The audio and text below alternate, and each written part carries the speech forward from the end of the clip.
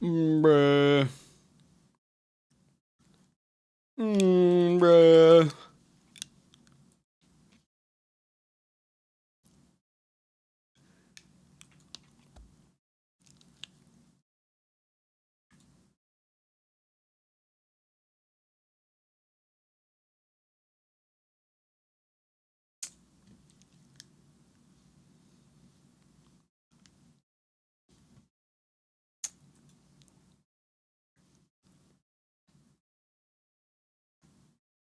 Let's remove that and that.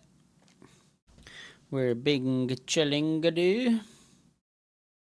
Bing chillingadoo.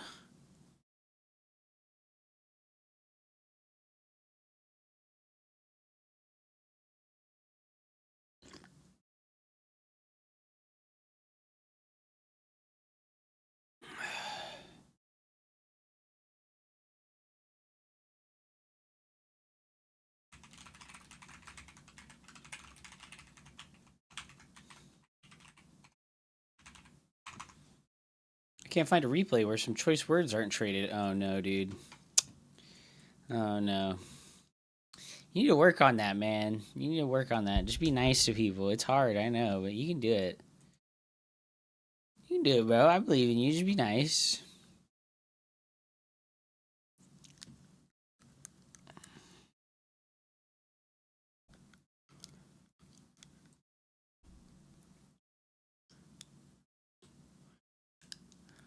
I'll work on that.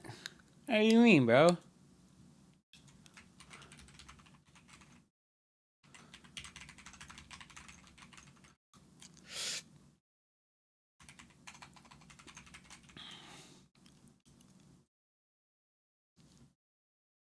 What do you mean?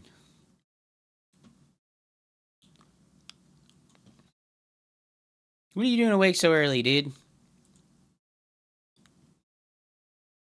What the heck are you doing awake so early, young man? Excuse me, sir.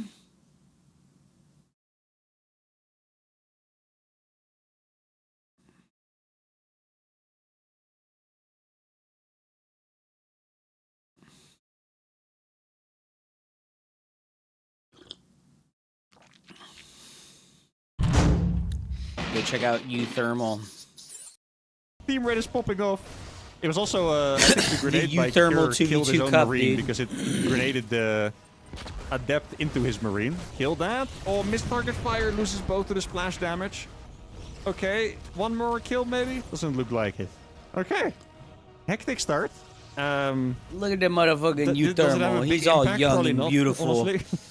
That I guess shiny they bald would head. prefer Oh doing yeah, a little bit more dude. damage, but it's okay.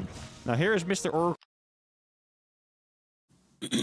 How much does he charge on Metafy for coaching? Dude doesn't even show up. Dude doesn't even show up, dude. What the hell? Yo, Spirit still trying to do fucking $100 an hour for fucking coaching lessons? That's crazy, dude. That's crazy, dude. Gerald still asking for $55 an hour for coaching? Crazy, dude. I guess they're worth it, dude. Maples? Oh my god, dude. 30 USD an hour? Dude, he gave me a fat discount. What a Chad, dude. What a Chad. Is that really all there is? U-Thermal's not even on here anymore. Rising coaches? Spirit, dude. Crazy day. I love it. They're up to the challenge. I'm a little bit afraid of Rogue because Rogue has been doing very well so far. You know, I want us to go to a game 5 for sure. Whoever wins is gonna win, right? But I think a game 5 would be pretty epic between these two guys. Keep in mind, no one here has won a cup before in the 2 seasons we've had, so. Also, listen, would be a Mr. very nice Relieve first tonight. for each team. The winner I've is made also going to tremendous jump ahead effort of the other in points, to which is reduce a my big amount deal. of toxicity. He's playing Cyclone Your turn Marine. now. He's doing that against the Phoenixes. Okay, I swear. Blue Flame Hellions. 3rd time's the charm, right, guys? Please, not again. Blue Flame Hellions. Not again. You're making it for a reason. Yes, dude. They're gonna go in. Okay. So far so good, but please. Why is he going so deep again? You don't have Blue Flame yet. Why? No, no, dude.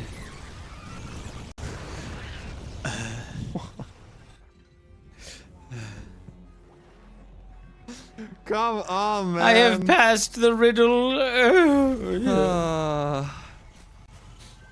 Did he tilt? I don't think so. They just Rogue go in and Cure versus two timing, randoms. but it's like you might as well not make blue flame. You might as well build it later. Love to see it. That's crazy, man. That's actually. I mean, it wasn't as bad as before because he's playing 3cc, right? But why? Just why? Just Much why? quicker +1 this time around. So it does seem that Why? that is something that Deathmouse has fixed. This is a tough fight for Phoenixes. Like there was way more potential previous time around. This time the marine count is high, cyclone count is high. It's just a few too many problems. And since Phoenix are expensive, Dude, you've really never can't do that. fucking busted in a woman in your entire life. Don't make jokes like that. I think overall Quick Hive is very You good make against me people worry that about spam your pure chance Stargate of fucking units. It's come from anti-heroing. a place with a lot of experience where you don't have warp gate, you don't have gateways, you don't have Templar archives. 3 Vipers just completely destroy you.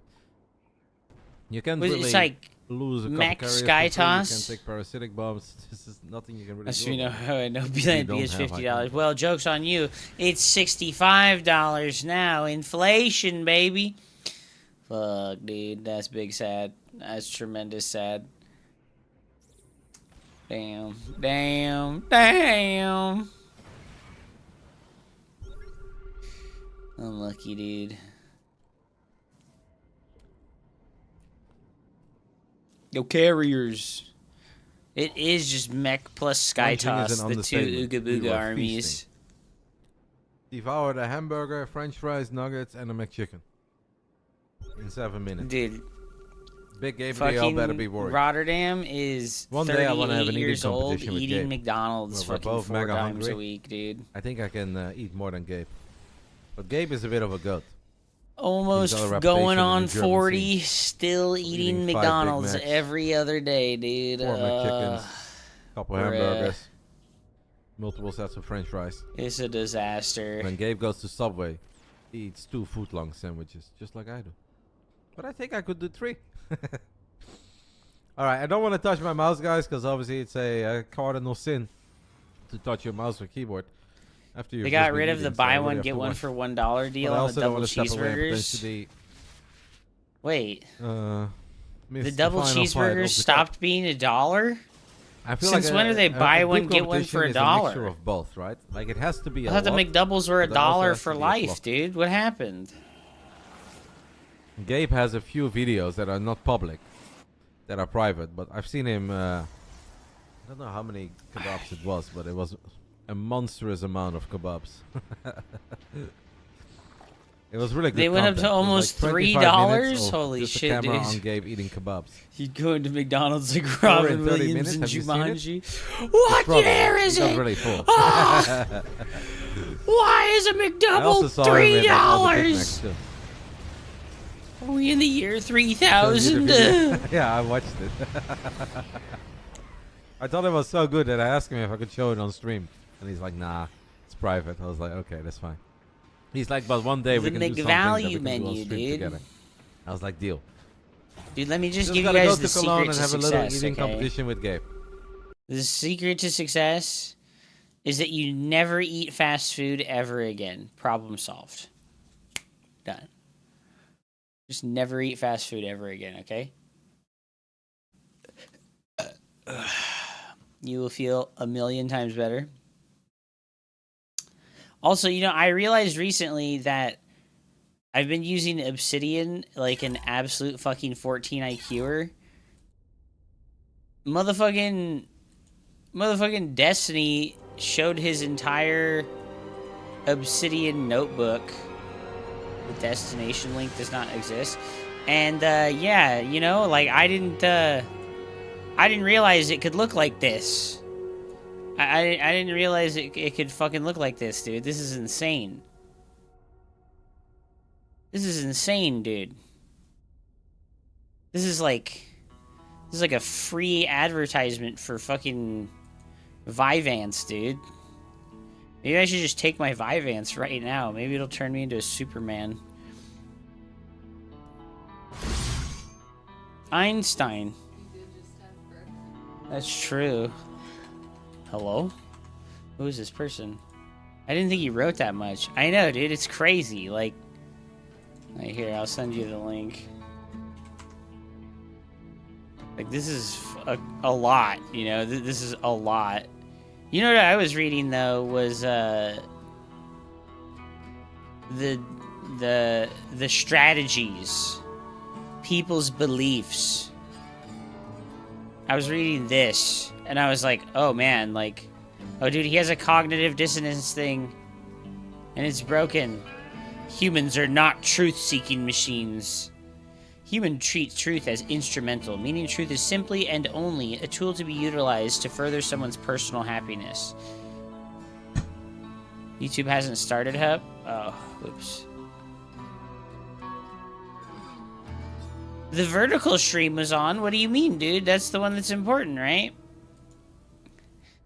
That's the one that's important, right?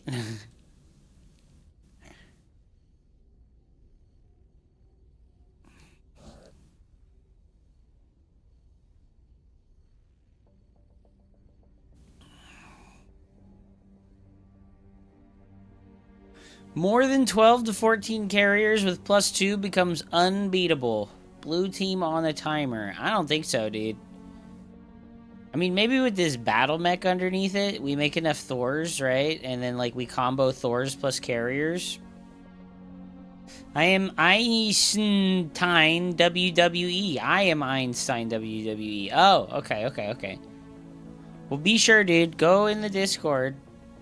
And down here, right, we have our general channels where we have the Tylenol enjoyers. Down here, we have the Starcraft discussion. Remember to put your replays in here, brother. I feel like today's going to be a slow day for the coaching because, unfortunately, like, most of my viewers that are interested in that are afternoon viewers. Most of them are afternoon viewers. Is what it is, dude. Yo, our boys got Psystorm on the way, dude. We need the Benadryl enjoyers and the Hatman seekers. I know, right? What the hell? Where are they at? Where are my Benadryl Hatman enjoyers at, dude? Mr. Darko Lost, welcome back to the stream. Upload the last one in chat. I know. He's supposed to engage new viewers. So it's not like he's cooking that hard on his writing projects. Well, he's just cooking hard on his debate projects. Who's my new viewer? What do you mean? It's Mr. Darko Lost. I did read his message. I just don't know what he's talking about. He's talking about Momo uploading his replay. Yo, these carriers are getting owned. Yo, Cure has 100 supply left. He got absolutely dumpstered on. And Rogue is attacking in multiple locations right now. And Cure is just getting absolutely shit on. Bruh, Terran players dog. Terran players dog, dude. The truth is all the Terran players are dog.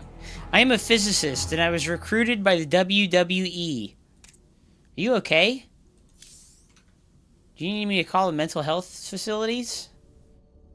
Mr. Darko Lost, if you're interested in some replay analysis and some free coaching, go ahead and join my Discord and upload some replays to the viewer channel.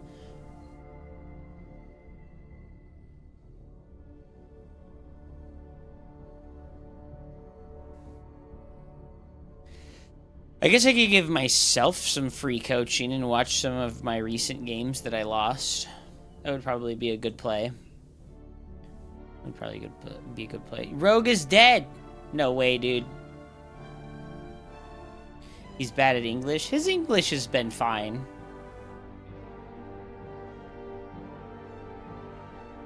Watch me play a ladder game? Well, fucking upload it, bud.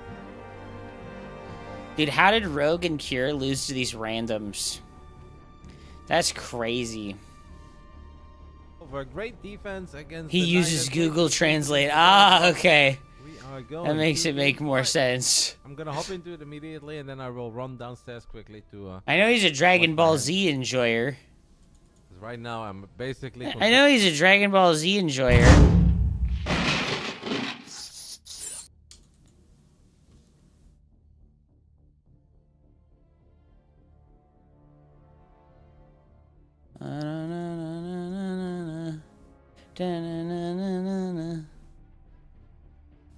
AKA Chad Sayah, dude. Chad Sayah, man. That's me, baby. That's me. Bet you're wondering how I got here and got such a good jawline. Well, I've been whacking myself in the face with hammers for 13 years. Ooh! God damn! Alright, so I'm gonna go ahead and start the day off with a couple of... Oh, I need to make this public instead of unlisted. Oopsies. How do I do that? Customization. Details? Oh, there we go. Public. Done. Save. So anyways...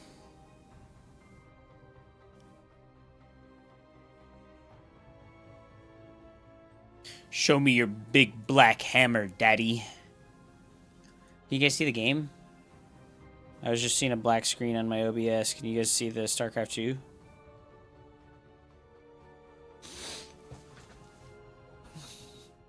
No? What the heck? Why is it doing this?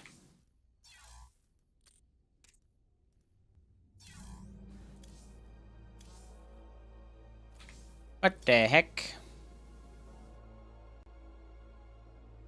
Well, now you can see it. Why was it doing that?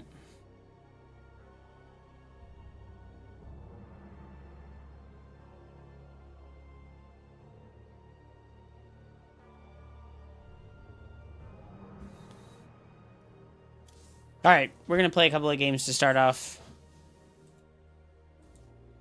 While we wait for some replays to accrue, hopefully. Hopefully we can wait for a couple of replays to accrue. If we don't get any people today, I mean, it is what it is. I've been trying to advertise the free coaching, but unfortunately...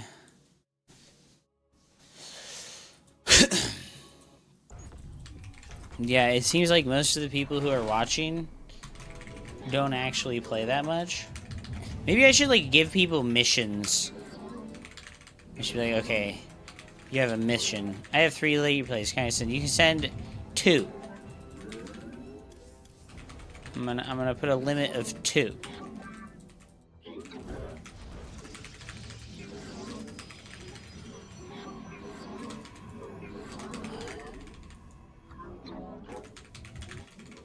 Be careful. He's a dirt nasty Protoss barcode. Yeah. No shot, dude.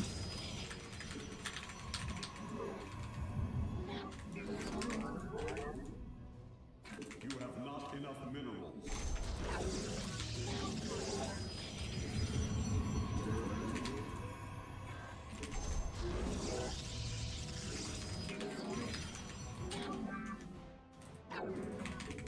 You declare with your mouth, Jesus is Lord, and believe in your heart that God raised him from the dead. You will be saved. Time is short. We are living in the end times. Jesus is Lord. I believe in my Lord and Savior, Jesus. Please, Jesus. Take me in thy hand. Take me to the land. Jesus man, Jesus man. Take me by the hand, Jesus man. This is a bot. You a bot, Tarek Ramadan? You a bot, bro?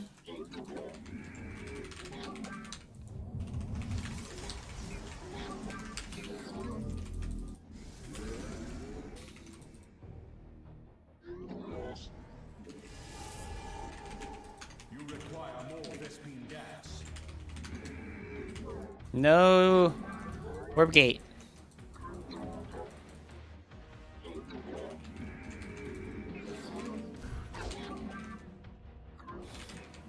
What's he doing? Nexus first? Okay.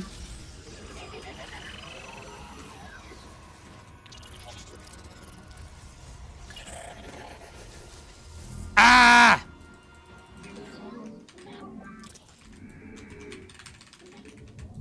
Okay, we just chrono boost the workers here. I really hope I get to laugh my ass off of them one day. Yeah.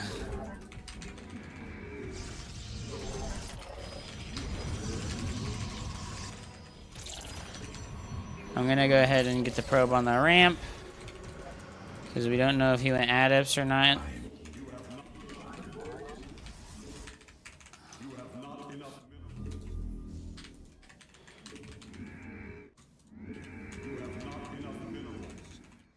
Assalamu alaikum. The hell does that mean, bro? What the hell did that mean? The skies.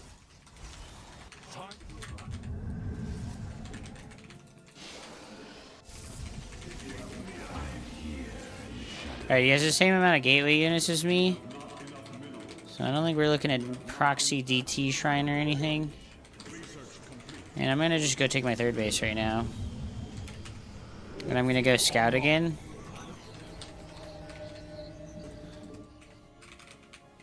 To see if he's building more gateway units or not.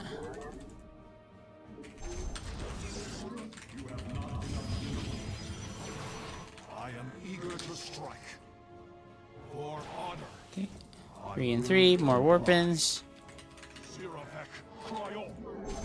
I am eager to strike. Alright, council getting boosted. Oh, okay. Third base before me. What a greedy boy. What a greedy boy.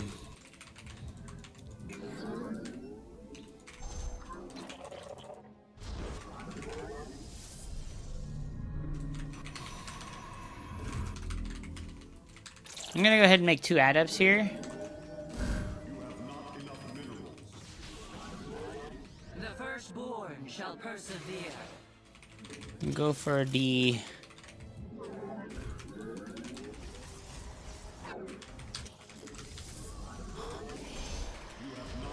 run by.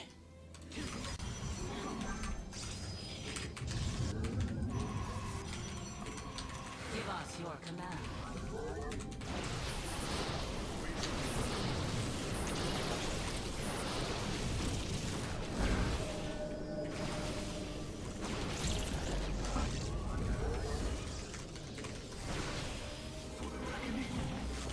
Yes, Executor. Faith before fear. It shall be done. Let none deter us. Najakar, Nina. Where shall we march? Towards Allah. Forward.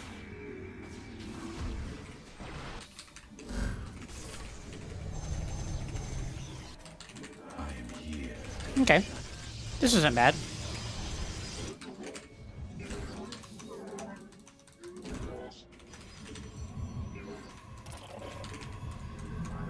Got my robo on the way, did a little bit of damage to him. The skies.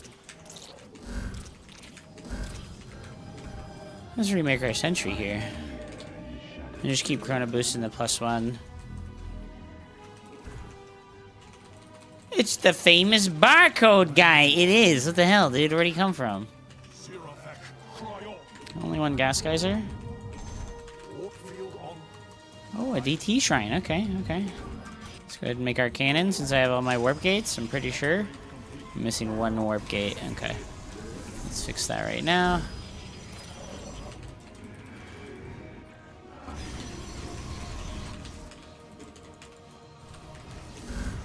Alright, because he's invested in the DT shrine, he should have quite a bit less than I do on the unit count.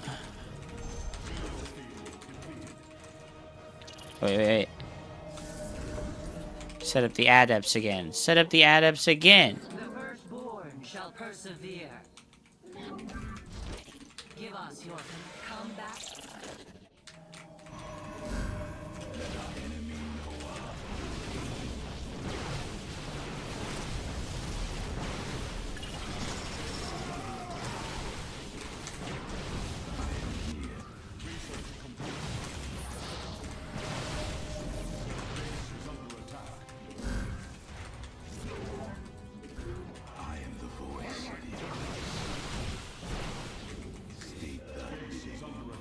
Shit.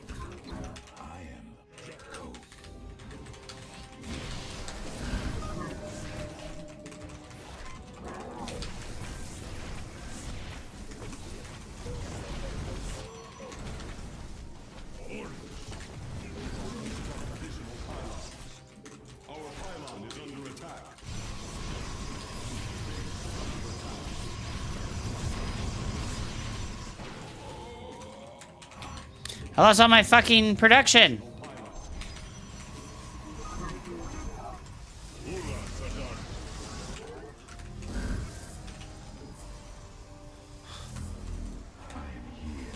That's annoying. Okay, we have the adepts. Let's move forward again.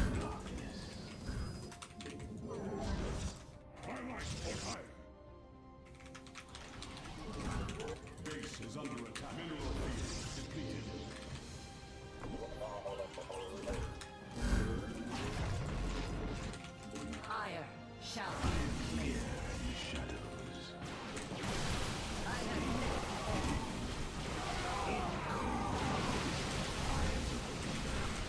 Dude, he got it again.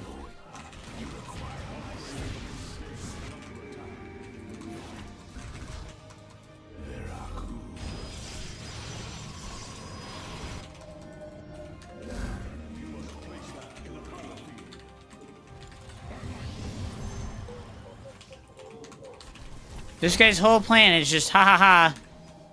I make fucking DT.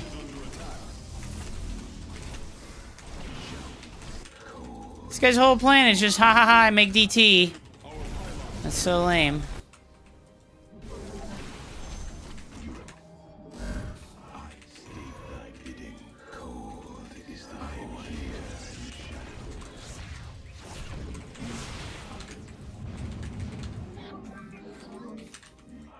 Did we kill it? I think we killed it. We did.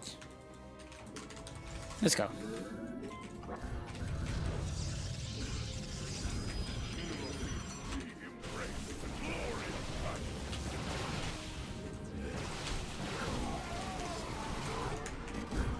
Dude, he just only wants to snipe my observers. What a fucking loser.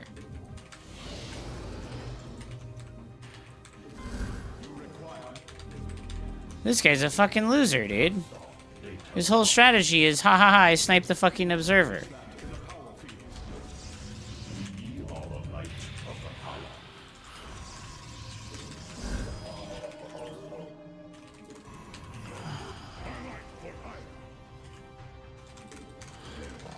Hello.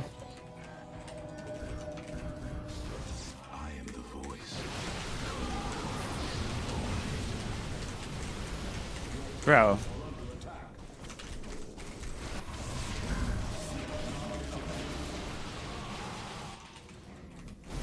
Bro. Is this guy for real?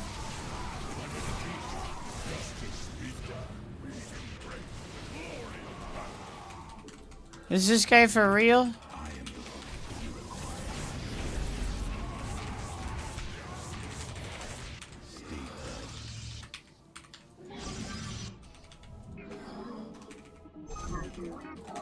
This guy's whole plan is snipe the fucking obs. What a fucking loser, dude.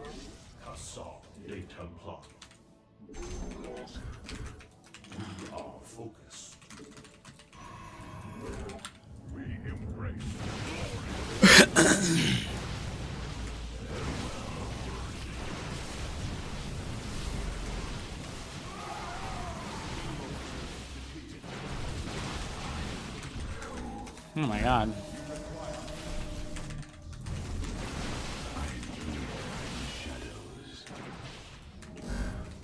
just losing, straight up. I'm just losing, straight up, dude. Oh my god.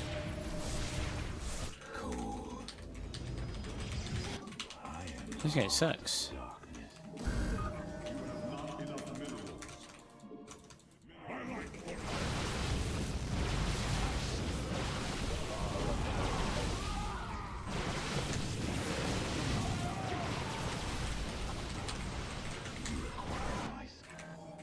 Oh shit.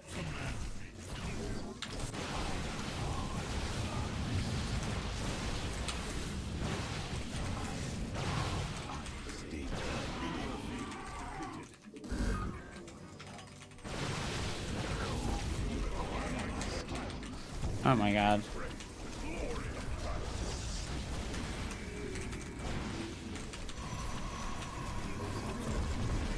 Oh my god.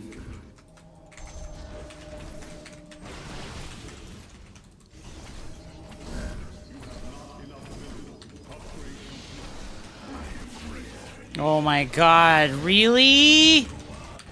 Dude, the whole strategy is just kill the observer forever.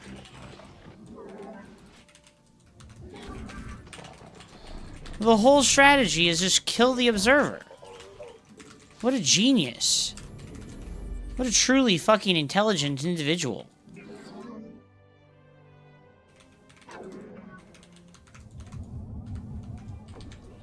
Oh my god, I fucking accidentally unhotkeyed all my next eye. Oh, we brought the prism over here. Holy shit.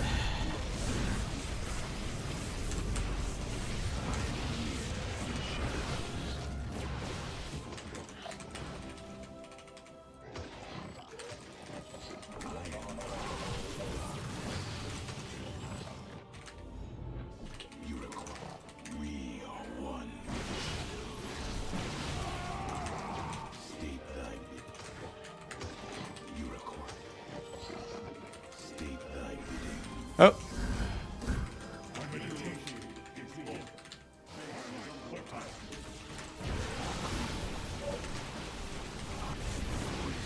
Well, his plan is to base trade instead of play the game with me.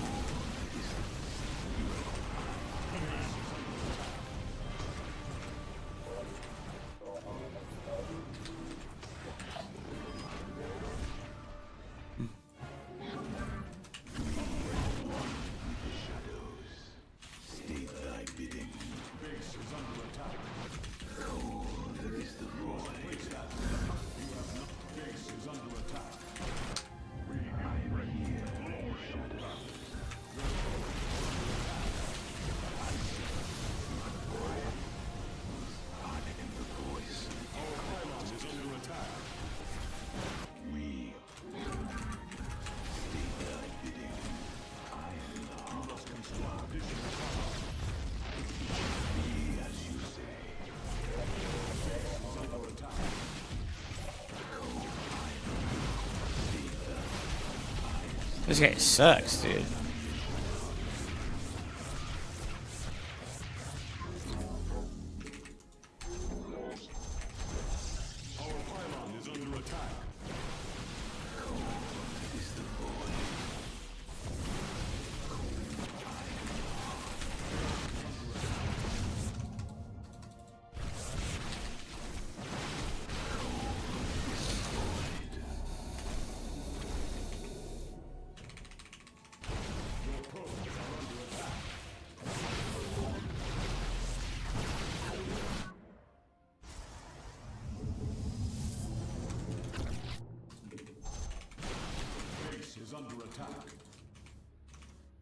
Base is under attack.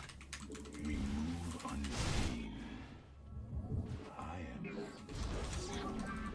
cold is the void. State thy bidding. It shall be as you say. Comes to all. Your warriors have engaged. Base is under attack. I serve you. I am weak. State the need. I am. Really? Still trying to fucking kill my observers? Base is under attack. You require my skills. You have not enough minerals. I am the voice of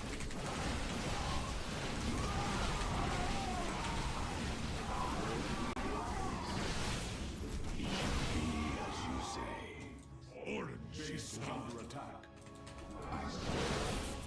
For now. Fuck.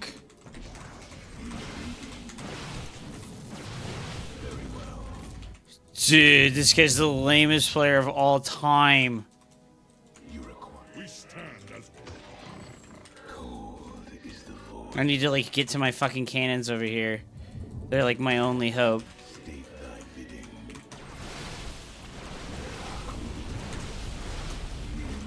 Unseen. I am the voice of the place. I am the heart of the place. Very wise. For the reckoning. Let our enemy know our fury. I am the heart. Cold it is. I am we are one. Cold it is. State thy bidding.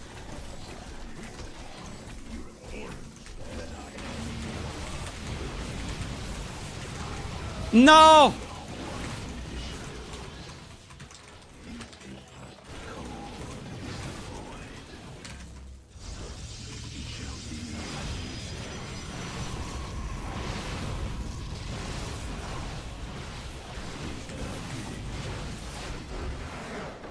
Oh my god. Dude, this fucking guy is the most annoying piece of shit of all time. What's the box on the screen? Use your eyes. It's the thing that shows you the chat. Oh my god, that was the most obnoxious player of all time, dude. Just snipe the observer a million times in a row, dude. You're just the worst kind of fucking player of all time. Our upgrade. Jesus Christ. Mineral field. Jesus, Doja! What's up, Doja? It's good to see you, bro. Hope you've been well. Oh my god, this guy's so fucking obnoxious. Just snipe the observer infinitely, dude. Just snipe the observer infinitely, dude. Fuck it.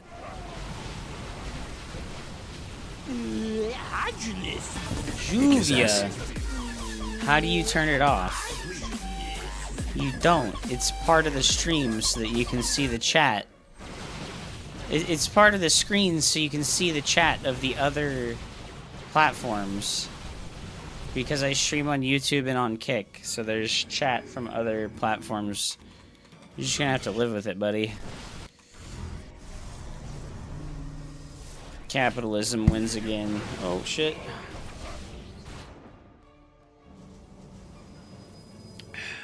Build a Dark Trident and do the same thing to him. No, his whole strategy is this. You can't beat people whose entire strategy is one tactic by doing their one strategy tactic. Instant replays, thanks in advance. Of course, we will check out some replays. Doja, if you'd like me to watch one of your replays, let me know, dude. Oh my god, dude. Why is this guy so annoying? Jesus Christ, dude. I suck now, though. No worries, bro. Me too, as showcased by this goober-ass game, dude. But no, there's not a way to turn off the chat box. I can make it more transparent so that it's less visible.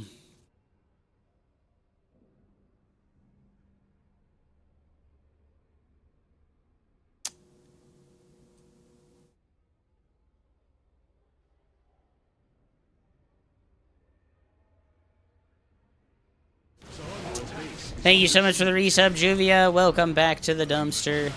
You know, I think he had a better army than me the whole fucking time, too. Like, I don't know why he was, like, so reluctant to try and actually fight. I guess this is a fight. We're playing a mini game inside of the game.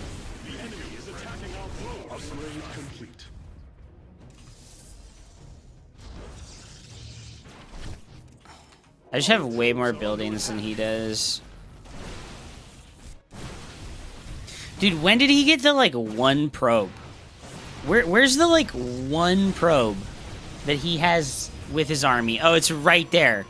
There's the 1 probe, dude. Oh my god, dude. Oh, and there's 1 more right there, dude. No! What up, Enrique Mao? Welcome back to the stream. How are you today? Like I said, guys, if you're interested in the free coaching, please join the Discord. Please go to the viewer channel and drop some replays in that bitch. Gosh, how fucking close was this, right? How fucking close was this? I can't believe that he got my observers here. It's just that he has fucking 5 and I only have 3. I can't believe how persistent he was about, like, I must snipe the observer. Oh my god, that's the most obnoxious minigame of all time, dude.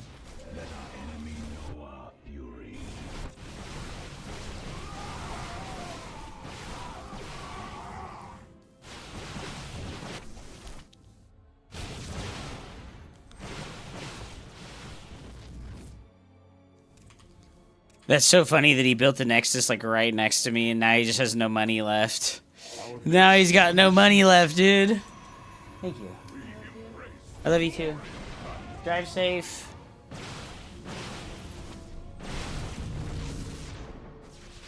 His whole point is to play obnoxious styles, make you rage. I couldn't believe here, too.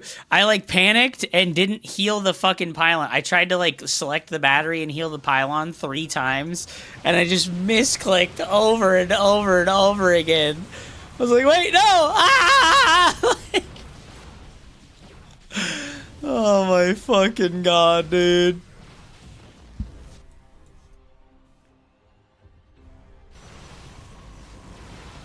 Oh my god, it was so close, dude. It was so close, dude. Ah, what a nail biter. Oh, fuck, man. That's crazy. What a fucking good first game of the day, man. EU server never fails, dude. EU server never fails. Always some goober ass shit going on.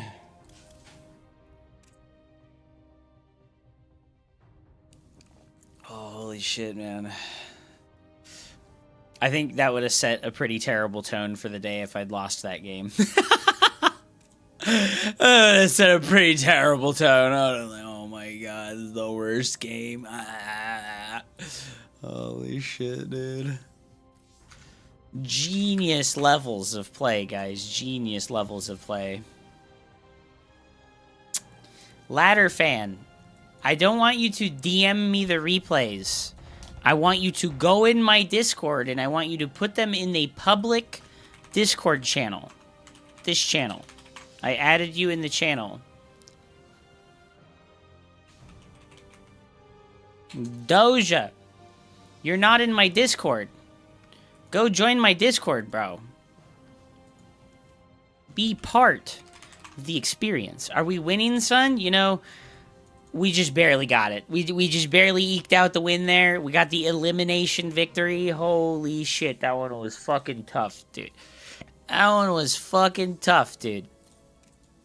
I was pretty happy with how I played the early game, actually. I wanna look at, like, the first, like, 4 minutes, actually, because I feel like this is, like, one of the few times in my recent memory where I felt like I did a really good job in the early game. I did a Sentry Stalker opener, but I was reactive and adaptive to what my opponent was doing, and usually I'm, like, really rigid and stiff when I'm playing PvP specifically. But we went in here for the scout, and I noticed that his warp gate was late. And so I canceled my Stalker and made my Nexus faster. Right? He just canceled his units and made his Nexus, right? And he cut probes. So cutting probes is bad, actually, for him, because, like, I get the Nexus a little bit later, but now I'm ahead 2 workers for a really long time. And I'm ahead, like, 1 or 2 workers for almost the rest of the game. And we send the Hallucinate Scout to see the timing of his tech building and how many gateway units he has. So my Halluc gets to his base, and I see the timing of his tech building, so I know that it's not weird. It's the same time as mine. And then my goal is, let's check out how many gateway units that he has, right? And I see that he has the same or more amount of gateway units as me, so I know he's not hiding anything, right? And then I send the next Hallucinate Scout, and I just get ready to build my 3rd base immediately. See, he's already building it, which is crazy, right? It's crazy that he's already building it. But I go ahead and build mine, and then we come in here with the Halluc again, and we get to see the follow-up. No extra tech, and a 3rd base. That means nothing super goofy, right? Because he can't afford anything that I couldn't afford because of what I'm seeing here. And then I go ahead and drop the Forge and continue to produce probes. And like I said, I've been ahead 2 or 3 probes the entire game. My probe production is just a tiny little bit better than his. He does set up this harassment on my 3rd base here. And, you know, this is like a moment where, like, usually I falter and fail really badly when I have to, like, multitask, right? If somebody attacks me or I attack them, I don't get anything done. But I remembered to use the adepts, right? Like, I'm here, I'm microing, and I'm like, wait a minute, my adepts. I'm like, wait a minute, my adepts. And so I select them, and I shade them with the mini-map. I shade them with the mini-map. Were these Halluc? No. So, I'm getting quite a few kills here now. And I'm also fucking up and not building probes, but, you know, can't have everything. You can't have everything. And now I'm ahead like 5 or 6 workers, which feels pretty good. And I'm going to start all my production structures before him. And then we go for our next Hallucinate Scout. And my goal here is to see what his tech is, right? I'm looking for the tech. I did walk right past the Warp Prism there and not notice it, unfortunately. Just as there's just a lot of things to pay attention to. So I saw the DT trying to drop the cannons. The cannons have dual purpose. They help against Zealot run-bys later, too. And then I go ahead and just drop my 4th base. And like I said, I knew that because he was investing in the DT Shrine, he would have less units overall. So I knew that I would be able to harass him more. He did indeed snipe my Observer here, and it was like at this point that I was like, oh, fuck, dude. He's one of these guys. He's just going to fucking try and snipe the Obs over and over again. And then once again, I remember to send in the Adepts. Free coaching day with the Hoopsaya. That's me, dude. And it was at this point that I was like, man, this guy is super fucking annoying, dude. Like, I was like, man, this guy is super fucking annoying, dude. I forgot the Adepts for so long, actually. We were putting out a lot of fires in my base.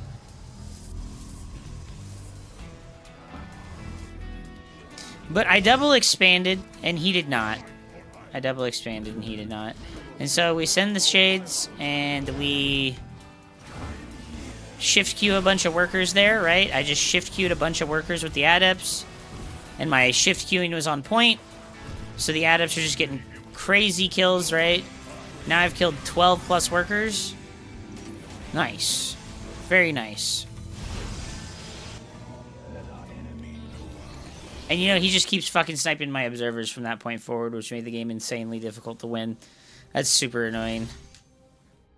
It almost would have been worth it to just make an observer, or make a Stargate and make an Oracle for detection instead of an observer.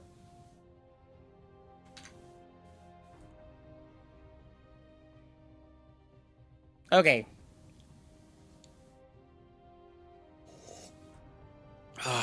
That was good. That was good. That was good. Yo, Erebus, if you have any replays, go put them in my Discord. Rikimao, I know you play with Wootsicle and Milori, dude.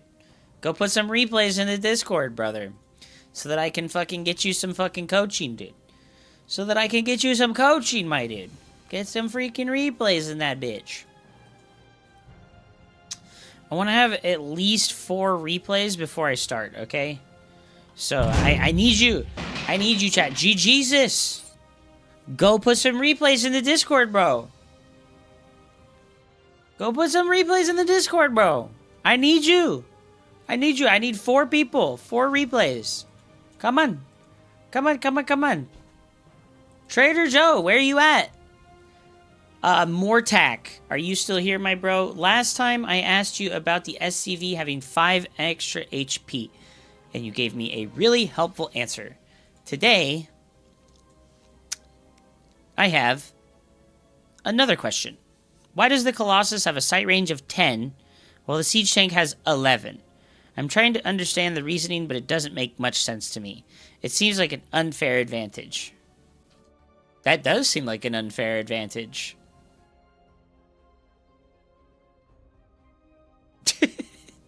I don't have any answers for you on that one, Mortac. I'm sorry to say, man.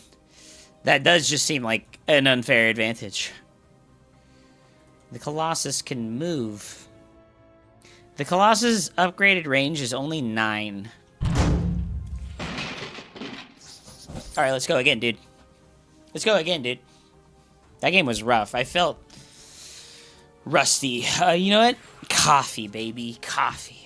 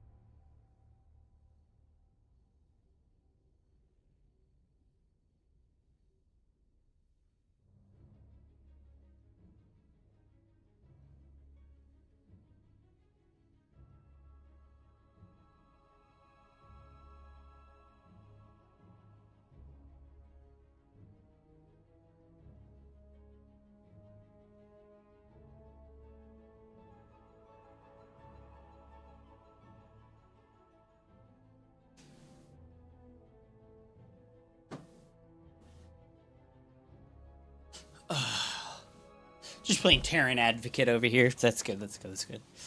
Some units like Tempest and Siege Tanks are supposed to work with a spotter. Yes. Alright, guys, you know what? There's a video I want to watch by the RTS Storyteller where he says why he's worried about Warhammer Dawn of War 4.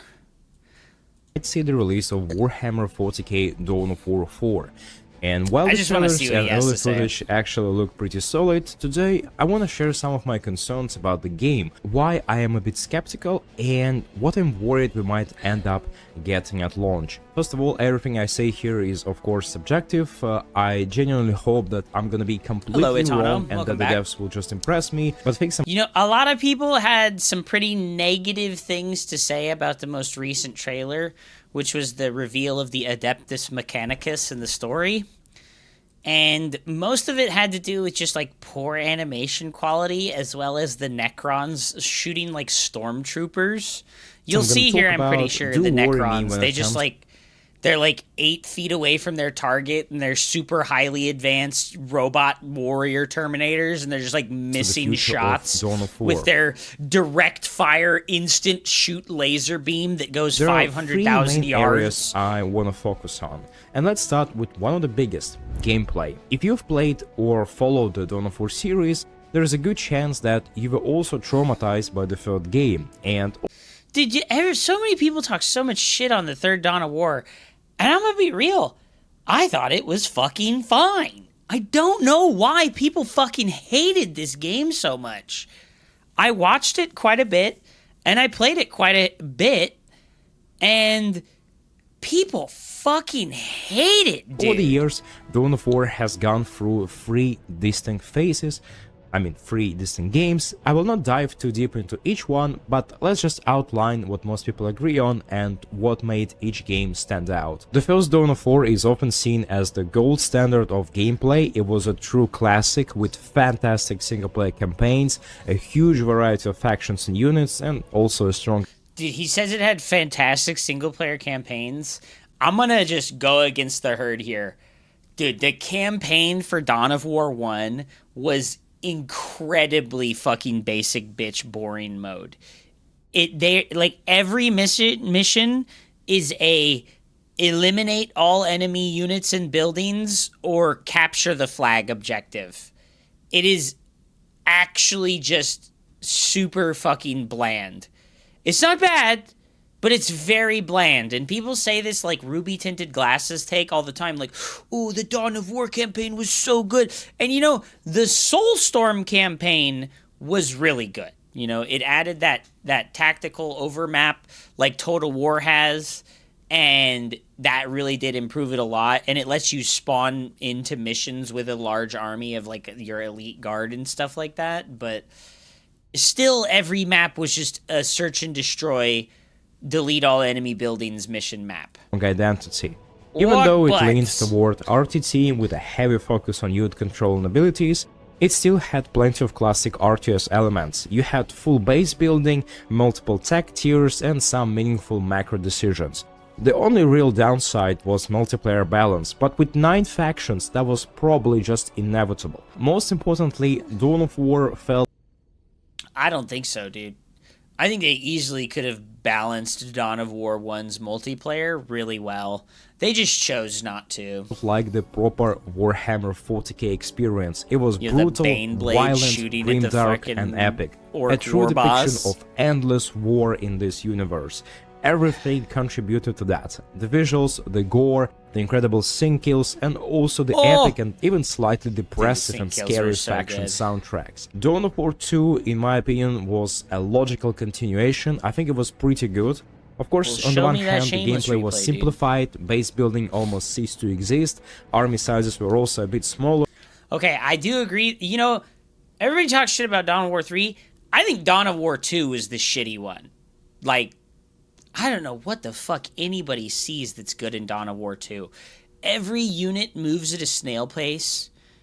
Every unit acts like it's a siege tank that just like slowly fucking moves around and has like really slow turn radius. Like, I have no idea what the hell the attraction to Dawn of War 2 is. I really don't think it was very good. And the focus just shifted even more toward individual units, which could now gain veterancy. It was still cool, and micro the squads was fun, but I gotta say the single-player campaign was really phenomenal and just outstanding, especially the Chaos Rising expansion. I forgot to do something. Yes. What do you require? Did you text it to me?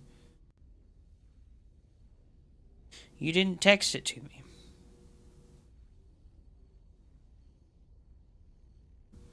It also leans heavily into RPG elements. You could add some equipment. Okay, one thing that the Dawn of War 2 had, the campaign was way better.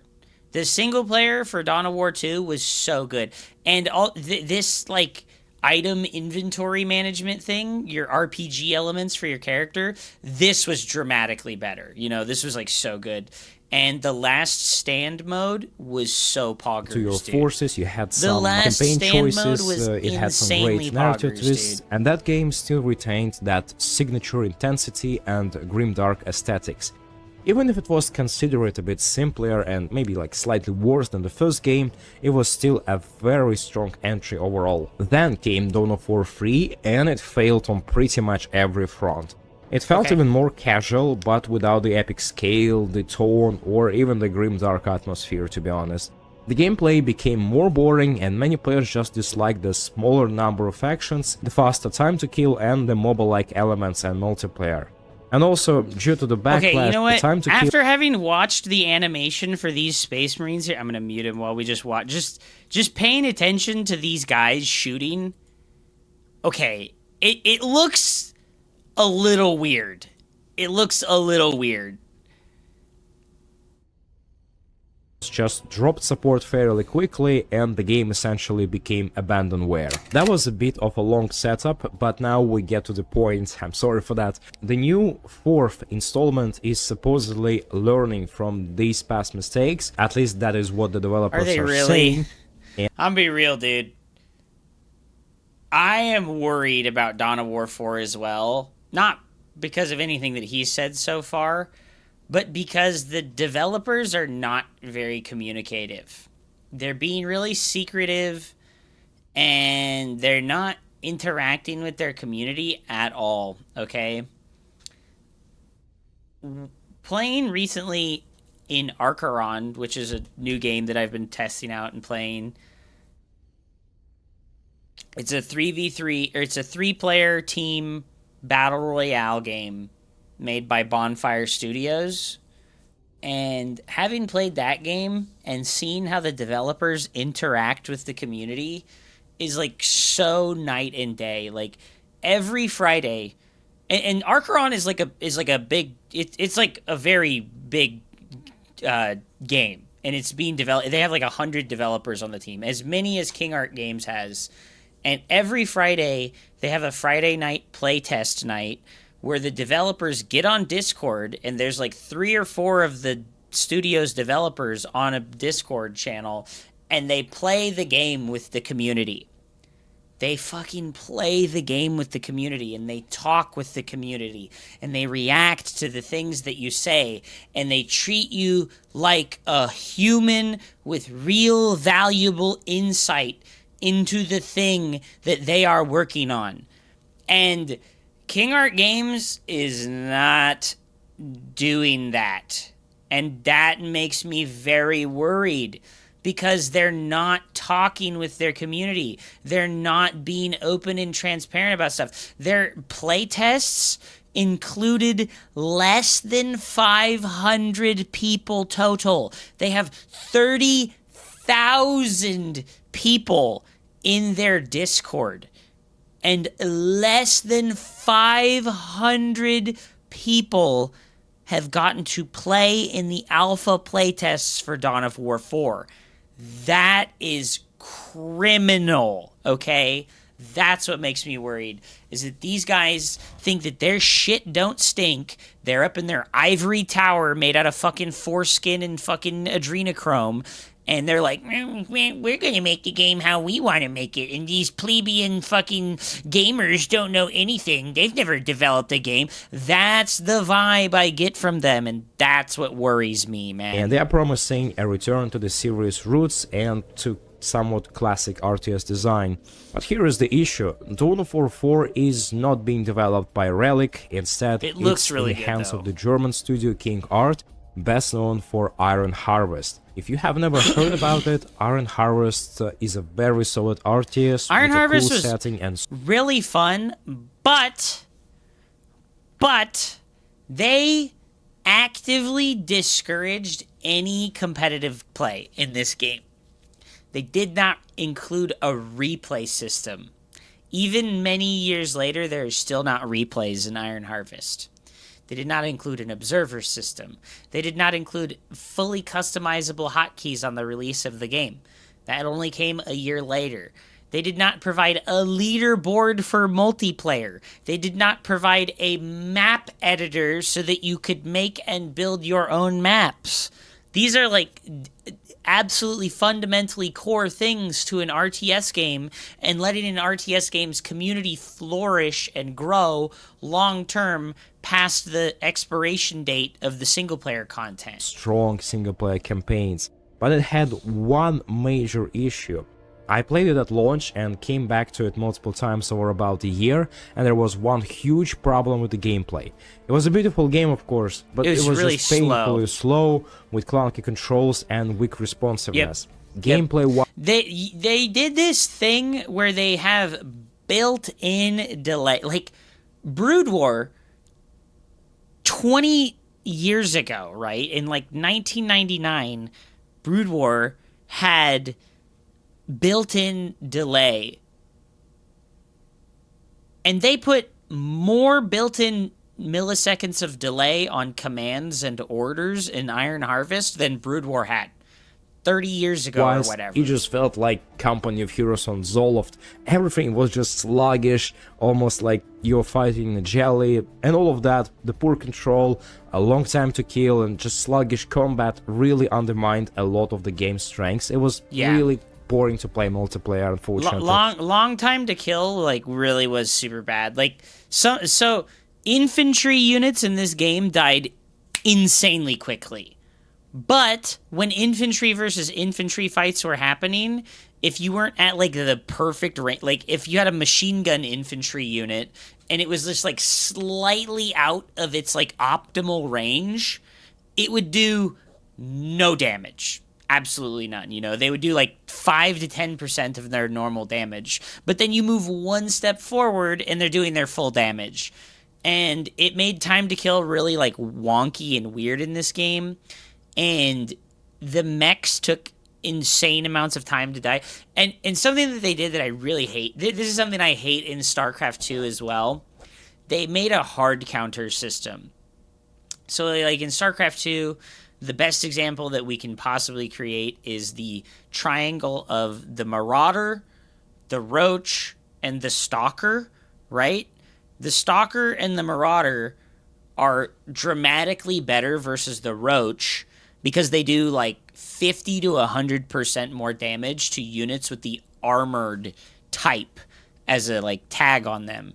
And in Iron Harvest, they took this system to like the 10th degree, where it's like, if you don't have a bonus damage type versus your enemy, you are doing very little to no damage, right? Like an infantry squad shooting at a mech, even a light mech, is doing like tickles of damage, and that feels so terrible, you know? You're like, oh no, I didn't produce the specific hard counter to my opponent's army. Well, I guess I'll lose the game. Like, that feels really terrible. So it's okay to have soft counter units. Like, this unit soft counters another unit. It does quite a bit more damage to it. But it's really bad to have hard counters, where it's like a unit absolutely demolishes everything of like a specific type, and then it's completely useless against everything else. That feels really terrible. I really don't like that. And like the entire game of Iron Harvest and Company of Heroes, by the way, is like this as well. Company of Heroes is like this, but it makes sense in Company of Heroes because there's like the like tank versus infantry and anti-tank type like play styles. It doesn't make sense in Iron Harvest. Even though it just has cool unit designs and cool factions. And that's exactly what I don't want to see in Dawn of War 4. What I'm hoping for is the perfect middle ground, the pacing and intensity we had in the first and maybe the second game. And hopefully they have learned from both Iron Harvest and past mistakes, and Dawn 4 ends up being dynamic and also responsive. I will say the Dawn of War 4 factions look fantastic. The tabletop units translate so perfectly into the video game medium that it's like they accidentally made 40K to like fit into video games, you know? That's kind of what it feels like. Don't get me wrong, I love seeing Space Marines, of course, Orcs, Necrons, and even the Adeptus Mechanicus, but this might be an unpopular opinion, but I don't think Necrons as the main antagonist is the most exciting choice. I could be completely wrong here, but it's really hard for me to imagine the Warhammer 40k universe without chaos. At its core, yeah, you know, this is something that, like, is a bit of a struggle, right? Because in Dawn of War 1, the game came out and there was only 4 factions. It was Space Marines, Eldar, Orcs, and Chaos, right? And then they added 5 more factions over the course of all the expansion packs. So, unfortunately, they have to make a hard decision, right? Which factions do we want to put into the base release of the game? And I think they probably just went with, like, the most popular factions, right? Like, Space Marines, Orcs, those are, like, by far the most popular factions. And then Necrons is really popular, okay? Like, I think of all the Alien, the Xenos factions, Necrons is, like, the most popular by quite a bit. And then they were like, oh, we desperately need to put a faction into the game that's never been in a Dawn of War faction. So it's the Adeptus Mechanicus. And I think the Adeptus Mechanicus is really cool, by the way. They look fantastic. I think the entire Warhammer 40k lore, especially when it comes to the Imperial... I just hope that they have, like, fast turnaround on, okay, guys, so the game came out, right? The game came out.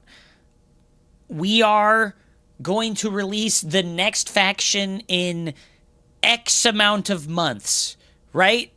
That would be great, right? Like, they release the game a month after the game comes out. They're like, here's our roadmap. And then somewhere on the roadmap is, here's the next faction. We need to see that. Like, within a month of the game coming out, we need a roadmap that says, here's the next faction at this later time. Even if it's like a year later. Even if it's like 8 to 12 months later, dude. Like, that would be fucking amazing, right? That would be amazing. Realm of Man.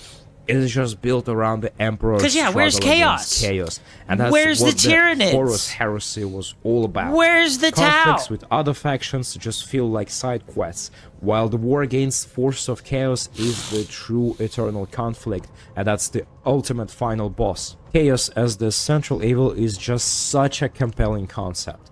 Compared to most sci-fi factions, I think the thing that's important to remember in Warhammer 40k is, so he's talking about the idea of like a central evil, right?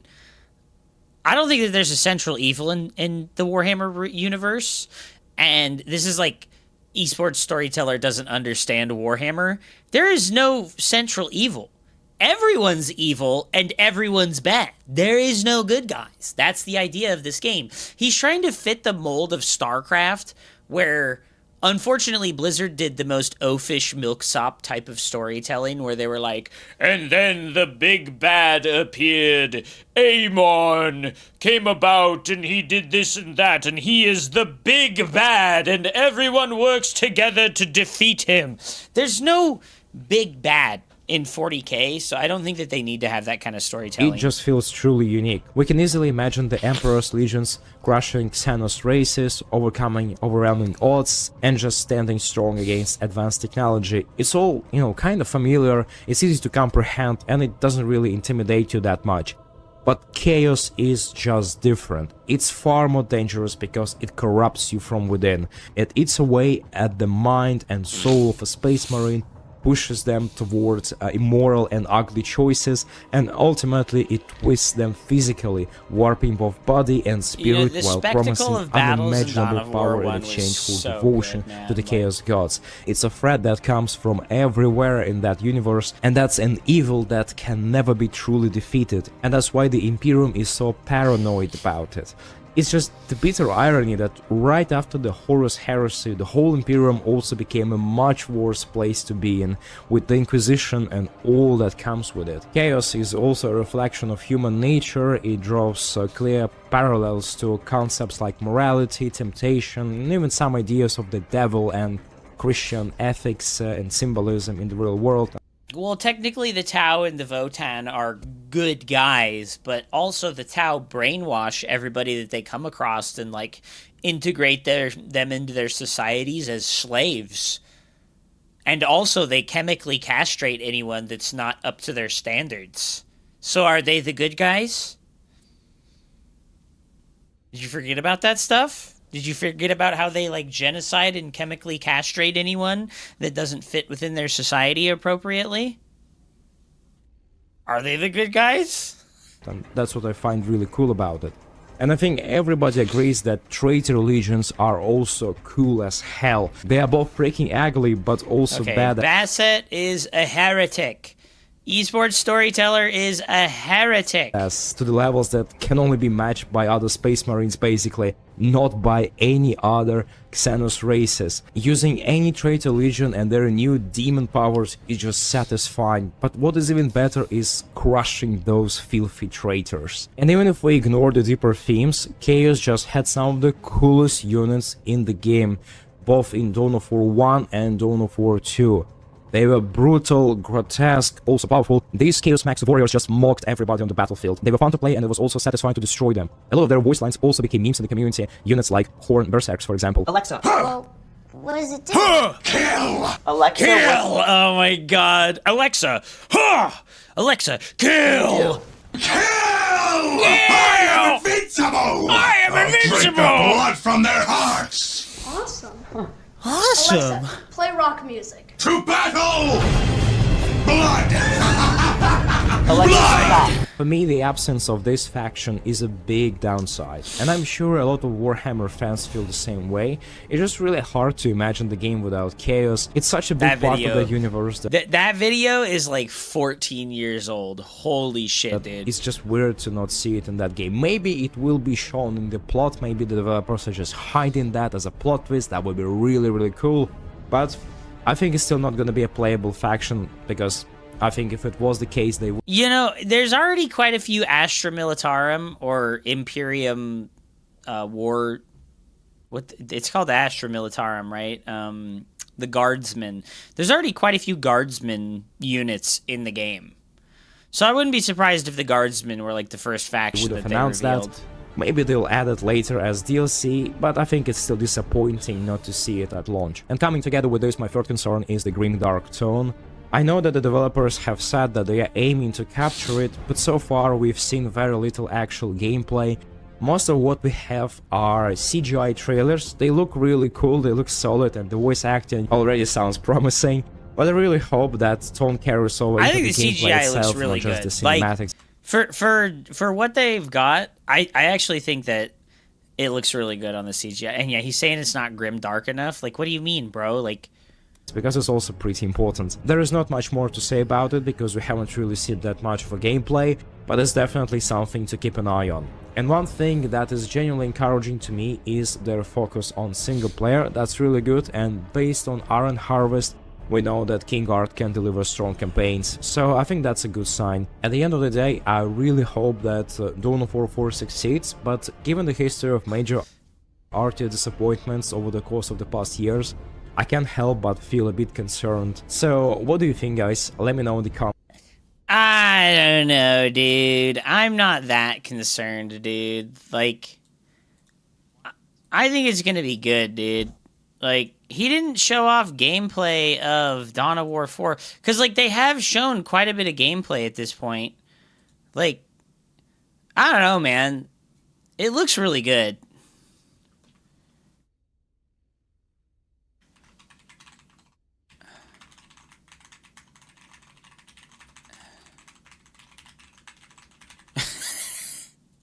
Your cup artist. This is gonna be the best RTS game ever played. Oh my god.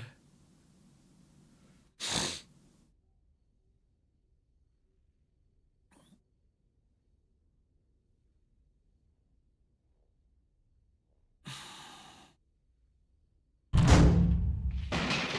grimdark future of the 2026. You are financing a pizza for 4 easy payment installations. Oh no, dude. What's up, Hi Pimplar? Hi Pimplar, do you want to do some coaching, my man? Mallory, do you have some replays as well, my dude? Guys, I was waiting. I was waiting for replays to pile up, and I think now is the time. We do indeed have quite a few replays piled up. Momo.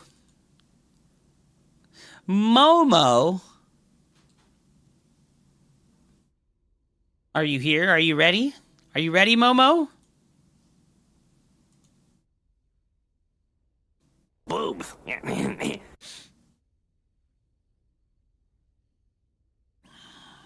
The day I see Klarna as a payment option for Domino's, I will KMS, kiss yourself. Yes, that does sound like a good idea. Give yourself a nice little kiss on the forehead. It's all going to be okay. All right, we have our boy Einstein WWE. Anyways, the Dawn of War 4 stuff is cool. I'm really excited for the game. I am worried as well. It is what it is. And yeah, no, Grimdark is a great way to please 10,000 European 40-year-olds that won't play the game after, you know, like a fucking 6 months has passed, unfortunately. Oh, also, I need to go take that thing outside. I need to go take the thing thing outside. What was it that I need to take outside? Just put the empty fabric closet and gate room on the front porch. Okay. Hold on. 1 second. Scene. I fixed it.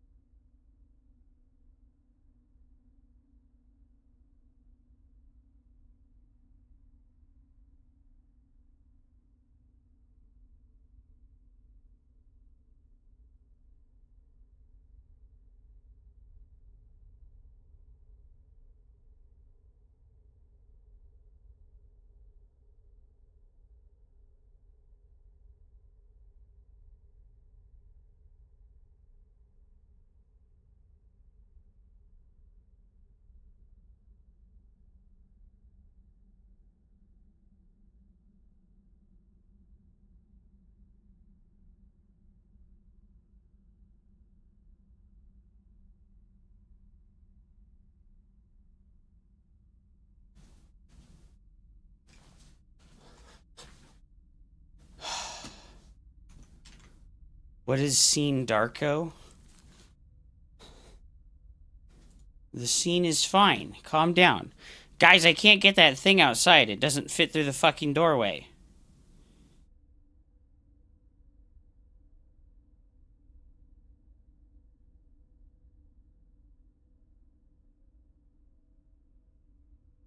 It doesn't fit through the fucking hallway, dude.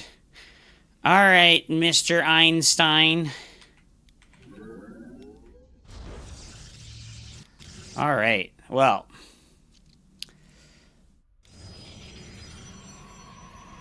I'm going to tell you right now that your pylon is in the worst possible position. Because it's forcing your workers to mine inefficiently. So always build your pylon outside of your mineral line, okay? Oh, cool. Cannon rush. Hell yeah. Alright, well, here we go. There's a cannon rush. What would you like me to analyze for you here? Just on a real moment. What would you like me to analyze for you?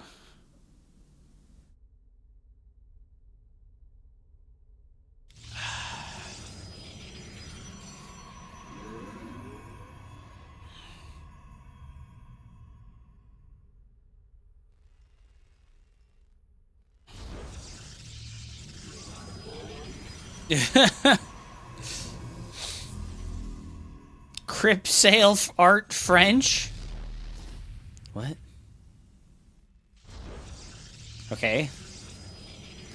So now we've made a gateway and his Rax is finished and he's making a marine. Okay. Alright, we've started a cannon in the middle of nowhere that he can surround very easily. Ooh, nice cancel, dude. Oh no, our probe is dead.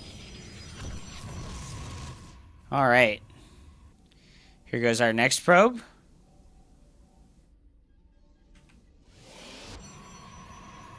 All right, starting that gas geyser because our gateway's coming. Okay.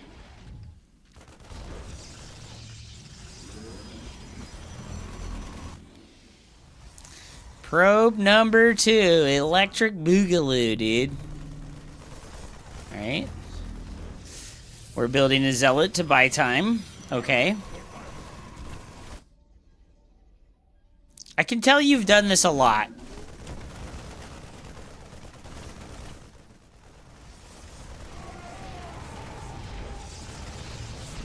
Oh no.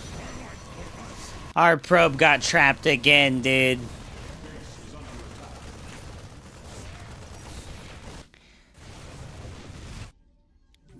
Oh no, dude. Our probe got trapped again, man.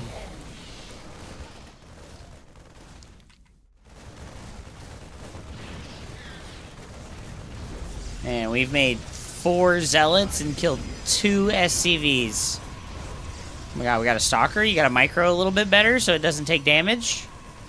Oh, didn't get the Reaper. Oh no. Okay, okay, cannons incoming. Oh, lost the stalker, dude. Bad micro. Bad micro, dude. Now we get the robo. Okay.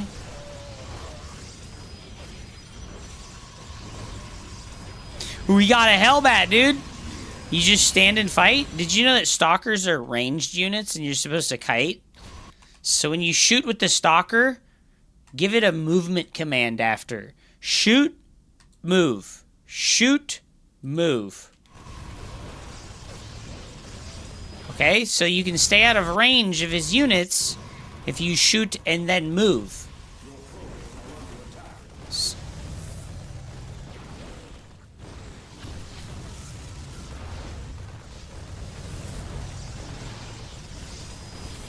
Oh boy.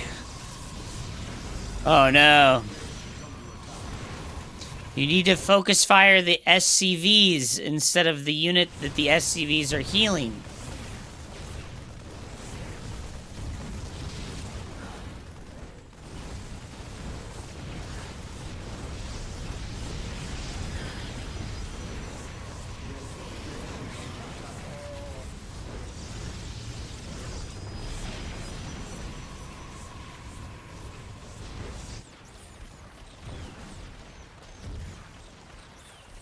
Oh my god, the surround!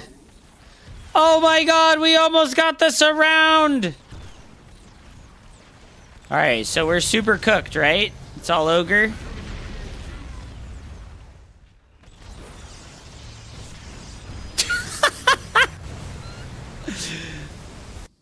Fils de pute! What the hell does that mean, dude? Alright, so what do you want me to tell you, Momo? What do you want me to tell you?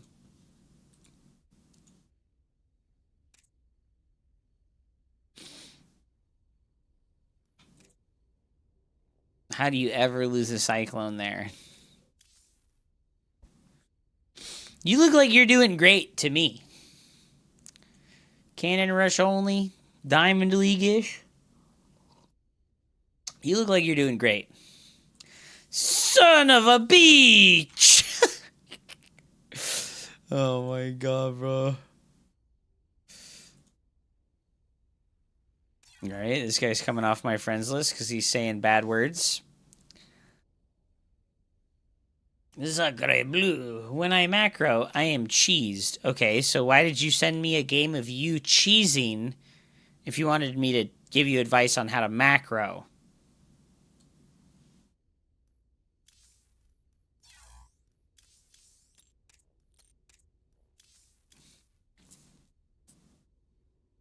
He's plat only diamond with cannon rush, can't macro or micro. If he macro, he uses DTs or proxy grub.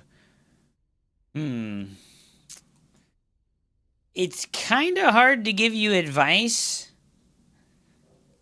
First of all, you just need a build order, my brother. My brother in Christ, you need a build order. I have a very nice video on the absolute basics with all of the most excruciating details of how to execute the early game of Protoss vs. Protoss.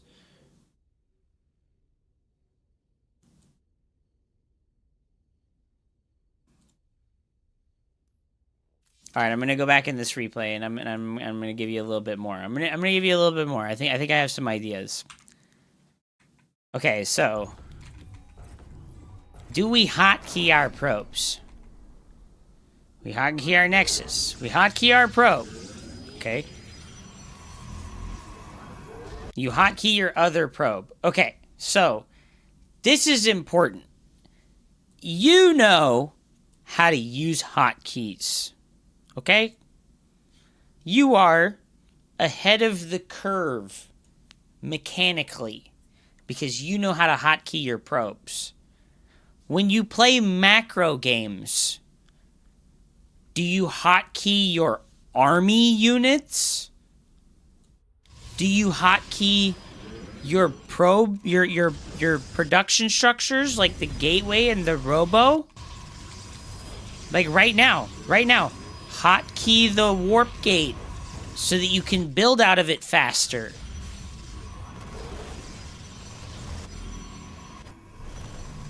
Hotkey the cybernetics core so you can build warp gate out of it without having to look at it.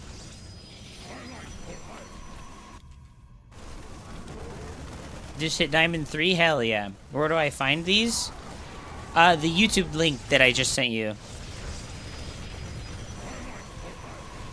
Okay, so if our probe hadn't gotten trapped here, we would have been able to build our tech building right now.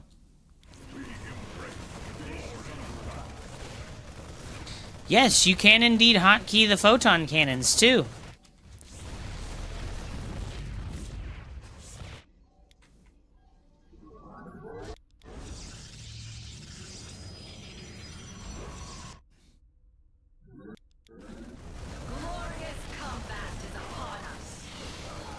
Oh my god. Alright. I play macro usually. Why did you send me a Cannon Rush game if you macro usually? Alright, Ladder Fan. I'm gonna do your Taito Citadel game. We've got Protoss versus Random. So when you play Protoss versus Random, unfortunately you don't know what race they are, so you have to wall on the low ground.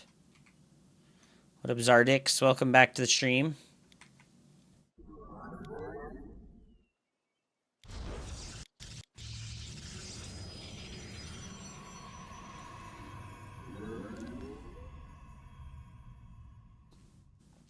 I will always pylon scout when I'm play versus random.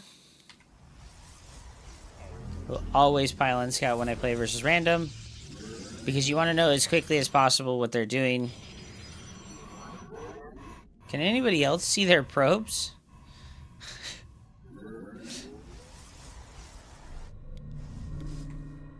So we come in here, and you're supposed to check and see if he has a hatchery, and if he doesn't have a hatchery, you need to send the extra probe to the natural.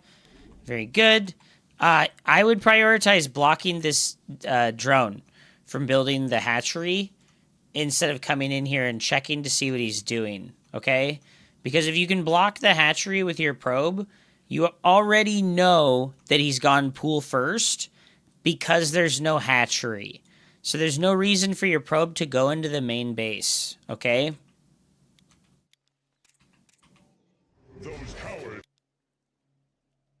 You should only do 2 gateways versus 12 pool. 12 pool or 14-14 are the only times when you want to do a double gate opener, okay? So there's like there's 2 situations, okay?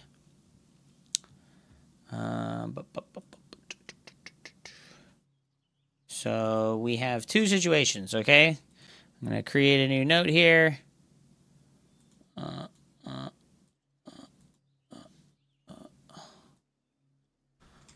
Create a new note. Pool first responses, okay? So we have pool first responses. So versus 17 pool or 16 pool, don't react. Go 19 Nexus, 19 Cyber, Pylon, Zealot, Gas number 2. Okay? This is reaction number 1 that I'm going to give to you. If they do a 17 pool or a 16 pool, do not react. 19 Nexus, 19 Cyber, Pylon, Zealot, Gas number 2, and then full wall. Okay? You'll be able to get all of this stuff and full wall before they get there with the Zerglings. But on a 15 pool, 14 pool, or a 12 pool, 2 gate before Nexus. 2 gate and Pylon number 2 before Nexus. Okay?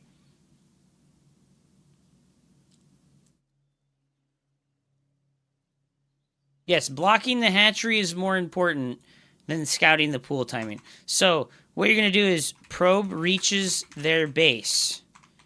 Block the natural until 100, right? Because like if you check out like what's happening here, right? You get here with the probe scout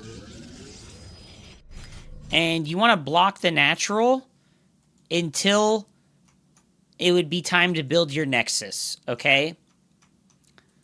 Because if it was a 12 pool, his lings would be done right now, right? And then the lings would show up in the natural, and your probe scout would be down here, and you could make the decision to build your cyber in the extra gateway because you see all the lings, or make your Nexus, okay?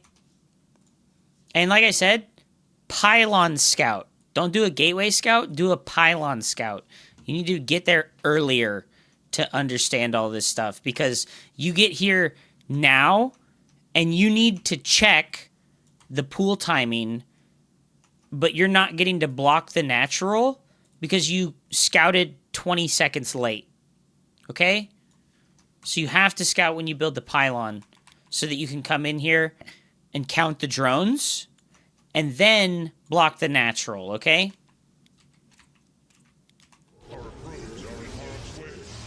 So you go double gas, and you lose your probe scout.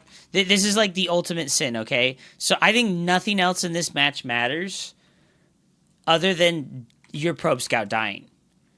If your probe scout dies, you lost the game because you don't know what they're doing. You don't know if he's going to pull all the drones. You don't know if he's going to drop 5 hatcheries. You don't know. You can't lose the probe scout. You have to keep the probe scout alive if you're going to play PvZ. Because when they go pool first like this, you cannot leave your base with the first gateway unit to go scout. So the probe scout has to be alive. Probe scout has to be alive. So it needs to leave their main before the Zerglings finish. Okay?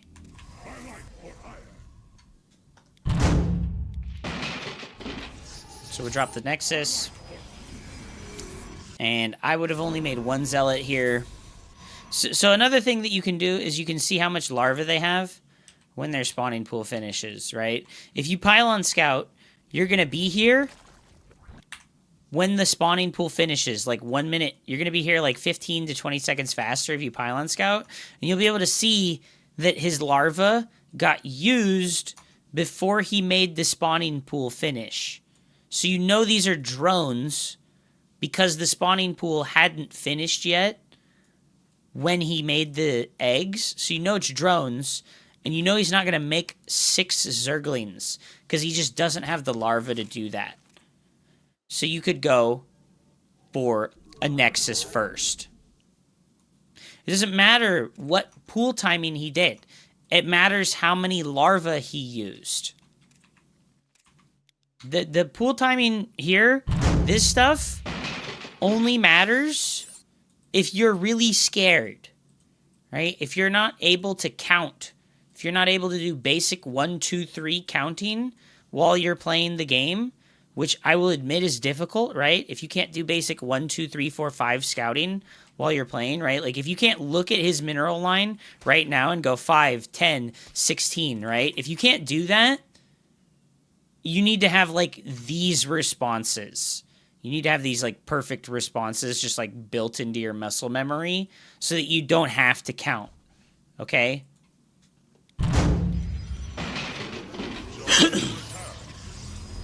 Because you're going to get really far behind economically. You're going to be like 10 workers behind at like 4 minutes. That's how far behind you're going to be.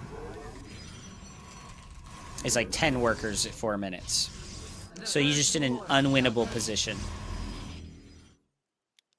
Right now, when you have the 2 zealots and the 2 adepts, what you can do, right, is because you probe scouted and you saw that he did not have a gas geyser, right? He does not have a gas geyser. He cannot have Zergling speed.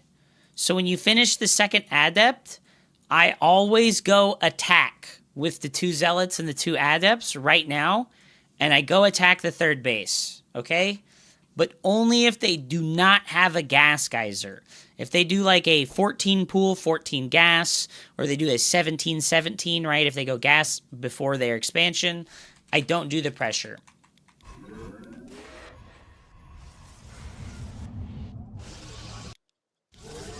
You're taking like a really long pathway to his base for no reason. Don't do this. Just go straight there. Just don't do this. Go straight there. Don't waste time. It took you like 30 extra seconds to walk across the map because you took a long route instead of just going straight to his base.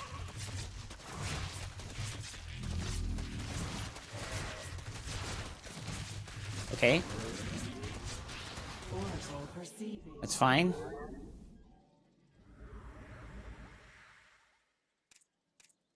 Okay, so here's like a pro gamer secret, okay? Here's a pro gamer secret, okay? This is a pro gamer secret, okay? When you send the Adept Shade right now, there's one thing you should do every time that you use Adept Shade. Build probes. Every time you use Adept Shade, build probes. Right when you cast it. Cast the Adept Shade, build probes. Every time, okay? Pro gamer secret. Queue up more. Queue up more probes. Because you know what's going to happen here? You're going to be microing for quite a while. And you're not going to build probes this whole time. Your probes are going to stop building here. And you're not building probes. And you're missing probe production time. So you killed 5 workers, but you're not building workers, so you're getting behind. So it doesn't matter that you did damage because you didn't build probes.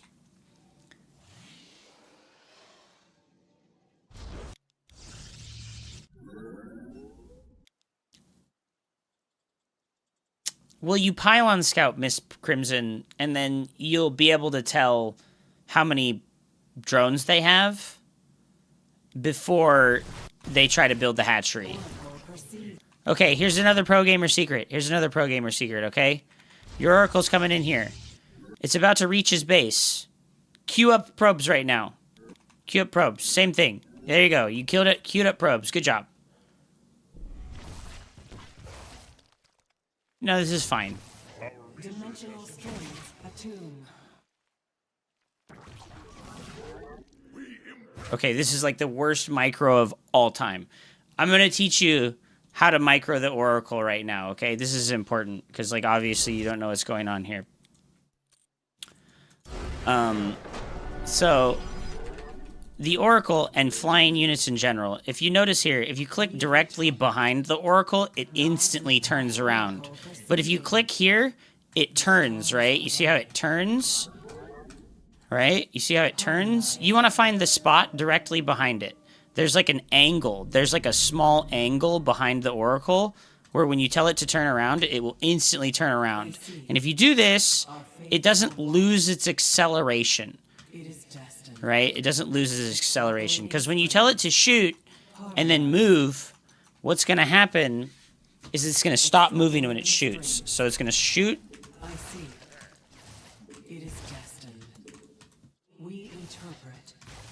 So you need to practice this. Na Zuktai. The stars align. This is really important. I see. So that you don't get that turning motion. Na Zuktai. It is destined. The stars align. Because you waste a tremendous amount of time when you're doing that thing. Yes, you click behind the oracle Extrapolating. so that it instantly turns, okay? Harmonize. Also, hotkey your Stargate! Hotkey your Stargate! We've talked about this, okay? We've talked about this. I did coaching for you. I said, hotkey your production structure. You are hotkeying the Nexus. So, also hotkey your Stargate, okay? Also hotkey your Stargate. Don't not hotkey your Stargate. And so, also, I'm going to go ahead and just do the little example here for you, right? So I'm going to cancel these probes. And what I'm going to do is if you look at the build time of a probe, it's 12 seconds, okay? Probe build time is 12 seconds. So if you warp in, and then you build probes, okay? And then you send the adept shade, and then build probes again, watch what happens when this finishes, right? Watch what happens when this finishes. The adept shade's going to finish, and your probes are going to finish, right? And then you're here with your adepts, and you're going to send the shade, and you're going to build probes again, okay? And now you have time, while this is moving, to do stuff. Okay? So we're here with our shades again, and we're going to shade, and we're going to queue up probes. And then we're going to shift queue, shift queue, shift queue, and then we're going to look home, and we're going to build pylons. Okay? And we're going to chrono boost. And then we're going to come back to our adepts, and we're going to move our oracles with the mini-map. And we're going to shade, and we're going to queue up probes. And we're going to shift queue, and we're going to look away. Okay? Be comfortable with this. Shift queue. 1, 2, 3, 4, 5, 6, 7 shift queues, look away, pylons. Gateways. Warp in. Chrono boost. Look back. Right? If they die while they're doing the shift queue order, it is better for these adepts to just die, right? I'm going to finish this, and I'm going to go bop, bop, bop, bop, bop, and then I'm going to go home, and I'm going to hit this, and then I'm going to come back. And then I'm going to shift queue, shift queue, shift queue, and then I'm going to go back, and I'm going to warp in. Okay? And then when we come back, we're going to shift queue, shift queue, shift queue, shift queue, and then we're going to look back at the base, and we're going to build some more stuff, and we're going to chrono boost whatever the fuck it is that we look at. And then we're going to look again, and we're going to shift queue, shift queue, shift queue, send the adept shade, queue up probes. Okay? Use shift queuing appropriately, and learn to control the oracles better. Something that can help a lot with this is the printf minute micro challenge. Okay, so you're going to go to the arcade, and you're going to type in printf. Well, I guess maybe not. Minute micro? Is it minute micro? Minute micro challenges, okay? This is an arcade mode map made by printf. And it's really, really valuable. If you're a sub-grandmaster level player, this stuff will help you no matter what faction you are, okay? All of this stuff is valuable for every faction, okay? So what we're going to do here is, where's the Oracle one? So we have multiple of them, but here's the Oracle one, right? Episode 27, 26, and 27. And the thing about this is that also printf has a YouTube video series. And if you look up printf Minute Micro on YouTube, he has a playlist of every one of these challenges.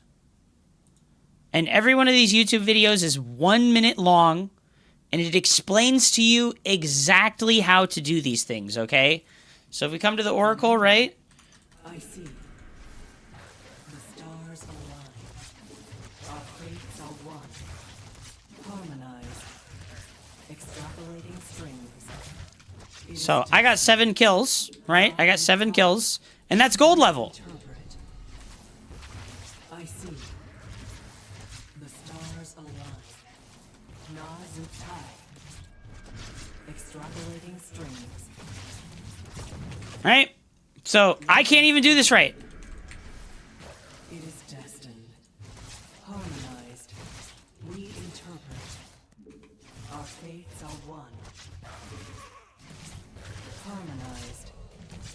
But Extrapolating strings. you can see how this puts you in a scenario where you need to practice this stuff, okay? Here's another one that's really good. Target fire kiting.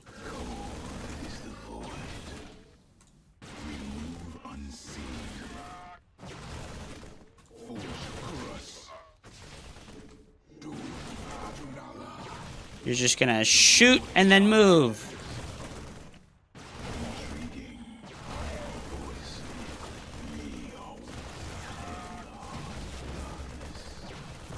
And I lost!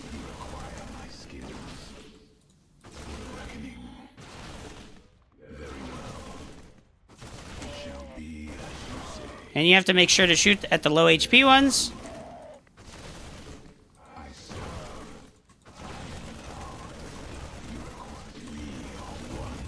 And I suck.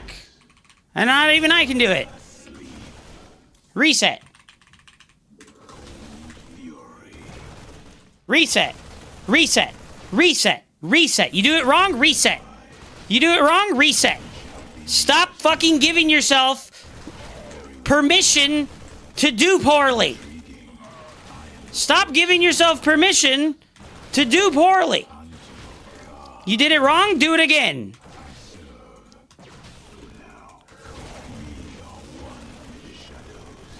You did it wrong? Do it again. Okay? You did it wrong? Do it again. Look at that. I suck.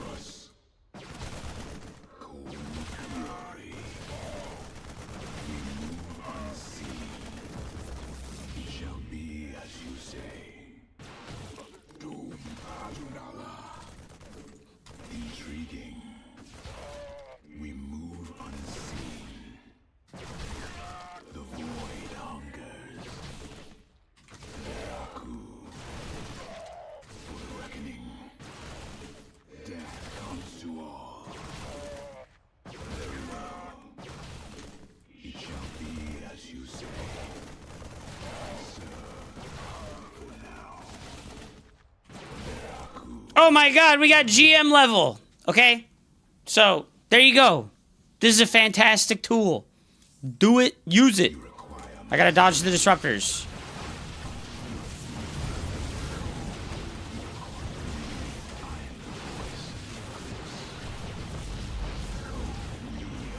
Wow, that one's hard.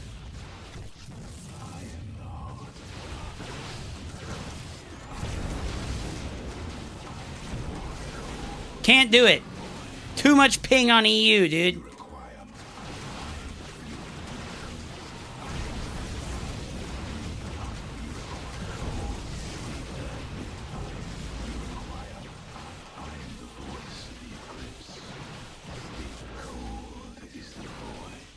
Oh my god, I used multiple micro tactics.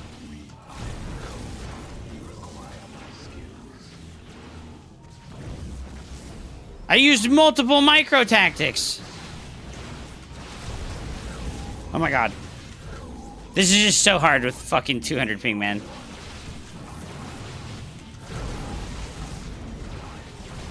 This is so hard with fucking 200 ping, bro. It is what it is.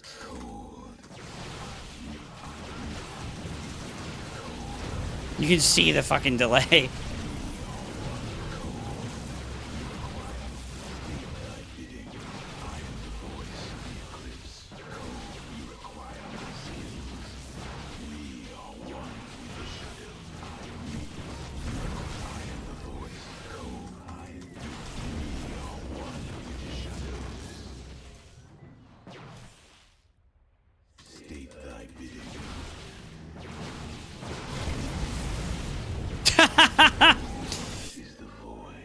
Anyways, these tools are out there and people just like it's a little bit frustrating. I'm seeing like a very consistent theme, okay? I'm seeing like a very consistent theme. And this is important because like I'm trying to help you guys. I'm trying really hard, dude. Like I'm providing a service coaching that I charge $25 an hour for free for many hours. For like 5 weeks in a row I've been doing this. And like every time I see the exact same problems. People just don't want to work outside of the ladder game. Okay? You need to do work outside of the ladder games to improve your skills in the ladder games. And what this requires is the ability to shut off your dopamine desires. Because what you want is dopamine. You're like, oh, I want to see the rank go up.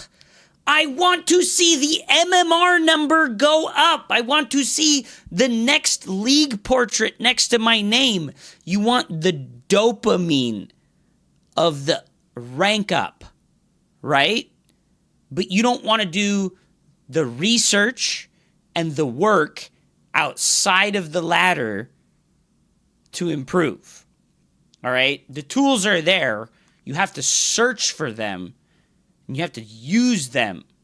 Or else, accept that you don't want what you're trying to get. Right? So, hopefully that can, pierce the veil of your brain, right? Yeah, there's not one secret trick here that's going to help you be better,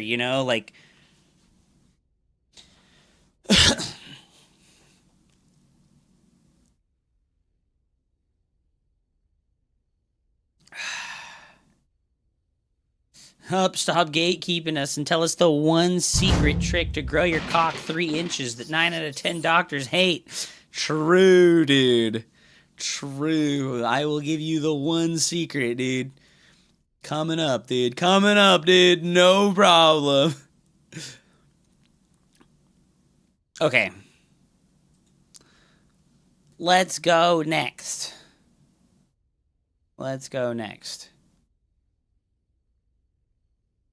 Coming. But yeah, Ladder Fan, I hope that those things can help you. Just the 2 different reactions versus the pool first opener and microing the Oracle better, right?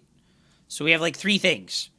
Identify which spawning pool timing they did, micro your Oracle better, and use the pro gamer tactic of building probes before you do micro actions. So, send the Adept Shade, build probes. I'm gonna micro my Oracle. Before you activate the laser beam, build probes. What was my mistake in that replay? You put yourself behind 10 workers by doing an inefficient and unoptimal response to the pool timing that he did. None of the stuff in the back part of that replay matters. And this is what you need to understand, okay? We are running down a hill. And you tripped 3 seconds into running down the hill. And then you just rolled down the hill and broke every bone in your body on the way to the bottom.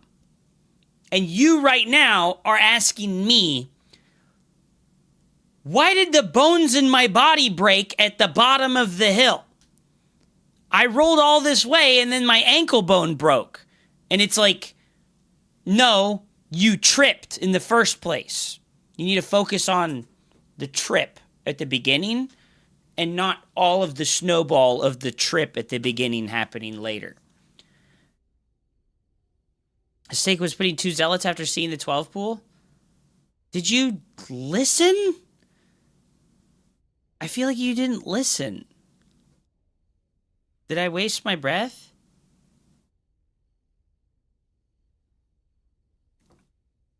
What was the mistake? Don't worry about the mistake that you made in that one game, dude. Worry about implementing the correct responses to the things that you see. Because the mistake you made it because you were ignorant of like what you should do to the pool response timings. Here's the pool response timings. It's right here. If they do a 17 pool or a 16 pool, don't react. Make your nexus on 19 instead of 20.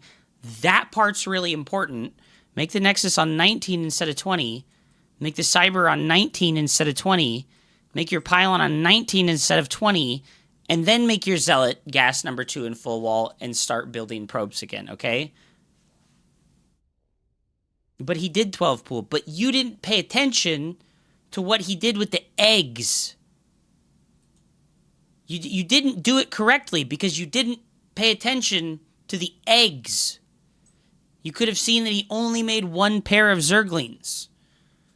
You don't have to be worried if the spawning pool finishes and he has 1 larva, right? Because how many zerglings can he make if he has 1 larva? Right? You need to pay attention to the eggs. The timing of the pool does matter. But the timing of the pool and the gas matter because of what they can do with the gas. Okay? What can they do with the gas? They can Baneling all in you, or they can do a Roach all in. Right? So that's why paying attention to this stuff is important. It's not about the Zergling all-ins, because you defend the Zergling all-ins by just making gateway units. Yeah, if you see only 1 larva, there's only 1 Zergling pair on the way to your base. Which means you don't even have to worry at all, right? You don't even have to worry at all. So pay attention to the larva and the drone count. Pay attention to the larva and the drone count. And hotkey your production structures. So this is like difficult because like you're asking me how to build a house, right? Like this is an analogy, okay? This is an analogy. You are asking me how to build a house. But you don't know that you need to use nails to get wood to stick together. You're like skipping the beginning steps of like how to improve. You need to like come back to step 1 of improving, which is like building a solid fundamental brick for you to stand on. You're like standing on quicksand instead of on like a brick and mortar base that's like solid. Like you're not using hotkeys effectively. You don't use camera locations. Your unit control is really suboptimal. And your build order decisions are like the last part before all those other things. Yeah, you're trying to fry an egg without cracking the egg open first. So like I said, don't try too hard to focus. Like, I remember when we did our coaching, and this is important, okay? This is like important, because like, I remember when we did our coaching, Ladder Fan. And I tried to tell you this then, and I'm going to tell you again now. Focus on the first 4 minutes of every game, okay? Until your Grandmaster League. Until your Grandmaster League, the only thing you need to focus on is the first 4 minutes of the game. What were the mistakes that you made in the first 4 minutes? What were the decisions that you made in the first 4 minutes, and why were they right or wrong? Why did you mess up? Like, why was something late? Why was something not there? What did you need to find out, right? The first 4 minutes, okay? That's like, until your Grandmaster League. So that's a far away goal to get to, but analyzing just the 4 minutes of every single game, right? That will get you to Grandmaster League. I promise you. If you improve that first chunk of the game, that will get you to Grandmaster League. But you have to be really like focused and diligent for many weeks. You need to be like many weeks in a row of being really focused and diligent on just this small section of the game. Because when that first 4 minutes are wrong, it's like I said, we're starting a race and you're like tripping 5 seconds into the race. And then you're wondering why you lost the race. It's like, well, you lost the race because you tripped at the very beginning. So you need to like not trip at the very beginning, and that's all that matters.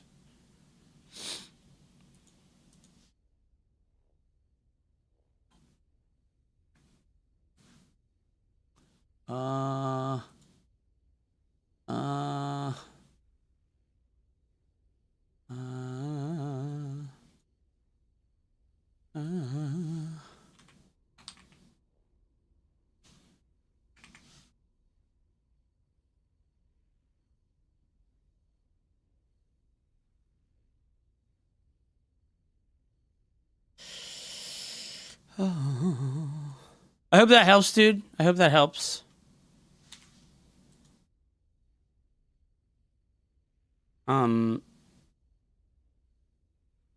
Like I said, everything else will like fall into place when that first 4 minutes is better.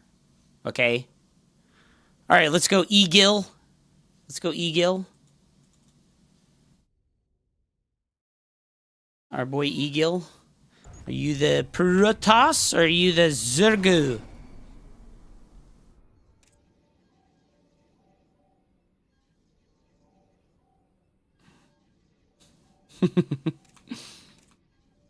Protoss, okay. Alright, so your pylon is 5 seconds late. And I know this doesn't seem like a big deal. But this is like I said, okay, see, my bad. This is like I said, you tripped at the beginning of the race, okay?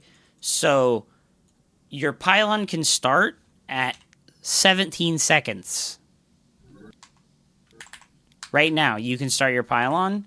So make sure your probe is here right now and not 5 seconds late, okay? Don't trip at the start of the race. Because your pylon's 5 seconds late, and now your gateway's 5 seconds late, which means that all of your defense versus early pool stuff, all of your defense versus proxy hatch bullshit, weaker. Okay, we see the hatch.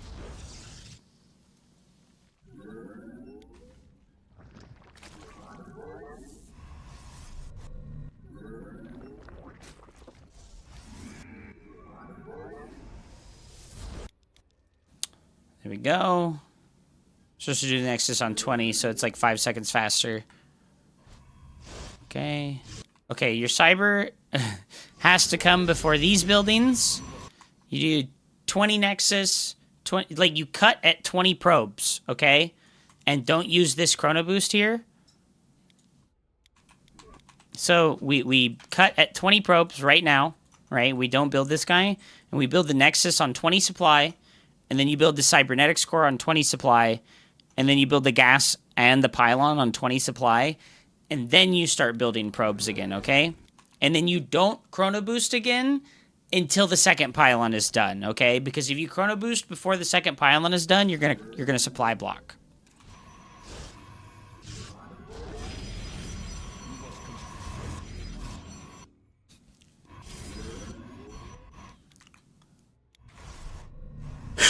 So as you can see here, because of the late cyber, because of the late gateway, now our Stargate is like 15 seconds late.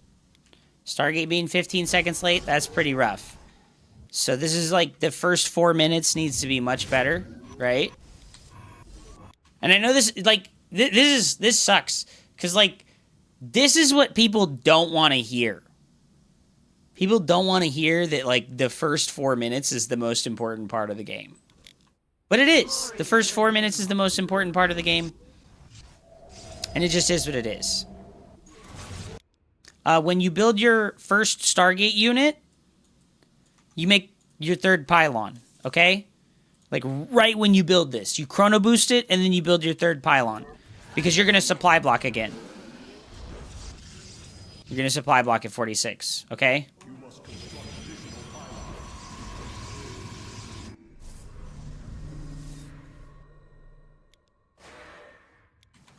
Okay, use the pro gamer tactic like I said. Use the pro gamer tactic like I said. Where when you use the adept shade, you queue up probes, okay?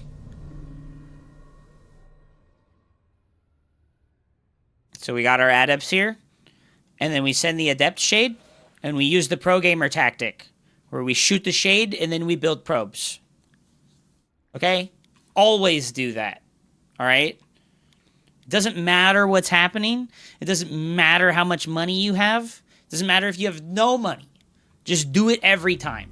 Do it every time. Because we're going to be microing here. And we don't focus on anything but our micro for a really long time. And then we're microing our oracles. And we did queue up more probes. Nice. Alright, third base. Okay, so seeing no drones at the third base, I would be pretty worried that I was getting attacked. But your opponent is a bit of a potato. Yeah, but like I said, seeing no drones at the third base would have made me pull my oracle back home. Like, even like back here when I first, with the adept shades, like right now, there's no drones here, there's no queen. I would have run home with my adepts instead of attacking. Because I would know right now that, like, units are on... Like, there's two options. He's supply blocked, number one. You can assume he's an idiot and that he's supply blocked. Or, number two, he's building a bunch of Zerglings, okay? That's, like, the two options that can come up from you scouting at this point in time and seeing that there's no drones, right? Also, you saw a bunch of Zerglings pop out. I would just send my Oracle home so that I can protect my third base. Because losing your third base like this is sort of a death sentence. This is sort of a death sentence. We meet our fate.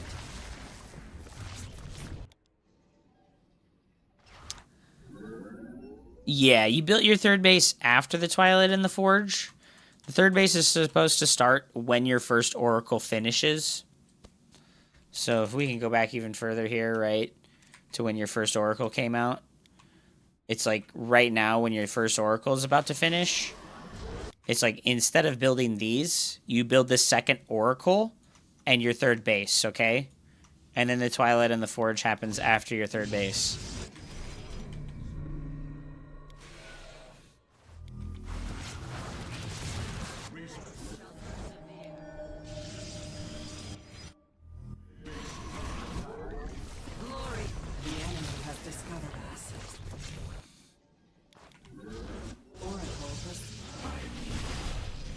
There's a nice tactic that I like to use against Zerg players that I know. I mean, like, you can just assume when you're in, like, Diamond League that, like, every Zerg player that you play against is going to randomly make 20 Zerglings, okay? This is, like, a good assumption to make, is that every Diamond League Zerg player is going to make 20 random Zerglings. So what I like to do is I like to build a pylon in front of my Nexus. I put a pylon here and a pylon here so that my adepts can stand in between the pylons and not get surrounded. And also, it completely walls off one side of the Nexus. Okay? It also completely walls off one side of the Nexus so that when they run in with the Zerglings, they can't surround it as easily. I'll show that off after we look at the rest of the game. We're going Blink Forge. And like I said, unfortunately, because your third base is canceled, look at how far ahead he is in the workers, right? He's going to finish these 6 workers, and now he's ahead 14 workers, okay? And you don't have anything... You're really not, like, ready to attack right now, so... And unfortunately, when you're versus Zerg, and they mass Zerglings, this is the counter to Blinkstalker playstyles. Mass Zerglings like this is the counter to Blinkstalker playstyles. So you're almost like countering yourself by playing a Blinkstalker style.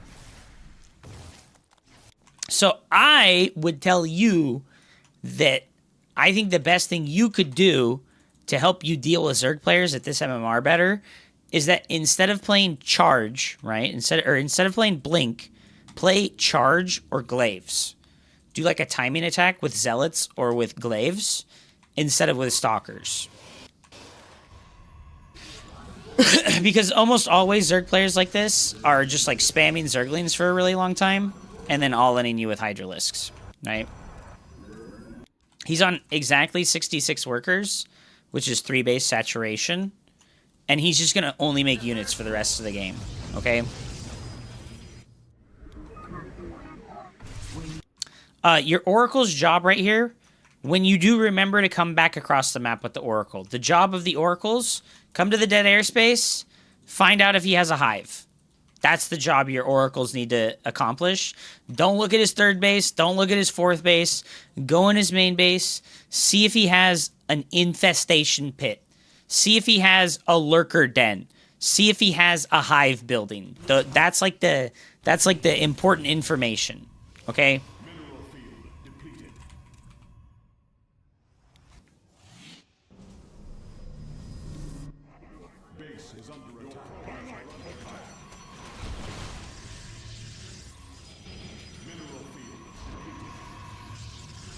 Also, Ladder Fan, I know that you submitted 2 replays, but this is the free coaching day, so I try to do 1 replay from everybody before I go back and check any other ones. So if you're still here in like an hour or 2, then we can go over your extra replay. Alright, well, this sucks. You saw that he had all the gas geysers, right? So you know that he's doing a Hydralisk all-in. So I would have not even taken a 4th base, and I would have just macroed on the 3 bases and made my army as big as possible. Force field! Force field! Force field! Force field! Force field! Force field! Oh my god! Okay. Fair enough. Fair enough. Okay. Oh, the Baneling's in your mineral line!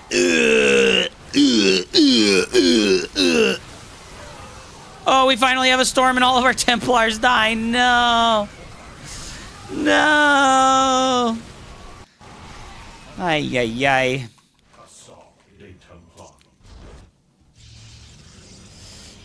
Alright, I'm going to teach you a super secret anti-Zerg player no jutsu, okay? Super secret anti-Zerg player no jutsu, alright? This is important. Do this adept harassment. Do the Oracle harassment. Do not make a Twilight Council, okay? So we go Oracle, fast 3rd base, and then we do Robo Forge. Okay, we do Robo Forge.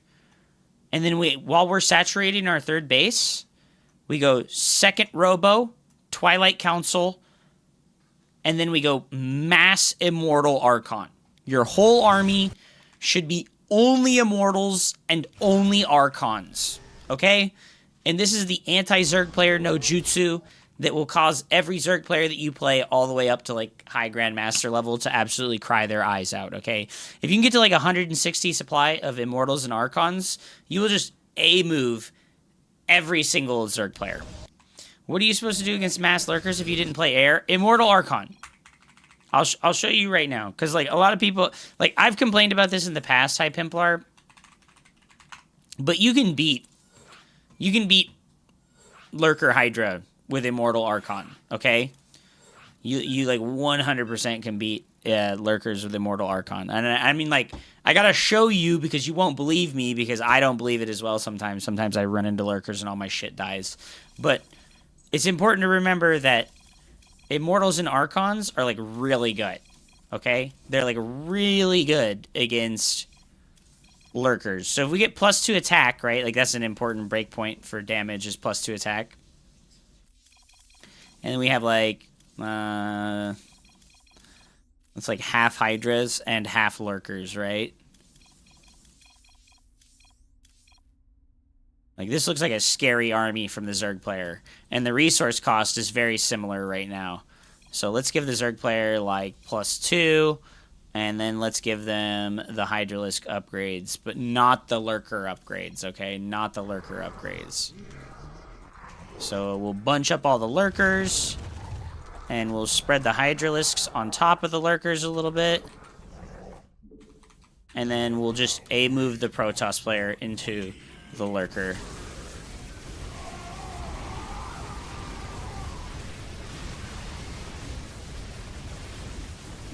Oh, I forgot to give him detection. I forgot to give him detection. I was like, man, why isn't he killing the lurkers? I was like, damn, this looks like all my games. Okay, so we'll get the Hydras out of the way. We'll put the lurkers in a little ball, because this is usually just what happens, right? Is all the lurkers are in a ball. This is important too, right? When you engage, right? Your Archons need to be in front of your army, okay? Your Archons need to be in front of your army instead of behind. Because if they derp out like they were in the original fight, that's really bad too, right? I know this is looking complicated, but it's just because it's the unit tester and it's kind of annoying. So we have our Hydralisks, and we have our firing line of Immortals and Zealots and Archons. And if we attack into this, we're gonna crush. We're gonna crush, okay? I'm gonna just stutter step the Immortals forward so that they get to shooting faster. They just crush, dude. You just crush lurkers with this army, right? Look at how bad that was. Now that we have, let's give the Zerg player evolved spines, right? Let's give the lurkers the bigger range, right? So we put all the lurkers back here in the corner, and we siege up, and then we put the Hydralisks spread out in front of the lurkers, and then we get the Protoss player a little bit spread out, right? And then we just move in here.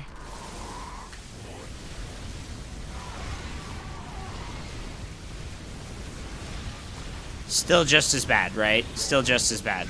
A little bit worse because of the range upgrade, but still just as bad, right? Immortals are good versus lurkers. The problem that happens is when there's choke points, right?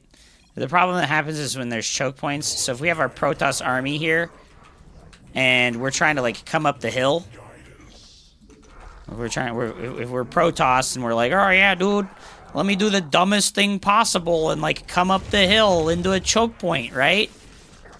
Like we're like, yeah, fucking A move. Yeah, get up there. See, that's when we lose, right? That's when we lose.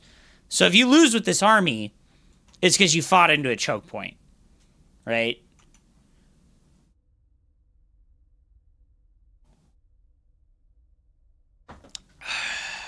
Don't fight up the choke point, right? And likewise, if I just like spread out here so that our army comes from multiple locations, we'll just like crush this fight.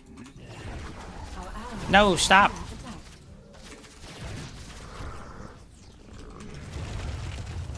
Like, even with the lost units, even with the lost units, I think we'll still win.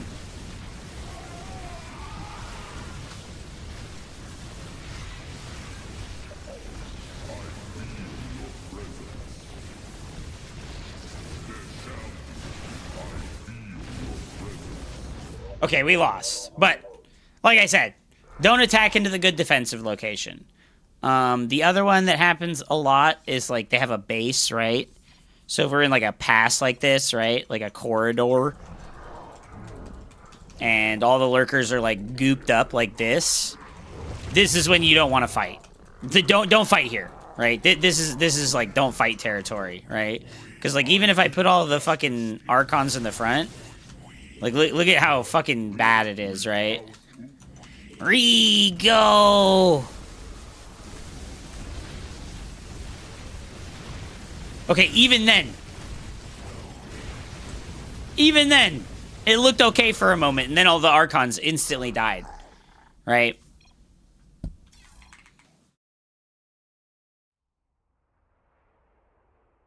Also, Zealots are really good versus the Lurkers. We don't have a lot of Zealots there. Yeah, and if your Observer's getting sniped, something you can do that helps in those situations is to use Siege Mode. Use Siege Mode on the Observer, and it gives it, like, 15 range, so it'll be, like, way behind your army, but you'll still be able to see all the Lurkers and stuff. Or get an Oracle. Get an Oracle. That one helps too.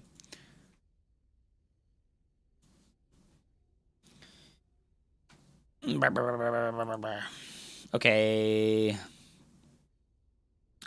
Mr. Dorito Dustin says, for me, I need coaching on defending the early attacks. I stopped because I thought Toss attack was over, but he kept coming and my defense fell apart. How do I get breathing room to attack or stabilize? All right, I'm going to tell you right now. The easiest way for Terran to get breathing room from Protoss is to shift Q a Liberator to their fucking mineral line, all right? You shift Q a Liberator to his mineral line, that Protoss player will start crying, dude. Fine, Protoss is killing me. Ah. All right, we got Dorito Dustin versus Bruh. Is this another? How do I defend against early Protoss shenanigans better? All right, build your depot faster, right? Get your SCV over to the ramp. This is the same advice I gave to Egil and to Ladderfan, is like sharpen up that first 3 buildings, right? Like your barracks is very delayed right now, which makes the defense versus anything that Protoss might do much worse, right?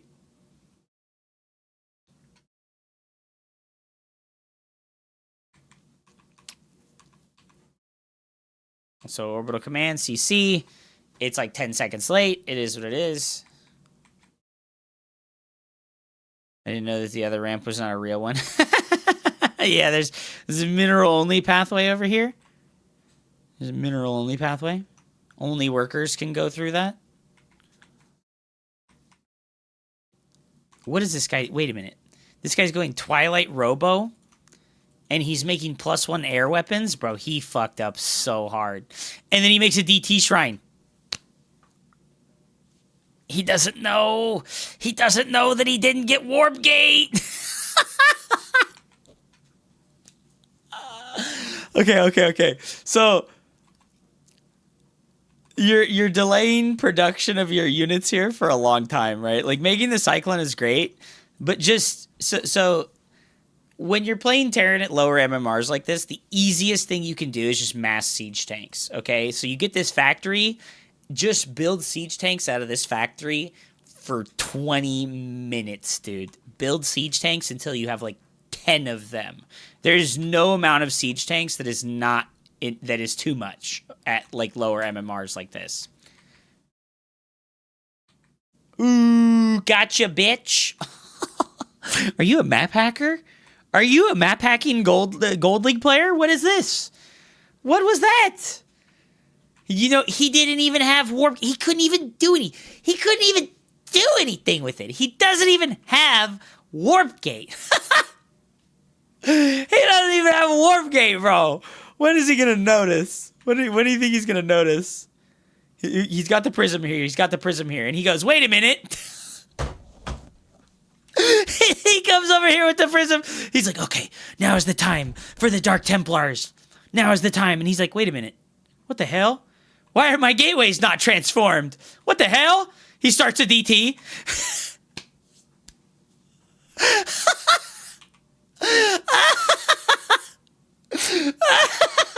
Bruh. Bruh. You should have hit him with the bruh, dude. Oh, fuck, dude. This fucking poor guy, dude. Okay. So, like I said, make siege tanks nonstop. Okay, we got lots of tech labs. I tried to tell you this last time, but like I said, this barracks here should build all 3 of these first add-ons. I don't know if that happened or not, but maybe it did, maybe it didn't.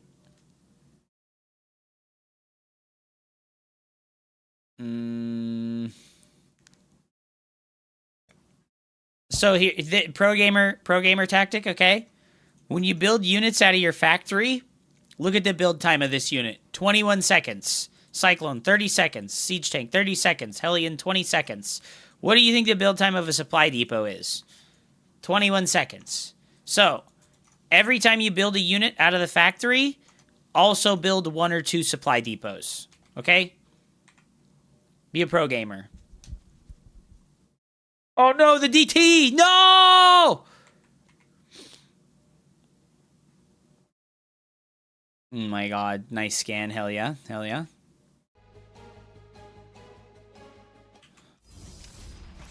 Research complete. Oh fuck, dude. Oh fuck, dude.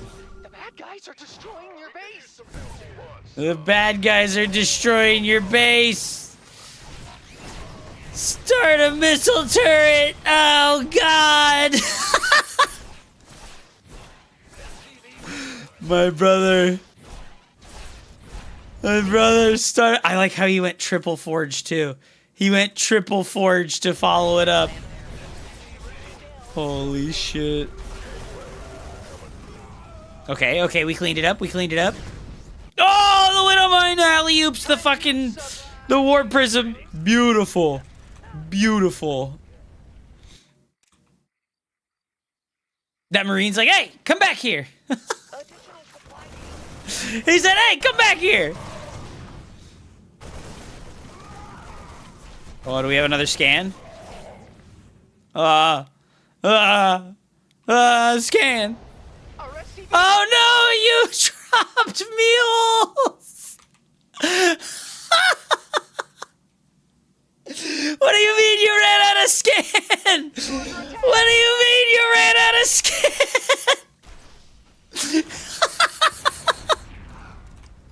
Brutal, dude. Our main CC is about to burn down, dude. No! It's burning down! Save it! Save it! Ah! He saved it! We could use some help here. Oh, fuck, dude. Alright, so. Terran's passive detection are ravens and missile turrets, okay? So you can't make ravens right now, so you need to make missile turrets. Okay? No. Building there would be crazy. Oh god. Oh god. More death. More death. Oh no. Sequence interrupted. Oh no. Bro, make a missile turret, please. Please make a missile turret. Ah! He finally made a raven. Genius. He's a genius. He's got this. He's got this, dude. It's fine. Everything's fine, dude. Oh my god, the Protoss player is working on 333 right now, dude. He's working on 333, dude. Holy shit. Holy shit, dude. He's cooking you, dude. He's cooking you, dude. Oh god. Oh god, the 333 zealots. Oh fuck, dude. He just didn't stop, dude. Oh no, dude. Okay, so like I said, make siege tanks non-stop and make more missile turrets. One missile turret goes in every single mineral line, okay? And then you'll have detection, and you'll have anti-air units, and you'll have anti-warp prism stuff. That's a tough one, bud. This is a tough one, bud. I think the principle to never make a turret is honorable. Great honor upon your family for never making missile turret. What do I do if they just keep attacking? Well, you're going to have siege tanks, bro. You're going to have like a shitload of siege tanks. And because you're using F2, the siege tanks are going to be in siege mode, and they're not going to move when you F2, so they'll defend your base. You'll have defenses even if you're F2ing. You have lots of siege tanks. Mr. Darko Lost. Are you here, my bro? Let's do the game on 10,000 feet, because I like the 10,000 feet game.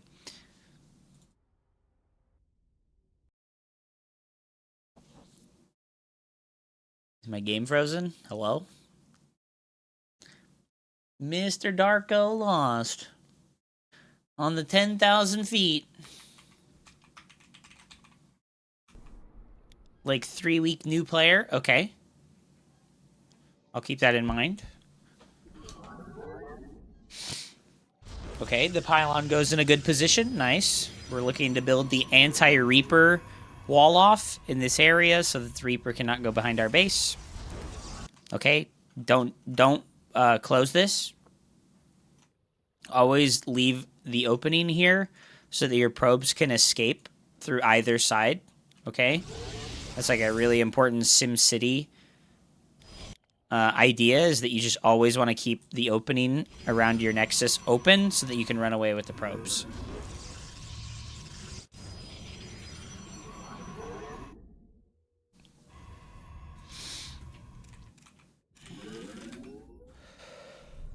Alright.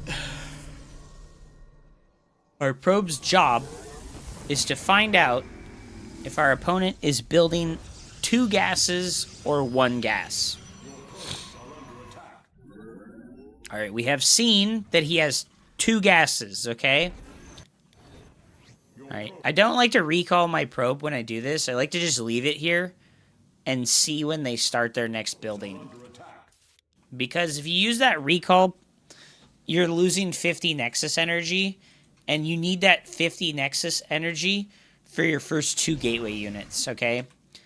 You really need that for your first 2 gateway units.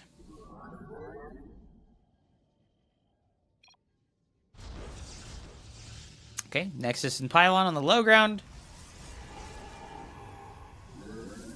And also, the reason why, right, is because the factory will always start before the Reaper is done. So if you leave the Probe Scout here, you will get to see the factory, okay? Where can I submit a replay? In my Discord, Mr. Bit. There's a channel called Viewer Replays. So Stalker, battery on the low ground because he's doing a double gas opener. Very nice. Get out of here, you dang Reaper. Very important to constantly build units out of the warp gate when you know that they do a double gas opener, okay?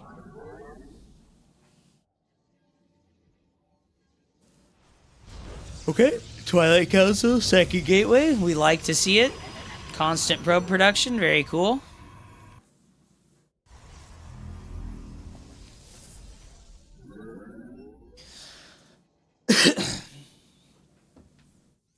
Alright, our Hallucinate sees the CC.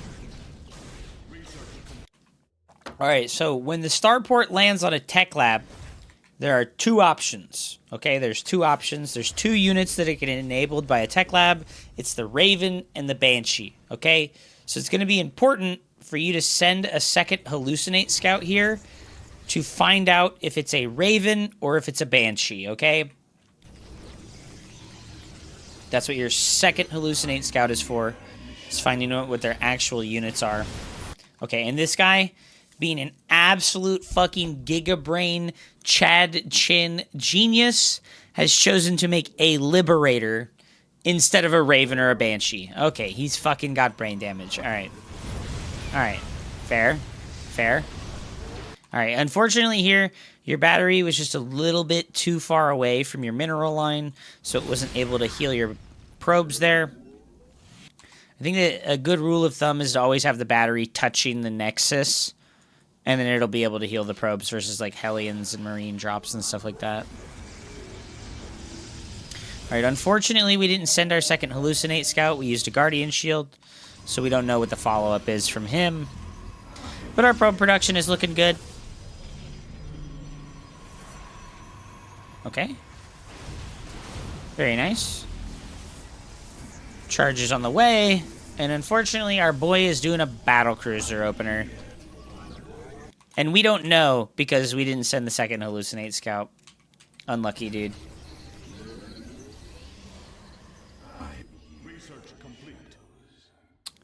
I said this to many of my students.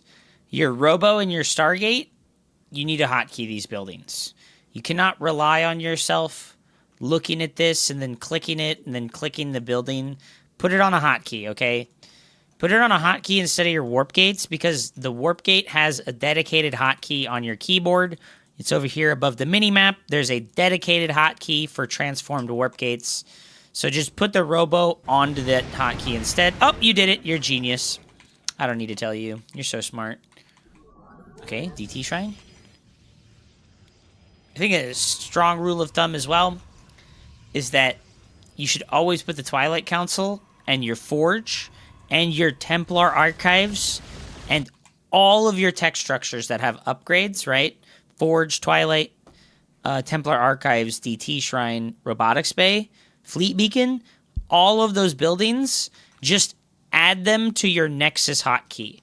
Because if you add them to your Nexus hotkey, they're always going to be second on the priority list. So that when you select the Nexus hotkey to build probes, you won't have to tab to build them. You'll just have these on that hotkey. So when you're like over here and you're like, oh, I need to build my next upgrade out of my Twilight Council. And then you select your Nexus hotkey and you press tab and it will cycle through the buildings. And then you can build your Blink Research without even having to look at the Twilight Council, okay?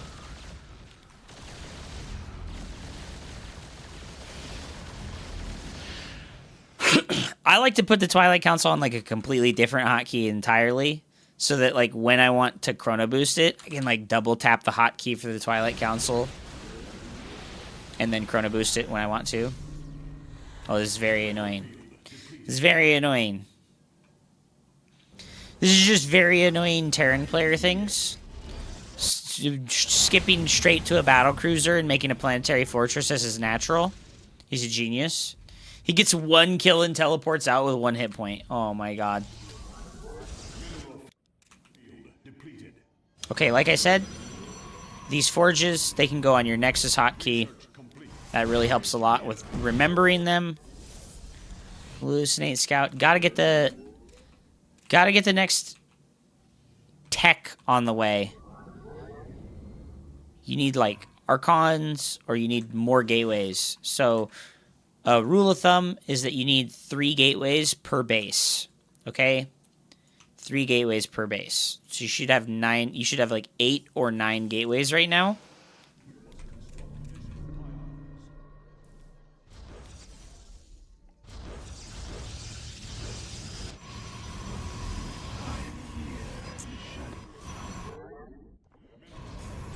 All right, we're gonna triple expand. Okay, we're a macro player. Hell yeah. Big money. But really, you just need to go kill this guy. Your army is like way better than his. Oh god. Oh god. Not like that. You gotta blink the stalkers. You gotta blink the stalkers. When the stalker gets low hit point, you blink it away.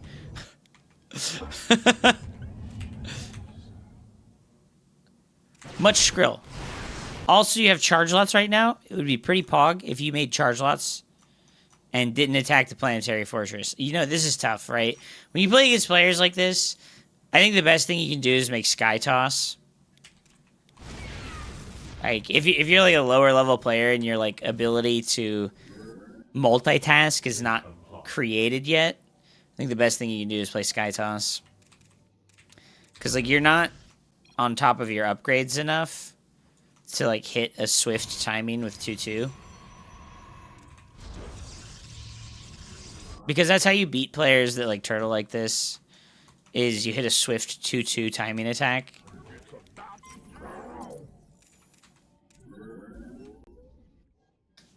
Oh, you keep looking at the forges but not using them.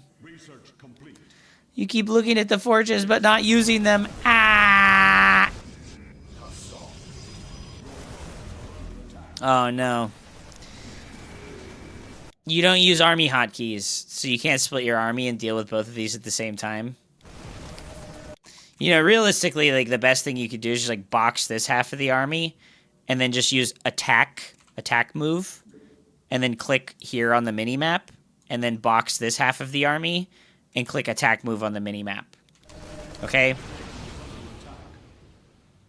So using the all army hotkey to move your army is tempting, but you should not do it. You should not do it. Upgrade the make. Upgrade the maker. Okay. You know, it's funny. This fucking Terran player is actually making the entire death ball, right? He has ghosts and shit. Oh, no.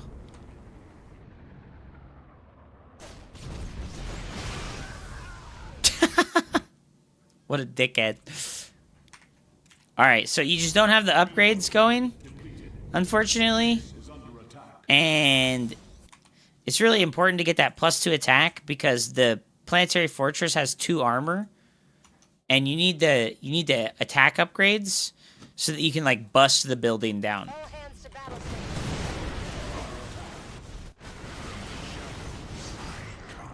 Alright, I'm gonna be honest, this looks fine for you. This looks fine for you. Oh, the DT? The DT intercept? The DT intercept? Oh my god, they fucking murked half his army. Oh god! Oh god! Oh god! Oh god! That was a fucking Hupsaya Tola move, dude. You just fucking Hupsaya Tola'd yourself, dude. You fucking were promised 29 virgins. And you were like, I will have my virgins!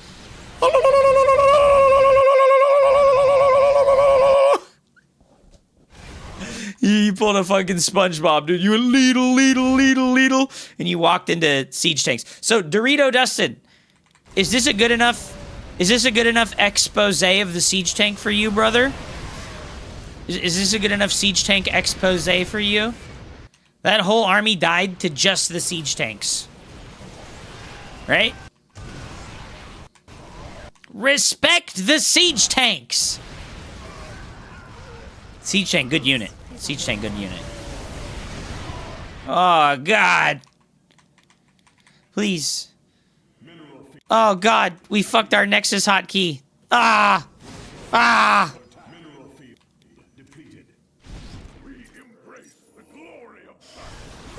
We also had no zealots, yes.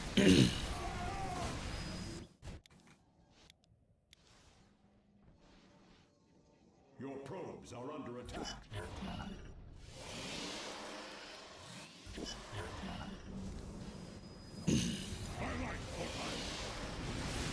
All I do is F2, F2, F2, F2, F2, F2, F2, F2, F2. Oh no, he made a lib. We don't have any stalkers. Ah. Fucking re. Dude, he doesn't have fucking... He's only got the 1 command center, and he has used the 0 mules the entire game. Holy shit, dude. Are you kidding me? With the 0 mules? Our pylon is under attack. Your probes are under attack. Alright, well. Bro, this is me when the Protoss player forgets to use his double forge for 20 minutes.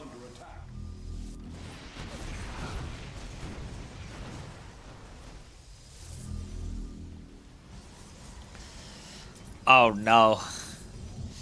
I mean, this is a good army if we had upgrades. If we had 3-3 right now, I think our Zealots just win the game. But because we don't have the 3-3, I think we get crushed. Right? Even with the bad upgrades, we still win. Terran players win Zealots. Terran players win Zealots, dude. Dan ASE2 sent Hello Darkness, my old friend. Hello, darkness, my old friend. I once was gone, but never lost. Oh no, he's in a world of hurt, dude. He doesn't even notice half his army run into the Colossus gang, dude. Okay, are we gonna throw by running into a nuke? Oh god, no. Oh god, no. Oh! No! No! God, no! No, God! No! Dude, and we just, like, fucking get meat grindered, dude. We get meat grindered by the static defenses, dude. Oh, no. Dude, he even hits you with the armor reduction. He even hits you with the armor reduction, dude. Oh, dude. Holy shit, man. Wait, do Colossus not have a base point of armor? Oh, no, they do. Okay, they do.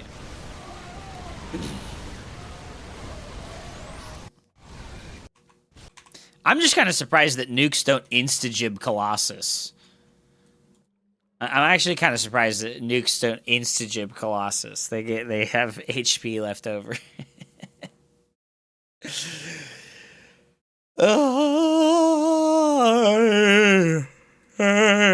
I keep having to reload the game because they broke the replays. Toss broken as per usual, dude. Can't believe Colossus don't die to the nuclear missile instantaneously. God. Nudes. Nudes. Nerf Colossus. Too much hit points. It's true, dude. They just have too much hit points. It's not fair.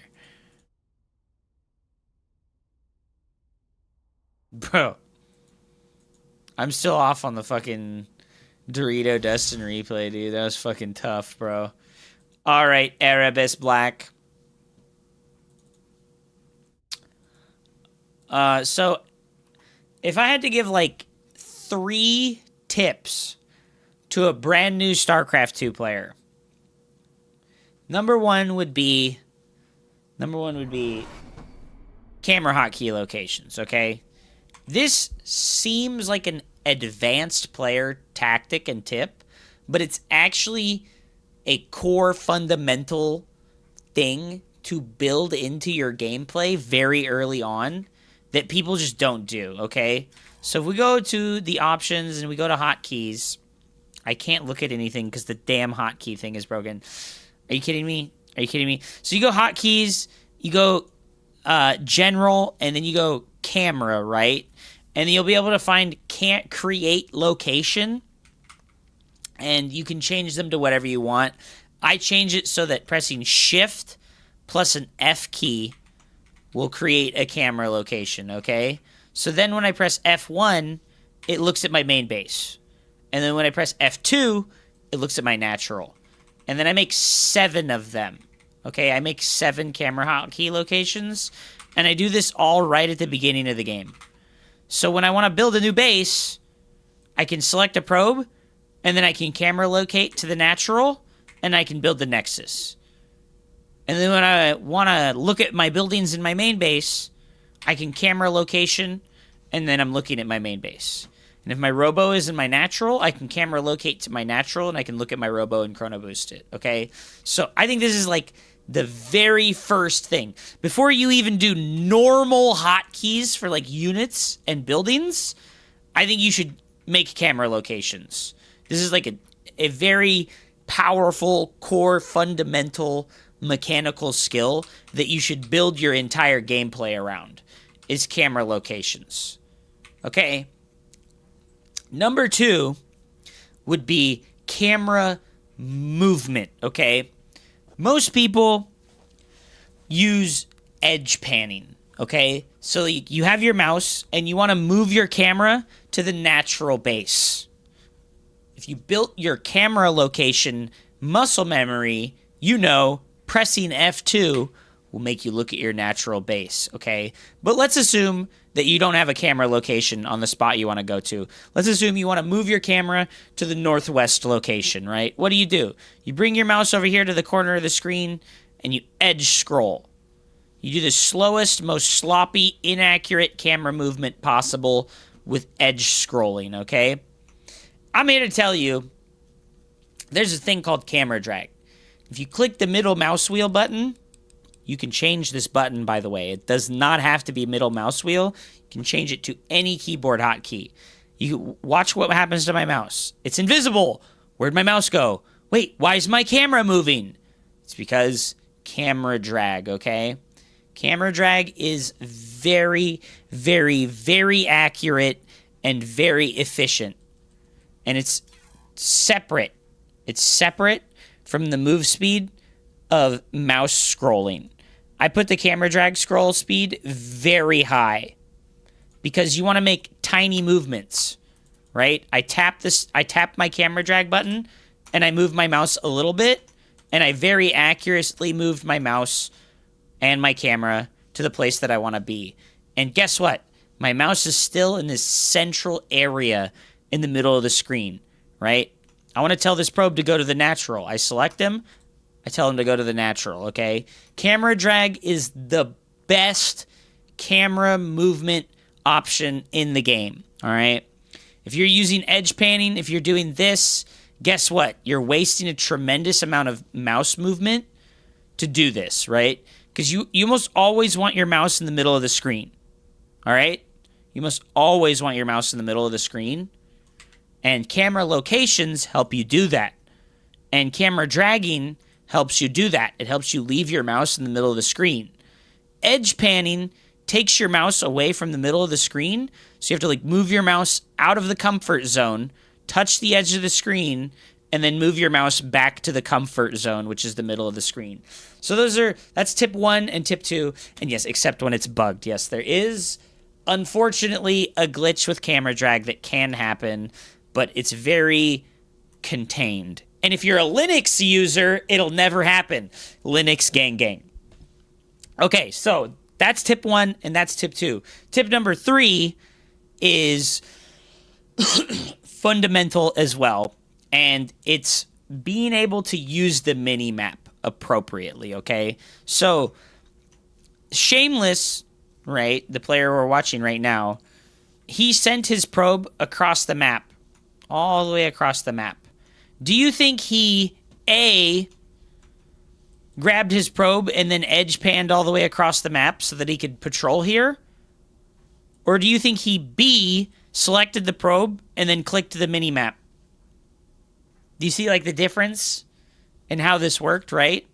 So even with camera drag, right? Camera drag is for short, small movements, right? Camera drag is for short, small movements while you're in fighting or when you're, like, trying to place a building appropriately. But for big movements, the mini-map is where it's at for camera movement, okay? So, like, I want to look over here, bam, all right? I want to look over here, bam. And there's, like, a very simple exercise, and also, I made a cool video about this, right? I made a cool video about this on how to multitask. And what you can do is you can click the mini-map, and then you click on 2 or 3 individual things. And then you click the mini-map, and you click on 2 or 3 individual things. And then you click the mini-map, and you click on 2 or 3 individual things. And you just do this over and over and over again, right? So you'll be playing a normal game, and you'll build a probe, and then you'll click on a random spot on the mini-map, and you'll click 1 or 2 things, and then you'll camera locate back to your main base, and click on 1 or 2 things. And then you'll click on the mini-map, and click on 1 or 2 things, and then you'll camera locate over to your natural and build your pylon, okay? And my multitasking guide goes over that. So those are like the 3 tips that I think are like the most important for like basic brand new beginners. Get good at moving the camera before you do anything else. Before you get good at using hotkeys for your buildings and your units. Before you get good at build orders. Before you get good at anything else. Get good at using the camera, okay? So that's my 3 tips for brand new players, all right?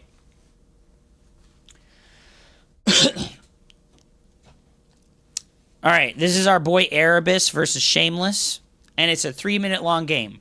Pog, dude. After watching you for over 10 years now, I still think you are too timid on the offense. Do you disagree? You're more stat than hero. Yeah, no, it's just like playstyle preference.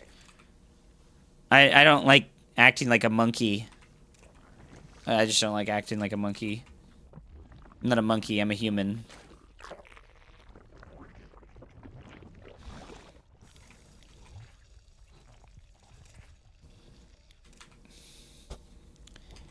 Being aggressive is random. Being aggressive is handing the keys to the kingdom to the fucking trash compactor. Alright, so we're doing a 14-14-14. Oh my god. All the drones stack up and go to the natural. Let's go, dude. Let's go. All the drones stack up and go to the natural. Huge. Huge. Did Shameless count your amount of workers? I think he didn't. I think he didn't count your amount of workers. You know what? He made Workgate first. Maybe he did. No. He made a Twilight Council, dude. No. Okay. Okay. Oh my god, he sent the adept across the map. And it's over! It's over! This is how you beat a top fucking 25 Grandmaster Protoss player!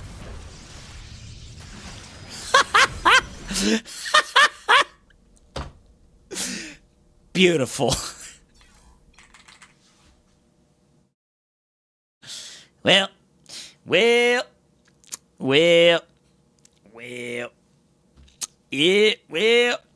Protoss, they're real weak to the cheese. They're real weak to the cheese.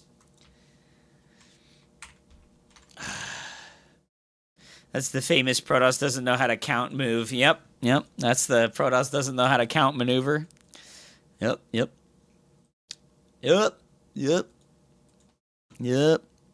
That's unlucky, dude. That's unlucky.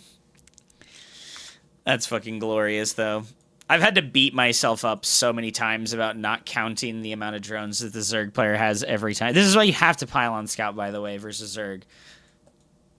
Because you need to pylon scout. You need to see what the timing of the pool was. You need to know if it's a 12 pool. You need to know if it's a 14 pool. You need to know if it's a 17 pool. And you also need to be able to identify that very quickly and then run to the natural so you can block their hatchery if you can do that. All right, Akash Sky, are you here, my friend? We have Akash Sky, PVZ replay for coaching. I am trying out a mass gateway style with double forge upgrades, similar to what Heaven plays. I feel like I have a decent mid to early game, except for fringe things like 1 to 2 base layer play, but that is not very common. But my army seems to not scale well into the later part of the mid and late game. How should I check up and transition my army when playing versus upgraded Roach Hydra versus their eventual transition to Adrenalings, Ultras, or Lurkers?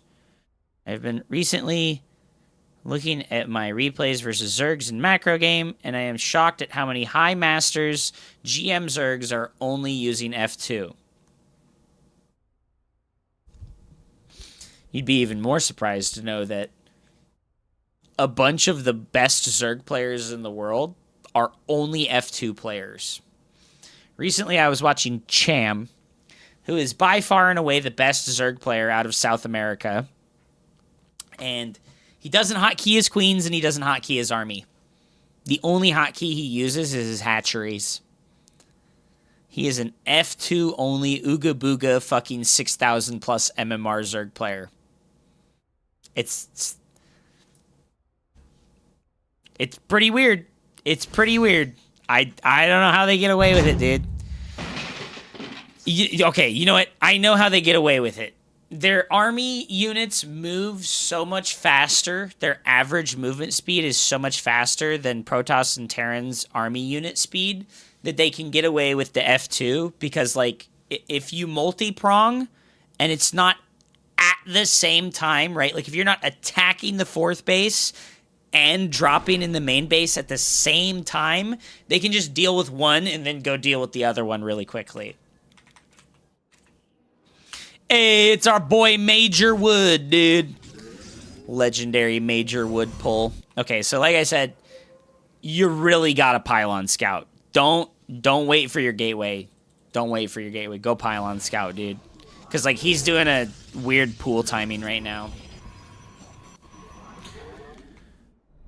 Alright, so you should know, right? You should know that hatchery was late. And yes, the Big Mac, I am not a super aggressive player, and I think it's fine. I just, like, played Protoss at a different point in time during the history of the game, and unfortunately, does this thing move even though it's on freeze mode? What the hell, dude? Unfortunately, I have not adapted well to how Protoss is played now. I just haven't. And I think that's okay. Okay, so right now, you're making a mistake by making the cybernetic score before the Nexus. You needed to count the amount of drones.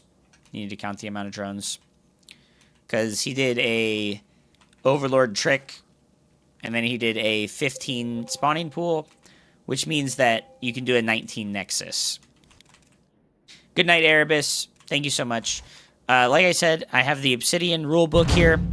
17 or 16 pool, don't react. 19 Nexus. I'm going to include 15 pool, no gas, all right? If they do a 15 pool with no gas, do 19 Nexus, 19 Cyber.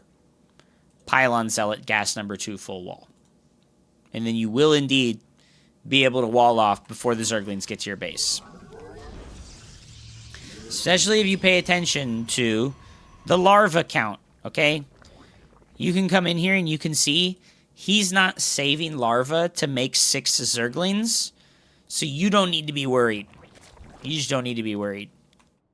See, you can, like, see right there that he, like, delayed. He only built 1 egg at a time. That means he made 2 different decisions, and one was a Zergling and one was a drone, so you don't need to be worried, and you can do the 19 Nexus instead. Okay, this is fine, though. I think this is fine. I think you're going to be fine. You have to make the second pylon before the gas geyser, which really sucks. This is going to delay your tech a lot, right? Is a gas geyser being later. Not full wall in until the last minute is fine. I think this is fine. I don't even think you needed to do the second gateway. So you should know, Akash, right? You're like a high Masters player. You should know. You scouted that his gas geyser was late. You know Zergling speed is not going to finish until like 3 minutes. You don't need to finish this wall until around 3 minutes, okay?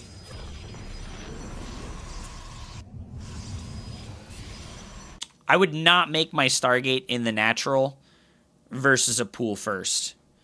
Because Glory to the Daylong. It makes you able to lose. If you build this Stargate in the natural, this makes you able to lose. You are capable of losing now if this pylon gets depowered. So I really don't like to make the Stargate in the natural.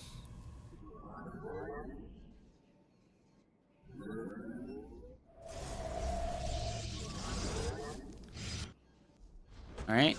Super fast third base.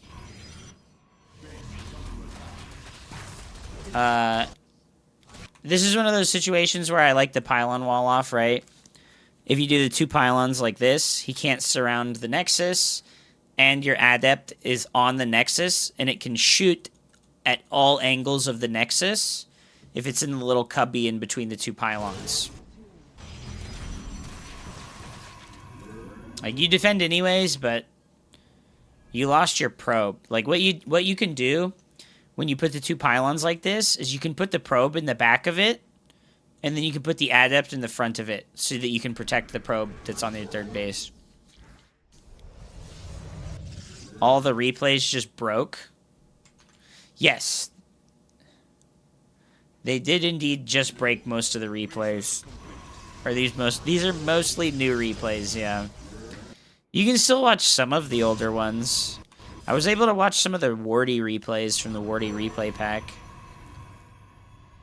Alright, Twilight, extra gateways. Double Forge. You know, you're asking about, like, your army not scaling well into the mid-game versus Roach Hydra. And just, like, the reality of the mass Gateway Man army is that, yes, it doesn't scale well into the later stages of the game. And that's just a reality of the Gateway Man playstyle. It's okay versus mass Roaches. But if they make Ling Hydra, it is really bad. It's like really bad versus Ling Hydra. I think it can work versus Hydra Roach because they're supply inefficient. They're inefficient supply-wise. Okay, I don't like you double expanding. That's like too greedy. And you're like spreading like way too far when you don't actually have any supply. You also haven't scouted with the Oracle at all. After you did the overcharge on the Oracle, should have just sent it across the map. Like I said, you need to identify if they're teching to Hive or not. You need to identify their 4th base timing. You need to know what's going on, and you're just not using the Oracle at all for that purpose, which is its entire purpose is a flying unit that can go in and out of the Zerg player's base and fly around the queens and get scouting information for you and not be threatened by ground units.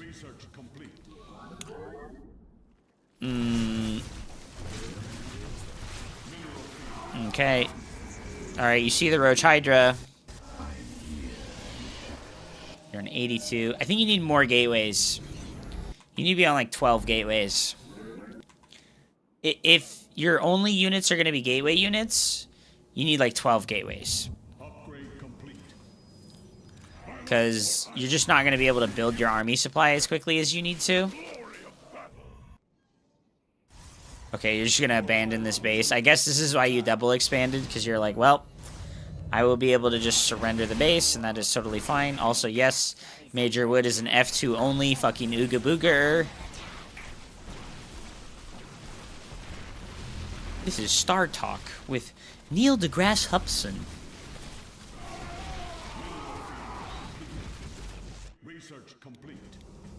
Alright, you got 1-1, but you're floating a tremendous amount of money, right?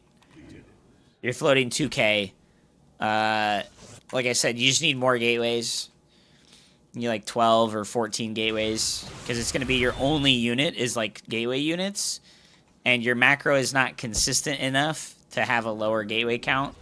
Like, you could have 10 gateways, and if you used them absolutely perfectly, every 28 seconds you warped in units, you would spend all your money. But your macro is just not perfect.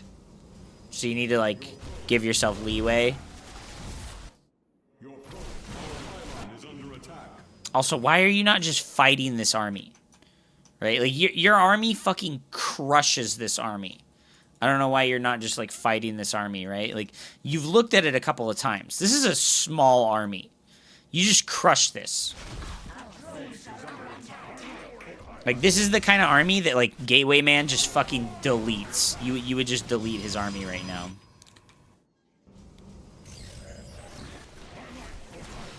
Warp in. There we go. Still floating 1,500. You just need more gateways, man.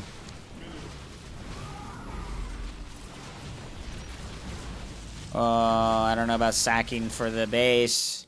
I don't know about base trading to begin with. I think you should just kill his army. I think the strength of the gateway man has been lost here. As soon as like 10 minutes hits, it's like you're all downhill. Your army strength is all downhill. So instead of base trading in these points in this early game here, you should have just fought his army straight up, and I think you just beat him.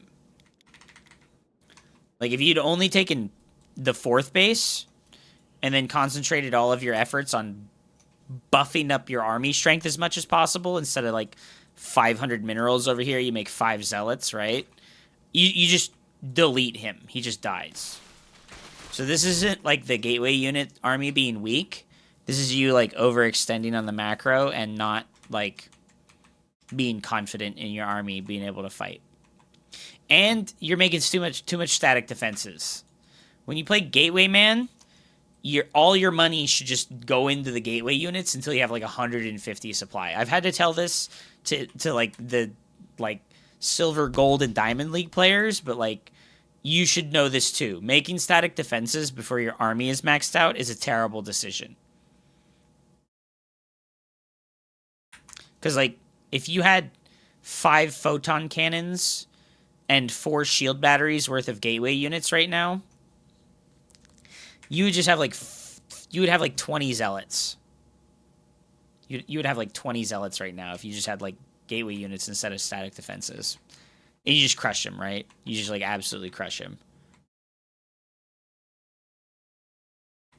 So you're like missing your biggest point of strength here. And you're also just not warping in, right? 2,000 minerals floating, no warp ins. So let's go back here, right? Oh, your supply blocked. Okay.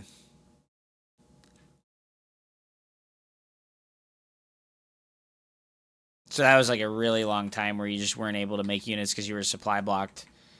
And then when you did warp in, it's like you have 11 gateways and you're spending a lot of money, but you still have 1,500 minerals floating. Feels bad, man. As for like transitions, I think it's just got to be Storm, right? Like you don't want to transition into the Robo. You just want to transition into like Storm.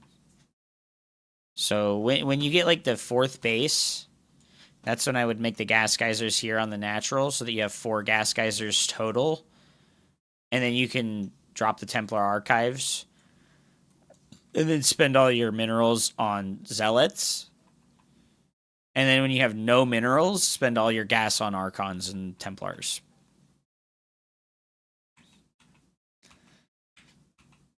Yeah, because you're trading like really efficiently, and like your eco is like disgustingly far ahead, and he's gonna make like a couple of Ultralisks, and you're gonna lose because your army is just only Zealots and no Stalkers. Like you gotta remember that like Stalkers are good against Ultralisks when their upgrades are low, because Stalkers get +2 to their versus armored damage when you get an upgrade, right? So they've gone from 18 damage at +0 to 22 damage at +2. So you're at +2 right now, so your Stalkers do 18 damage a hit. So if you have 10 Stalkers, you can do 180 damage to an Ultralisk with 1 volley, right? So it's only going to take you like 3 volleys to kill an Ultralisk with 10 Stalkers. So if you have like 15 Stalkers, you're going to kill it in like 2.5 volleys. So Stalkers are your way to kill the Ultralisks here. Yeah, I think that his transition into the Stargates is bad because he has Hydralisks. I think if you're going to transition to anything, it should be like Archons and double Robo. Who's winning? I'm winning, baby. Oh, yeah, and Zealots cannot fight Ultralisks. Zealots just cannot fight Ultralisks. They just can't do it because they double strike.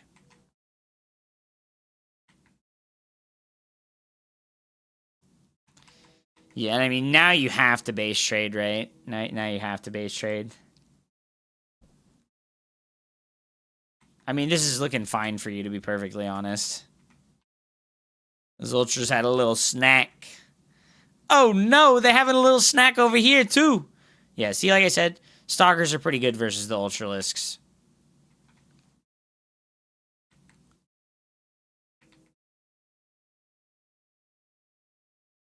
Oh, yeah, you're just like... Your army supply's too low. You've lost too much shit. Your macro early in the game was, like, really not good enough. The big supply blocks... I know you, like, lost the Nexus and lost Pylons, and that's why you supply blocked, but... Even still... Just need to, you know... It's gotta be better. It's gotta be better. Yeah, like, look at how much you lost compared to him. I think if you were just more confident in this earlier stage at, like, actually fighting his army... Like, right... Like I said, you overbuilt static defenses when you needed to be warping in, right? So, like, the couple of shield batteries are okay, right? One shield battery and 1 cannon here is okay. But, like, look at you warp in, and you still have warp gates that haven't been used, and then you build static defenses. So, like, just build units instead of static defenses always. Like... Don't ever build static defenses until all of your resources are exhausted on unit production. Like, this is fine. This is whatever. But then, like I said, you should have just fought his army, right? You should just fight his army over here. Like, your army supply is better than his because you have 1-1.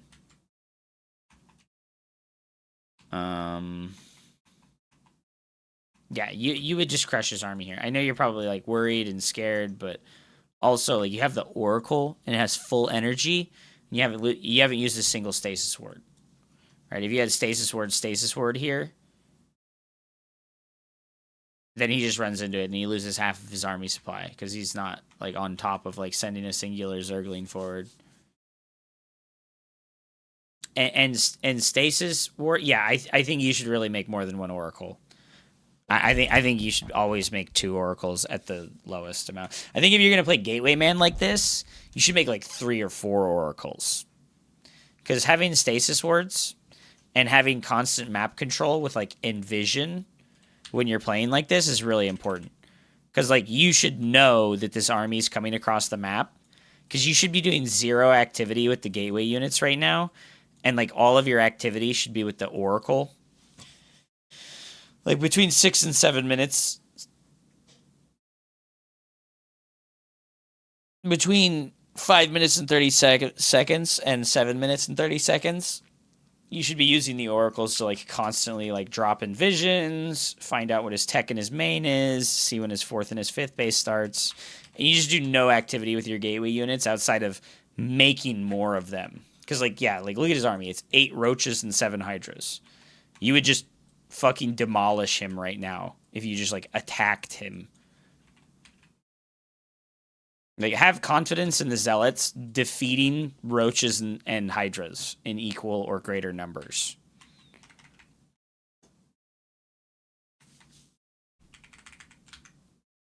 But yes, make multiple oracles. They're good. They're good. We're chilling today, White Shadow. We're doing the coaching day. Mallory has dropped a replay as well. Nice, nice, nice. The GOAT 3306 has left the Discord. No. I think that's Young Poke.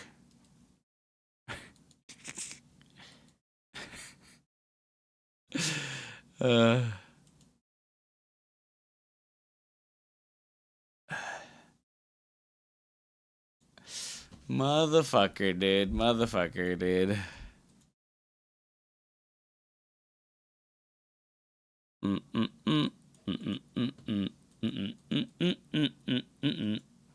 Okay.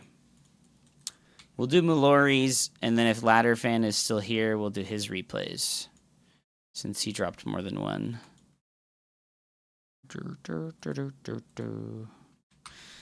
Fucking broken replays. Blizzard, why? Blizzard, why?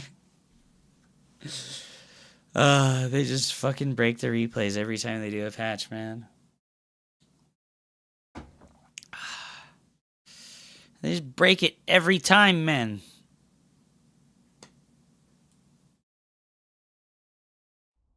Please connect. Thank you.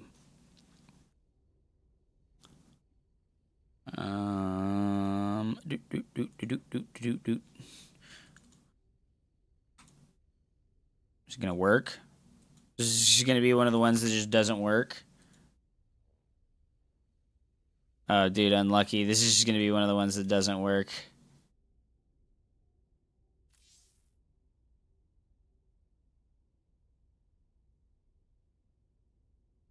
Yep, this is one of the ones that just doesn't work. Unlucky, Mallory. I'm sorry, bro. Are you using the replay fix? No. I don't even know where you... I don't even... Who made it? Where do I get it? Oh my god, Musti is fucking banned and blocked. I played it recently too, really. My fix for replays breaking. Vanilla replays will mostly work fine, especially otherwise you will need to already have the map and mod data downloaded. Okay. And downloading Hyper One's malware. I'm downloading Hyper One's malware, dude.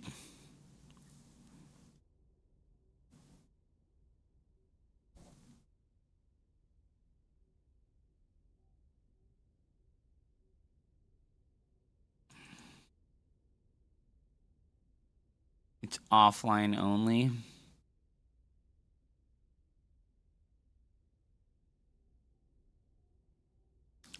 It's gonna get 3,000 karma. Damn, bro. Damn. That's pretty rough, dude. Like 2 days ago? Really? Why didn't it work then? I think that was like pre the patch. What if I switch? What if I log out?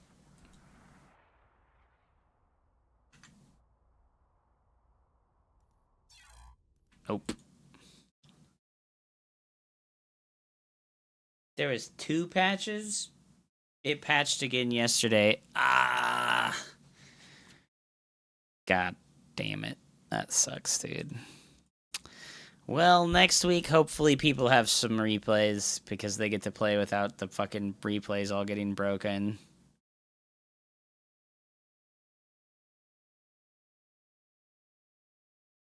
I had a replay yesterday, it broke those. You know, I was able to watch the replays from the Warty replay pack. Is there time for more? Yeah, I can do a couple more.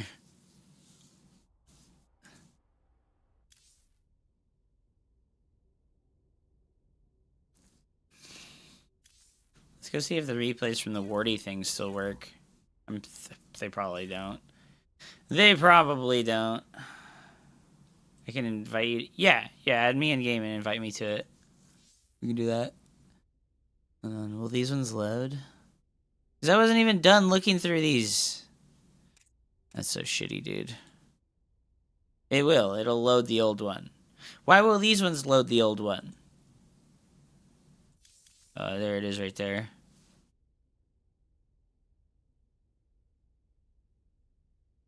Why do these old ones load, but the other ones don't? Just the ones from that one day won't work. Oh my god, that's so stupid. That's so stupid, bro.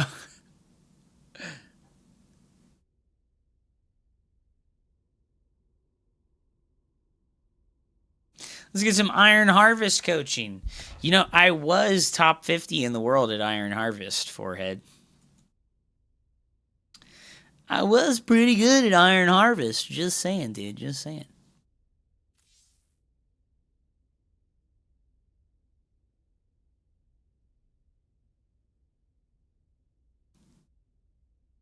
Rocker would still say the top 50 are bad. Well, that's okay, because he's not even 5,200 MMR right now. Ha ha ha ha ha ha. Ah ha ha ha ha ha. I don't even think he's in GM right now. He's top 50 in cholesterol. You know, that's probably right. That's probably right. Can you invite me, Mallory? Are you, like, offline? It shows you as offline.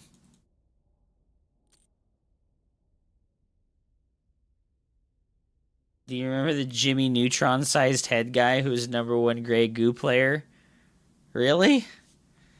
Is that real? You passed me? I didn't pass you. Oh, you mean on ladder? Dude, I don't remember that at all. Destiny actually played Grey Goo?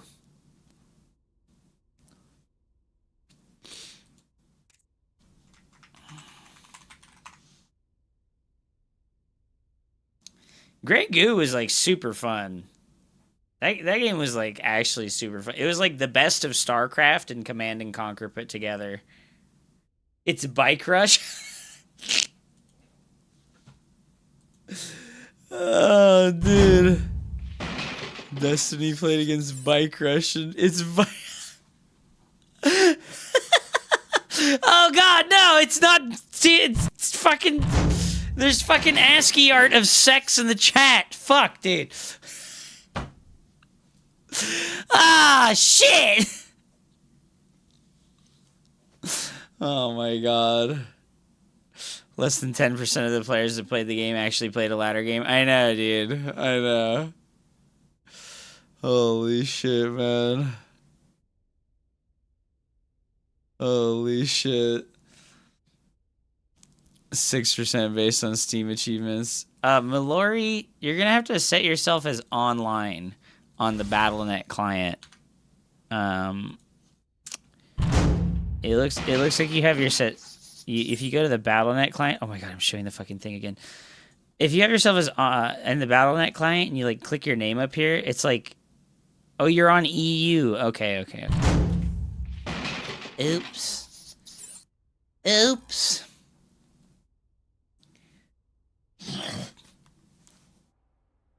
Fucking egghead ass looking fucking bike rush, dude. I'm gonna send him that. I'm gonna send Bike Rush that right now, dude. Holy shit, that's so funny.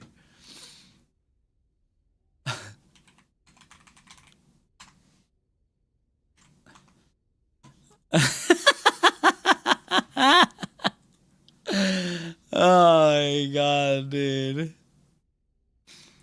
That's fucking hilarious, dude. How you gonna do Bike Rush like that?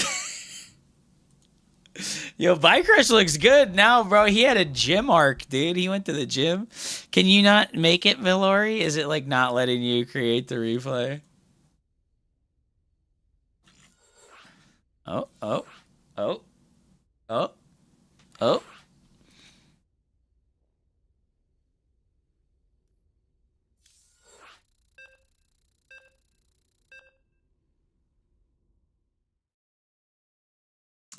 Why did it work here, but it didn't work when... Why wouldn't it let me open it on the fucking desktop? Okay, one second.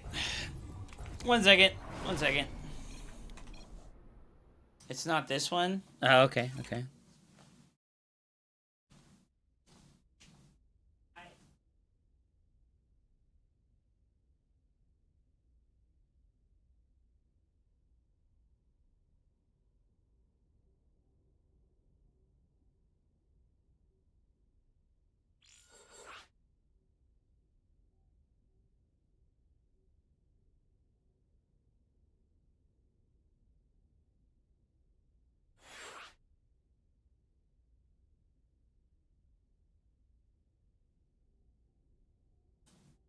I'm gone.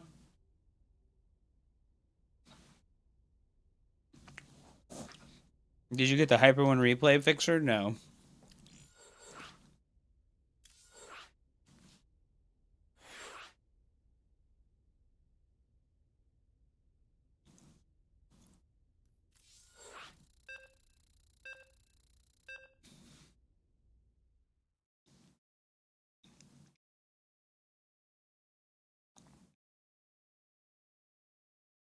How are you today, Avex?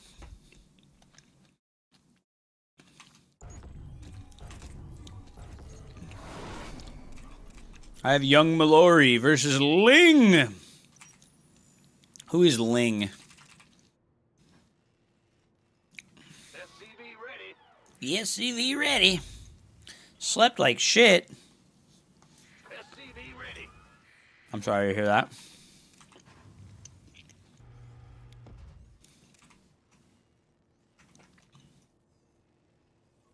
Did any of your maps make it to the finals? I haven't paid attention to the Team Liquid map contest. I'm gonna be real. I got 5 out of 5? Damn, okay. Poggers. I'm gonna just take full credit for this, for coaching you on your maps. You know, you remember when I coached you on map design like fucking 8 months ago? I'm taking full credit for this. It was all me.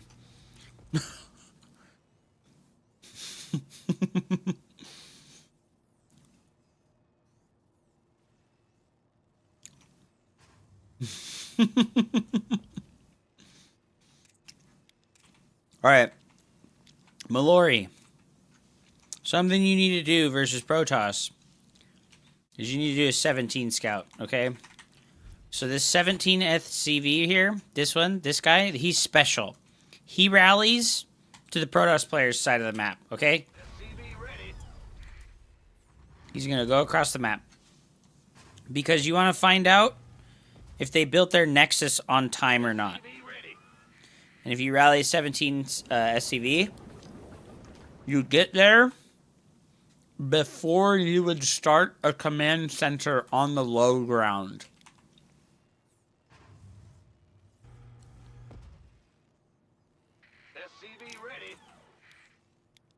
I've been strong-arming people about how Protoss should handle walls at the third. Alright, because you're going to build your command center on the low ground. And if it was a proxy gateway, or if he had, like, chrono boosted a zealot out, that fucks you up pretty bad.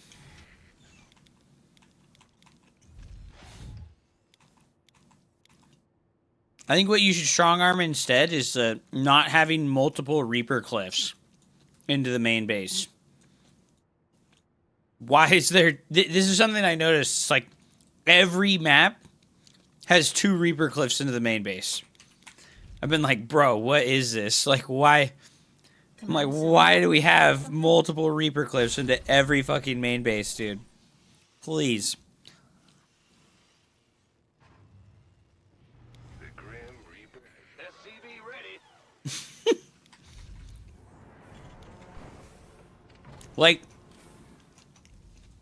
Like, okay, so this is like a map maker bias thing. This is a really hard cliff to use blink stalkers with. It's like really hard to like bunch your blink stalkers on this area and blink all of them into the main base. Right? Good job. Good job. It should be really difficult to blink all your stalkers onto the high ground. Okay?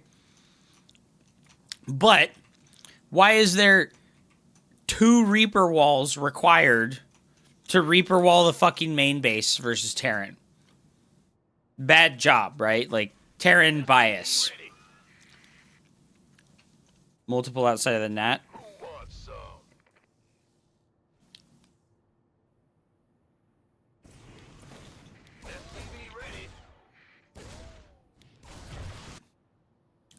And here's the other thing that's actually important. The reason why the Terran players bitch and moan about there only being 1 Reaper cliff is when you're able to, like, put a pylon back here, and then you put Gateway Cyber, and then the Reaper jumps up, right? And the Reaper can only see so far. So if your pylon's here, and you have it full walled, and the Reaper can't get in, you can build your tech building back here, and the Reaper can't see it. This is what the Terran players bitch and moan about. That is when they can't see your tech building. Alright? So if you make it so that they can see the tech building when they actually come up the Reaper cliff, that's what would make them not bitch and moan so hard.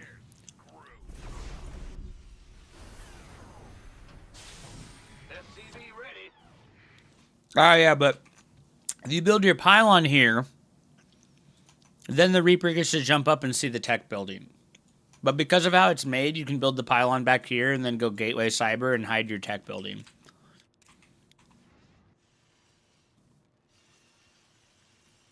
Add-on complete.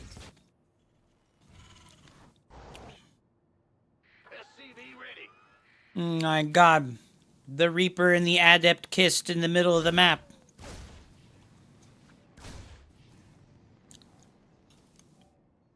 Command center upgrade complete. Into the main you go. Coward. Coward.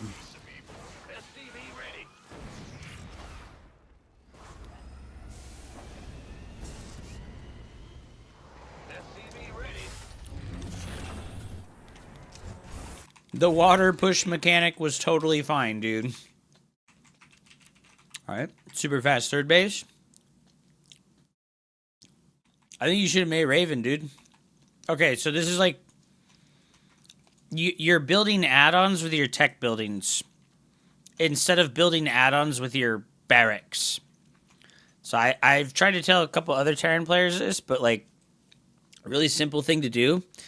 Don't make add-ons with your factory and your starport. Make units out of these buildings because they're your high-value units, and then make add-ons with your barracks instead. In my head, I want to be greedy. No, you want to do a timing attack versus Protoss.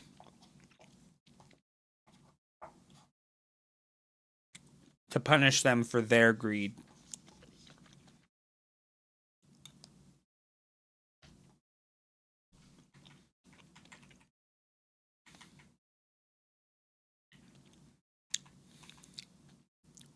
I actually think this map's really cool. But, yeah. I think the water push mechanic is just, like, not that interesting. Like, really, it's like too... It just cancels itself out, right? Like, you get a speed boost going this way, and then you get a speed reduction going this way. It just like, cancels itself out. Like, it's not, like... It's not, like, doing anything, you know? Like... Oh, now we're going slow. Well, what was the point of the speed boost if we have a slow, right? Like, I know. You could get the speed boost, and then you can cut, and then, you know, like, I don't know.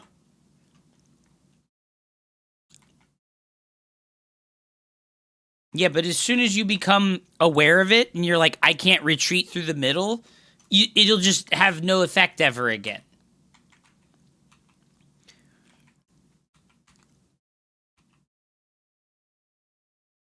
As soon as you know, you just, like, it'll have no effect ever again, right? Like...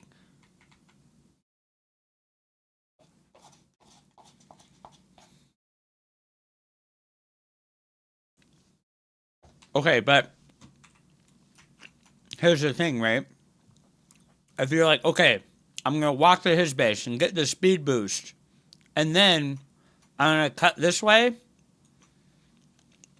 look at how much longer you have to walk. You have to walk, like, a shitload of extra distance. So you, like, get the speed boost, and then you have to, like, walk a super long extra distance to get to their natural, right? So it's like...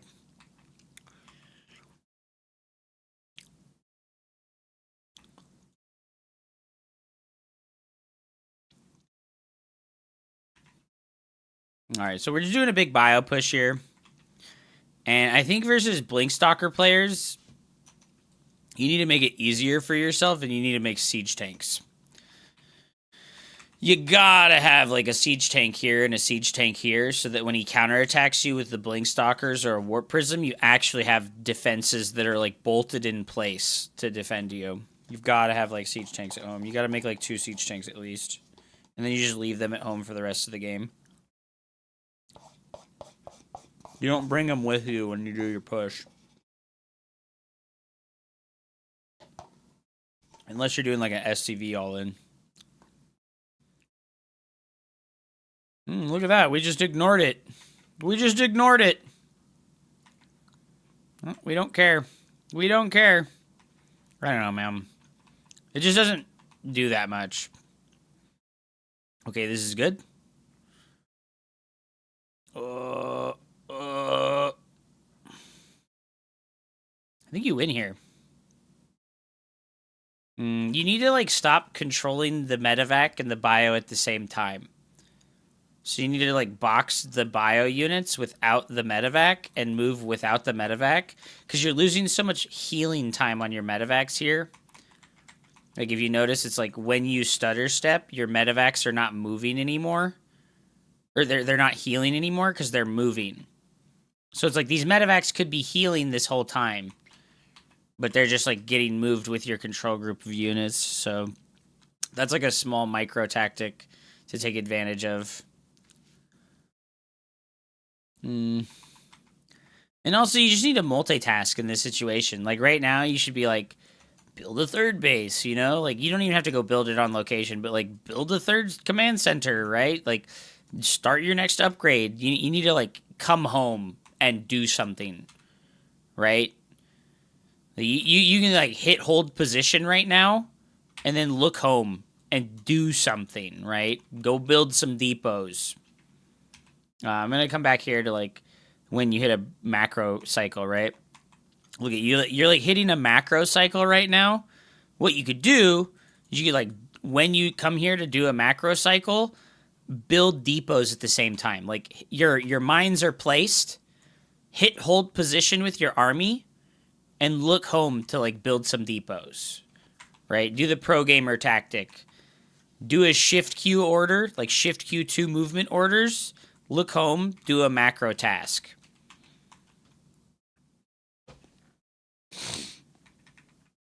because you're going to supply block for like a really long time here. And unfortunately, you have a lot of units queued up. Like, you have a lot of units queued up. Like, you have 10 Marauders queued, which is 1,000 minerals, which could be an extra command center and 5 extra barracks instead. So give yourself the opportunity to multitask and, like, trust in your units to, like, stay in the spot where you tell them to stay at when you hit hold position.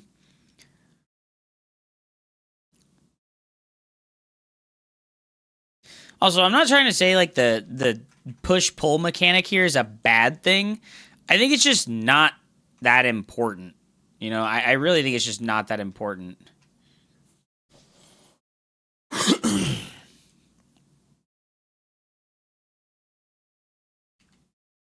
Yeah, like I said, you're just, like, too locked in, right? You're, like, too locked in on the micro. You haven't, like, built a depot in so long. You've been hard stuck at 126 supply for, like, 3 minutes. And then, like, you land mules, but, like, do one more thing. Right? Do one more thing. When you land the mules, build, like, 2 depots.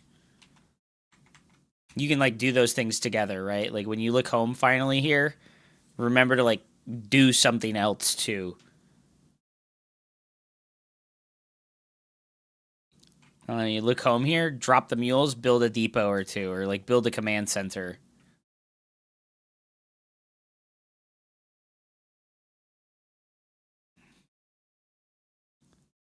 Run medevacs. Oh, no. Are you, like, losing this game? I feel like you're just winning, right? Yeah, he's super dead. Yeah, so if you're going to do, like, a parade push all-in 2-base style like this, you need to go to 5 barracks instead of just 3. Because 5 is the amount of barracks that you can, like, build out of. You lose this game? There's no way. 5 is the amount of barracks that you can build out of consistently with 2-base production. Oh, God. Oh, no. Oh, no. 1,500 resources floating, dude. Still no supply depot, brother.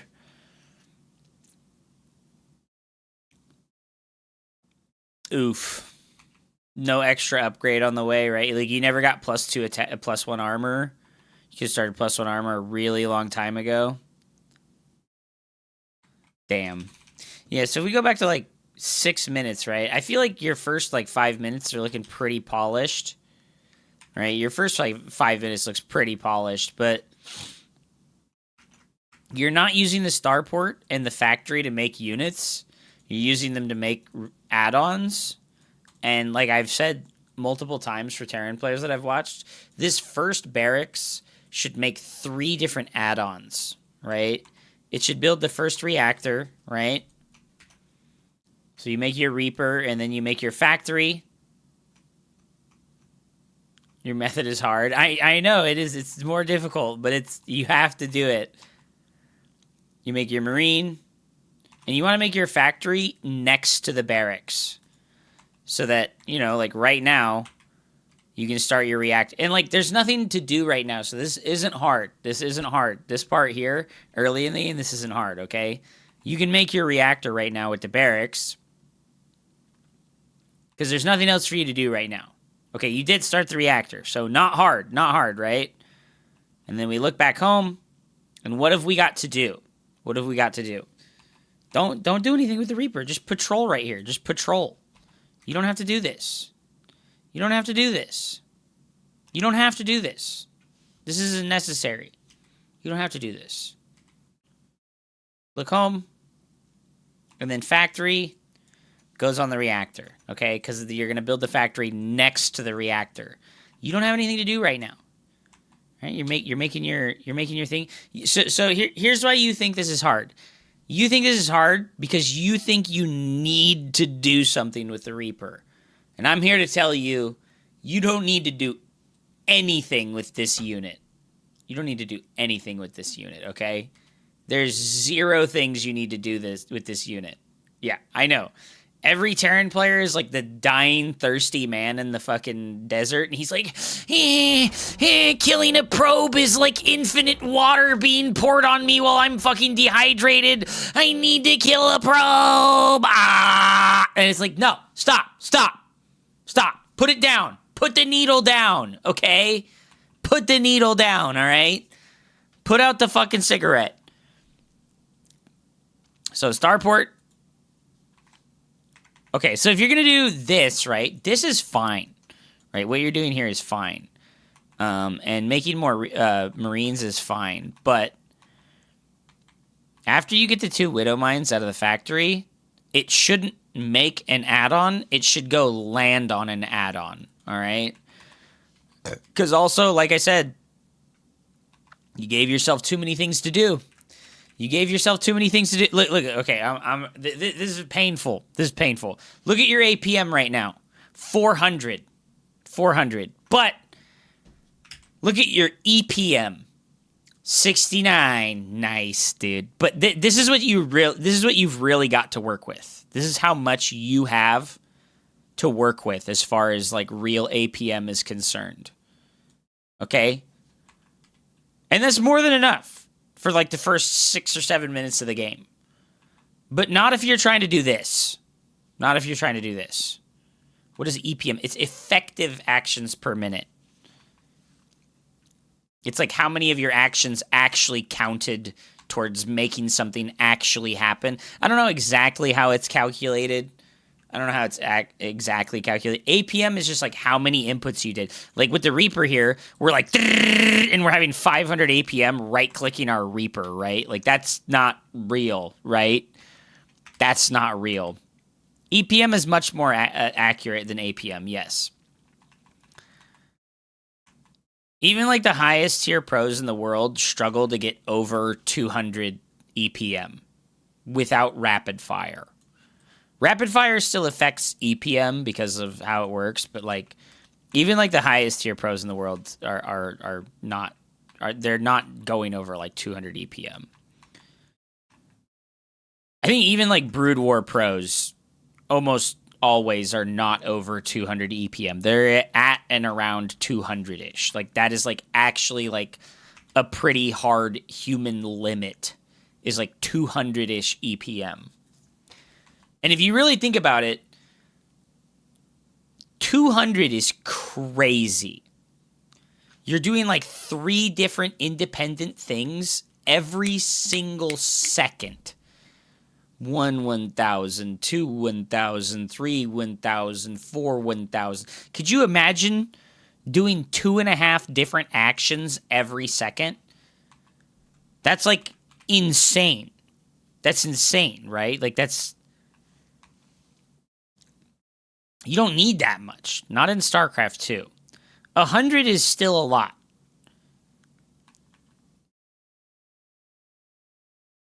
A 100 is a lot more than people think it is. So yeah, like I said, like you need to like. It's like tough, but like this thing you do with the starport and the factory is like important, okay? Because it like sets you up to defend better and to attack. Yeah, Cyril has like 210 to 250, but he also uses rapid fire. So good to remember, right? Also, Mallory, like I said, look at your EPM right now. It's nothing, right? You're just like switching back and forth between the command center and the barracks. Do something useful with your EPM. Practice accuracy. Like you have the command center here. Are you using camera locations? You should be, right? So when you build an SCV, and then go click, click, click. And then camera locate to your natural and go click, click, click. And then camera locate back to your main and go click, click, click. And then camera locate back to your natural and go click, click, click. And then camera locate back to your main and go click, click, click. Practice your accuracy. Look at your barracks and go click, click, click. Look at your base over here and go click, click, click. Right? Don't just do this. This is pointless. What does this do? How does this help you? Think about it. What does this do and how does it help you? If you do camera locate box, camera locate box, camera locate box, camera locate box, and this is important, don't always do it from the same direction. This is like a habit that people are like very unconscious about. And I don't remember who told me about this, but it's like 80 or 90% of people, they box from top left to bottom right. This is how they box. Like 99% of their boxing is this. They go top left to bottom right, top left to bottom right, top left to bottom right. And I think that if you practice doing other directions when you box, it will help you so much. It will help you so much. Practice boxing in different directions. So camera locate and go from bottom right to top left. Camera locate and go from bottom left to top right. Camera locate and go from top right to bottom left. Practice doing it in different directions and practice doing it with your camera locations.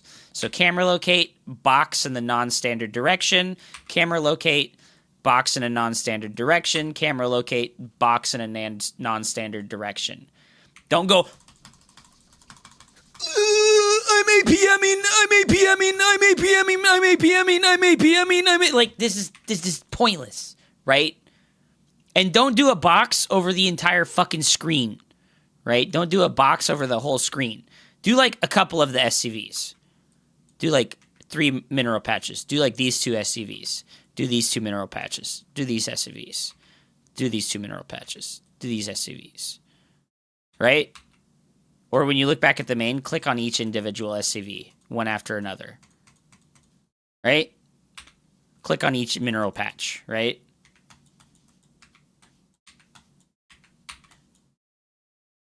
Practice clicks are important. Yeah. Like if you've got the command center selected, look down here in the natural and click each one of these mineral patches. Like right click to get the rally point. And if you miss, guess what? Your accuracy sucks. Come back to the main, let the SCV finish, and then do it again. Okay? Anyways, let me go ahead and you can just watch here, and I'll show you one more time how it is that I do the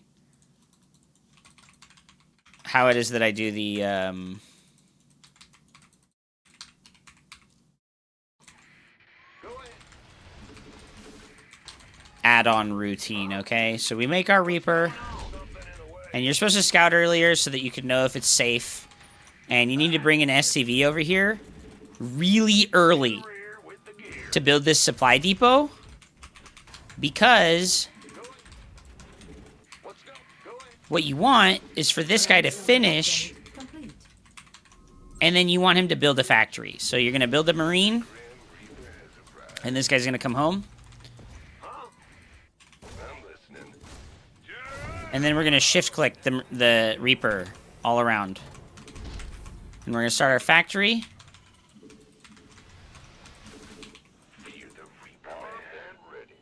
And then we're going to make our reactor, okay? This guy's going to come back, and he's going to build our bunker now. Okay? And this guy's going to make our gas geyser. And then we're going to come in here, and we're going to sit here, and if we get shot, we don't go up. If we do get shot, we run away. Okay? But otherwise, we come up here. And we try to check. And we go, oh, okay, leaving. Don't look again, okay? Don't look again. Fill your gas geyser up. Add-on complete. Lift. Go build a tech lab. I don't have anything else to do right now. Insufficient vestment. I don't have anything else to do right now. Starport. Insufficient Hellions. gas. Right? Now I can go build. I can go play with my Reaper.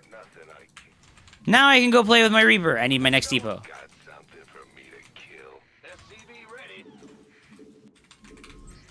Add-on not enough energy.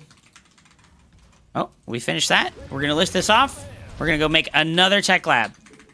I can build Hellions again. Command center upgrade complete.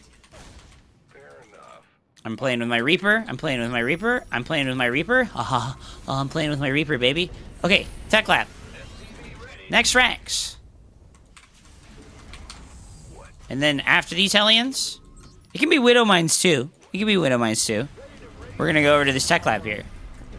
And this guy's gonna go back onto the reactor, and this guy's gonna make a third tech lab. Well, we make a Raven. Okay? And then this guy's gonna make a tank. Vespene gas.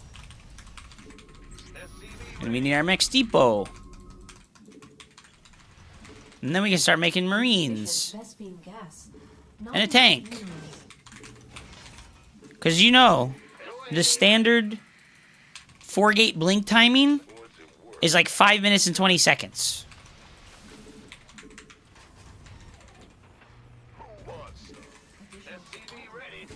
We need our next depot.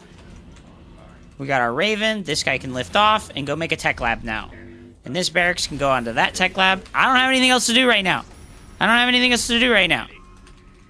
Right? We can control this if we want. Once this stuff is done. Additional insufficient Vespene gas.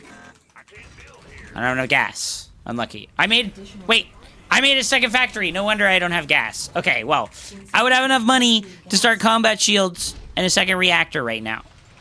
Right? And then we can start walling here. And then we could get stim. That was supposed to be a Rax, yes. That's what I was like, man, why don't I have gas right now? And then we just only make Marines. We only make Marines. And we can make our eBay block. Our eBay.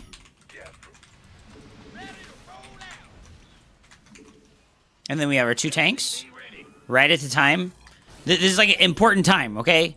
This is when the Blink Stalker aggression happens. And you need to have 2 siege tanks. Because what are they going to do? They're going to blink. They're going to blunk, dude. They're going to fucking blunk you. And if 10 stalkers blunk on this tank, and you don't have a second tank to do shots, to do back shots on those stalkers, you're going to lose the game. It's over, okay? It's just going to be super over.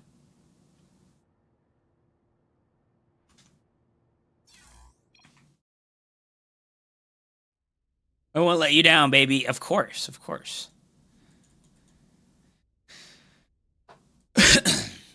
Of course, of course.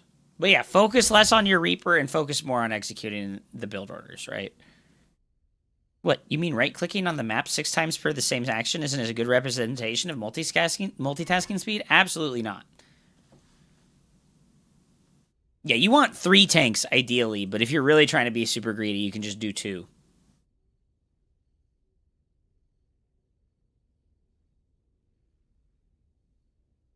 Because 3 is like, you have 1 in your natural, you have 1 on the ramp, and then you have 1 in the main, and it's like all 3 of them cover each other. And then when you go take your third base, you just go move all of them to the third base so that you can protect it from like zealot run-bys and stuff. What's up, Exquisite? Welcome back. There is an arcade game on... There is an arcade game on EU that is not on NA for some reason, and it's this one right here. Made by Xcrypt. Multitasking Practice Legacy of the Void. I think this is by far the hardest one. I think this is like by far the hardest multitasking game. Also, it's really hard because I have 180 ping on EU. And I'll show you why it's hard. It's because of the worker micro. There's like a little platform in the top of the map where you have to micro a worker nonstop. And it's very small. And they don't let you shift queue or orders. So I put it on normal mode. So we're on normal and we can shift click that. And now we have to control this drone. And we can't go over a certain amount of... We can't go over a certain amount of minerals. And if we get hit one time, we lose the drone. If we get hit one time, we lose the drone. And then we have these things. And we have to go pick up cows.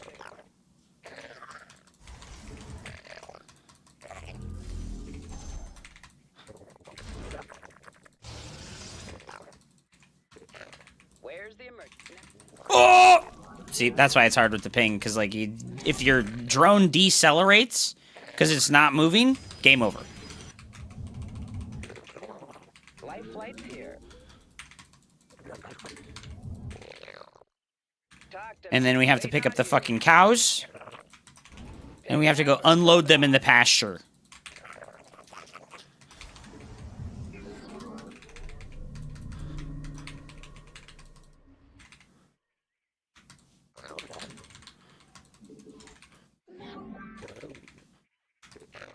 Now what? Let's go. And then you only have so many lives. Ready for pickup? Where's the emergency? Talk to me. And then this has you practicing object permanence on the minimap. Because you have to, like, remember the individual controls here for the medevacs that are on the minimap, looking for cows. Oh, keep moving. Life flight. Now what?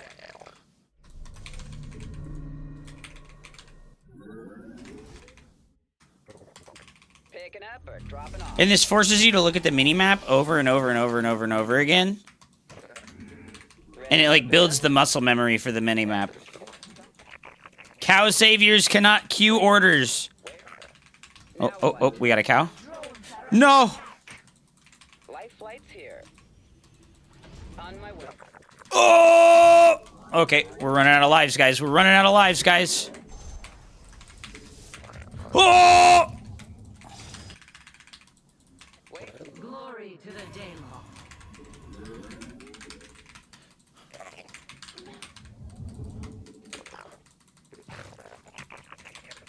It's tough, dude.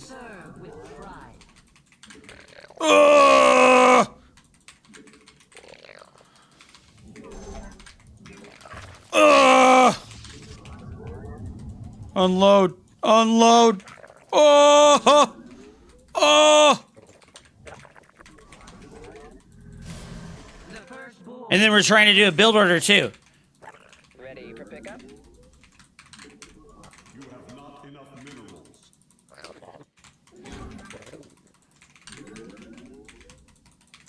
I think this is by far the hardest of all the multitasking trainers, and probably the most realistic one. Now what? Picking up. What is this? Fire shall be No!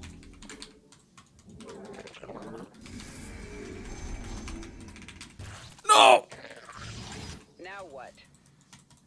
Well, hallelujah.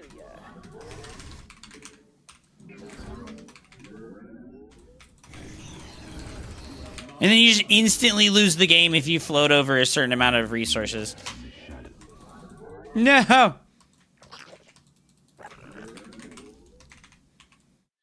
Talk to me.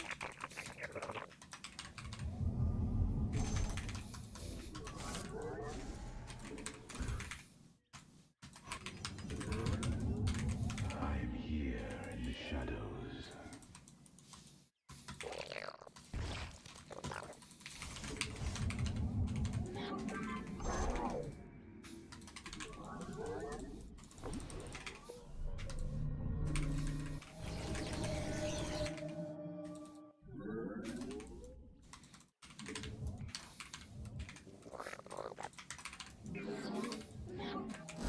You must place that in a... You must construct additional... I am here in the shadows. No! Research complete.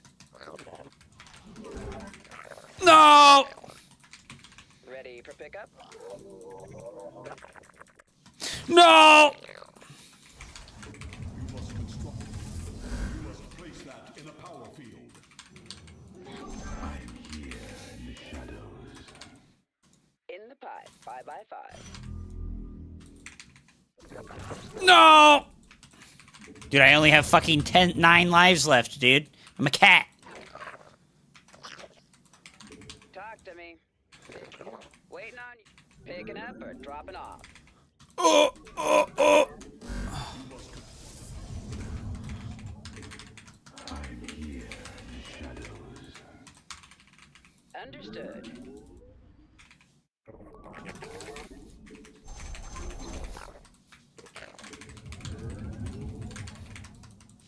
Oh! Life flight's here. Waiting on you. Oh!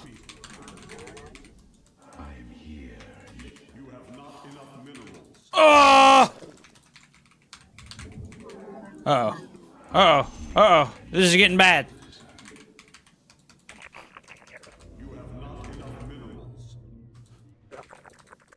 No! And like I said, it's really hard to do this because of the deceleration of the probe, or the drone. Like, if you stop moving the drone, you just, like, lose instantly.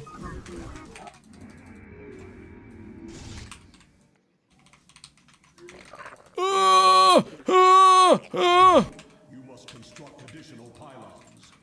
You must construct additional pylons. No!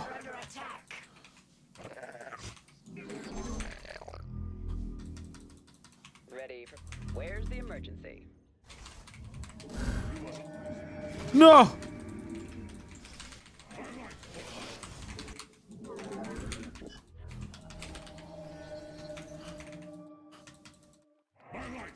Can the drone attack the SCV? Absolutely not.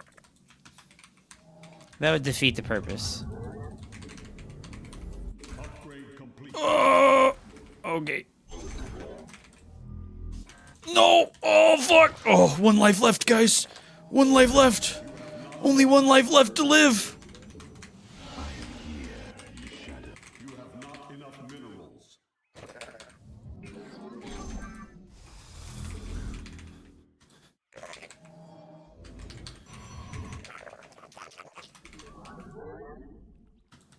Talk to me. Where'd the cows? No! 1 life. 1 life left to live, boys. Oh, oh, I didn't hockey it. Oh!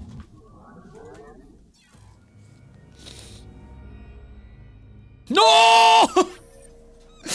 No! Ugh.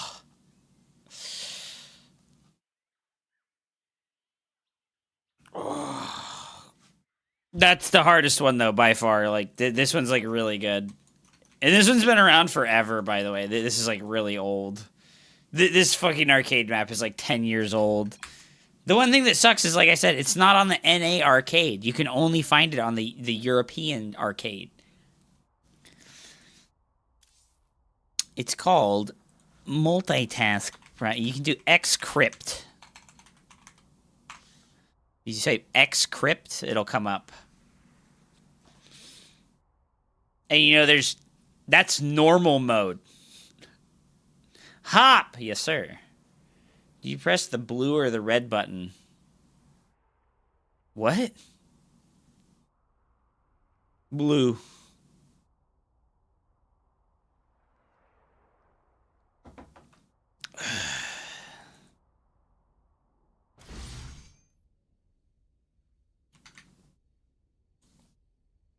That one's fucking hard, though.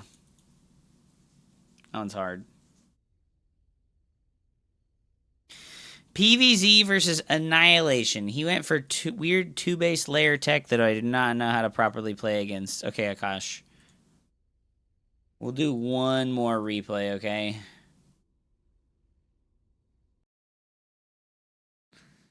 If more than 50% of people press the blue button, everyone survives. If less than 50% of the people who press the blue button, only people who press the red button survive. It's just a prisoner's dilemma. Everybody press the blue button. What are we doing? Everybody should live. What do the people gain by pressing the red button? Nothing? They survive if, like, everybody else decides that they want to press the fucking idiots.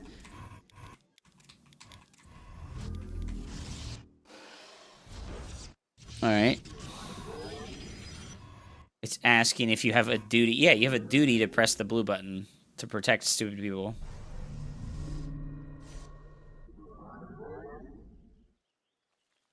Well, I don't think anybody stupid would press the red button. Even a stupid person would press the blue button. In my opinion, in my experience, stupid people have, like, way more empathy than than smart people. So, like, stupid people would be way more likely to press the blue button than the red button. Because a stupid person would be like, well, if I press the red button, I kill people. But a smart person would be like, oh, if I hedge my bet.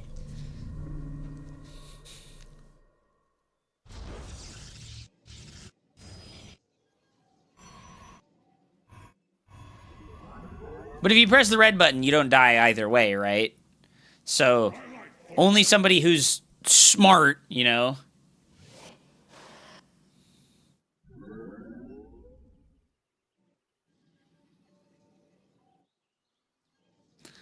Okay, this is fine. We're going for the Stargate. You need to leave your probe scout on the map, Kosh. You really need to leave this probe scout on the map. And you need to, like, check the third base timing. You can't trust everybody to press the right. Well, you just have to have, like... It's not about trusting everybody. It's that you have to trust yourself, you know? You have to, like, trust yourself.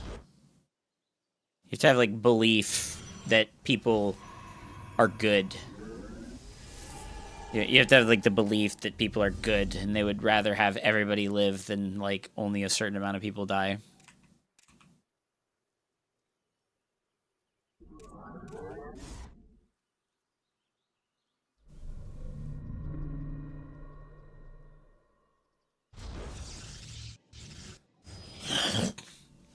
I didn't even know what the question was when you asked me blue or red.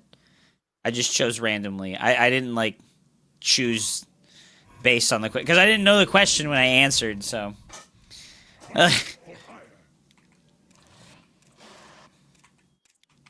honestly, like, the game theory optimal thing, like, everyone should press red. But I think that most people are stupid. So I think most people would press blue. Because they don't realize that there's a 0% chance of anyone dying if you just press red. So everyone should press red because no one would die.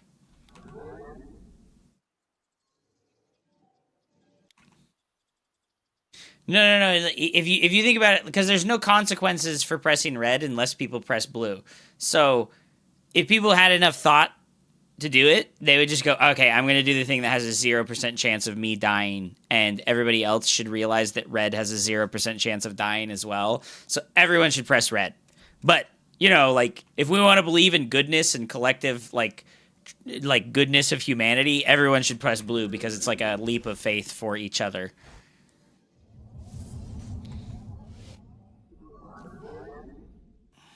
Well, no one should be dying because everyone should be pressing red. Because if everyone pressed red, nobody dies. But if 50% of people, if 49% of people choose blue, those people all die. Right?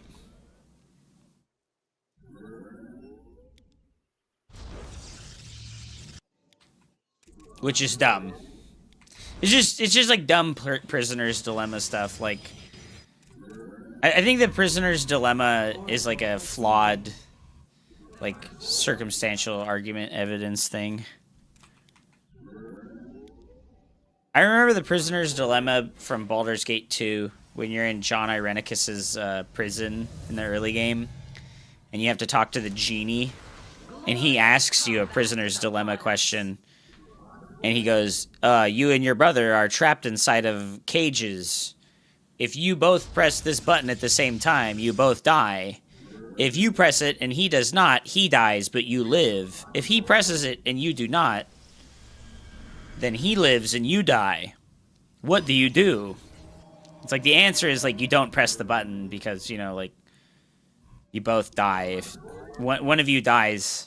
When does this happen? It's literally in the very beginning of the game when you talk to the genie that you unleash it right after getting out of the thing. You, like, walk through that hallway where there's all the traps and the dead shadow thieves, and there's, like, the room with all the crystals in it, and there's an ogre magi. No, there's just a genie. There's a djinn. And then you talk to the Jinn, and like based on how you answer, he does different things. Like he spawns Gibberlings if you're a coward, and he spawns an Ogre Magi if you're not a coward. Yeah, I mean, you just didn't scout, Akash. Like, this is like a common theme. Why aren't you scouting with your Oracle, bro? This is another part of why you need to make more than one Oracle. Is because you're afraid to send your one Oracle across the map right now. That's why you're not doing this. You're afraid to send your one Oracle across the map because it's your only defense. So make 2. That way, one can go across the map and one can stay at home. Because, like, you're just not scouting. Like, how are you supposed to deal with this stuff if you don't go look? This is like a boulder is rolling towards you, and you're like, how do I get out of the way of the thing rolling towards me? I don't know where it's coming from. And it's like, open your eyes! Like, open your eyes!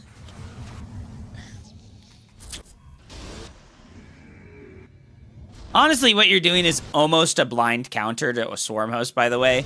Mass expanding is like a good counter to Swarm Hosts.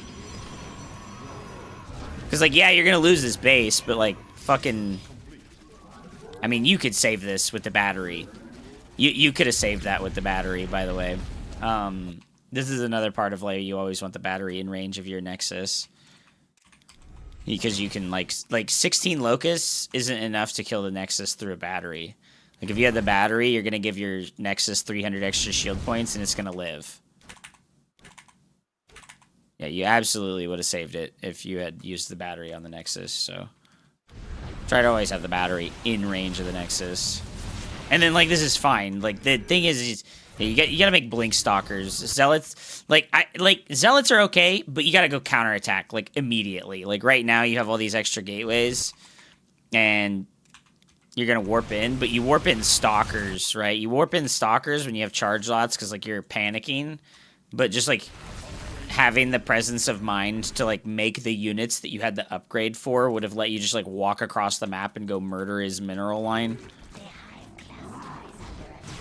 Just remake your Nexus. It's fine. Just be Nomad Protoss. Like, the cooldown of a Swarm Host is, like... the length of time that it takes a Nexus to build. Like, yeah, so this is fine. The counterattack's good.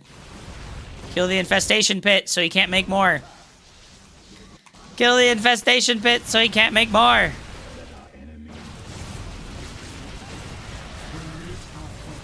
Okay, getting trapped by the drones is pretty painful. Getting trapped by the drones is pretty painful. Oh, man. You just gotta go scout, man. To make 2 oracles.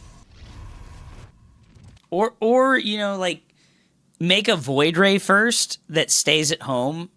Or make an oracle that goes across the map. Like, either or, you know. Like, you gotta send the Stargate unit across the map. And then, like, the second Stargate unit that you make is the one that secures your 3rd base. Well, you're cooked, dude. You're fucking cooked, bud.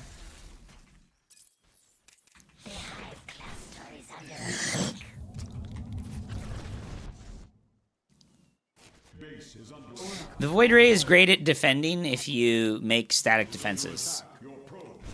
Oh, fuck, dude. Oh, fuck, dude. Voodoo Jester. Thank you so much for the sub, dude. Guys, I need your help. I desperately need your help. Last month, we hit the Plus partnership goal.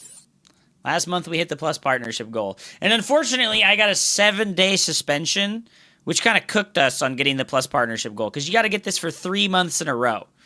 If you can afford a tier 1 sub right now, please help me. Please help me. This is like massive for me, okay? I wanted you to watch this after the game. Oh, God. What is this? What is this? Hey, bro, yeah, welcome to the baseball stream. It's time. Get hype. It's the baseball stream. I've been talking about this for a long time. You know the stream where I shove a baseball up my ass. Hey, guys. Oops, wrong link. What?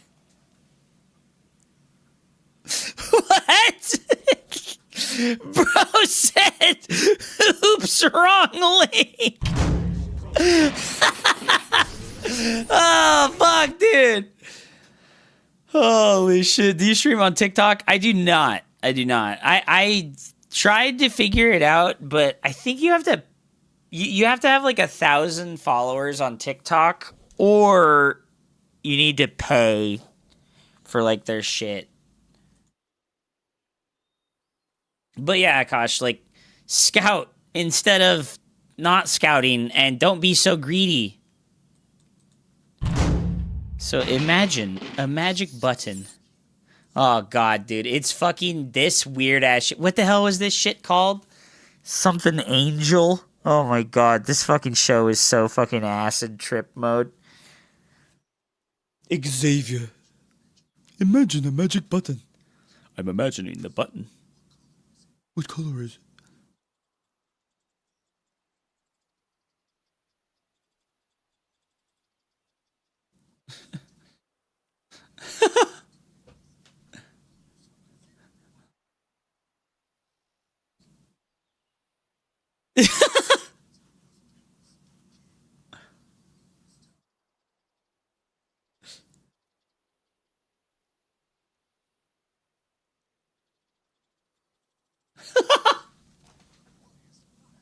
Listen, there's a buttons. It was pills. Don't care. It was I'm pill. out for me Don't this care. time. What I'm out color for is the me this button? time. Ugh, fine. It's Ugh, red. fine. I pressed the button. You don't even know what it does yet. And I pulled the trolley lever. There's no lever bias for action. Just listen. There's a button that lets you save 10 to the 100th power shrimp, but it kills one random person. Would you press it? What flavor are the shrimp? What flavor are the shrimp? You know, garlic, Old Bay, Korean barbecue. You're saving the shrimp, not eating them. Saving them for what? For nothing. Saving them for they get what? to live their lives. What? Just doing shrimp stuff? Yeah. How long do shrimp live? It depends on the species. 1 to 2 years, and then what happens? They die. That seems like a waste. How is that a waste? They get to live full lives. Weren't you just telling me last week that bees live in perpetual agony and we should commit insect omnicide to free from the suffering of the flesh?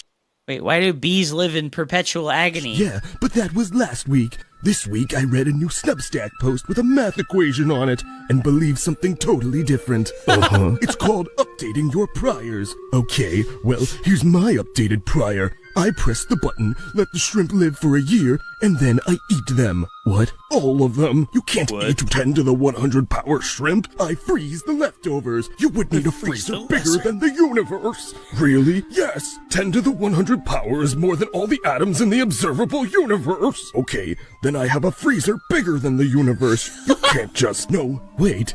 3 freezers, 1 for each flavor. One you for can't each just flavor. make up 3 freezers. Why not? It's a hypothetical. Yeah, I hypothetically have 3 big-ass freezers. The point, if you get to throw out a big-ass number of shrimp, I get to have some big-ass freezers. Maytag freezers. The point of the hypothetical, I've always been a Maytag man. The point of the hypothetical is to interrogate our moral intuitions. Yeah, well, the only thing I want to interrogate right now is a Red Lobster menu. I don't think you're engaging with this in good faith. Wait.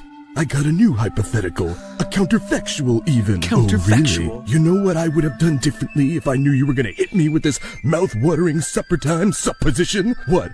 I would have had breakfast this morning. Fuck you. Fuck you. Oh my god. Oh, so imagine a magic button. I'm imagining the button. What color is Only it? button. Oh my god, bro. Holy Okay. shit, dude. 58 to 42. Wait, did more people press the red button?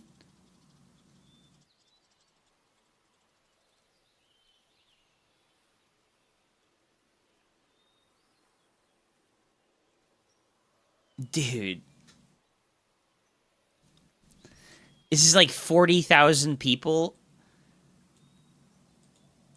that are sociopaths.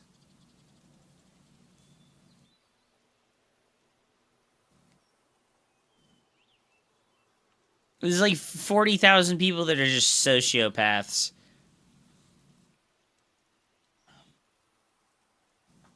You press red for survival. I press red to call the blue pressers. Holy shit, dude.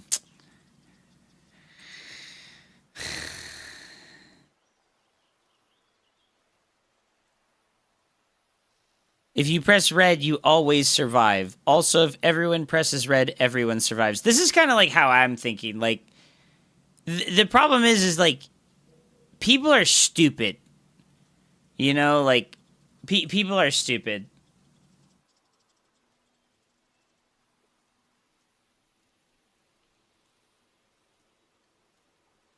This is barely real. I know, I know.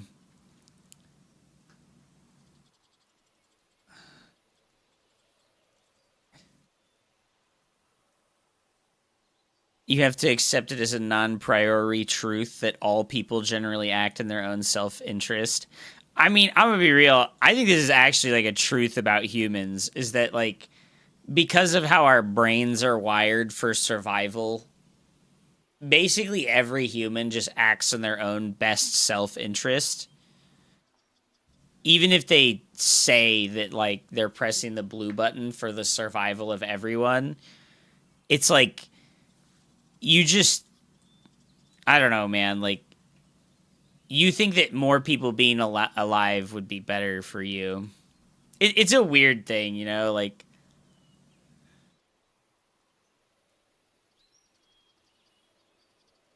it's been going on since the Greeks, yeah.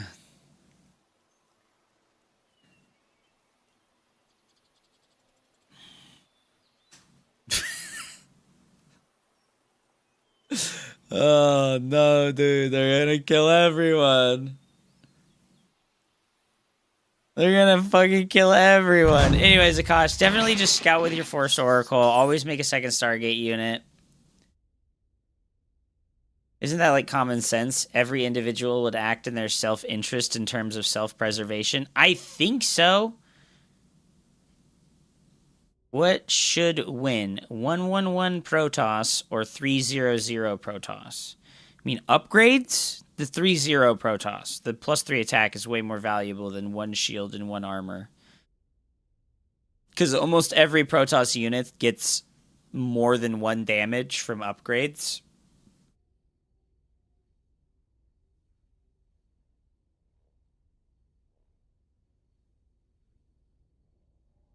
He would not be saving cats from house pressure. Well, the humans are crazy, dude. Humans are crazy. They don't act logically and they don't think real.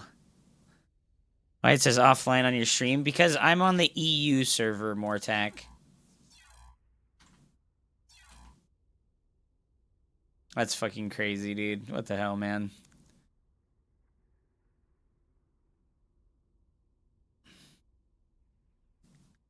That's fucking crazy, dude.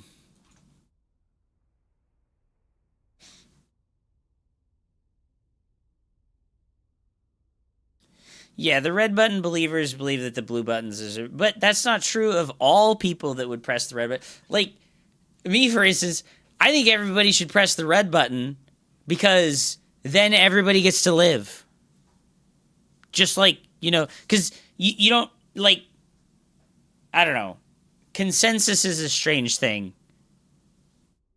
Why not just press the blue button? Because what if 50% of people... because then there's the chance for non-cooperation. If everyone presses the red button, nobody dies. If 51% of people press the red button, 49% of people all die. So it's like, everyone should press the red button because then everyone lives with 100% certainty. But if you press the blue button, there's a chance that you and everyone else who pressed the blue button dies. Yeah, the idea is that if you really wanted to live, everyone would press the red button. Because there's 0 chance of dying if you press the red button.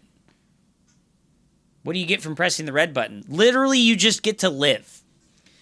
If you press the blue button, and 50% of all people press the blue button, everyone lives. But if 50% or more of people press the red button, all the people who press the blue button died. So it's not like game theory optimal. It's like the safest option would be pressing the red button because, you know, like everyone should press the red button, you know? Choosing to believe that like everybody would pick the blue option is like admirable, but also dangerous. Yeah, I think like 90% of people in reality would press the red button. But when it's a hypothetical, people are like removed from it. But I think in the stress of the moment, like, oh, if I press that blue button, then I have a chance of dying. But if I press that red button, there's 0 chance of me dying, you know? No, the hypothetical is that you can't tell other people that you have the button, you know?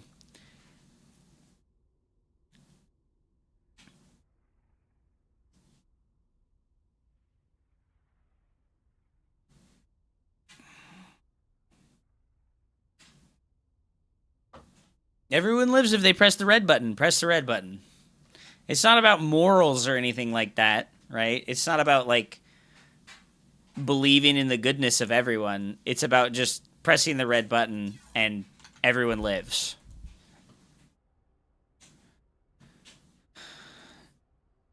Did that guy, Cannon Rusher, send you a replay of him versus me? I don't know, Voodoo Jester. Did he? Would you care to critique my gameplay? Yes, sir. But first we're going to do more tack.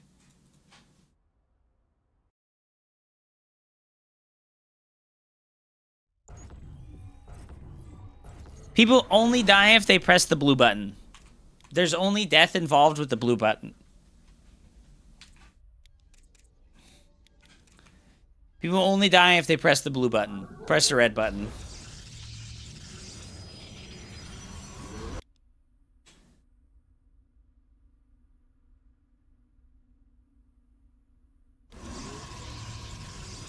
I'm live right now. What, like on Twitch?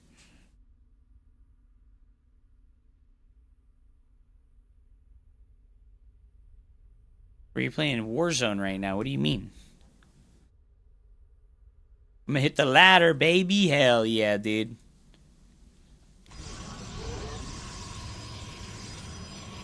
What is your position on suicide? Is it justified in any situation?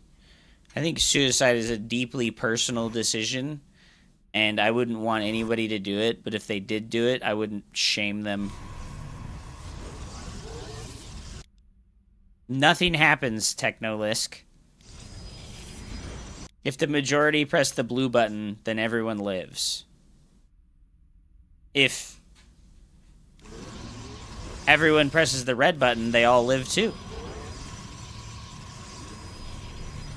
I'm not like, oh man, we should cull all of the people who press the blue button because they're stupid and naive and believe in, like, goodness. It's like, no, like, just be smart, press the red button, everybody lives. The prisoner dilemma is the blue. The blue button is the prisoner dilemma. It's like the opposite, you know? Like, the blue button is like the one that, like, causes your brother to die.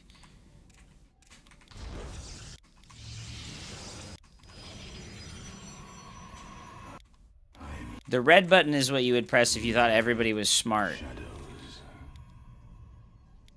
Unfortunately, it's like Akash said, where it's like, do you believe in, like, burdening yourself with, like, stupid people or, like, less than capable people? Alright, Mortak, what are we doing here versus this poor Terran player? He's proxy maraudering us. Oh no, we're walking our stalkers across. So, Mortak, you need to probe scout when you build your pylon. Even if it's just really simple and you send your probe scout across the map, then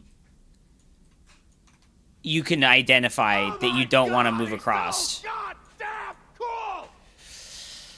Everyone has to press red for no one to die. Only a majority has to press blue for no one to die. Oh my god, he's so goddamn Oh my god, Morlazon is so goddamn cool. Morlson gifted a tier 1 sub to Terranit_. Thank you so much, my man. It's much harder to convince everyone to press red. Well, Morlson you're right, gifted a tier 1 but... sub to Crabfisher_. Crabfisher, dude. Who are these people? Oh, this is scary.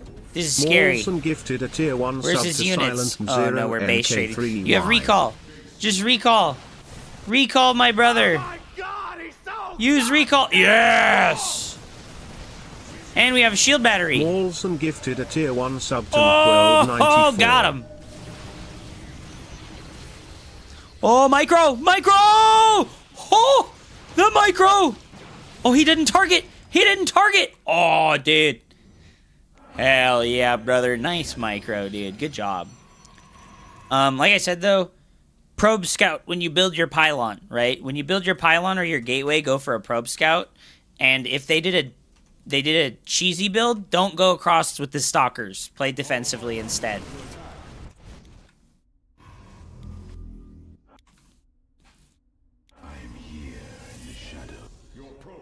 Why are you guys asking me these philosophical questions? What is going on here? What do you think about suicide? Justified in a situation. What do you think about genociding the entire race if you press the red button versus pressing the blue button and saving everybody? What do you... What the hell, bro? I don't know. I would press the blue button because I just believe that, unfortunately, many humans lack survival instincts, and they would press the blue button because they believe that, you know, like, people would not want to kill everybody, so they would press blue, but instead, you know, like, you could just all press the red button and nobody would die too. Like,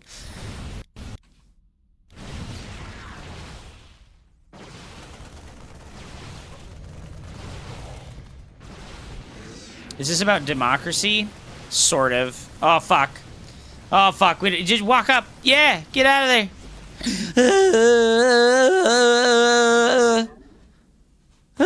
We don't have blink. The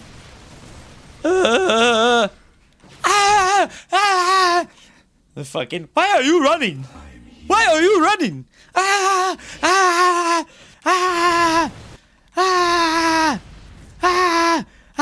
The Terran plays, why are you running? You're like,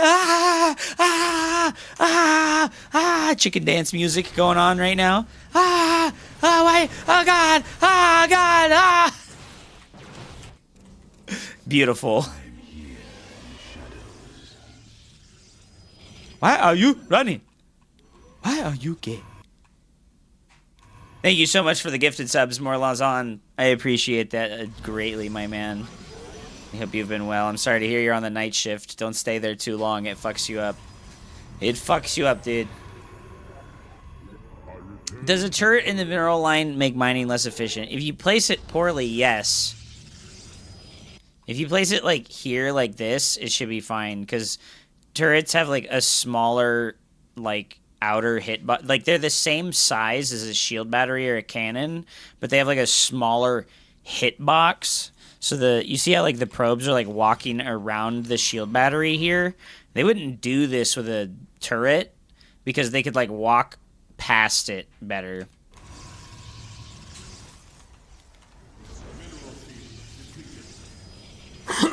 This is good. This is good. More tech.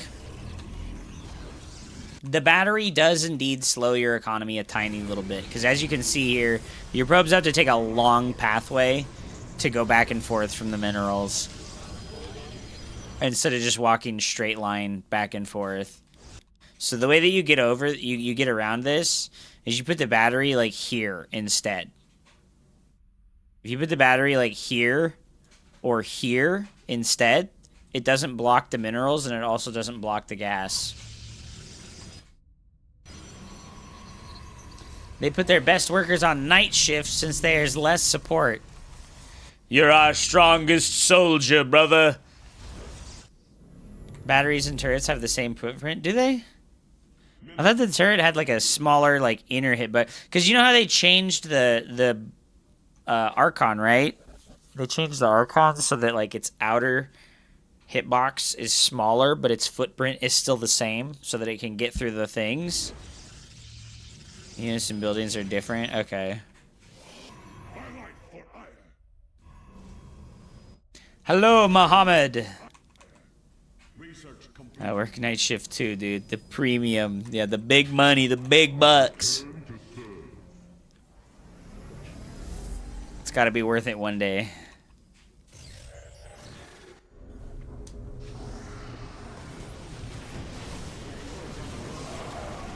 Dude, use a force field. Oh, why did we do the Dorito Dustin strategy and just look away from our fight? Bro, get him. Avenger has been defeated. Good job. Remember to pylon scout. Send your probe across the map. See if he's building his shit in his base. Go home. Make a decision about whether or not you should move across the map or not. Very nice. Advice for a Protoss defending early Oracle attacks on the mineral line. You need 3 gateway units. You need 2 stalkers and a sentry, or 3 stalkers to keep an Oracle from killing your probes. Don't build a shield battery. Have units there instead. And then build a cannon later when you have all your production. Because if you build the shield battery, it defends you against the direct attack of the Oracle. But it doesn't defend you versus the... Excuse me. It doesn't defend you against the Stasis Ward. And it also doesn't defend you when there's 2 Oracles, right? Because when there's 2 Oracles, they can kill the probes through a shield battery because they instantly killed. Yes, you want 3 units in each mineral line. Look away if the fight is going poorly! It's a fucking... That's a lot of zealots. I can't look. I need to go make some depots or something.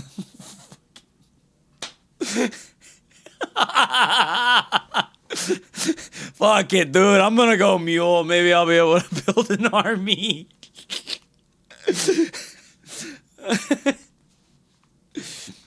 Oh my god. I used to close my eyes when I ate wake up TPs. It made me upset. That's fucking crazy, bro. Holy shit.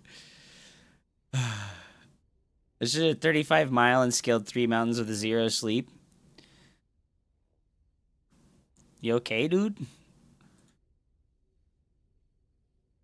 I took an hour-and-a-half walk yesterday, and I took an hour walk the day before, and my hip joints hurt. Am I cooked? Am I too old? Yeah, of course, dude. That was good, Mortak. That was good.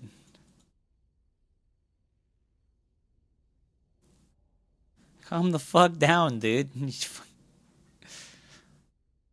I must look crazy. Oh, look away, dude. You know what was so good about Ultra Street Fighter 4 is like people would wake up DP you and then they would get Oki on you. That was like so fucking sick, dude. That was so sick. Yeah. Okay, so like I said, I'm pretty sure the footprint is the same, but the model is different sized. So, like, probes and SCVs will walk around the absolute edge of the shield battery, but they will walk into the footprint because the hitbox of the turret is smaller, right? Am I just tripping? There's no such thing as a hitbox? What did they do with the Archon, then, that made it able to move through smaller spaces? Isn't there, like, 2 different values for this? I thought there was, like, 2 different values.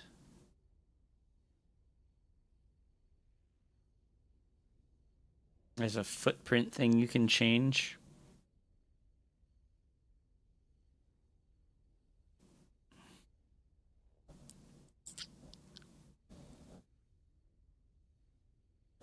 Well, I thought that the buildings had a collision radius as well.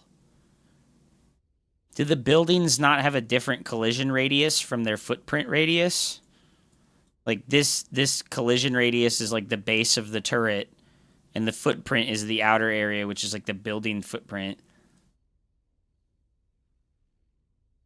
And then like this is like a way bigger building radius. The footprint is the pathing check? Okay. So it's like the same then.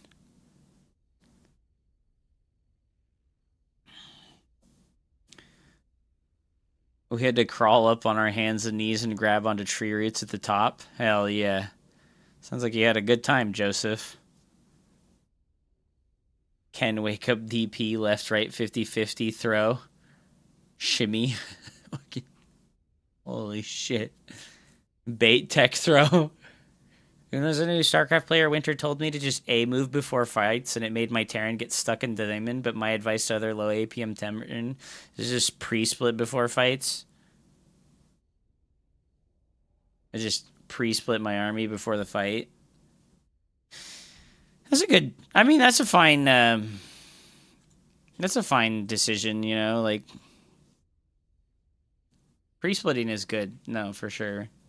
Pre-splitting is better for Zerg than it is for Protoss or Terran, but it's really important for all three.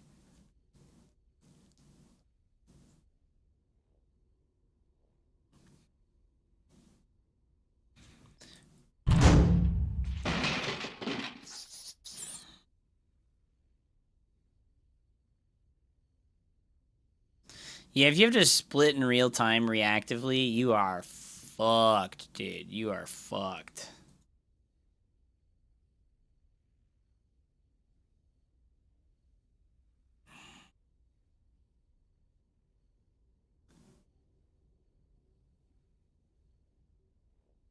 Yeah, because if you're splitting, you're losing a lot of DPS, right? You're losing a lot of DPS if you split.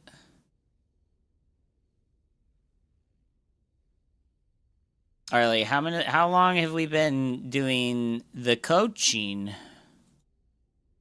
How long have we been doing the coaching? Am I done, guys? Let's do a cautious last replay version. Oh, wait, we already watched that. Never mind. I think we're done with the coaching, chat. I think we're done with the coaching. We've been on for 5 hours now, so we're good.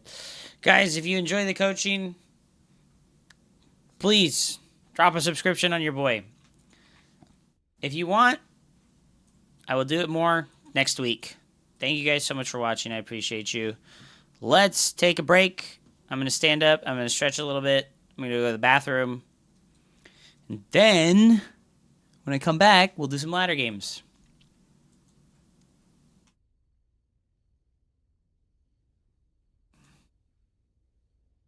$15 stream streak, dude. Who was it that was on like a 60 stream streak the other day? That was big. Yo, I got 5-5. Oh my god, dude. Calyx at 5-5. Congrats, dude. Congrats, dude. Congrats. Alright, I'm gonna go to the bathroom. I'll be back. Just remember, guys, press the blue button. I don't want to die. I don't want to die. Please press the blue button. I don't want anybody else to die either. Please press the blue button.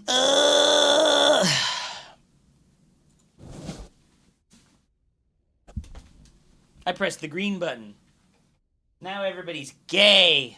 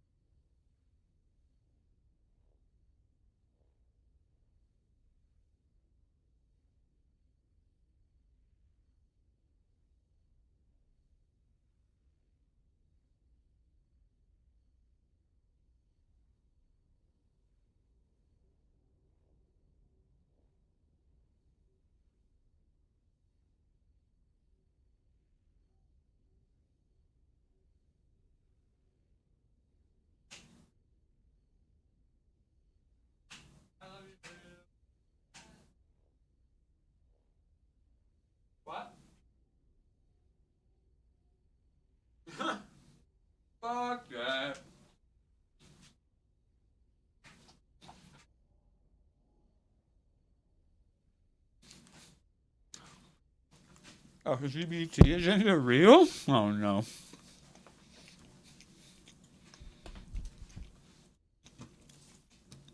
All right.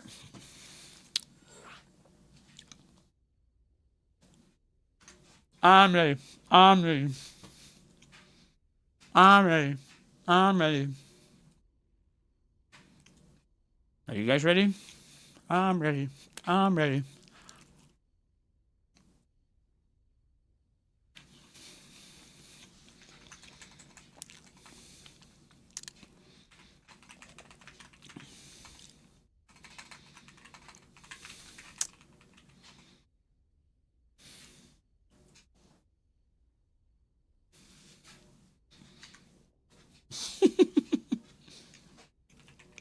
You have a boyfriend?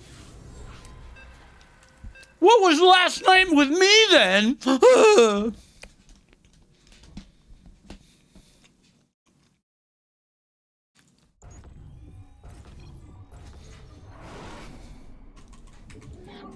May Raja go like the path to victory.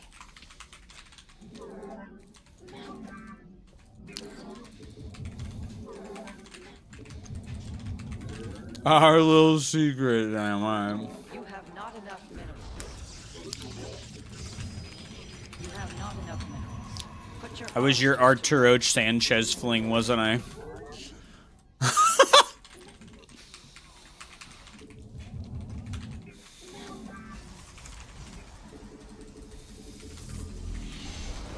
Hello, Jaguares.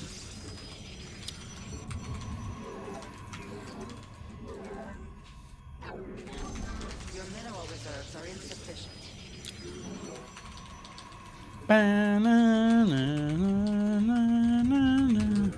It is pretty wild he got arrested. Well, he posted revenge porn, and you're generally going schizophrenic mode on social media. We'll get you fucking owned. And figure out what it means.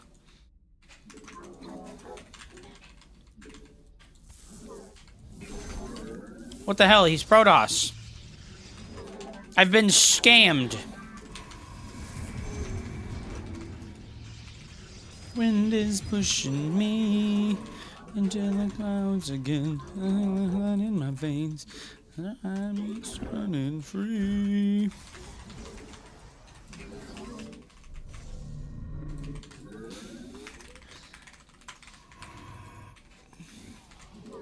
I thought he was Protoss, dude.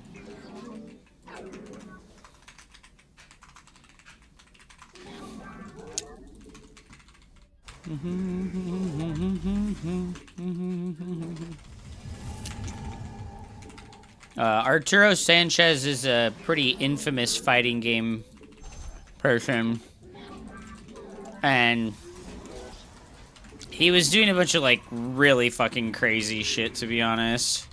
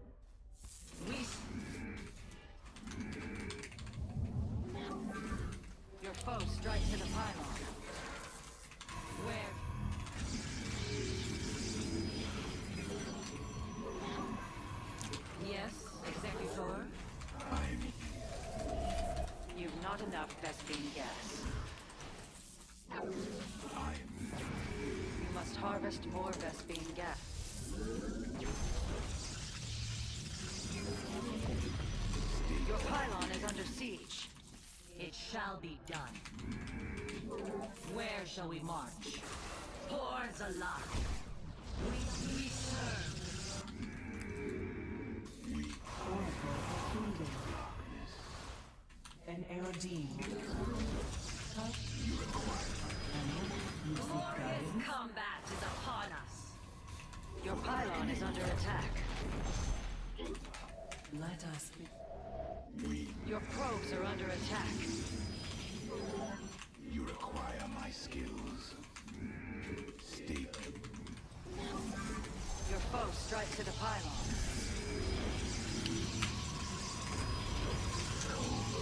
You have not enough enough minerals. Your pylon is under siege.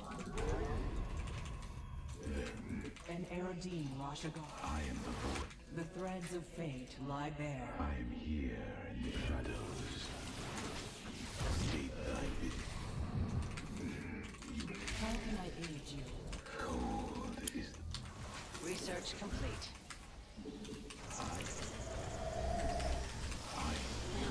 The enemy is destroying your probes. You must defend them. You must construct additional pylons. I am here in the shadows.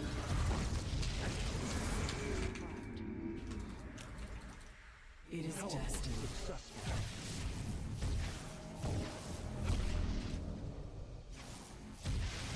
Harmonized. State the I. The threads of fate Your lie base is bare. under siege. You have not let this transgression go unpunished. I am here in the shadows. Let our enemy know our fury.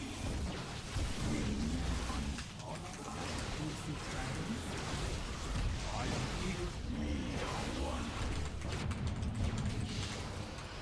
You require my skills. Verify.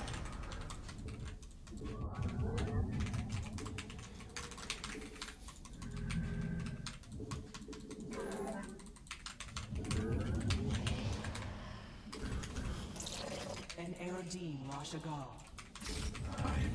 Your mineral reserves. I'm unfortunately busy with my babe at the moment. Those bot messages are evolving, dude. It used to be fucking, yo, me and my bros are in the car right now. But when we're not driving, we'll join up on follow. They're evolving, dude. Beautiful. Holy shit, dude. That's beautiful. What a beautiful story, dude. He ditched the bros. Put your harvesters to work. He ditched the bros, man. Holy shit. I'm gonna use the Phoenix to scout over here for proxies. That's funny as fuck. Require additional pylons. The threads. Cold. I am the voice of the equipment. Let us begin.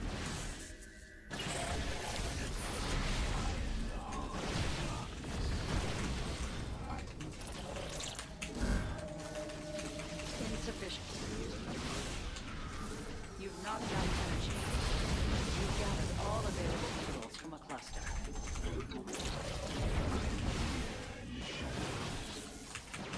An omen.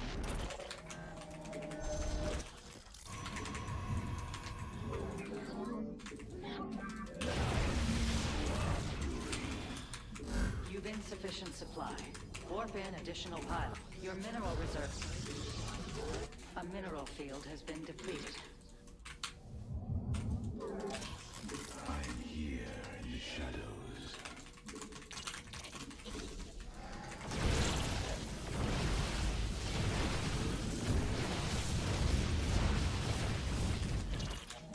You have not enough minerals.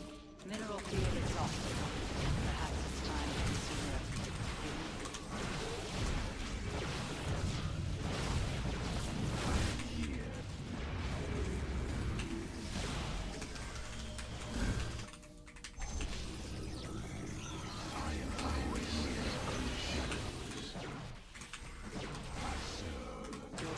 You have not enough minerals.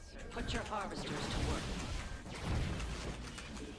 You have not enough minerals. Your mineral... I am here. The enemy has discovered us. I am the heart of darkness. You require my skills. You require my skills. I am real. You have not enough minerals. I am here. You have not enough minerals. Put your harvesters to work.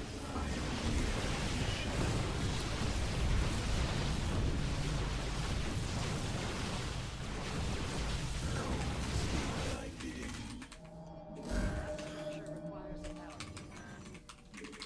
I am here in the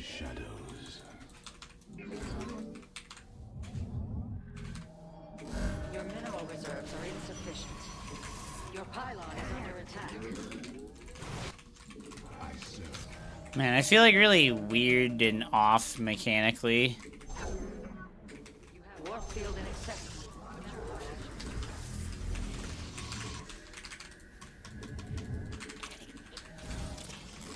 You seek guidance?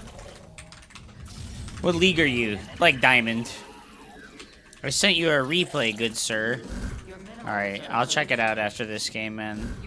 But that'll be the last one for today. I am here in the shadows. Our window is short. Your warriors require. You've depleted a mineral cluster.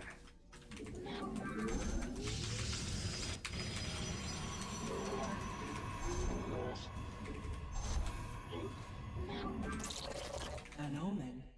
Harmonized. You've insufficient supply.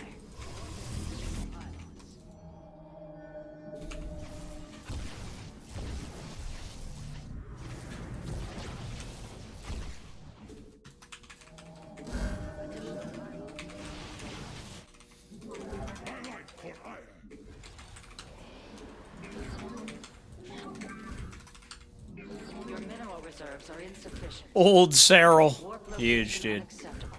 Try again on a Vespine diver. The threads of fate.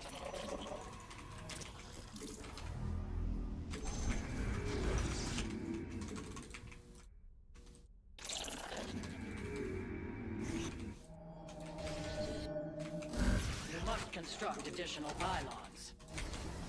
You cannot warp at that location.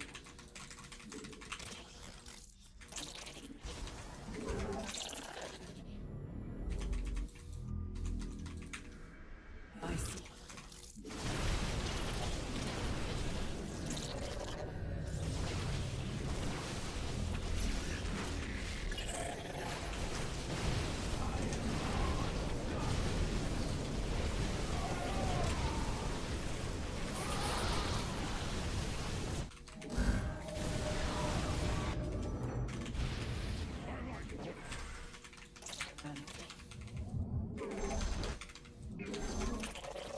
Let our enemy know Let us be.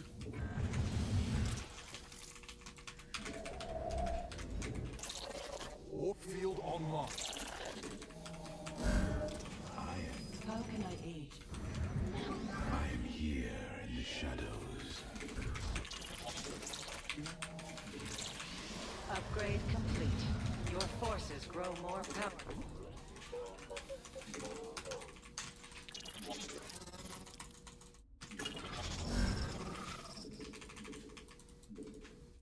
I am here in the shadows. You have not enough minerals. Put your harvesters to work. I am here in the shadows.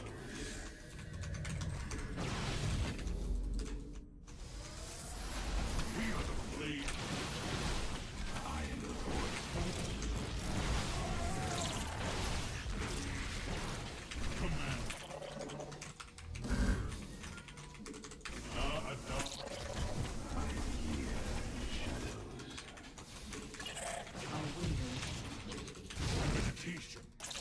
Mineral field exhausted.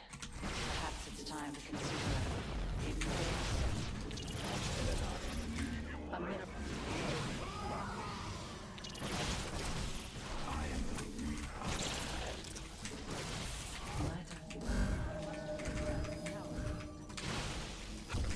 Your pylon is under siege.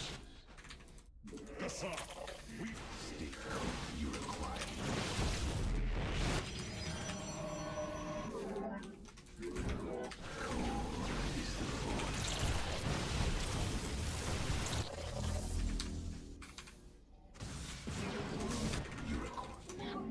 The enemy threatens your probes. You must construct additional pylons.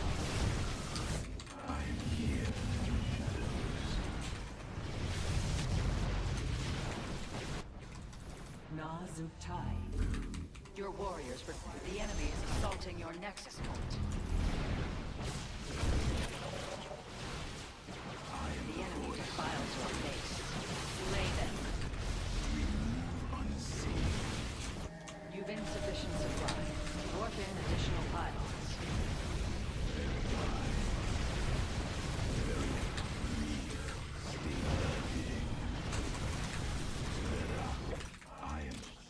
probes are under attack.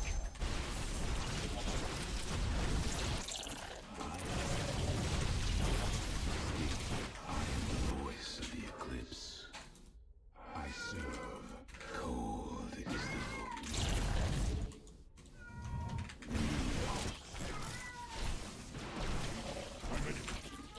Your foe strikes at a pylon. I am the voice of the eclipse.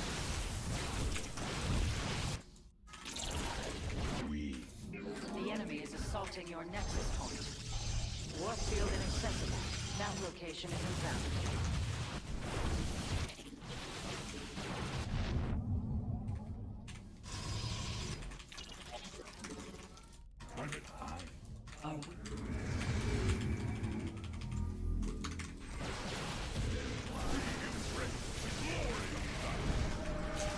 The enemy defiles your base. Lay them.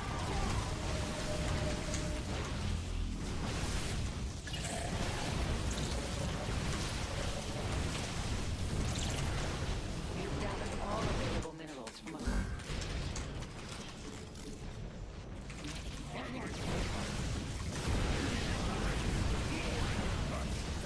Your base is under siege. Do not let this transgression go untouched.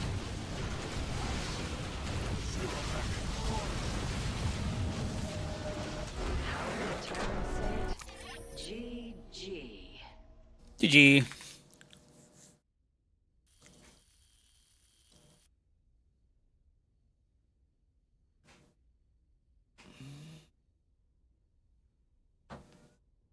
I've been trying Proxy Robo.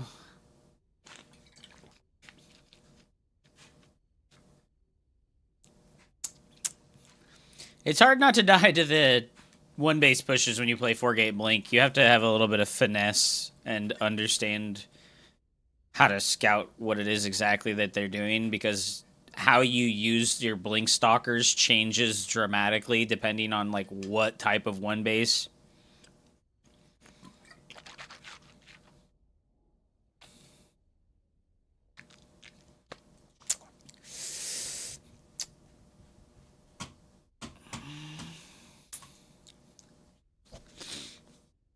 The Zerg APM is also dramatically inflated by spamming movement inputs when you have like Zerglings. When you have like 40 Zerglings and you're like spam clicking. It's like crazy, to be honest. Yeah, inject inflates your APM as well. Like, the salsa you got's too hot. Quit being a bitch. Eat the hot salsa, pussy. Jester Voodoo, you have DM'd me this replay. And what I need you to do for me is I need you to join my Discord. And I need you to go to, right? You're going to join the Discord, and you're going to see the welcome screen. And first off, you're going to hit the stream alerts button, okay? Hit the stream alerts button so that you can get alerts about the stream from the Discord. And then you're going to scroll down to the viewer replay area, and you're going to put your replays here.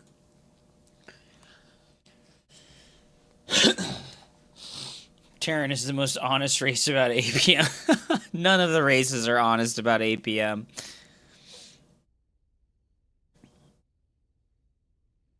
Oh my god! Nemism!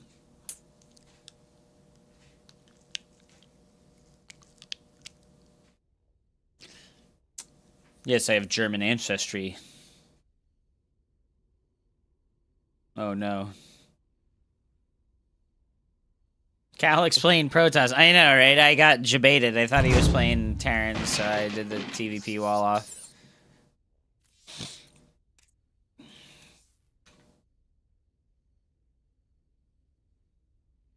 Voodoo. You just linked to the DMs you sent me, Pog, dude. Am I the only one who wants to see Claude or Chet? Well, didn't you see the AI thing, dude? Didn't you see the AI thing played StarCraft 2 in like 2019? Alright, it's Mr. Samsonite versus Old Cyril. I'm gonna go ahead and watch the game. from your point of view. And we're going to see what happens. Alpha Star doesn't count. My brother, do you not hotkey the Nexus? Okay, thank God. I thought he was going to be one of those don't hotkey the Nexus guys, man. I thought he was going to be one of those don't hotkey the Nexus guys, man.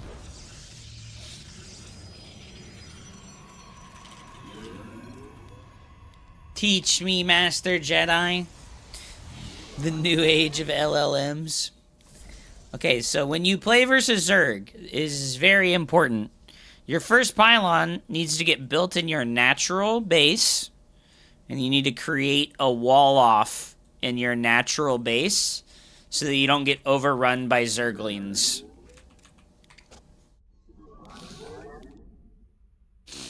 Nexus first is very greedy, and you die to literally every cheese build in the game. Okay, can you see now why the first pylon should go in the natural? So that you can just start building buildings with the first pylon instead of having to do this.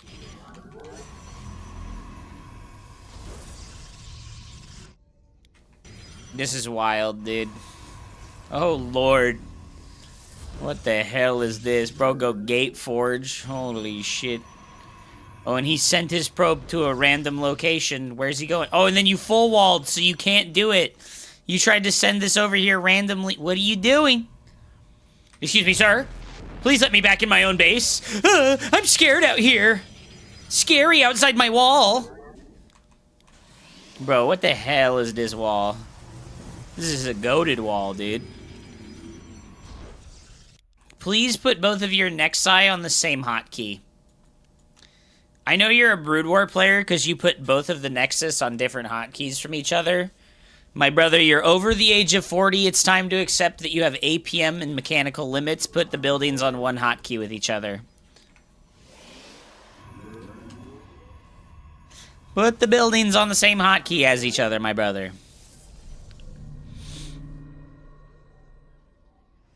Okay. Okay.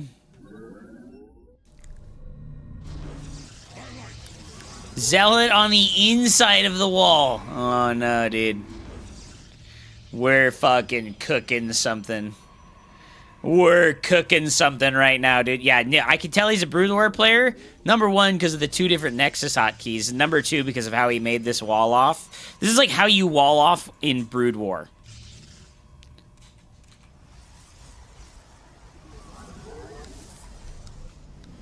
Alright. Alright, we're making probes. We're making probes. We have 5 probes queued in one Nexus and 1 in the other one. How do you leave the base? You don't. That's the thing. You don't leave the base. Dude, he's got like a personal rule like fucking Rock Lee and Might Guy, dude. You can only build workers for that base with that Nexus. This Nexus will never make probes ever again for the rest of the game.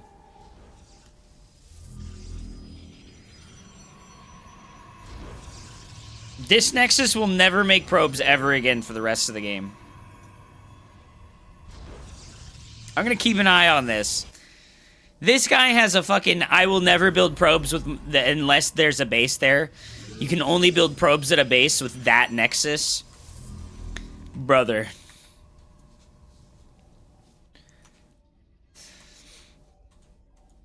Stargate and Twilight at the same time? Dude, that's some tough shit, dude. He's goated, dude. He's goated.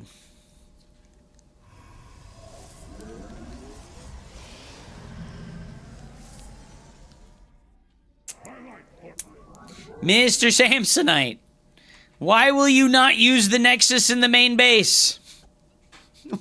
What is wrong with the Nexus in the main base, Mr. Samsonite? What's wrong with this Nexus? Why can't you use it anymore? Bruh. What are we doing? This is the build. Dude, no, he did. He's like role-playing. Are you like role-playing right now? You're only allowed to build probes for that base with that Nexus, and you're only allowed to build probes with this base with this Nexus? Are we role-playing? Is this a joke? Are you am I a joke to you? Dude, I like how we made this Stargate, and we're making oracles and charge and DTs. Let's go, dude.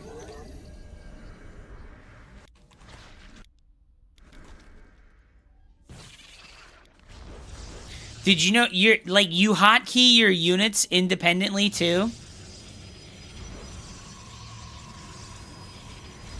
You hotkey your units and your production structures?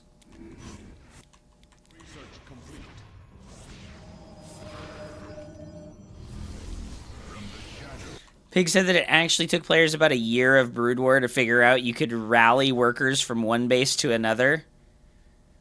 Are you serious?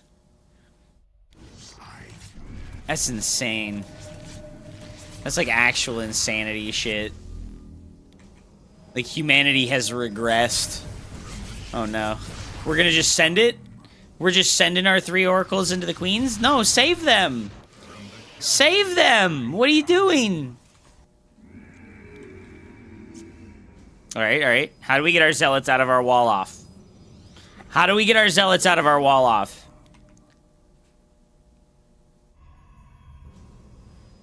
We don't? We just leave them? How do we get our zealots out of our wall off, Voodoo Jester? Oh my god, the DTs. The DTs. What did we... I did get him! Get him! What are you doing? Bruh. Bruh, get him. Oh my god! Why are we killing the Nidus Network? What is the point of the killing the Nidus Network? Oh my god, kill the Spire, yes! He just makes another one instantly. Okay, get him. A move. A move. I've been playing with Starcraft since Warcraft 1 and Tides of War, and I still feel like a noob. Well, Hoop 21.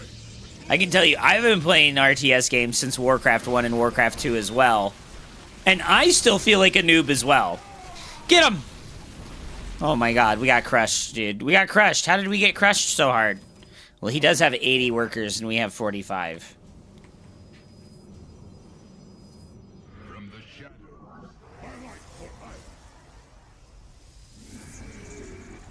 I bet I have to say I think submarines in Warcraft 2 are good. No, Death Knights are the best unit in Warcraft 3. And Ogre Magi. Death and Decay is like low-key one of the most OP abilities ever made. It's like what? Death and Decay is insane.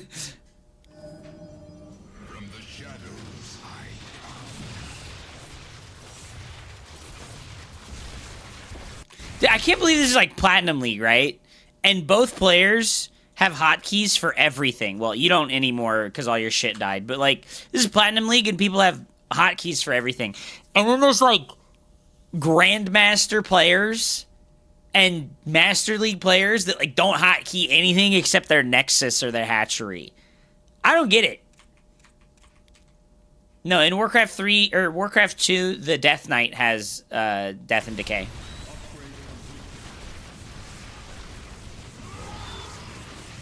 Dude, those cannons are putting in work, dude. This wall is goated. This wall is goated, dude. If only we had like 5 more cannons, dude. Yeah, it has haste and summon skeleton, dude. You know, Samsonite, this was fine. Just remember that when you're playing PvZ, okay, I'm gonna just go through here for right. I'm gonna go through like the absolute. Hold on, let me put that music on pause, and I'll do this for like YouTube. This is gonna be the absolute most basic PvZ opener possible. You're gonna send a probe to the natural immediately, right after starting your first probe. You're gonna send a probe to the natural, and then you're gonna make your 14th probe, and then you're gonna be down here to build a pylon, and then this probe is gonna go straight across the map, and then this probe, the 14th one. You're going to rally him down to the natural. And you're going to build your 15th probe. Oh my god, I didn't set my camera hotkey. And then you're going to rally back to your minerals, okay? And right when your pylon finishes down here, you're going to make a gateway. and you're going to tell this probe to mine off the minerals in the natural. You're going to build your next probe, and you're going to chrono boost, okay? And this guy that's coming back is going to build your first gas geyser. And then he's going to go back to mining. And your probe here is going to see one of two things. One, there will be a hatchery. Two, there will not be a hatchery. Okay? And your reaction is going to be very simple. If there is a hatchery, you're going to make a nexus. Okay? You're going to go to 20 supply of probes, and you're going to make a nexus if they have a hatchery.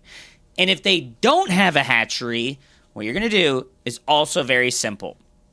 You're going to keep building probes, but you're going to make a second pylon in your main base, right? You're going to make a second pylon in your main base, and then you're going to send a probe back down to the natural, and you're going to build a full wall, okay?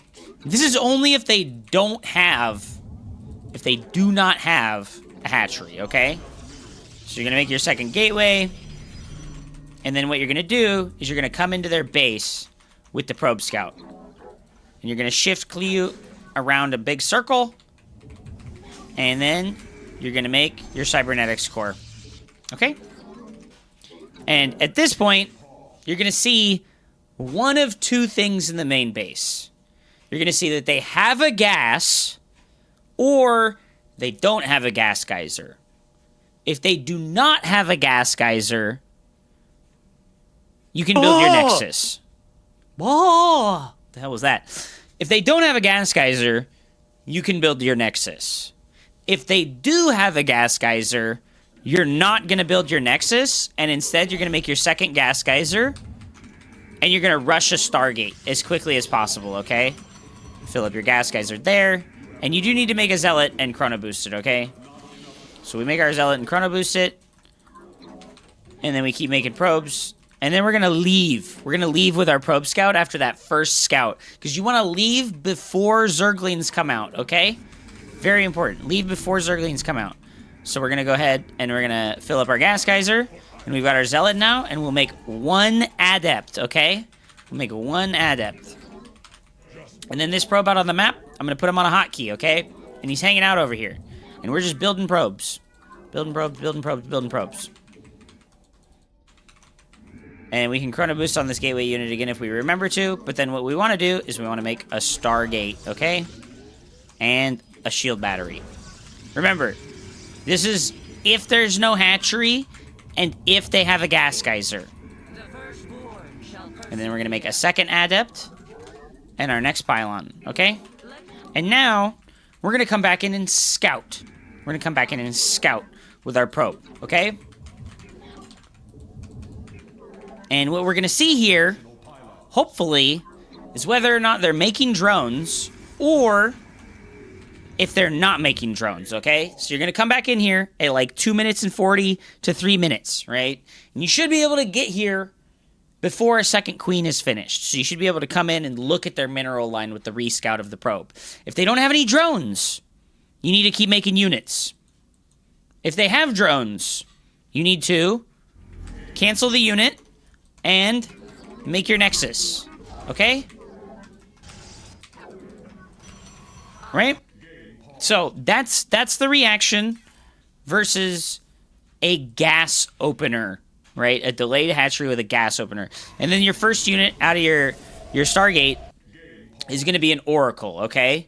It's going to be Oracle. So you're going to Oracle, Chrono Boost, and then when it's finished, you're going to use Energy Recharge. So you use the Chrono Boost on the Oracle, and then you save this 50 energy to use the Energy Recharge on the Oracle so that it can have 50 energy.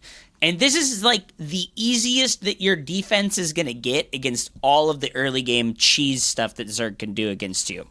Okay? So I'm going to go back here. I'm going to go back. And I'm going to change it up, right? I'm going to change it up. So we're going to imagine that I got here and there's a hatchery, okay? We get here and there is a hatchery. Okay, I have to go back further than this, unfortunately. I have to go back further than this. Okay, so let's just zoom through this really quick. So we started up, and we're going to send a probe to the natural, right? And this time, like I said, we're assuming that there's going to be a hatchery there when we go to scout. So we're going to build our pylon. I'm going to send it to the natural. And you're going to patrol it in a little circle there. And then the 14th pylon rallies down to the natural. And he's going to build our gateway. Okay? And we don't have anything else to do right now. So we just gateway, send this guy to the minerals, build our probe, and chrono boost. Okay? And then this probe, number 16, comes out. We're going to build our 17th, and then we're going to build our gas geyser. Okay? And we get here, and we're like, oh boy, there's a hatchery. So we go in the main base. All right? This is an important step. All right? We go in the main base. All right? And we're going to keep it real simple. How many drones does he have? Okay? This is an important step, and it is much more complicated to count their drones to determine what they're doing. But you've got to practice it, and you've got to do it. If they have 16 drones or 17 drones, everything's normal. Everything's normal, okay? If they have 16 or 17 drones, everything's normal, 6, 7. If they have less than 16 drones, something's weird. They did an extractor trick where they built an extractor to kill a supply to build an extra drone, and they're getting their spawning pool and their zergling speed faster, and you need to be aware of that, okay? But we're going to assume 17 drones, right? We're going to come in here and we're going to be like, oh man, he's got 17 drones. Do not use this chrono boost, okay? Do not use this chrono boost. Instead, when our gas geyser finishes, we're going to put 2 guys into the gas geyser, all right? And then we're going to be at 15 out of 16, and our 19th probe is going to go down to the natural. And then we're going to bring our probe scout outside of our opponent's natural. We're going to build our nexus on 20 supply. And we're here with our probe. We're here with our probe. And we're not building any more probes right now. And then when we have 150 minerals, we're going to make our cybernetic score and send this guy back to the main base. And then we can start building probes again, okay? And we have both of our nexi on the same hotkey as each other. And we're going to make our second gas geyser. And then when this probe comes out, number 21, we're going to build our second pylon, okay? And then we can send him straight to the gas and just rally into the gas geyser. And then our probe's on their side, and we really don't have anything to do for a long time. So we're just, like, paying attention to this probe, and we're probably getting chased by a couple of zerglings.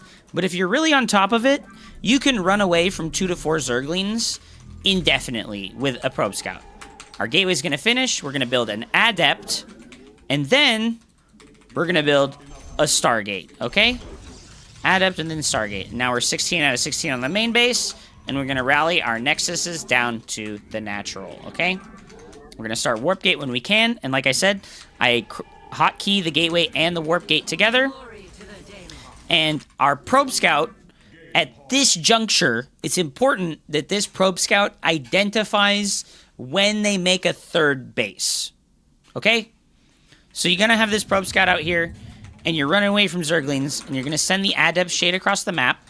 Now you have the Stargate, the gateway, and the cyber, and the nexus hotkeyed, right? And we're moving this probe around, and we select our nexus every once in a while, and we build probes, okay? And I can take care of a lot of the tasks on the minimap, and then our adept is going to get to their base, right? And what we have is a couple of seconds here to start our oracle and make a pylon, okay? Very important that you start the oracle and make a pylon at the same time. And now, at 3 minutes and 20 seconds, we can make our second gateway. And what we're going to do is we're going to send our shade in here, and we're going to count how many workers they have. If they have a lot of workers, we're safe. We go take a third base. If they have very few workers, we're scared. We make more gateway units, we make more Stargate units. So these are the two, like, very simple pathways you can take in the early game of PvZ. I'm not going to go past this. This is really important that this is like the first 3 minutes, right? This is like the thing that I see people that struggle with the most. This is like first 3 to 4 minutes, really not super solid, not super clean. They don't know what they're doing. They don't know what they're looking for. These are the things to look for that are very, very easy to identify. And you just have like 2 branches, right? If it's no hatchery, you do the full wall, you make your extra gas geyser, you make your Stargate faster. if it's hatchery first, you make your Nexus, you make your Stargate later. You don't need to make your full wall until 3 minutes and 20 seconds, because that's when Zergling speed finishes, is at 3 minutes and 20 to 3 minutes and 30 seconds, okay? If you have any questions or comments, please let me know. They're going to be down in the comment section of this fancy YouTube video. Thank you so much for watching. I appreciate you. Like and subscribe.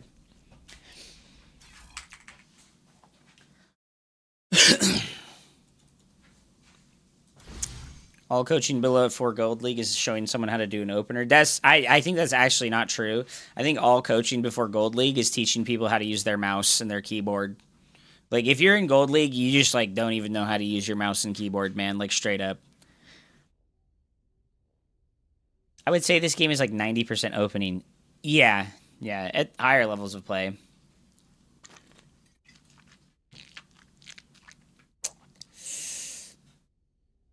I was platinum back in the day. How long would you say it would take to get to Masters? 3 to 4 months. If you're like a legit platinum league player, it'd probably take you like 3 to 4 months with like coaching to get to Masters League. And that's if you got coaching like every week.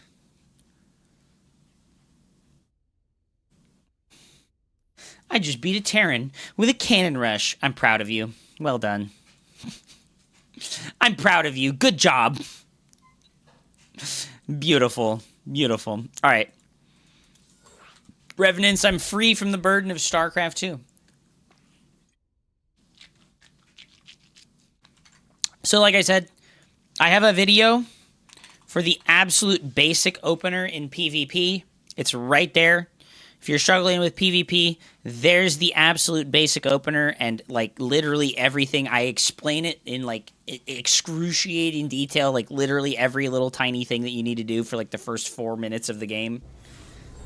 And I will put this up as the PvZ one so that when we do these coaching days, I can show people that. I can't believe Hups is going to leave the season. I got 5 out of 5 maps in the Team Liquid contest. He just hates me.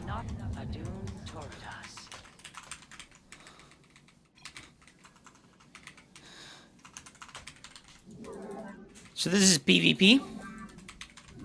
And our opponent, Ghost Reaper, has been kind. And he has told me his race.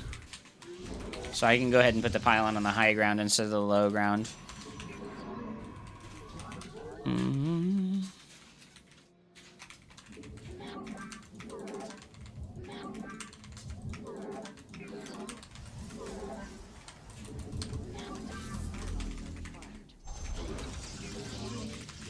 So we'll go for a Gateway Scout in PvP, because we don't need to scout that early. When you scout on Gateway, you can get to the opponent's base before they can start a Nexus, no matter how they do it.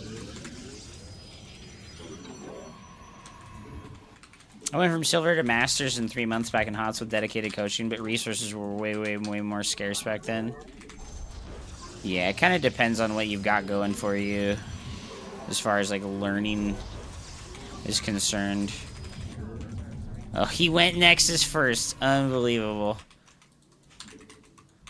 Okay, well, we're going to just push him with some Warp Gate units. I'll do a 4-Stalker Rush, and I think he won't be able to hold. I don't even think I need to do, like, the all-in version of a 4-Stalker Rush. I don't think that's necessary. We'll just make a single pylon over here so that we can get the first warp in over on his side of the map. I've had Special do this to me quite a few times. I think it's really strong. Especially versus this kind of thing. Like, I think I should be able to take his low ground away from him really easily. We'll just Chrono Boost Warp Gate 2 times. And I think there's like 0 chance that he'll be able to hold. So I'll open with 2 Stalkers and Warp Gate, and we'll Chrono Boost Warp Gate right away. You have not enough minerals. Put your harvesters to work. Your pylon is under attack. And we'll keep building probes, right? This is like an important part of this. Is like you want to go to like 20 probes when doing this, so that your transition into the expansion is better. And I also need a 3rd pylon since we're continuing to build probes. I actually messed up by not getting the 3rd pylon on time. Explaining what I'm doing comes at a cost. You've insufficient supply. Warp in additional pylons. That's okay. Let's look at the Next probe, and as you can see on the faraway patches, I have 3 out of 3 instead of 2. And then we'll make a gateway here, and we'll come back home.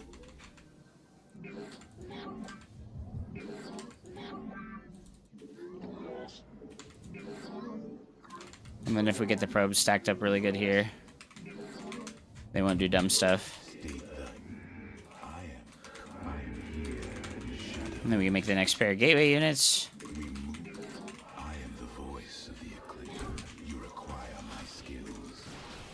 I serve for now. State that I am the real. Let me drop the Nexus now. What the fuck? Why are... Research complete. Why is he on the map going Nexus first? Okay. That's so stupid. That was so stupid, unlucky. Like, he's just doing something that doesn't make any sense whatsoever. You have not enough minerals. Put your harvesters to work. It shall be. I am the real. You require my skills. State thy bidding. You require my skills. Reckoning. We move unseen. That structure requires a power field.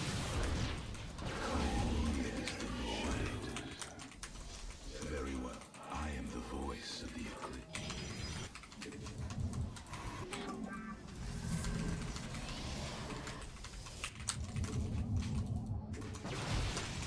Your mineral reserves are insufficient. Alright, so I'll make some adepts now to try and slide into his main base with the shade. Because we are still behind on workers pretty bad. Losing those first 2 stalkers kind of like seals the deal, and I'm like just kind of screwed since that happened. He's just doing something so incredibly fucking distastefully dumb. You have not enough minerals. Put your harvesters to work. You have. I am here.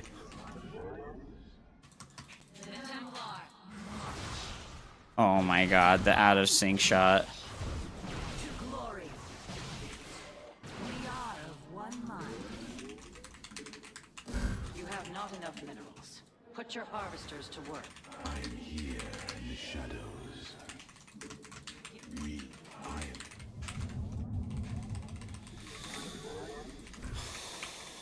Yes, exactly. State thy. I Let your will be heard. We serve. Let Your mineral reserves are insufficient. glory to I am here in the shadows. You have not enough minerals. we serve with pride.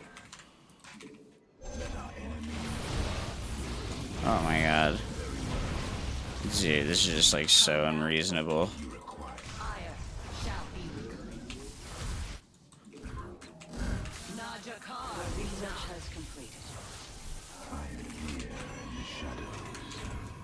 It's just so unreasonable. It's just what he's doing is just unreasonable. It doesn't make any sense, you know, like. State that we are one with the shadows.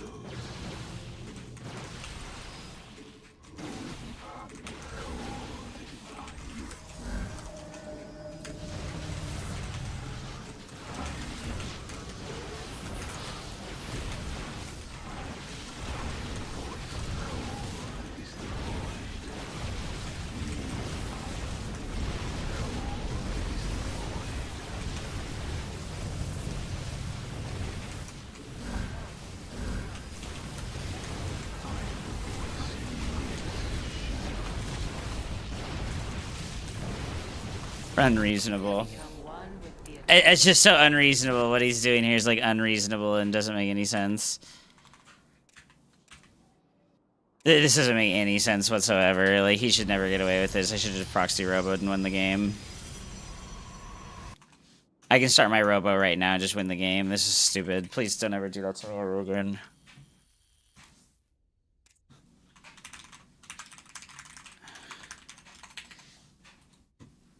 Please don't do that, Reaper. It's so stupid. Like, oh my god, he knows that this is like stupid and not viable, and he just does it anyways because he just doesn't care.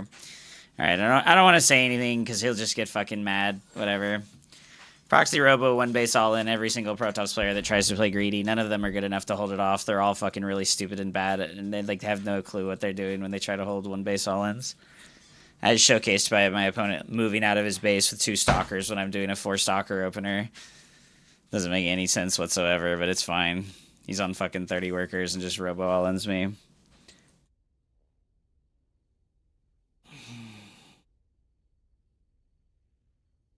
If you have to ask the question of, is my APM good enough?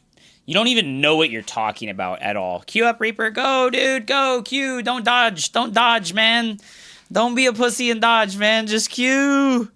Just queue, dude. Fuck, man. He's gonna dodge. Holy shit. Maples, tell him to queue.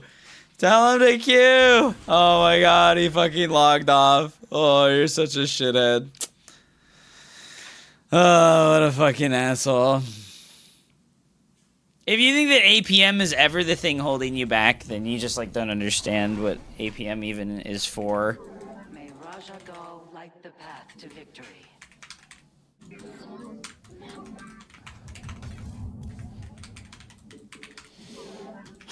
So stupid and unreasonable.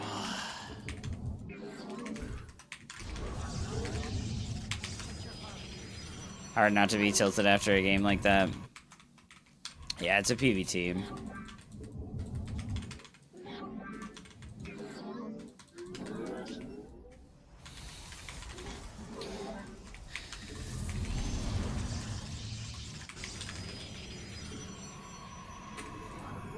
I'm gonna play as intentionally slowly as possible so that people who have like this misconception about APM can understand.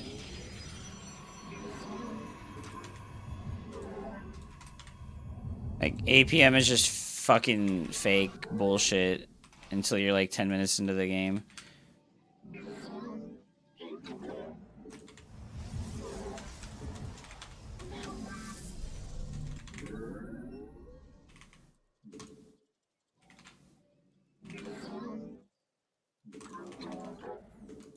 Well, Protoss is just objectively worse after the Storm meta. Or after the Storm nerfs. Because it was just a tremendous nerf. And anyone who says differently is like fucking brain damaged.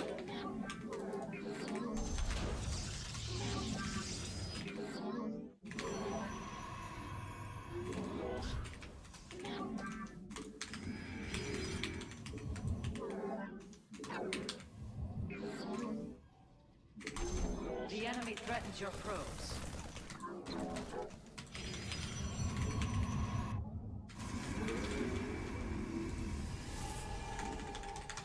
Your mineral reserves are insufficient.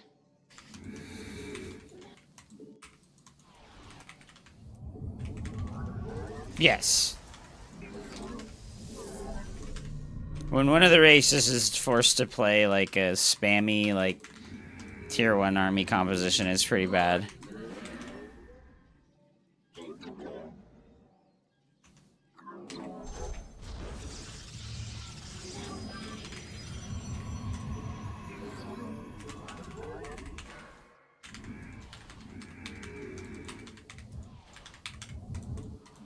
Give us your command.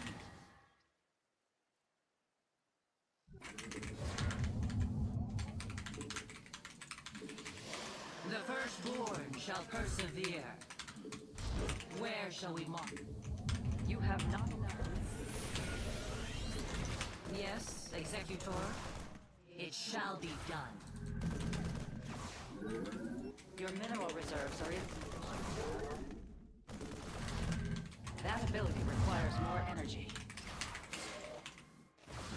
He's just not building units.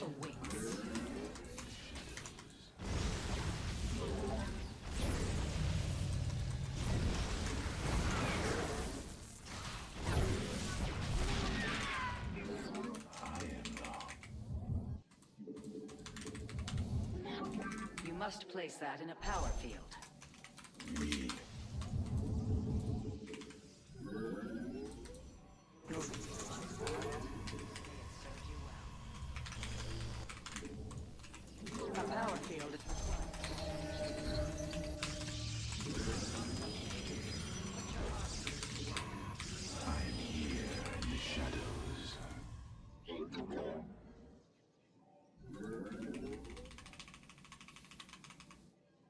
How bad is it that you can't get inside? It's not. What's he hiding from me? He's one basing. He didn't have a CC. He's coming to attack me. It's really simple. I'm gonna make extra gateways and I'm gonna make lots of stalkers. And I'm gonna kill him.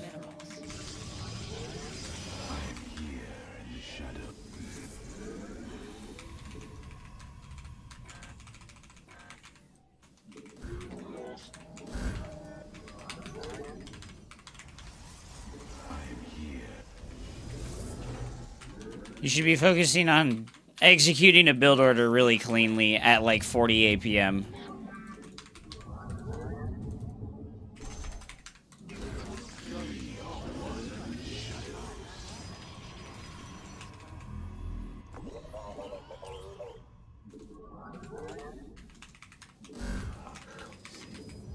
The enemy is destroying your probes. You must defend them.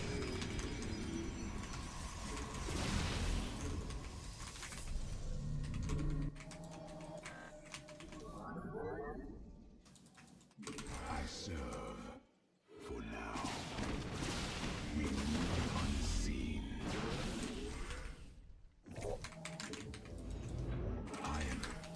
You require more Vespine gas.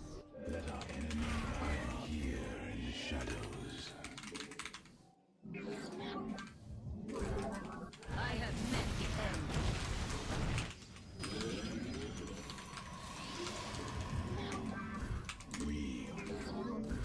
I am the heart of darkness. State thy bidding.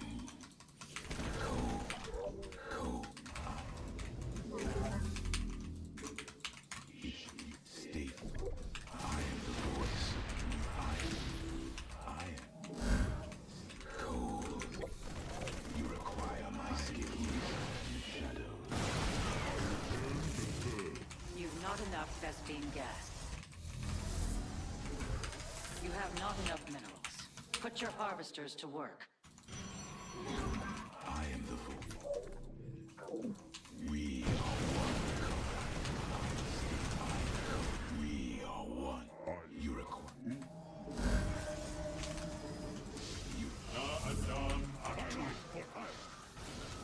I am the voice.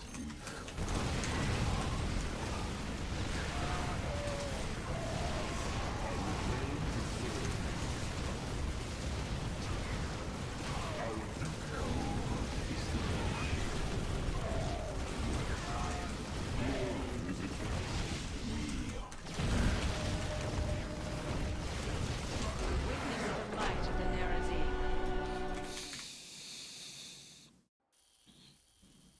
No. If you're like sub 5,000 MMR, you should react to nothing. You should have a really good build order, and you should absolutely fucking just execute it with no regard for anything that your opponent is doing. Are Saturdays always coaching days? Yes, sir. That's like the only scheduled thing I've ever set up for my stream ever. No, you still have to scout. You go through the motions of scouting. You just don't have any reactions to stuff. It's just like you build the reactions later. How you doing? I'm doing okay, Nimism. I'm just chilling.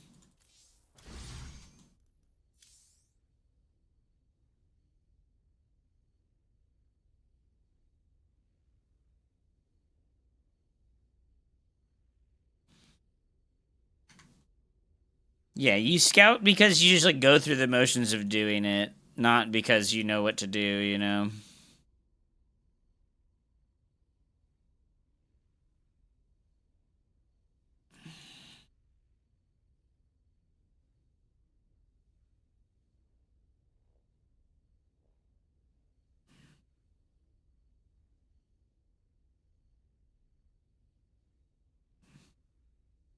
Long stream, eh? Well, we did start really early today. We started pretty early today, dude. We did 4 hours of coaching, so... I guess we did like 5 hours of coaching.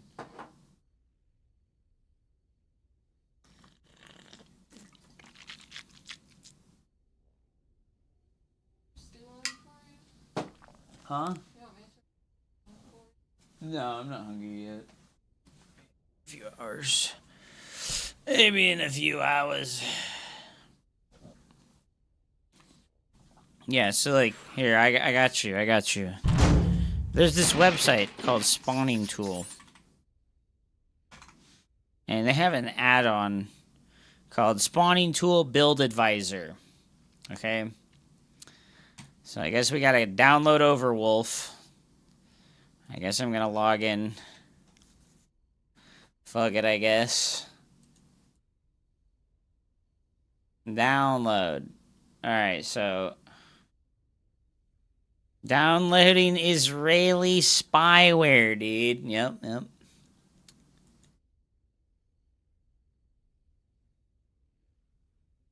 So we're gonna install Overwolf, okay?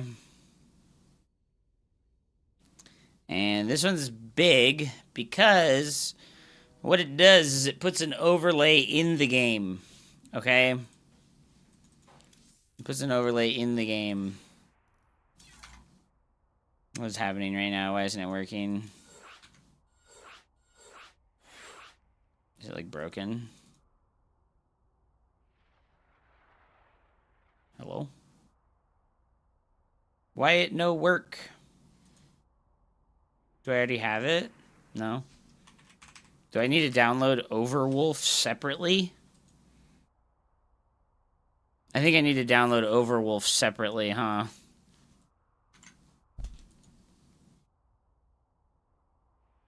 I do, huh? So we gotta download Overwolf. So we're gonna install Overwolf first, right? Number 1, install Overwolf, forehead. Oh, welcome to Overwolf. Yay! Or it's just gonna not work. Why the hell isn't it working? I'm getting scammed. Oh, there we go. I accept. Install.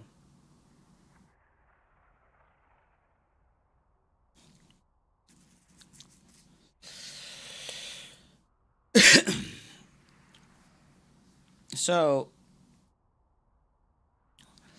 what this does is it enables you to come to Spawning Tool here.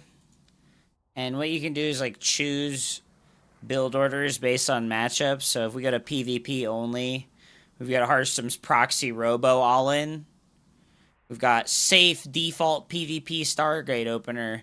You kind of want to just go for something with a lot of views. We got Overwolf installed now. This takes much longer than I thought it would.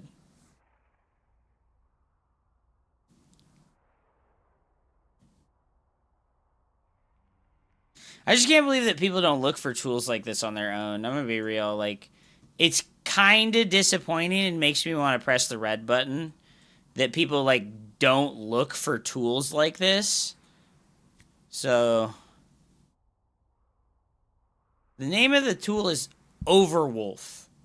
You get the Overwolf app from their app store. And then you get the Spawning Tool Build Advisor apps. So that manually. Okay, so we can set this up. There's a bunch of hotkeys for it. All you want to know is you want to be able to lock and unlock it. And so we have this now, and what we can do is...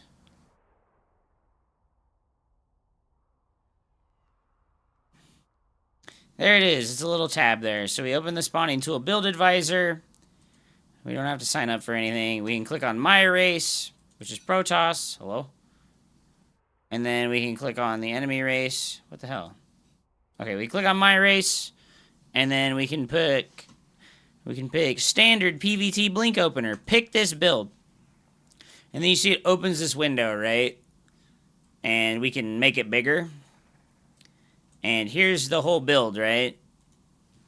So we're going to go versus the AI. We're gonna go versus the AI. And it should show it over the game. Why is it not showing it over the game? Pick build. Lock. Okay, so we're in the game now. What was the hotkey? I think it was like Control Q. Pause. Pause. There is honor. Lock? You only lock this when you're in the game? What the heck, dude? This is much more annoying than I thought it would be. It's necessary, though, if you, like, actually want to get better. Can I please just, like, go to the settings without logging in? Jesus Christ, this is annoying. Alright, why can't I just look at the hotkeys? Help.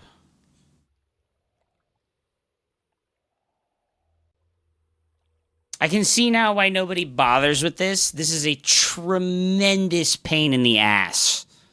So, anyways, you're gonna have this fucking thing.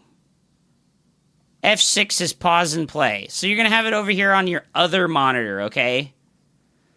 You're gonna have this on your second monitor, okay? And then when you press F6, it's gonna pause it. Alt Q, lock, unlock. F6, play, pause. It just doesn't even work. It just doesn't even work. Why does this just not even work? The battle resumes. Torridas. It just doesn't work. Why does it not work?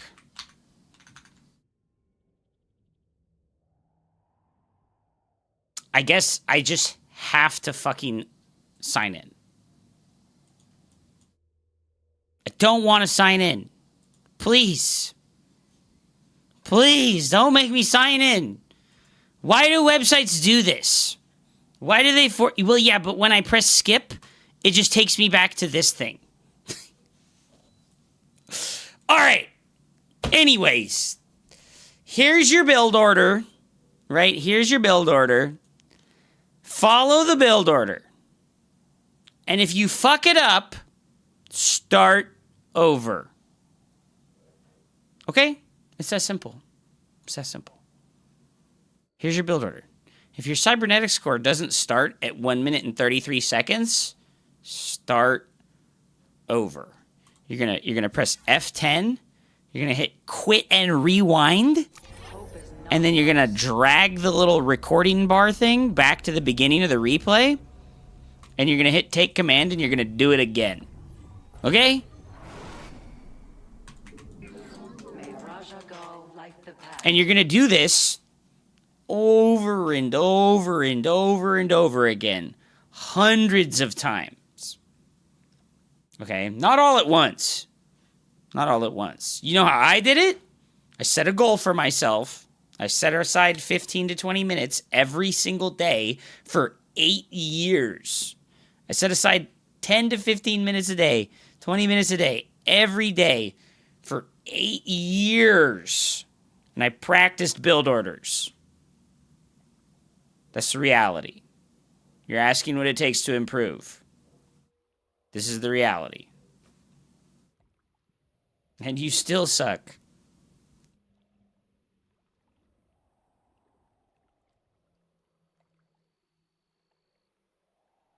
True. True. I'm out here losing to fucking Reaper going Nexus first in PvP. But yeah, I don't know why I can't get it to... it's supposed to, like, be in the game. Like, it's supposed to be, like, an overlay over the game. I don't know why it's not doing that. I don't know why it's not working as an overlay over the game.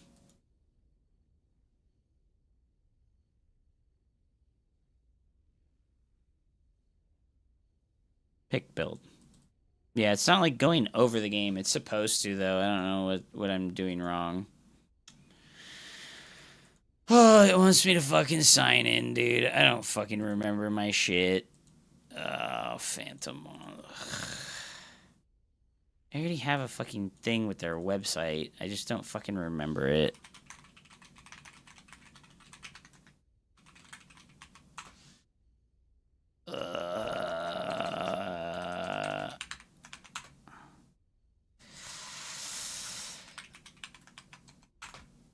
I don't remember, dude. I don't care. Anyways, that's what you gotta do. I don't need this because I'm capable of using my brain.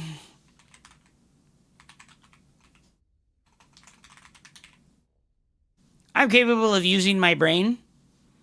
And what I do is I just have my handy dandy obsidian here.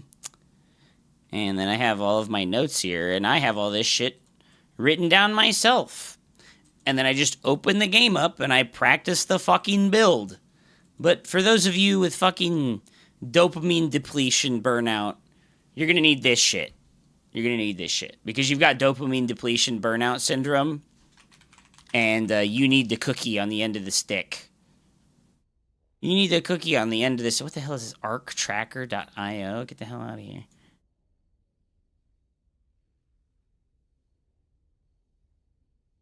No, I don't want to share feedback. They, like, automatically installed some shit for me. It's called ADHD. I've got ADHD too, bro. I've got ADHD too, bro. Next excuse. Next excuse. How do I find that trainer you mentioned earlier? You mean the multitasking one? I wouldn't fuck with that, bro. You talking about Overwolf?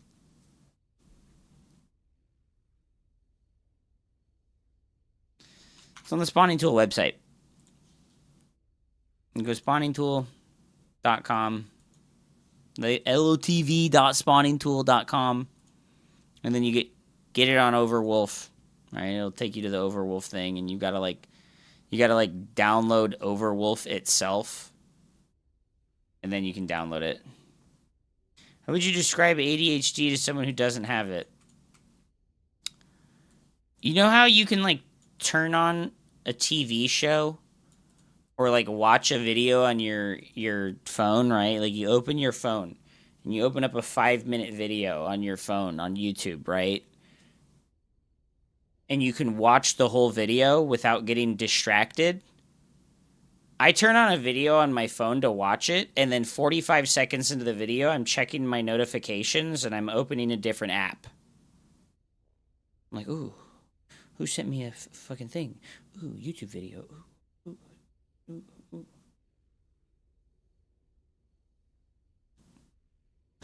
It's like that. If you can't accomplish a task in 45 seconds, you'd better be prepared to have to come back to it 7 different times. Also, task initiation is very difficult. Like, if you know that you need, like, if you want to accomplish something, right? Like, the build order stuff is, like, a great example, right? If you want to, like, get better at doing build orders, right? There are multiple steps to getting better at the build orders, right? Download Overwolf, download Spawning Tool, decide which build order you want to practice, practice the build order, right? Well, get the Overwolf thing to work, start practicing the build order, right? Small tasks. This is like a bunch of small tasks, and you will struggle to do the first one because you know the other ones come after it. You have to restart the game. Well, I already uninstalled it. I don't need that shit, but that helps anyone who's like a newer player that's like struggling with like the build order stuff. The music inside your head never stops. Yep, that's another one. You know, earworms, where like you sing a song over and over and over again repetitively. That shit just never stops. It'll get there and you'll be like, amazing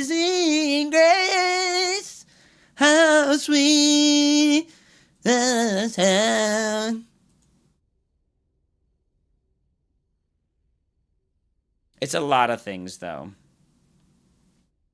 Fuck you. It's a lot of things, though. It's not just one.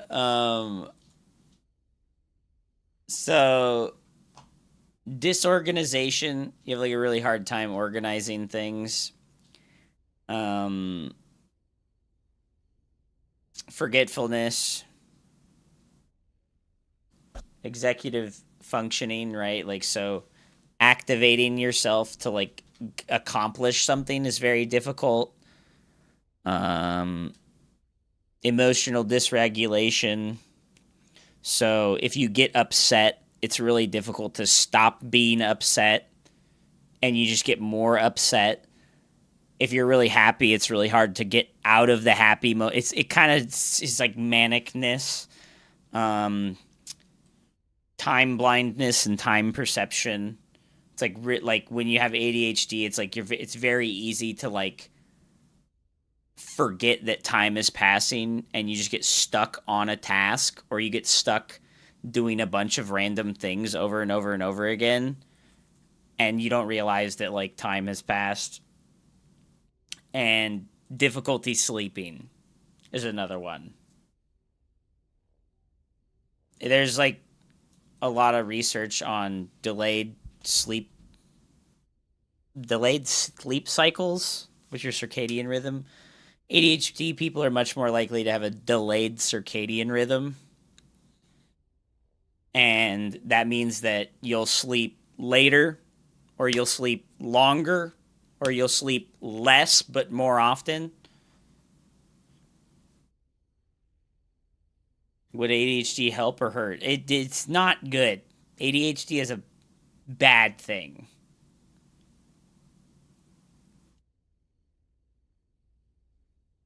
If you put a pot of spaghetti on and you scroll shorts, the pot boils over in what feels like 3 minutes.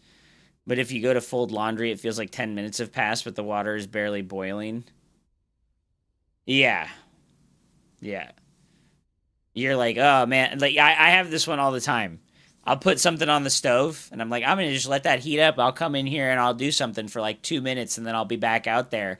And then 15 minutes later, Mecha Shiva's like, hey, asshole, you forgot the thing on the stove 20 minutes ago. And I'm like, again?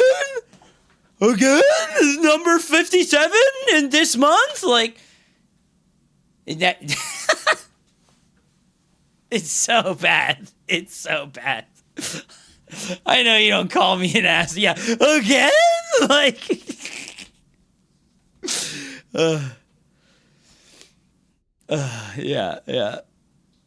Routine is, it's really hard to do routines and schedules.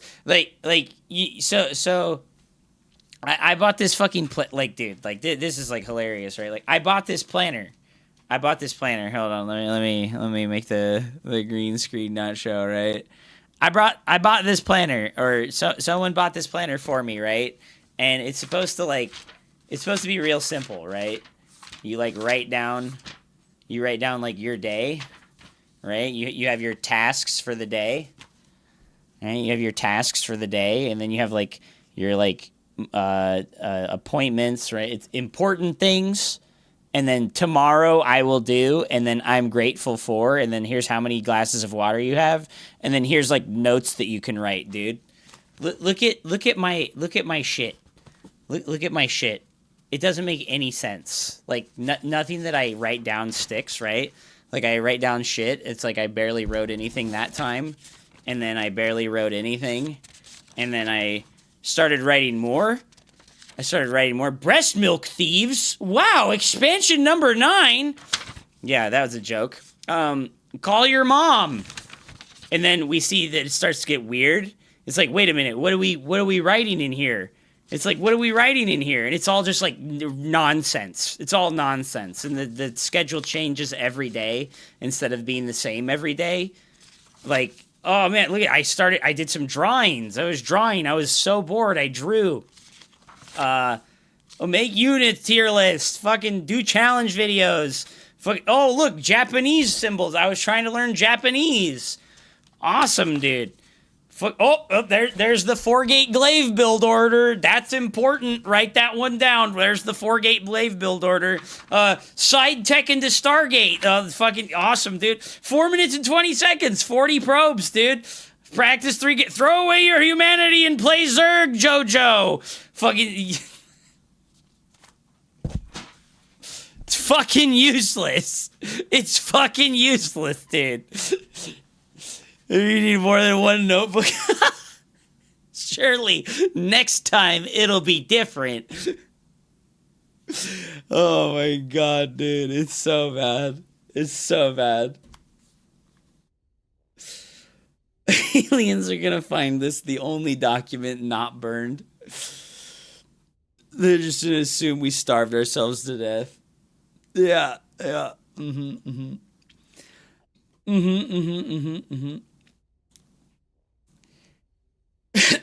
Can we watch you play a game as Terran? Sure. Sure. And you know, then in like OG Cardo said, it affects everyone that has it differently, because what it is like the front of your brain controls like emotional regulation and decision-making gatekeeping, right? Like that's like the front of your brain, like the basic of it is that like that controls emotional regulation and decision-making gatekeeping, and that affects everyone in wildly different ways. Like some people might have ADHD and they don't have any problems with like doing normal tasks, but like some people have ADHD and they can't get their laundry done more than once every 3 months, you know? They're like, man, I don't want to do my laundry. I'll just buy another pack of underwear, dude. I don't need another laundry the day. This is fine.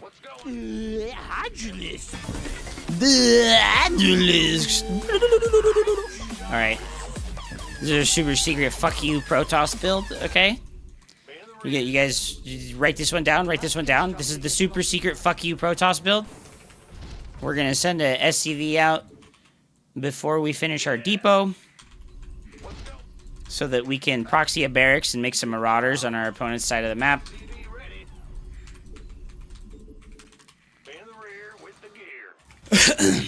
Hup diagnosed me based on my last replay. Executive functioning and decision making. We're gonna proxy another barracks over here on this side. You're definitely fucking Asperger's tistic, dude. I'm sorry to say, dude. That guy was fucking you hard. True. So we're gonna go ahead and make our second depot here when we get the monies. And we're gonna make Marines here one at a time. Reserves are insufficient. Make our orbital command. Hey. Wait, my fucking halt button is fucked up again. And then we just keep making Marines out of this racks.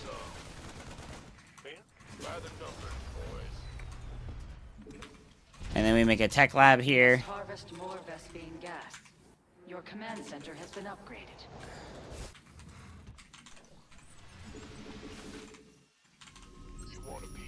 And then we keep making Marines over here. And then we make a Marauder over here and concussive shells.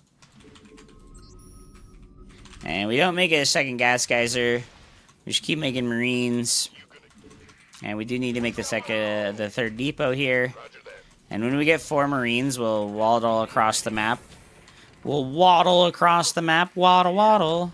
And then he waddled away. And what we'll do is we'll pull like 8 of the SCVs to go with us.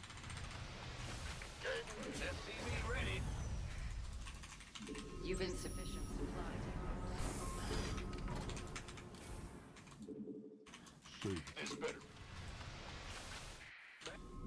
And then we can keep making SCVs at home.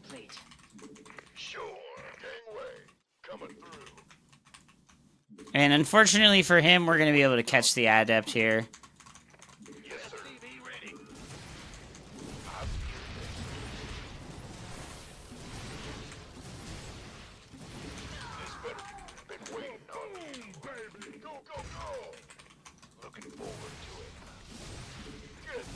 Does he have a sentry? Oh no. We can just split these up.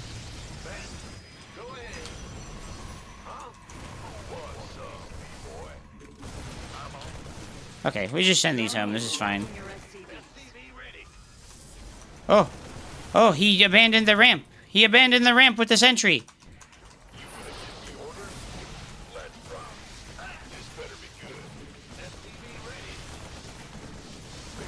Okay, never mind. Never mind. Okay, we make a bunker here. We make a oh. Oh. Make our factory at home. We can send these guys home.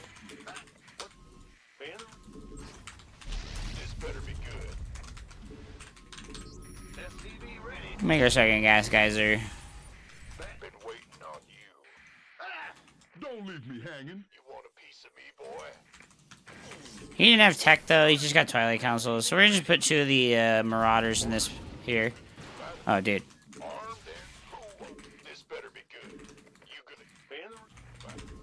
The enemy threatens your base. Make tech lab there. Make combat shields. This better be good. Been waiting on you. Bad news? Make a tech lab there. Make a starport.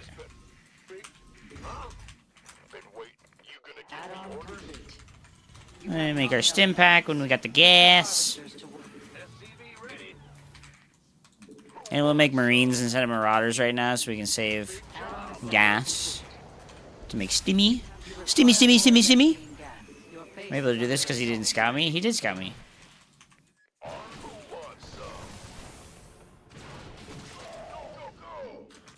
Okay, we're gonna just sell that and we're gonna come home. You've not enough Vespine gas. Uh-oh. I'm gonna make a cyclone.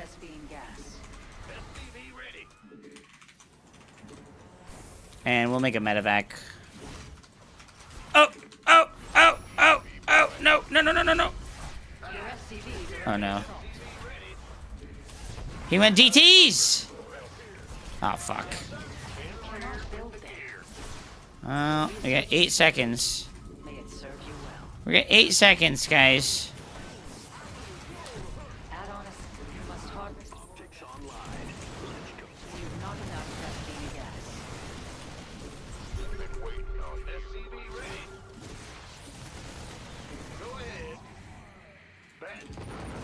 Oh, that sucks.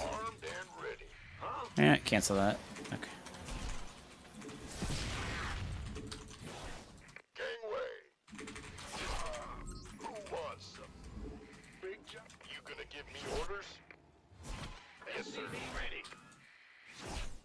This is fine. We're gonna have the Raven. We'll be okay.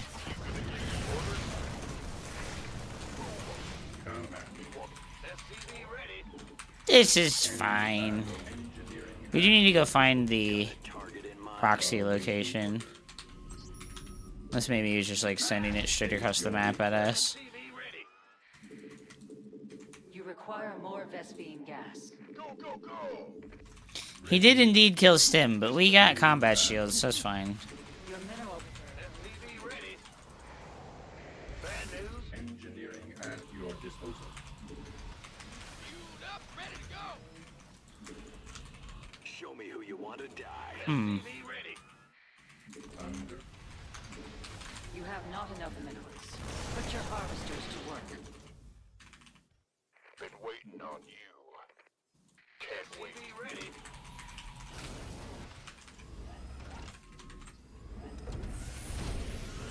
You have not enough minerals. Gangway coming through. Nah, this looks good to me. Ready for service. State your. You gonna give me orders? Command. Who wants some? Waiting for. You still wasting shit on the DTs. Your mineral reserves are insufficient. Building location.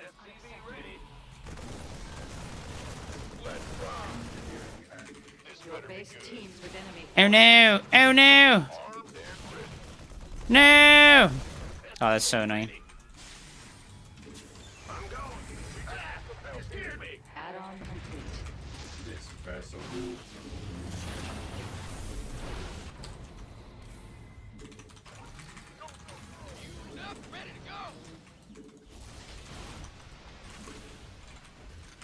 You have not enough minerals. Put your harvesters to work. Command. You have not enough minerals.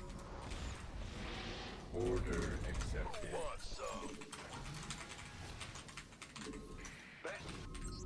Go ahead, CV ready. SCV ready. Let's go see if we can land some. Ready for dust off.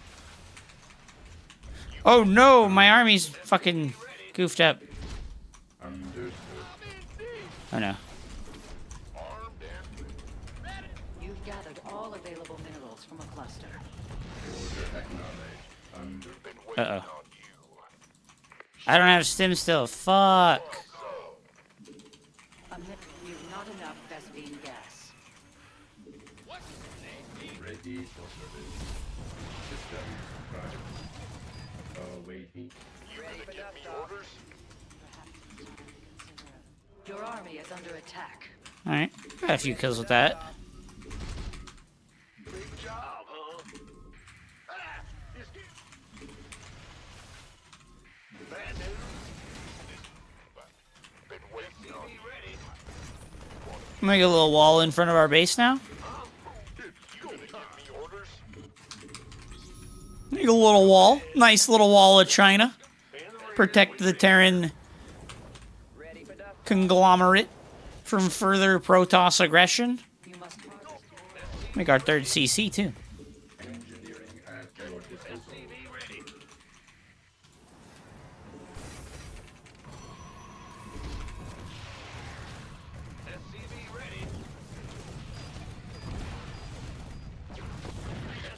Okay. This is bad for him. And like I've described before, when you're in the low ELOs, siege tanks are king. Did I ever get stim? We're working on it.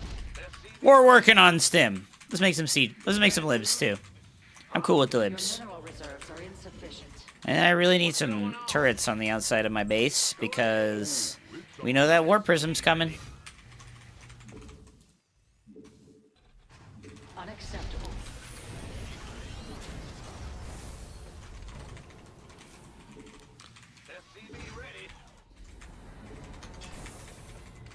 You have not enough minerals. Put your harvesters to work. Does he have a third yet? He doesn't even have third base. Let's get our shit back to our base.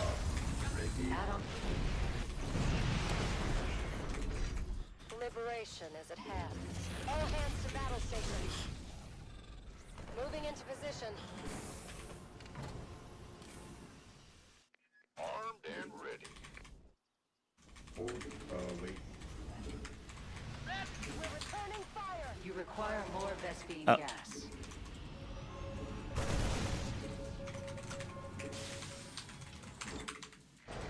Esau with the obs. This is why it's important to have Bad news. What's going on? You scared me. Reporting for action. You have not enough minerals. the Raven with your army. Dude, why the hell did this never start? Yes, sir. Scanning battlefield conditions. We have you. Ready for service. Attention. Perfect. Awaiting orders. Dude, I still don't have stim. Do I really still just not have stim? That's crazy work. How do I still not have stim? I guess I just never fucking started. It is what it is, guys.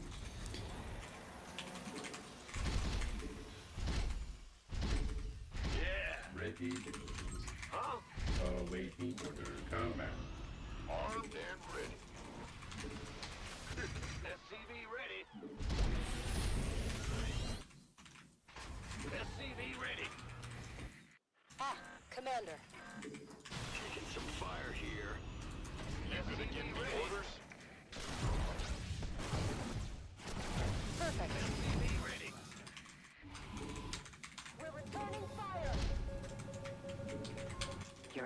Ghost didn't use stim. It's true. I don't need those either. But I'll make some. A mineral field has been depleted. Alright. What up? Oh, fuck! Kill my own shit.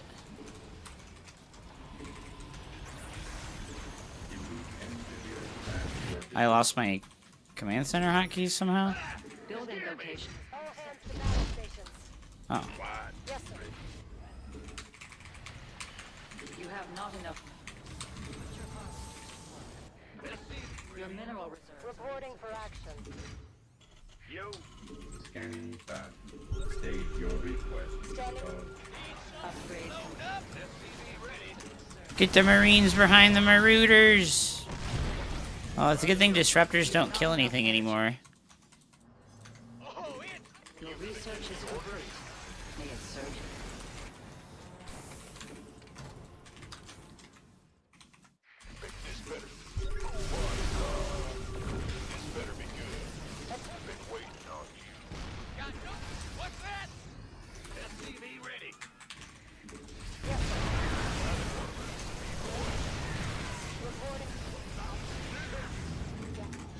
Ow!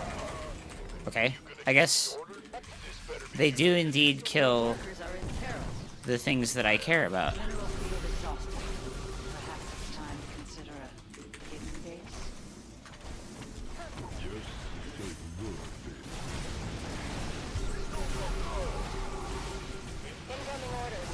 Teams with enemy force insufficient. Oh no, we lost the fucking stupid Raven. An upgrade has been. A geyser's vest beam reserves have been exhausted. Now what? What's going on? You gonna give me orders? You've gathered all available By the numbers, boys. You got it. This better be good. Big job, huh? You want a piece of me, boy? Yeah, it's go time.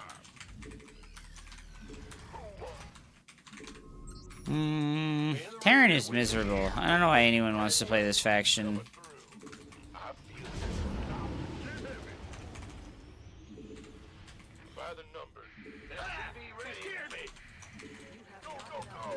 I don't know why anyone wants to play this faction, dude. Your mineral reserves are insufficient. You've depleted a mineral cluster. Let's have a blast. Talk to me.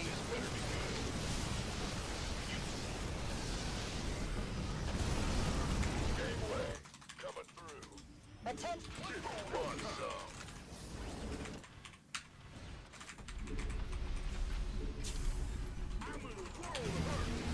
Oh boy.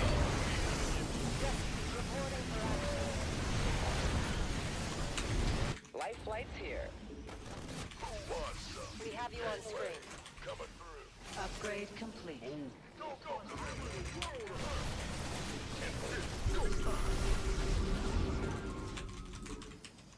Been waiting on. How can we help? Want some? Ready. By the time. You gonna give me orders? This better be good. Center successfully upgraded.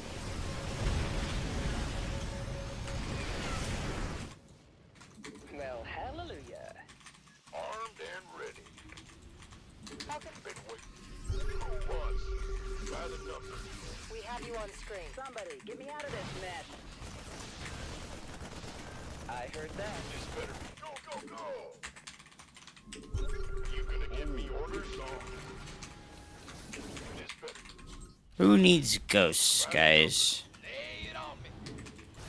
You should make libs and bio. Been waiting on. Get heavy. SCV ready. Want some, me boy? Let's have a blast. You gonna? This better be good. We read you. Armed and ready. Get heavy. This better be good. That ability. Somebody, get me out of this mess. In the pipe.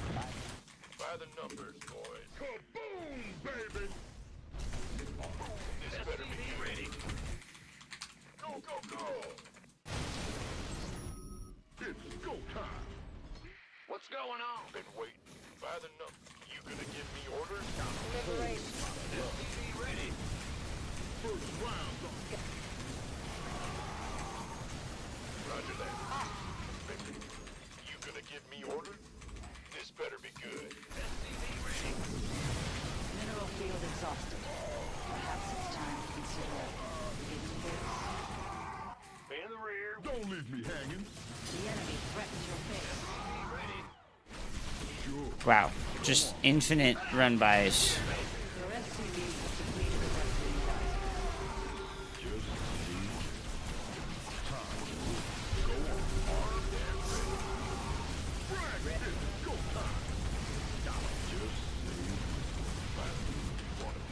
A mineral field has been depleted.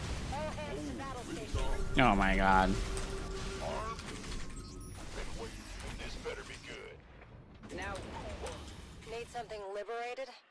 An upgrade has been completed. It's go time. Been waiting on ready. Big job, huh? You gonna give me orders? Upgrade complete. Ready for duck? You SCV ready. Gangway coming through. You want a piece? Kaboom, baby! Aye, aye, sir. SCV ready. SCV ready. Armed and ready. upgrade complete. Your SCV ready. You've gathered all available minerals. SCV ready. Who wants some? SCV ready. Let's have a Insufficient energy. by the numbers, boys. Huh? Gangway coming through. SCV ready. You have not. It's go time. Put your harvesters to work. You've depleted the mineral cluster.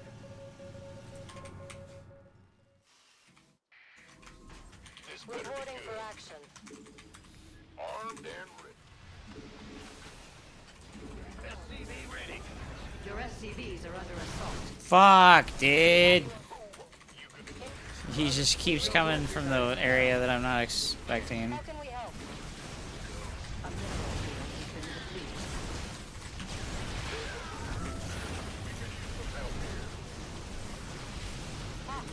The enemy threatens your base. Attention!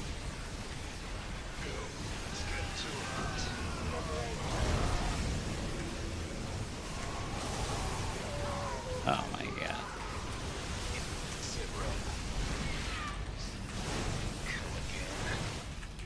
Amazing. Lost. Amazing.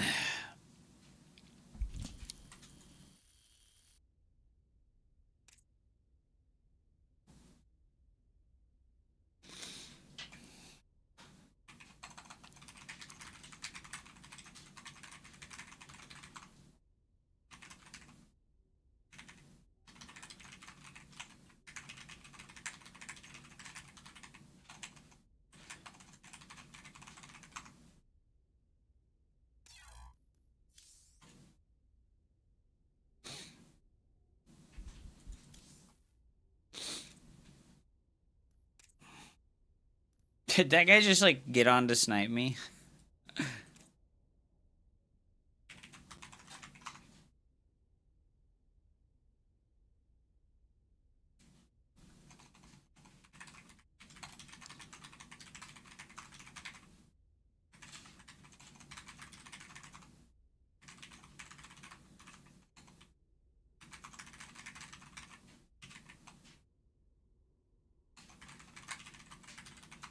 It's really sad that this guy is so miserable.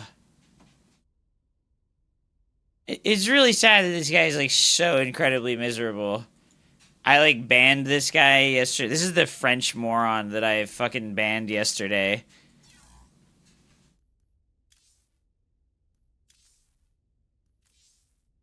I don't think any of these people play anymore. It's been like so fucking long since I blocked these people. Holy shit, dude.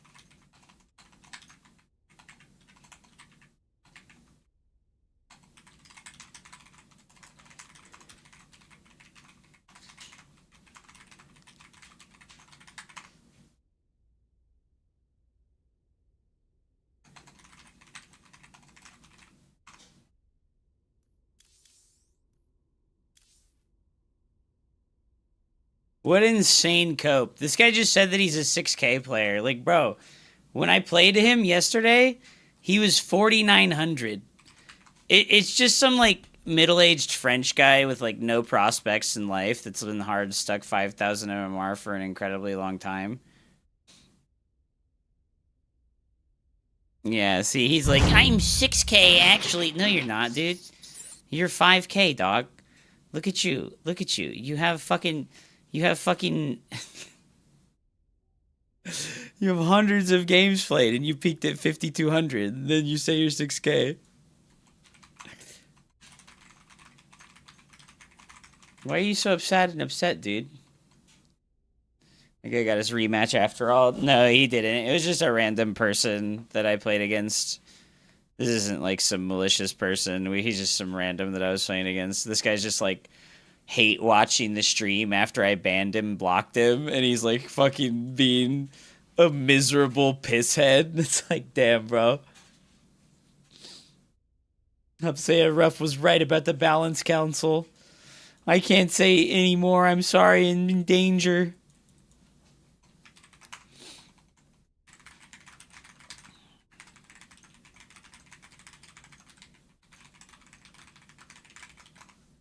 Realize how easy Terran is if you practice a build order a few times?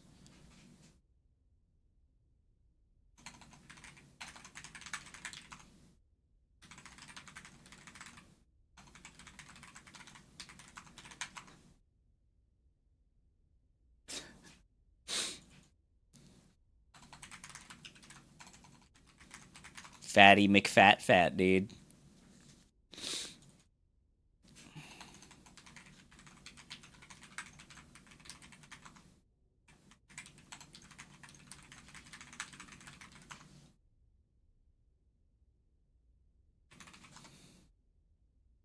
El Ruru, dude. Fucking El Ruru, dude. Oh my god, what a baby. What a baby, dude.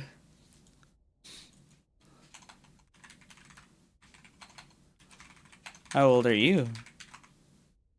How old are you, bro? 23?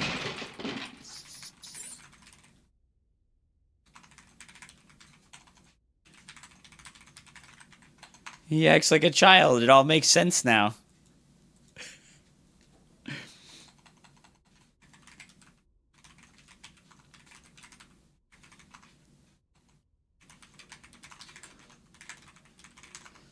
I rub your mom with my ass, and she moans like wildebeest. Sure, bro. You're manlit.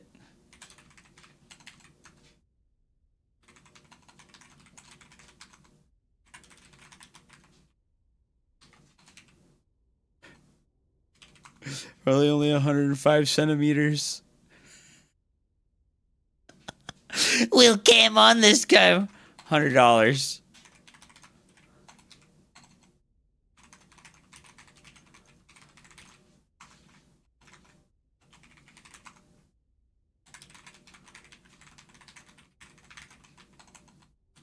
Unless you're poor loser EU, bitch. 100 USD. Yeah, that's the French guy that I'm talking about. He got onto an alt account so that he could fucking rage at me. He's so dog shit, by the way. Like, look at these defeats that he's taking. This is only like 7 months ago. He's just losing like back to back to back. Bro, you're dog shit. He lost back to back to back. Oh my god. And then he loses to fucking alt account. Oh my god. Ruffle, bro's thinking my NA account is serious? Damn, bro. It's so serious when you're out here losing to Masters 3 players when you try your hardest, dog. You're losing to Masters 3 players. Oh, no, dude. He's coping. He's coping, dude. God, what a boring person, you know? Like, what a boring person. That's crazy work. You need to get a life, brother. You need to get a life, brother.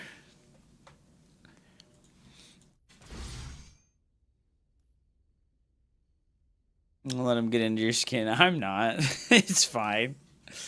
I think it's funny that he went out of his way to, you know, circumvent the block in the ban by getting on a new account. And it's like he's hate watching the stream, and it's like, it's sick, bro. Sick, bro. Good job.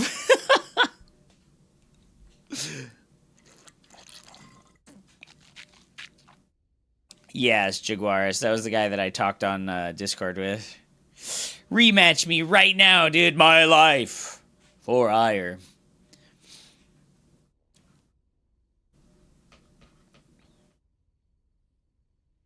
What's up, Done Hire? Welcome back to the stream, dude.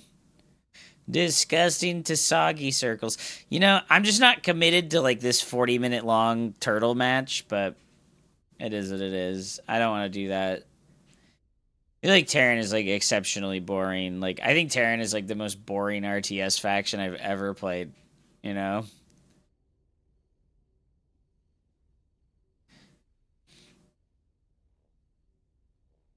Hero has his VODs from streaming behind a subwall on Africa. He streamed. Did you know that Classic streams on YouTube? And you can go watch all of his VODs for free? I think Classic is like a much better player to copy playstyles and build orders from than Hero.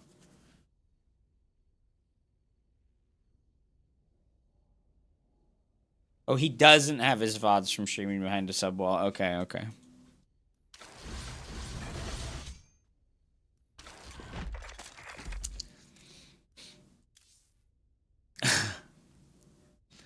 That's so funny. That guy's such a troll. I was getting goblined on. I was getting goblined on by this fucking douchebag fucking French guy. That's like not even 5,000 MMR on EU, but he was like dogging on me because we played a game yesterday or the day before. And he like barely won a fucking big long ass 35-minute macro game because he just sat on his dick and built a 160 army supply death ball that, like, you know, it's pretty well acknowledged, at least, you know, I feel like it's pretty well acknowledged right now that, like, if Terran can get to the ultra late game and they can build enough ghosts and liberators, you cannot win. You cannot win against that. Like, they just, like, they have to make, like, catastrophic, like, micro errors to let you win.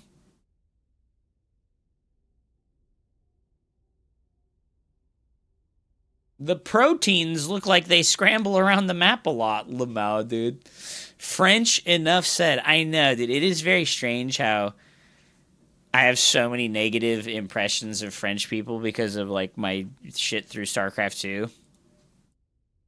That's, like, honestly fucking funny as fuck. Like, so many fucking negative impressions from French people, dude. Very funny, to be honest. Very funny.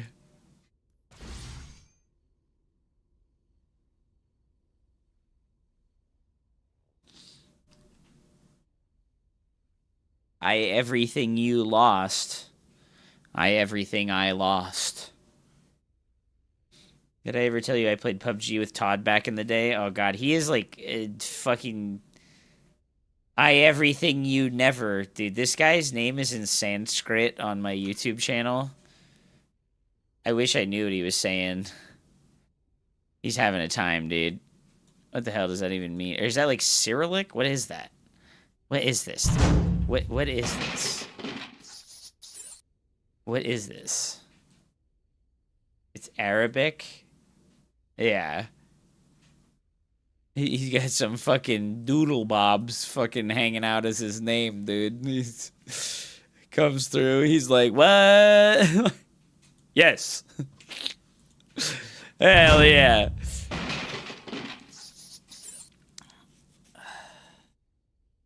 Arabic Syrian. Okay. Versus Blinkstalker Oracle Pressure. Do you like Zerglings or Roaches? It's got to be Zerglings. Roaches are really bad against the Blinkstalker Pressure. But only if the Protons player is, like, really good. Zerglings are, like, really good against Blinkstalker Oracle. But you have to get a big surround You have to like outnumber them a lot. The Maurau and Warhammer fan 222. Welcome to the stream, guys.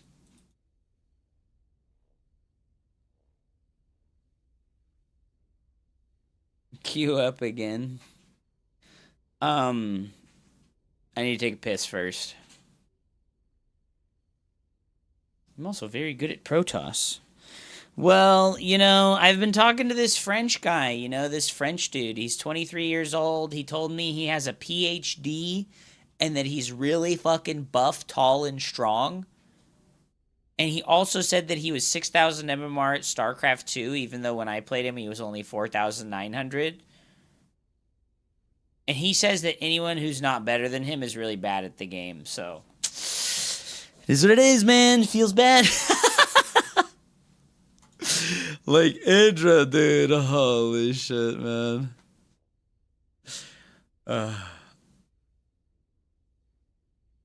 It's not just you, man. Even in school or corporate, French are the worst. Yeah, it's super weird. Like, I know French people that aren't that bad. You know, I know like I've talked to French people that I've been like, oh, this is great. This is fine. You know, like they're not crazy. They're not super fucking racist. Like that's like the number one. It's like I feel like I have talked to so many French people that are like incredibly fucking racist, and it's like, are you okay? Like are you okay, bro? Like.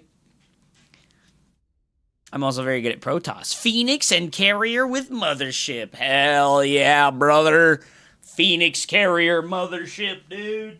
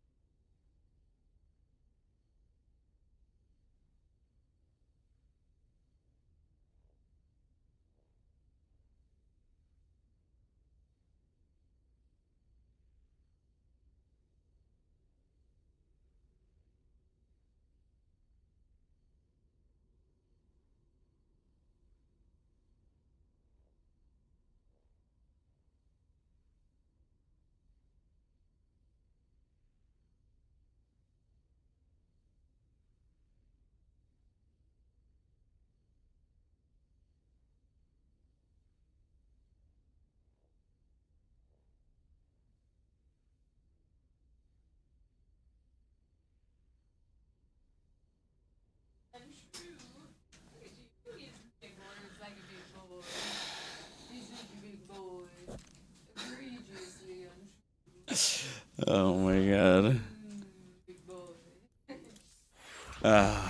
You know what? I want to play more Terran, guys. I want to play more Terran.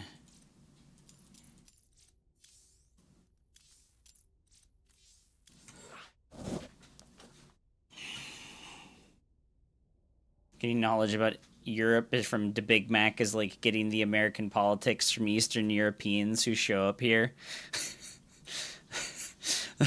That's kind of true. That's kind of true.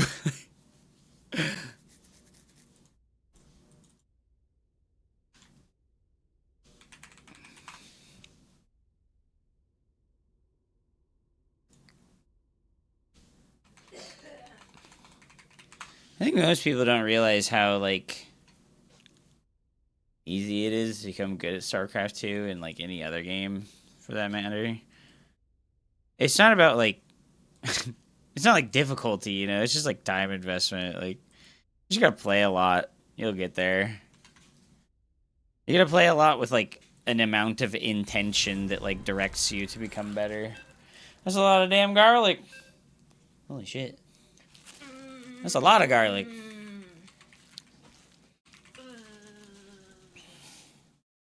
You'll never guess what I'm making with it. Honey garlic? Finally? Are you gonna finally make some honey garlic again? It's finally in season.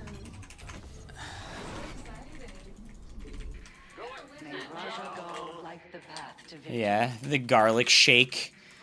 The garlic shake gives me all of the power to win the TVT. Brazil! Brazil es numero uno! Alright, Proxy Marauder, dude. Proxy Marauder, dude. It's the only way to play versus Terran Brazil. It's the only way to play versus Brazil, dude.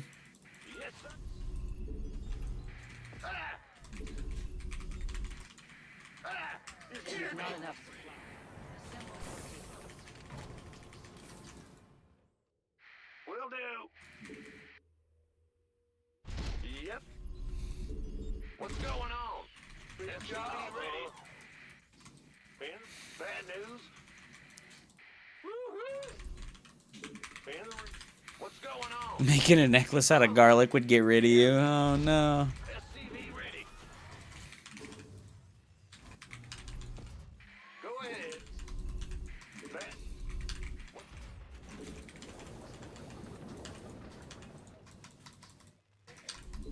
SCV ready. Big job.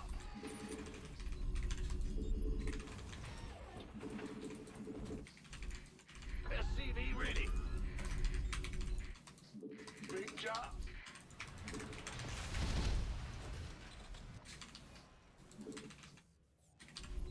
In the rear, SCV ready. Ah!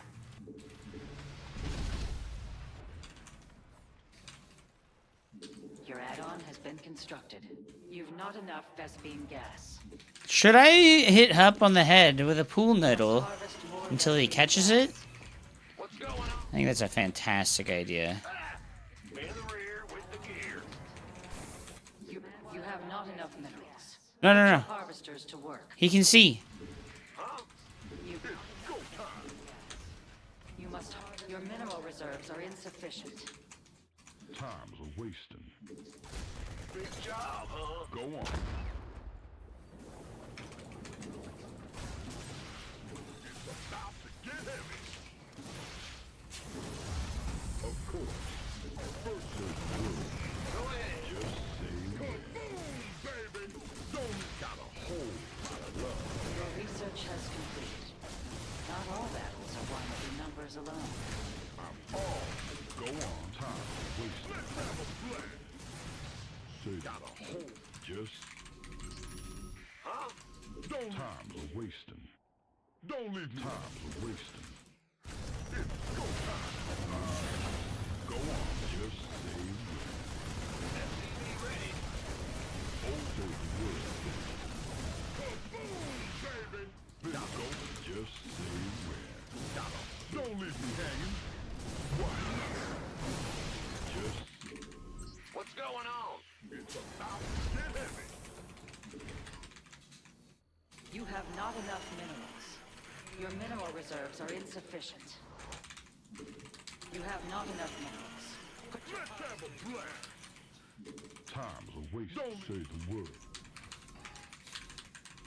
Time. Don't leave me hanging. Let's do Marauder contained, dude. Yeah, no, this is the I don't want to play TVT. I know they did it because it's Brazil. Usually I wouldn't like fucking proxy Marauder TVT, but like it's like, dude, I'm on fucking Brazil, dude. I have fucking 200 ping. Oh my fucking god, a fucking Reaper got over here, dude. Oh, holy shit.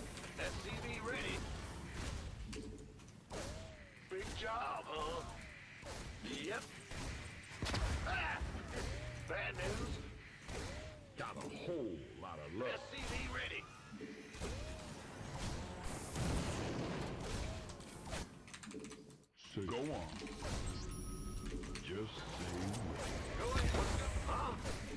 say the word, baby. Don't leave me hanging. Time's a wasting. SCV ready. Why not? Boom, baby. Sure thing. I'm all about that. Let's do this. Big job, huh? SCV ready. You must construct additional supply depots. Well, not getting the. We hang out a whole lot of love. Time. Just You've say insufficient supply depots. Not getting the CC supply blocked me. Research complete. believe it.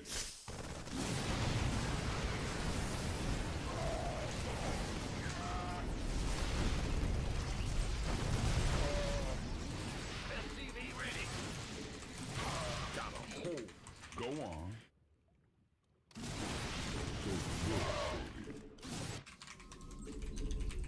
Time. Don't leave me. It's about to get heavy.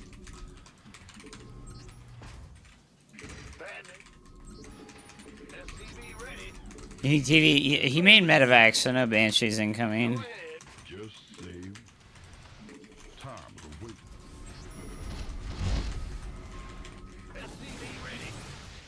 Oh, it's on.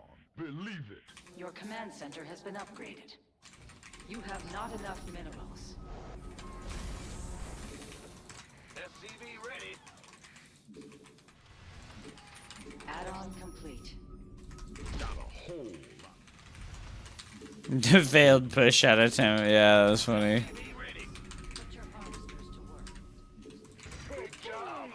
Your mineral reserves. Alright, where you going? Sure. Go on. SCV ready. Got a hole.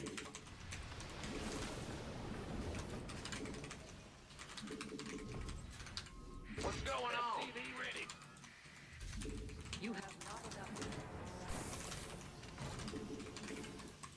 Ready to roll out. Go on. SCV ready. I'm sitting I need to make a Vikings at home. Time's a wasting. Your workers are. Oh, fuck, dude.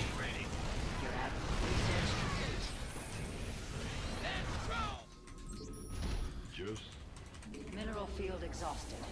Perhaps it's time to consider a hidden base. let's do this. You've gathered all available minerals from a cluster. Don't leave me hanging. You've depleted a mineral cluster. You've gathered all available minerals from a cluster. Go on. Yep. Yes, sir. Ready to plunder. You've not enough energy. Your mineral reserves are insufficient. A mineral field has been depleted. You have not enough minerals. Put your harvesters to work. SCV ready. Well, butter my biscuit. You have not enough minerals. Oh, fuck me, dude. The enemy is attacking your SCVs. Your SCVs are under assault. It's go time. It's time to get heavy. Got him. Oh my god, this is trapped. No shot. Your structure's landing zone is occupied. No, wrong building. Land at that location. Got it. Don't leave me hanging. Go on. I'm in a world of hurt. Let's finish Got a whole lot of love. You must harvest more Vespene gas. Your base teems with enemy forces. Defend it.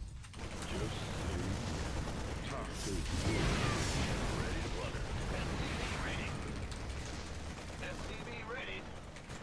Don't leave me hanging. You've not enough. Let's have a blast. Go on. SCV. You require more Vespene. Your base is under assault. Got a hole. Just say Mineral the word. field exhausted. Perhaps it's time to consider a hidden base. Made for battle. Add-on assembly complete. Ready to plunder. You've not enough. SCV ready. You must harvest more Vespene gas. I like it. SCV ready. Go, go, go. All right. Say the Ready to plunder. ready. Been waiting on. Made for battle. This better be good. You require SCV ready.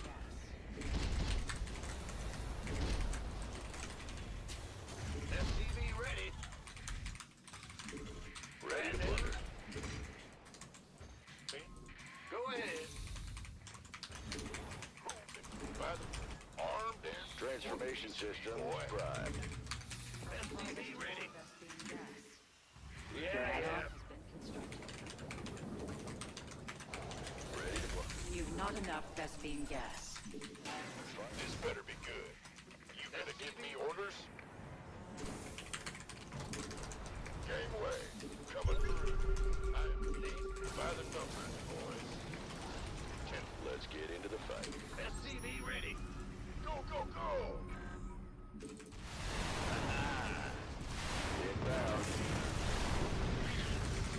You want a piece of me, boy? A mineral field has been depleted. Made for. Huh? Who wants some? Let's get into the fight. Armed? Transformation systems. Been waiting on you.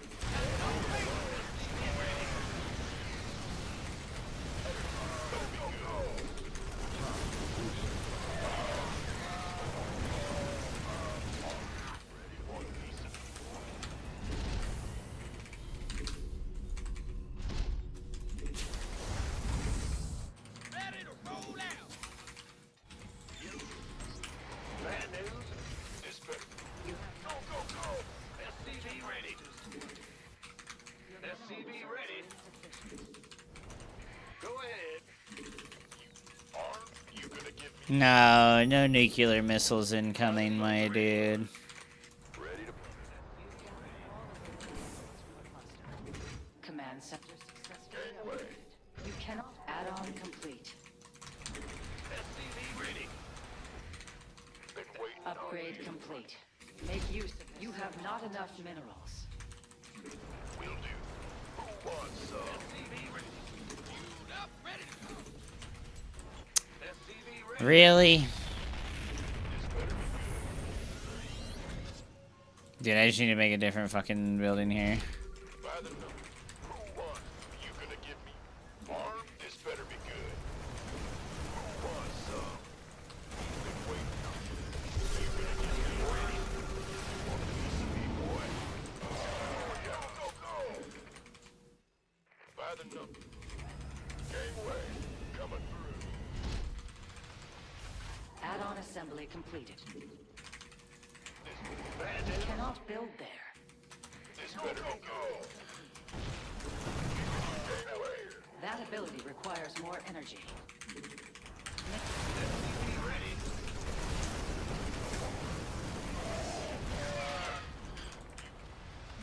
Who wants some?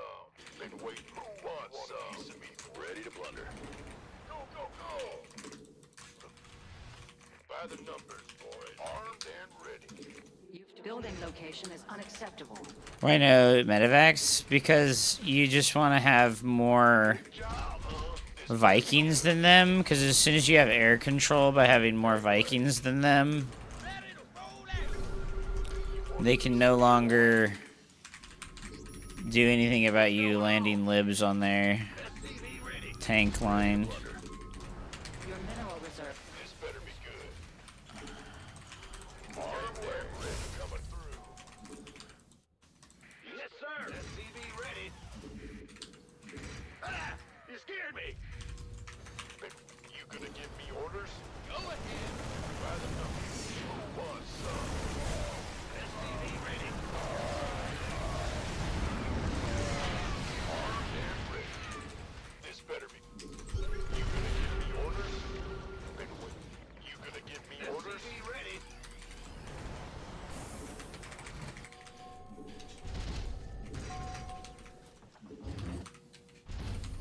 Building location is unacceptable. SCV ready. This better be good. Give us your... Wait. A mineral field has been depleted. Hear me.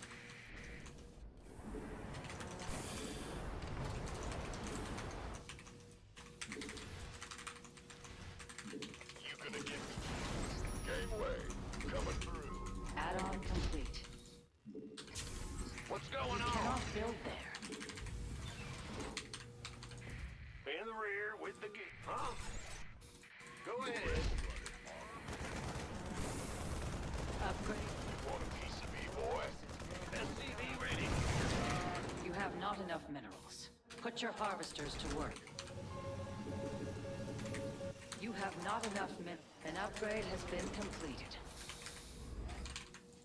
Building location is refinery offline. Mineral field exhausted. Perhaps it's time to consider. Your command center has been upgraded. Why not? Who wants some?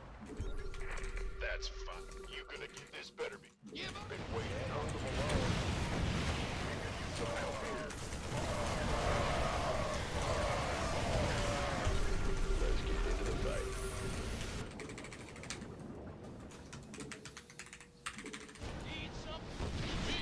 Transformation systems prime. What's our target? Can't hold them alone.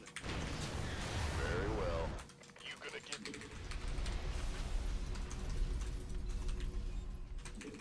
Go, go, go! Who wants some? This better be good. Been waiting. In the rear with the gear. You want a piece of me, boy? Gangway, coming through. Who wants some? Why, this better be good. You've depleted. You want a piece of me? Your mineral reserves are insufficient. SCV ready. Can't hold them alone.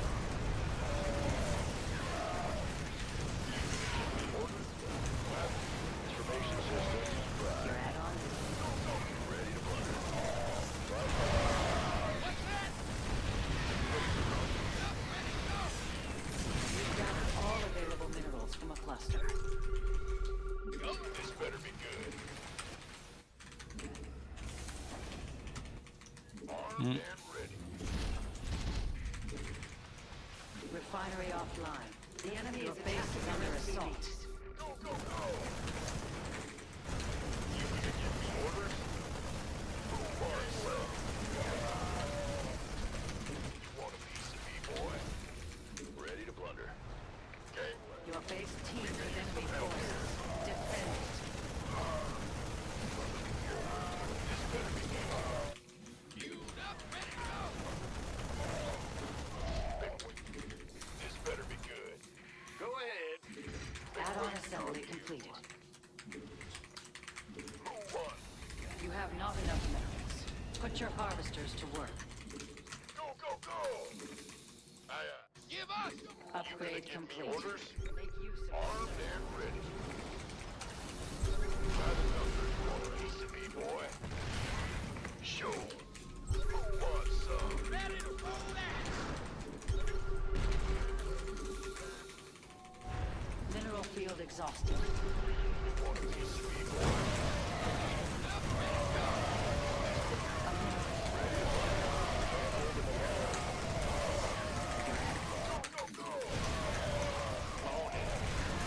Upgrade complete. Your forces grow more powerful.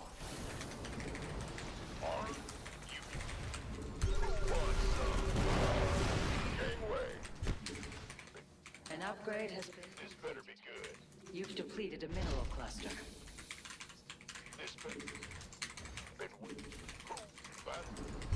Armed and ready. Give us your best shot! You gonna give me orders? Be ready for war, boy.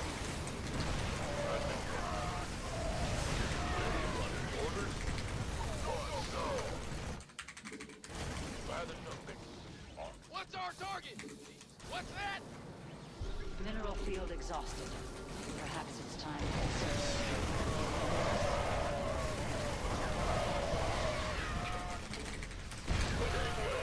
Coming through. Who wants some? That structure is... You cannot build there. Been waiting. By the numbers. Been waiting on SCV ready. Ready to roll. Wanna use some me, boy? Let's get into the fight. Ready.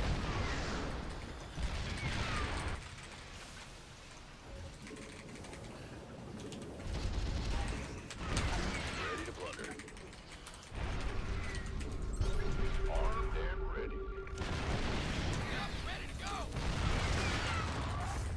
Who wants some? Go, go, go! You gonna get any orders? Your command center has been... Go, go, go! Been waiting on you. Get it.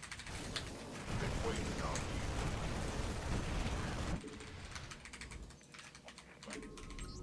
Huh? You want a piece, boy? Ready to blunder. You've gathered all add-on assembly completed. SCV ready. Very well. This better be good. Been waiting. You gonna transformation shit? Been waiting on. This I win my game. Hell yeah, dude. You want a piece of me, boy? Ready to blunder. Armed and you ready for war? Ready. Go, go, go! Upgrade complete. Make use of this. Your workers are in peril.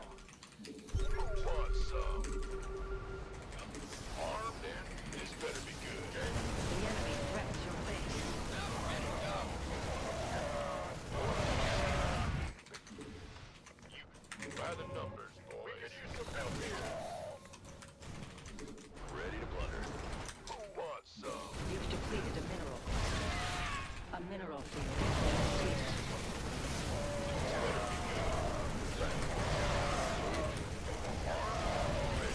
Piece of me, boy. Wide.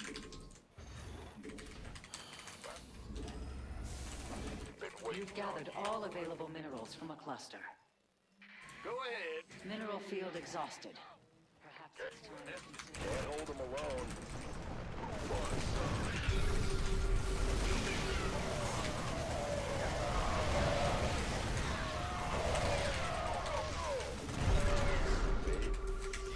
You fighter. By the numbers, boys. Ready to roll out. Game way.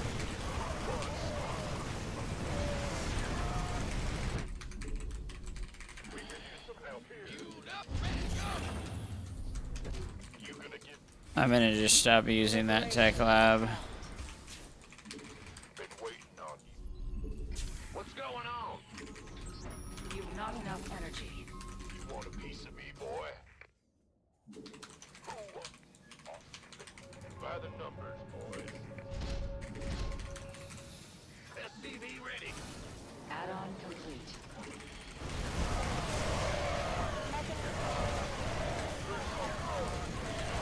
A battle for the legend. Dude, this is like the most chill, like easy mode play style is Siege Tank Marine. Like this is like mono battling. It's like really fucking. This is why I don't like TVT because this part of the game is like so boring. It's just like so boring. It's insane how fucking boring this part of the game is. Like tanks are just stupid. Liberators are just stupid. Like they're just stupid and bad. I don't think there's anyone in their right mind that enjoys playing like mass siege tank shit. It's like horrid, dude. It's not about unit comps, it's about strategy. Is that why the entire matchup is dominated by a single unit comp, which is Marine Tank Viking? It's not about unit comp, it's about strategy. And then every single game is just Marine Tank Viking. It's not about composition, though. Even though, you know, you have one composition and that's the only composition you're allowed to play, dude.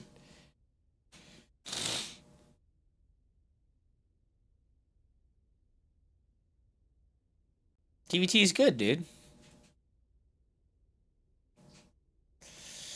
There's no strategy to it. I feel like there's no strategy. This is zero strategy. It's just fucking Trump style pretending and coping that there's strategy. Like, there's not, man.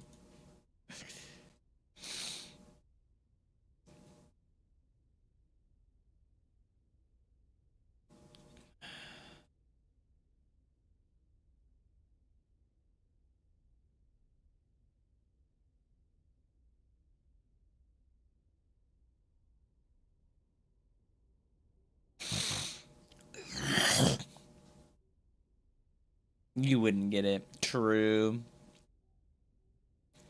I would never understand, dude.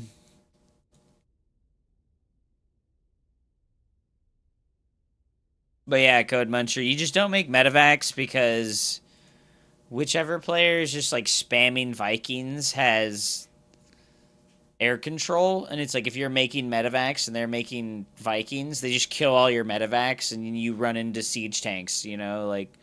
So it's all about just having air control with massed Vikings, and then you can, like, if you have air control, you can see further than they can because you have the air units, right? So it lets you move your siege tanks, and they can't move their siege tanks.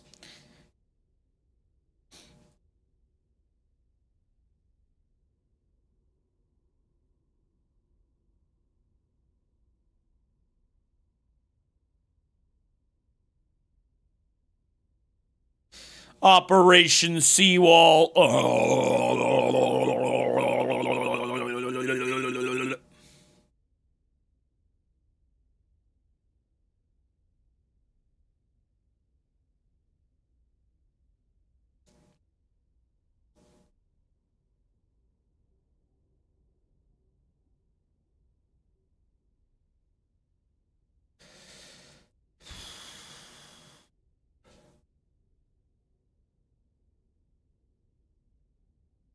TVT is good. Yeah, siege tanks are good. I agree. Siege tanks are really good.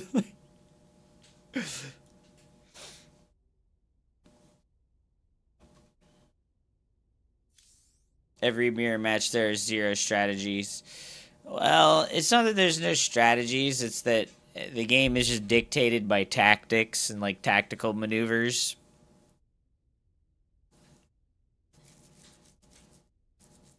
The only hype moment I've had of TVT is when I was playing Ground Mech versus Ground Mech, lost all my shit, made 4 Thors and killed 39 Vikings. Hell yeah. Oh my god, that drop in my natural smoked me, dude. Can we get the EPM of the replay, please? This one that I just played, it was like dead even. Like both of us played at like 200-ish. Why isn't that printed? I mean, if you go to the actual SC2 replay stats thing, it shows it.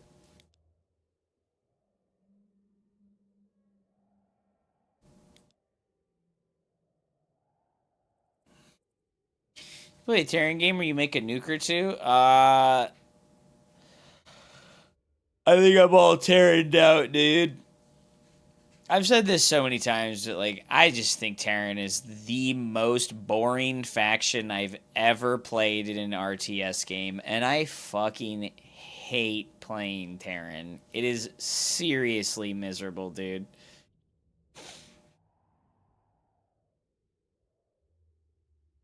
Something I find funny is that True Legend streams and has 1 viewer, and yet he has chat on follower only mode, and he talks to himself.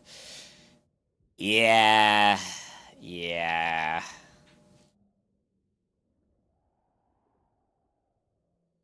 He's pretty delusional. He's pretty delusional, dude.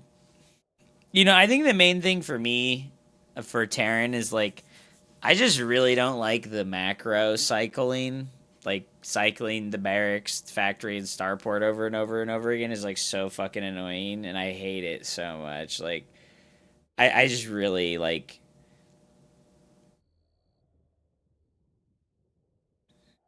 You get to make the units, though. The Marine, the Medevac, the tank.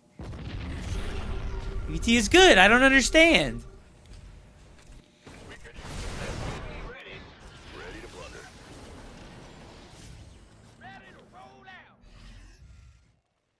I'm getting this. Mineral field complete.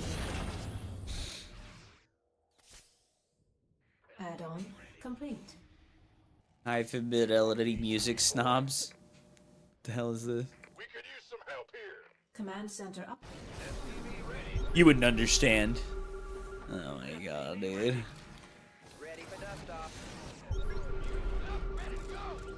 Additional add-on. Upgrade complete. Marine, make tank, make medevac, make Marine, make tank, make medevac, Marine, make tank. Yeah, it's not... It's not fun, dude. Like, it's really not fun. Like, I hate Terran macro, dude.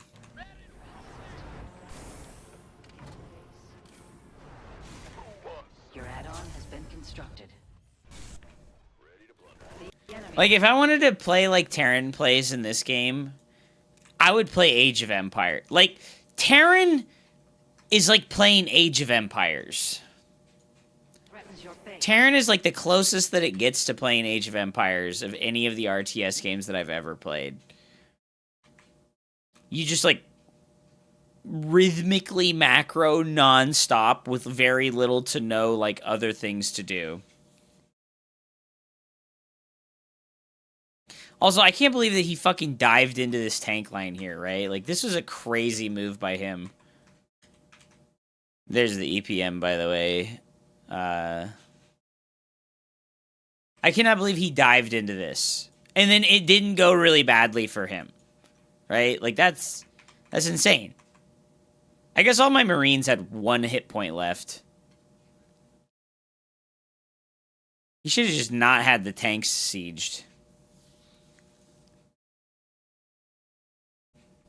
Well, he didn't have a spread at all. He's, like, attacking into a spread.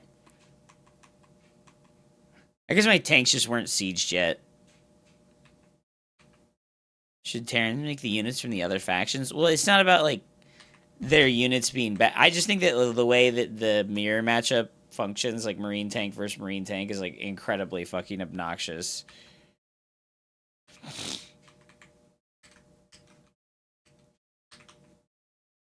All your Marines are off to the left. Fair. And honestly, I'm surprised the Vikings didn't do better here. They kind of, like, landed, like, one after another instead of all at the same time. A mirror matchup is the best one. PvP, dude. By fucking a literal country mile. It's, like, not even close. PvP is the only good mirror matchup. And that doesn't mean that it's good. It's just, like, the least horrible one. When disruptors were, like, really powerful, and they were 3 supply, I think that that's when PvP was just as bad as the other matchups. But when disruptors got pushed to 4 supply and they stopped being the thing that you made every single game, that's when PvP started to be, like, actually enjoyable.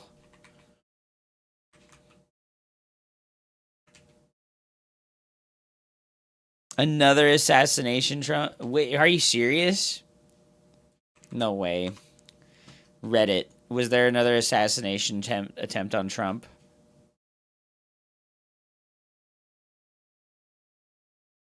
Hey, yo.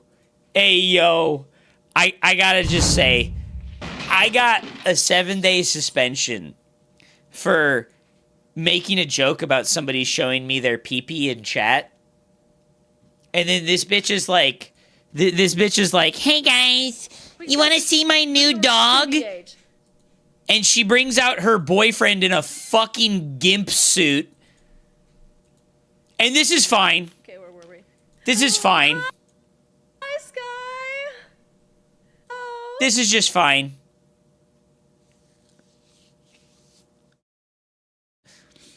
Asking about pee-pee? No, no, no, no.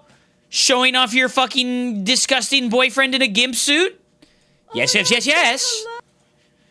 Oh my god, dude. Bring out the gimp. Oh my god. That is just like insane, dude. That is just insane, dude. It's hard to see someone else living your dream.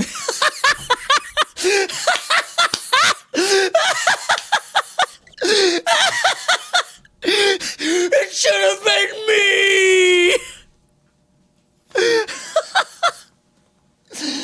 Oh, fuck, dude.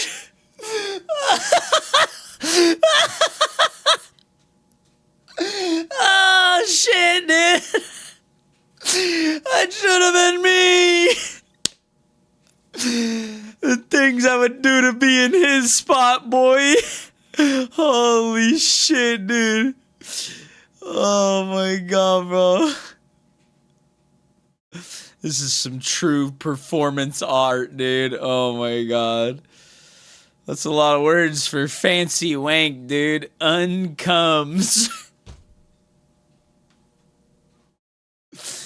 Oh my god, dude. I just can't even, dude. What the fuck?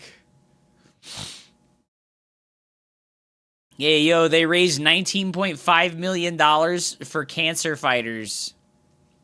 Oh, that's actually legendary, dude. I've like literally never heard of these people ever, dude. There's a political emergency. Is it? But it's not on Reddit, dude. It's not on Reddit.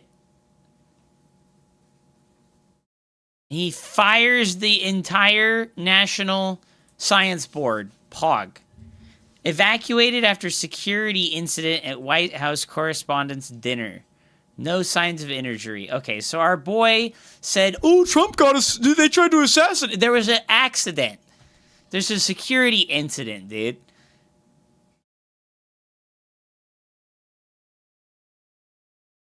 What do you mean? This is 30 minutes ago. I can't believe this. Fires the entire National Science Board. Are you fucking serious, dude?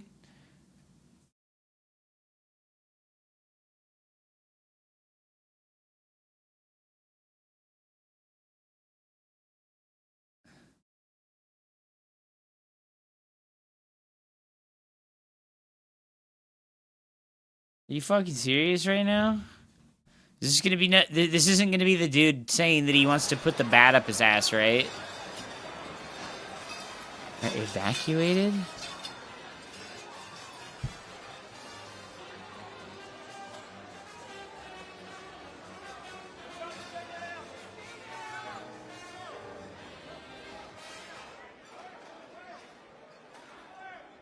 Wow. They low-key did fucking have a fucking... Dude, I like how everybody else just sits still. What is this guy doing?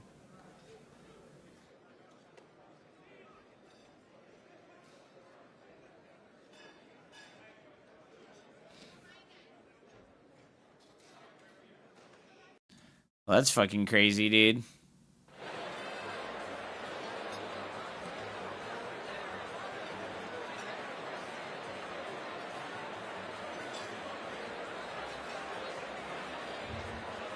What even happened? Apparently a gunman was trying to sneak in.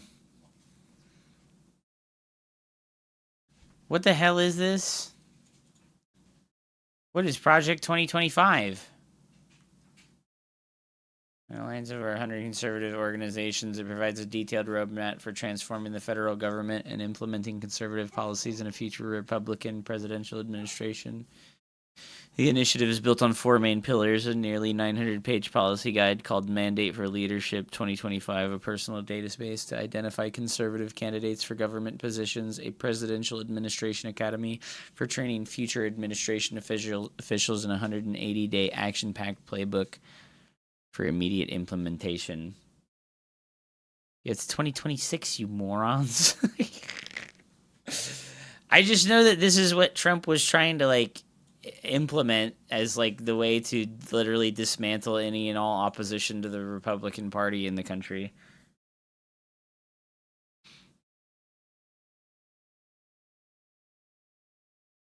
Supporters argue that Project 25 provides clear, actionable plans for efficient governance,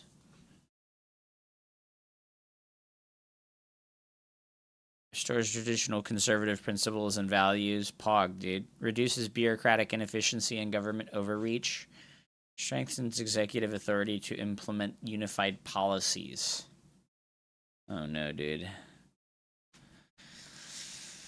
Well, that's fucking crazy. I mean...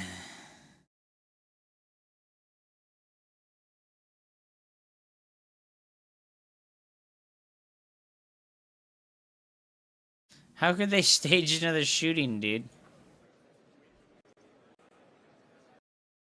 Well, that's pretty fucking crazy, but, I mean... I don't give a shit, dude.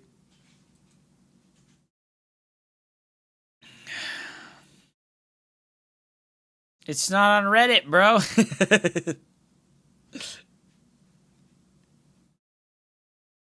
It's more than that. It's implementation of neo-evangelical Christian fascism in a country, not just barring opposition. Well, I know there's, like, way more to it, but I haven't looked into it, so I don't want to speak.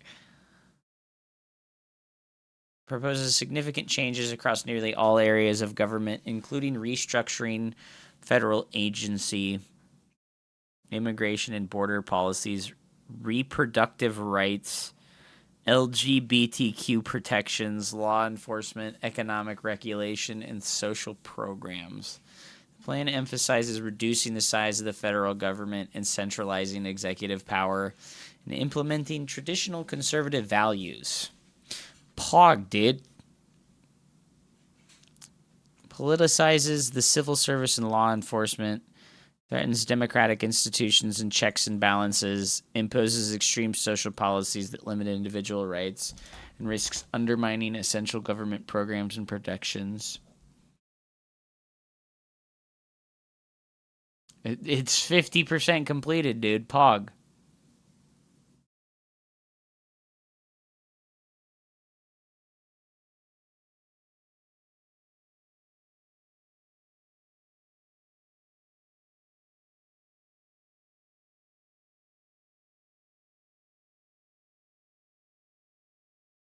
That's so fucked up, man.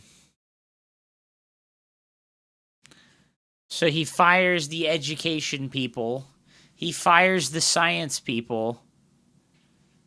He fires half the government. Reproductive health. Holy shit, dude.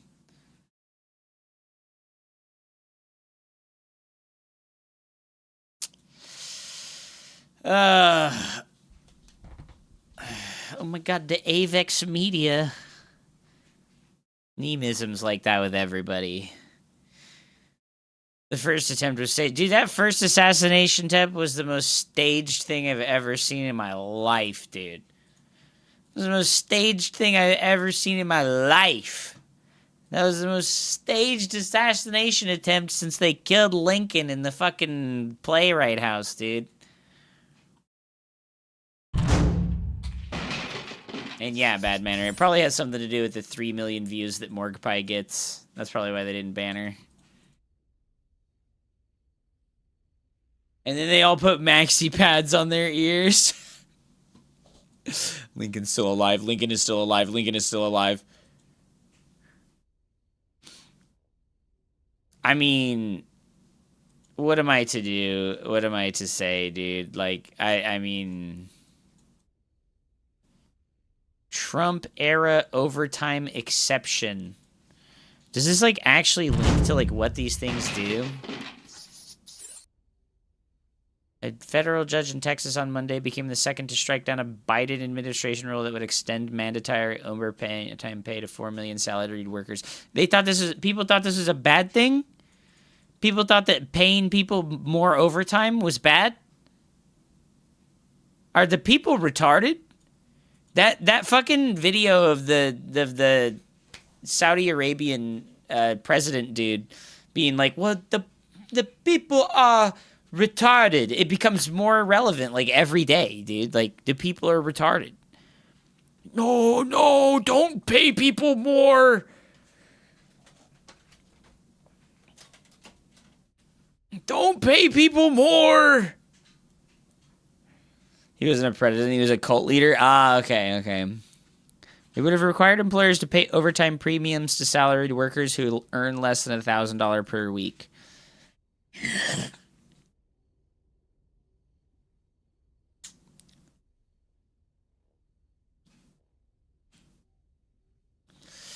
I need more overtime. I have 14-hour days. Well, no, it's paying. It was supposed to pay you overtime premiums if you earn less than $1,100 per week.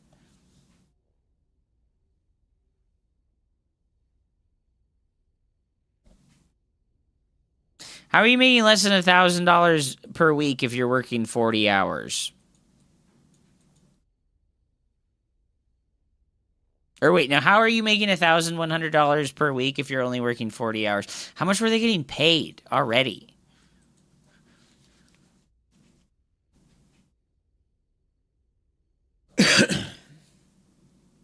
Just minimum wage is $7.25 an hour.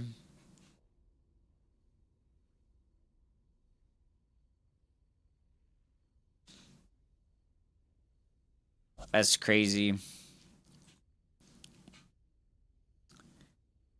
Abandon the redefinition of sex to sexual orientation and gender identity.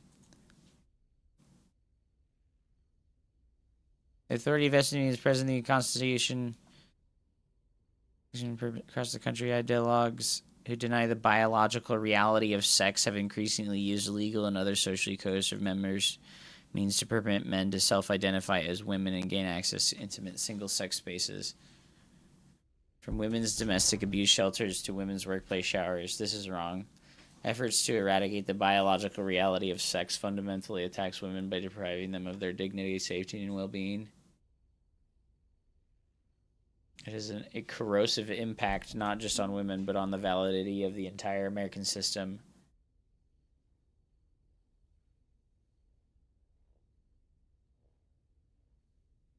Yeah, this is just like the erasure of transgender people.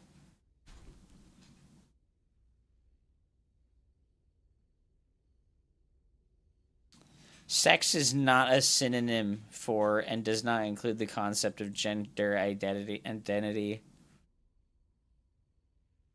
Women or woman or girls shall mean adult and juvenile human females.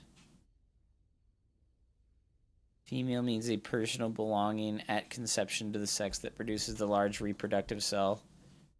Male means a person belonging at conception to the sex that produces the small reproductive cell.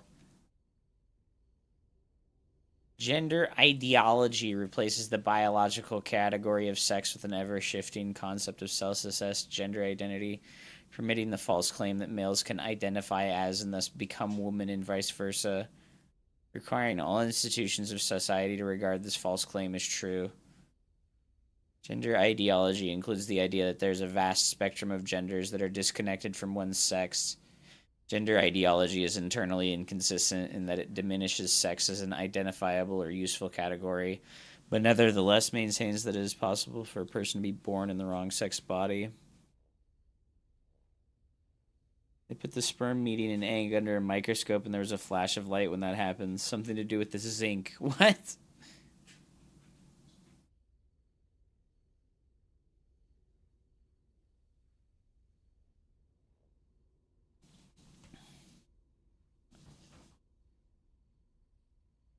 You know, when Hupp clears his history? Whoa, dude. reflects a fully internal and subjective sense of self disconnected from biological reality and sex and existing on an infinite continuum that does not provide a meaningful basis for identification and cannot be recognized as a replacement for sex.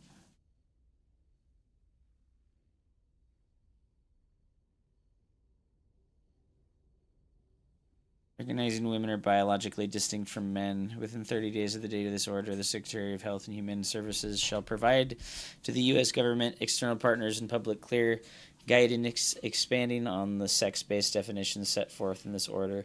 Each agency and all federal employees shall enforce laws governing sex-based rights, protections, opportunities, and accommodations to protect men and women as biologically distinct sexes.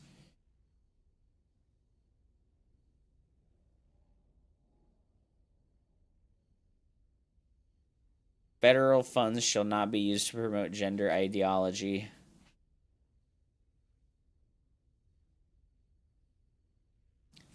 Encourage gender identity-based access to single-sex spaces, for example. Legally untenable and has harmed women.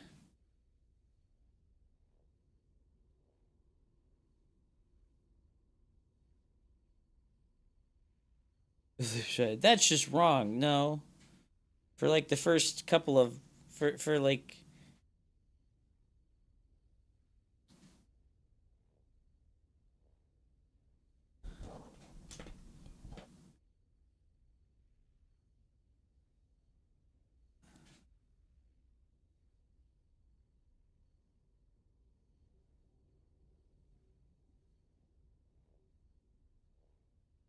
that's just wrong. Let me use AI. Oh no, dude.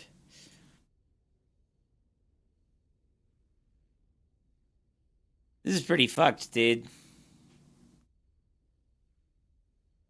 This is like pretty fucked up, dude.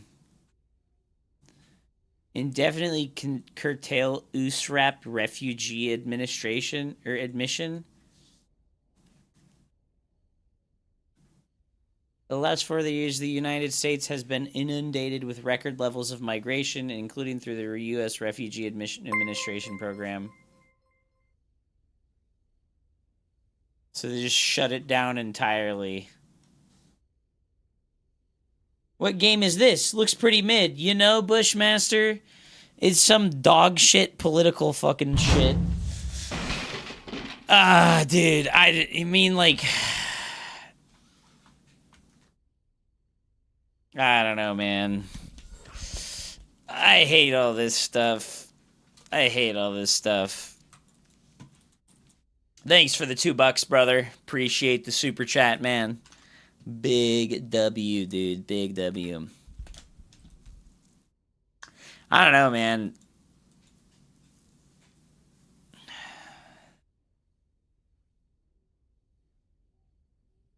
Focus energy policy on critical minerals. Oh, no, dude. This one's probably so terrible. Abundance of energy and natural resources that have historically powered our nation's economic prosperity. In recent years, burdensome and ideologically motivated regulations have impeded the development of these resources, limited the generation of reliable and affordable electricity, reduced job creation, and inflicted high energy costs upon our citizens. Oh, you know what? I'm going to go turn on my soup, actually.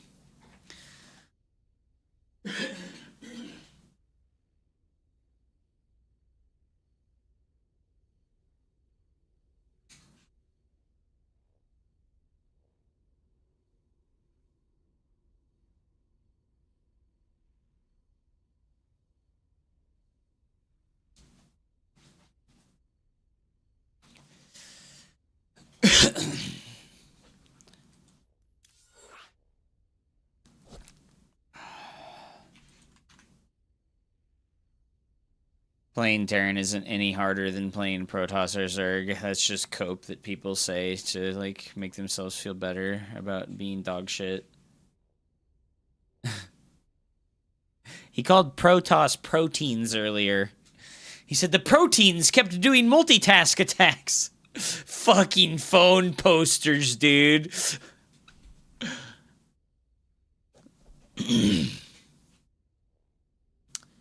Impeded the development of these resources, limited the generation of reliable and affordable electricity, reduced job creation, and inflicted high energy costs upon our citizens. These high energy costs devastate American consumers by driving up the cost of transportation. I'm queuing, by the way, okay? I'm queuing. It is thus in the national interest to unleash America's affordable energy and natural resources. This will restore American prosperity, including for those men and women who have been forgotten by our economy in recent years. It is also to rebuild our nation's economic and military security, which will deliver peace through strength. Okay.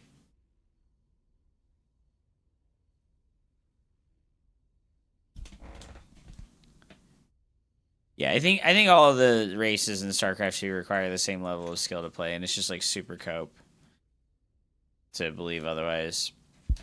To encourage energy exploration and production on the federal lands and waters, including on the outer continental shelf. This just like... What the fuck, dude? This is like, yeah, dude, let's drill oil in the ocean. Hell yeah.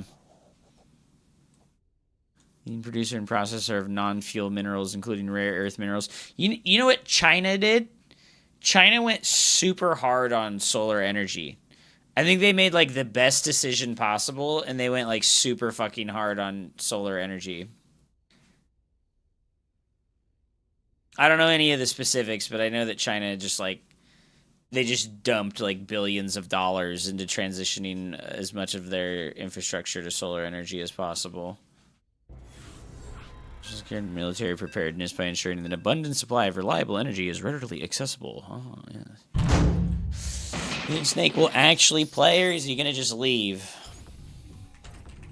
Xel'Naga is the easy mode race, dude. You just build the Xel'Naga super weapon, and then you just win the game, dude. It's so bullshit.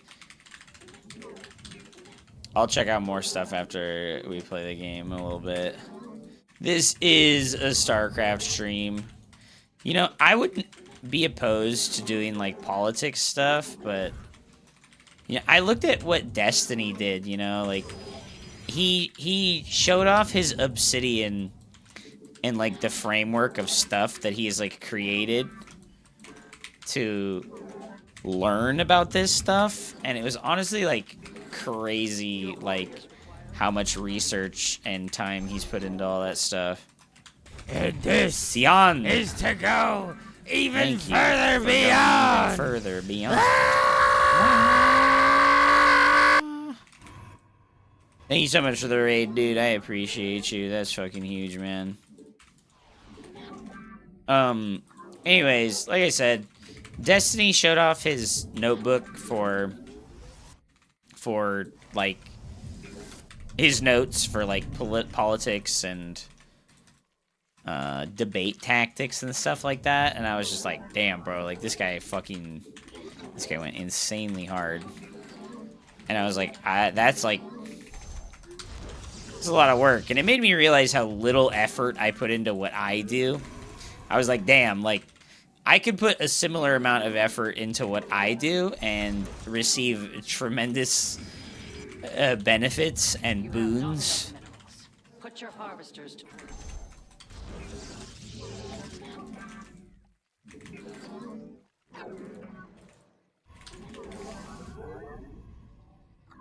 Half his notes are empty. I did notice that as well, actually. Yeah, I noticed that, like, a lot of his notes were empty. And it was just, like, placeholder stuff.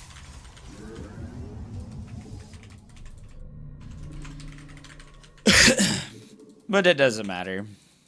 It wasn't there to be impressive. It was there to help him, like, compartmentalize information.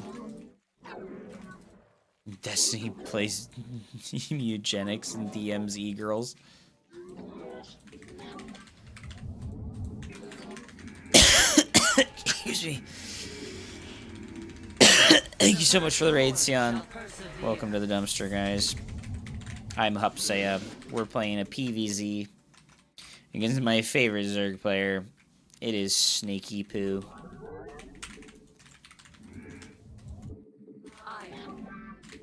Alright, so the objective of StarCraft 2 is to tilt your opponent as much as possible. We are of one mind. You require more than glory shall be done. Forward to glory. Let Najakar. Let me live now. Oh, oh, oh, oh, oh. Give up. Your mineral reserves are insufficient. Dimensional Insufficient energy. Alright, I gotta make a void ray. Not enough minerals. and our window is Where? I'm gonna make 2 batteries too.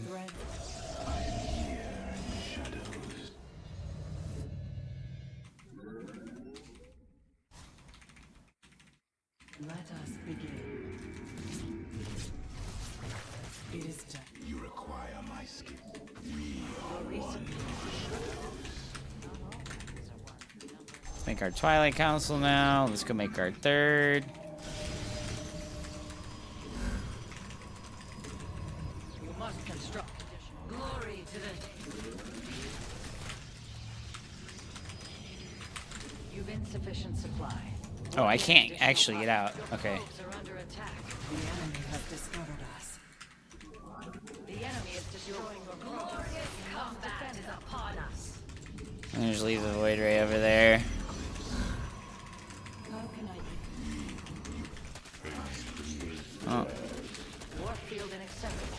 That location is invalid.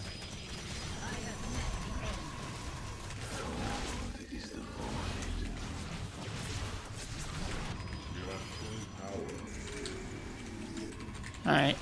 Just fine. You must harvest more. This is fine, guys. You've not enough Vespine gas.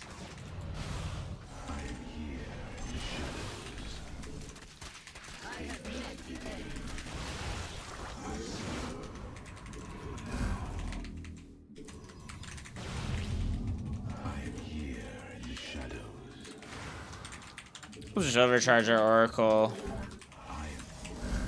I think this is a pretty big waste for him, to be honest. I'm gonna just take this right now. Because we full walled, right? We full walled, so I'm gonna just go take this.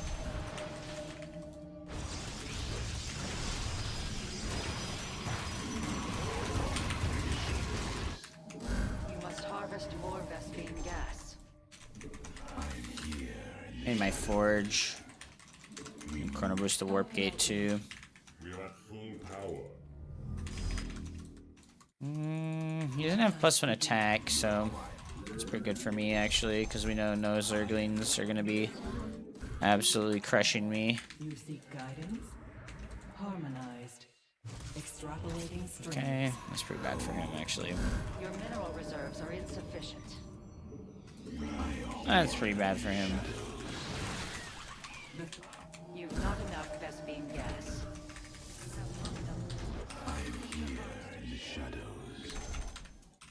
Your research is complete. May it serve you well. Okay, we go now. We leave the void ray to protect this. Have not enough minerals.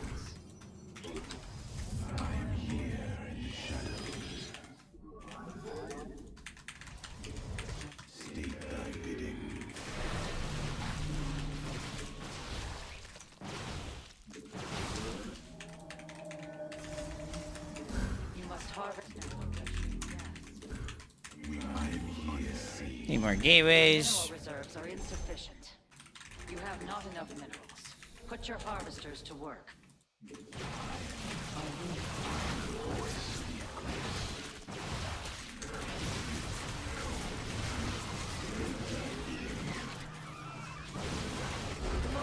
GG. Your mom's like 7-Eleven.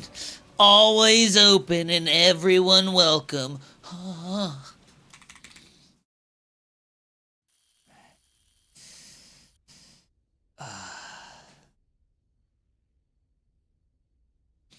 This scene is well known for being Wikipedia smart. He's not great at what he does when he held up to scrutiny.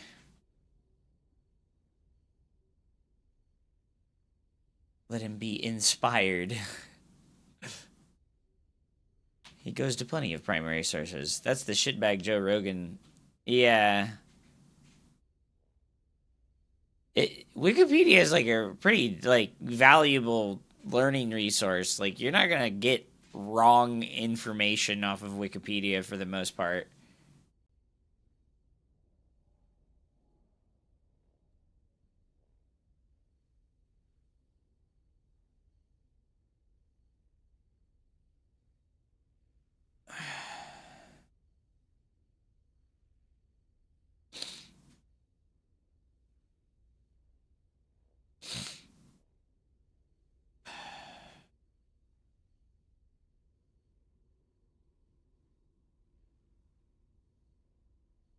It's like spark noting. Well, I think that what Destiny does is like a very obvious mutation of what like the Trumpism type debate stuff does, right? It like the Trumpism type debate situation set up Destiny to be very successful because he just like saw what they did, right? Like he saw what like really hateful like right-wing type people did, and he just like weaponized that against them. Like he just like took their way of arguing about stuff, which is like having a base level of knowledge about a very wide amount of topics where it's like you can just like bludgeon people with information. And, you know, I mean, it's not a bad thing that he can do that in my experience and opinion. If you're coaching a player, would you recommend they read Sun Tzu's The Art of War? No. If I was coaching somebody, I would recommend that they download Overwolf and then download Spawning Tool and then practice build orders. And play the printf minute micro arcade thing.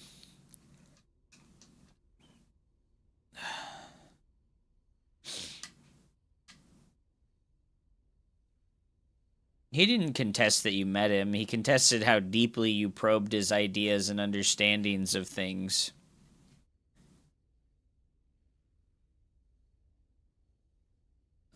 Like he said, when you met him in person, did you probe his deepest intellectual understanding? Or did you say hi to him for 2 minutes at a Starcraft event? And I mean, I think that's a fair question to ask in this regard, you know?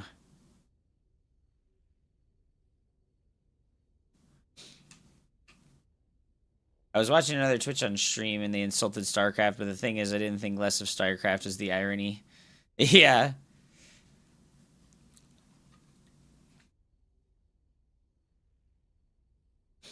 Speaking of Wikipedia, 6 million? Really? 6 million what? Oh, wait, are they, like, asking for, like, $6 million to continue running the website? Have I read Sun Tzu's The Art of War? You know, I bought it, and I read, like, a couple of the passages, but then I realized that it was just, like, a lot of flowery stuff, and I was like, okay, this isn't really that interesting. What are you talking about, JDM? Is Wikipedia asking for $6 million to continue running the website now?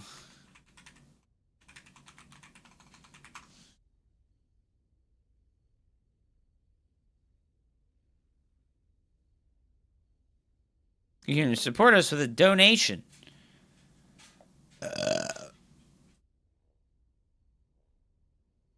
No. What the hell are you talking about? He's the Ben Shapiro of neoliberals. I don't think it's good to just, like, color someone as, like, a opposite carbon copy of another, like, talker.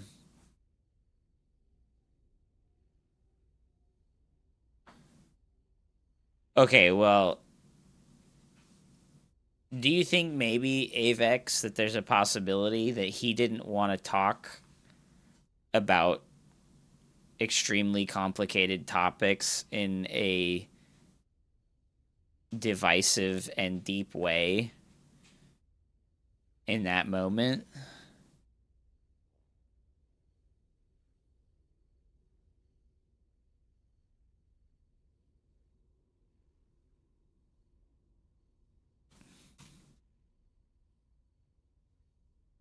whatever. I'm not defending him. I don't know your personal interaction with him, but I think that if I got to meet somebody one time and talk to them for an hour, it would be fairly difficult to judge their level of depth of understanding on like topics that I did not also specifically know super deeply.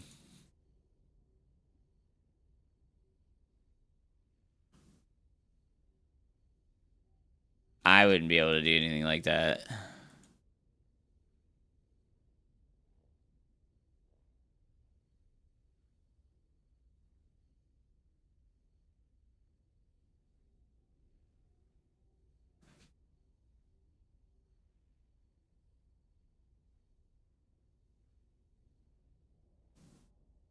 Also, people have the ability to gain knowledge and skills. Yeah. Yeah. Yeah, I think that, like I said, like I think that Destiny has done like a tremendous amount of work in the last 10 years that solidifies in my mind that like he's not trying to just be like a intellectual masturbator.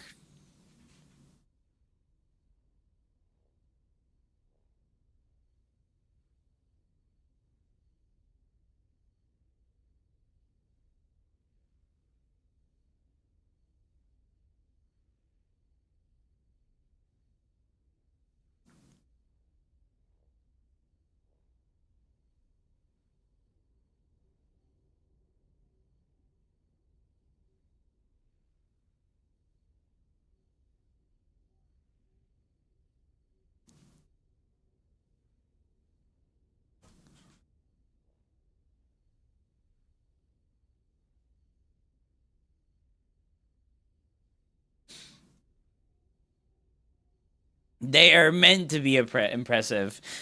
I will continue talking about this when I come back, but I need to go stir my food so it doesn't burn. I'll be right back.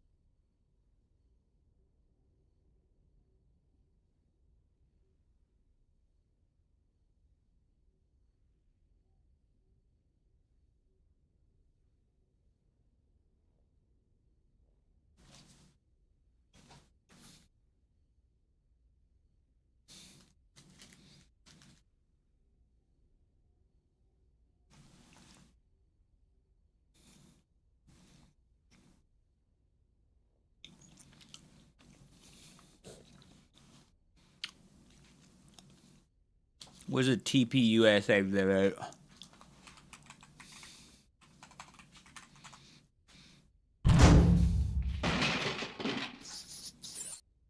Is this the Charlie Kirk YouTube thing? This is Charlie Kirk's YouTube, right?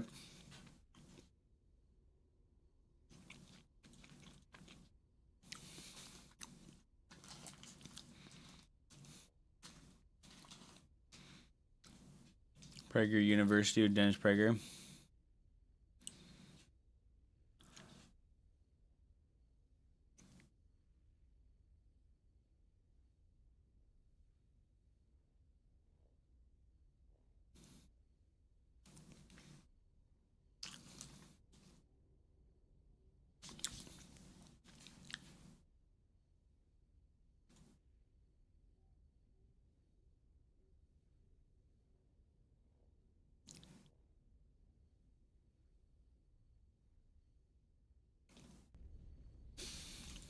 Okay, I'll just say, I don't think I remember a single thing I've ever watched of Charlie Kirk where he, like, yelled over somebody or tried to, like, bulldoze them by talking super fast. Like, that's, like, one thing I don't think I've ever seen him do. Do you feel proud of yourself for debating college kids who are unprepared to speak in front of an audience like yourself? Hold on. You're 30 years old. We can agree you're 30 years old, right? Do you think that's a little bit silly? Are you a voter? I am a voter. I'm a registered voter. I vote and you vote. So I'm talking to voters of this country that will determine the future of Western civilization. That's what I'm doing here today. Yeah? Wait, hold on. How is it any different than a professor talking to you? Then a professor talking to you? Who are you? Well, important enough for you to come up to a microphone. You create a company that's like close to being a fascist, and then like. Okay. How am I? Sorry. Let's go through this. How am I a fascist? No. Dude, like you. Can you name one thing I believe that's fascist? You believe that like you are. Oh no. This poor Asian kid. Shit. Don't let him think. But I'm such a bad fascist. I let the people who disagree in open mic to talk to me for 2 hours. I think that this would be an easy question to answer as well, because he did have like a bunch of like ultra conservative fascist type points of view. And like unfortunately this is just like a fucking young college kid that's like totally unprepared to like bring stuff like that to the forefront. Hours uninterrupted. Okay. I'm an awful fascist. I'm more like a free speech liberal of the 1970s, not a fascist. But I just want to say Turning Point USA is a evil company that was funded by thousands of fracking companies, and that just... No, it's not thousands, but we do have... He believes that we should be able to watch public executions.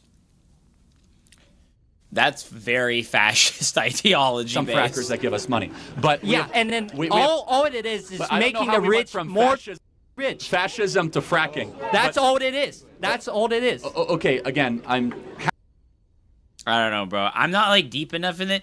And this is, this is exactly why I think what Destiny does is pretty like impressive. Like regardless of like what it is that he does. Like if Destiny was asked that question, he could have listed off 10 things about Charlie Kirk, right? Like he could have like listed off that, and that's why like I think Destiny is like, I don't think he's cool, but I think it's like admirable that like he takes up like the counter to these things, like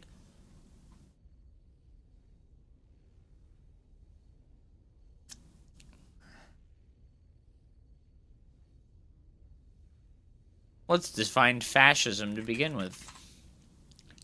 A far-right authoritarian, ultra-nationalist political ideology that emerged in the early 20th century Europe. I mean, Charlie Kirk was definitely, like, an ultra-nationalist. Like, he believed that, like, white America was, like, superior. Like, he definitely, like, had that, like, white America is superior type shit.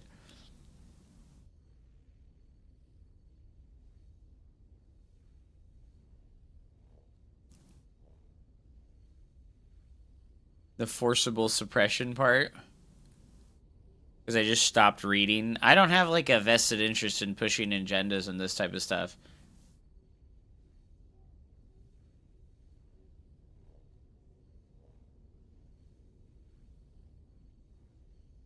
What is a good example of fascism? In the case of Nazism, this involved racial purity and belief in a master race.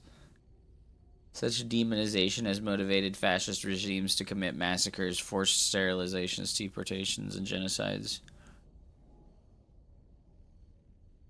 Yeah, Charlie Kirk believed in Christian nationalism.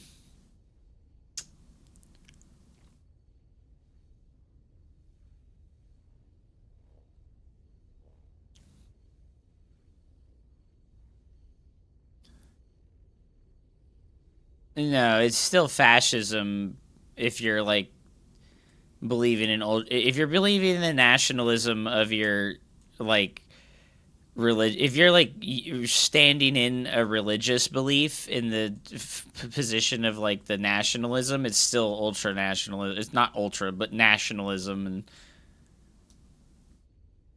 could I say that he's a fascist? I don't even know a single fucking thing about the guy other than the fact that he ran this shit and he was like a super far right-wing person. That's like the extent of what I know. And that he was like a hardcore fundamentalist Christian.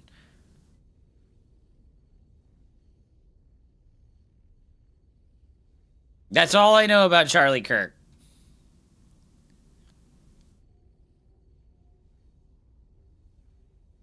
I got bad news, buddy.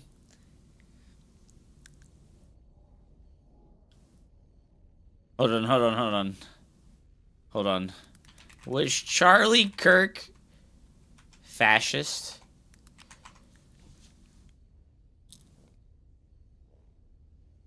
What were Charlie Kirk's beliefs? He advocated for a range of conservative positions, including opposition to abortion, gun control, DEI programs, and LGBTQ rights. He aligned with the Christian right and advocated for Christian nationalism. I mean,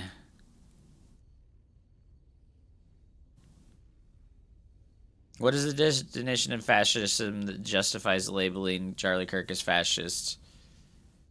2025 definition of fascism that justifies Charlie Kirk as a fascist. The traditional definition derived from World War II era figures like Mussolini, Franco, Hitler, and Bandera doesn't seem to apply to present-day leftist usage of the word fascists.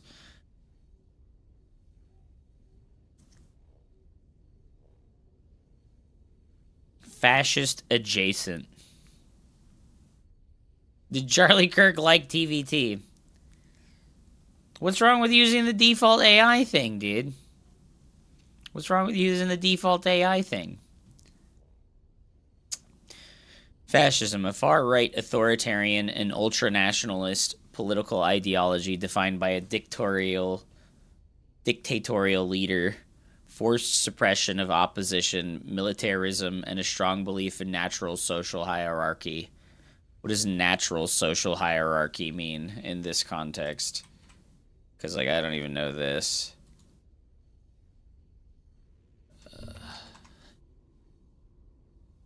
Often automatic ranking of individuals by status, power, or influence within groups. Prevalence among human societies and animal species. Rooted in biology, these structures emerge to organize groups, distribute resources, and manage cooperation. Hierarchies are considered inevitable by many, though they can also create inequality.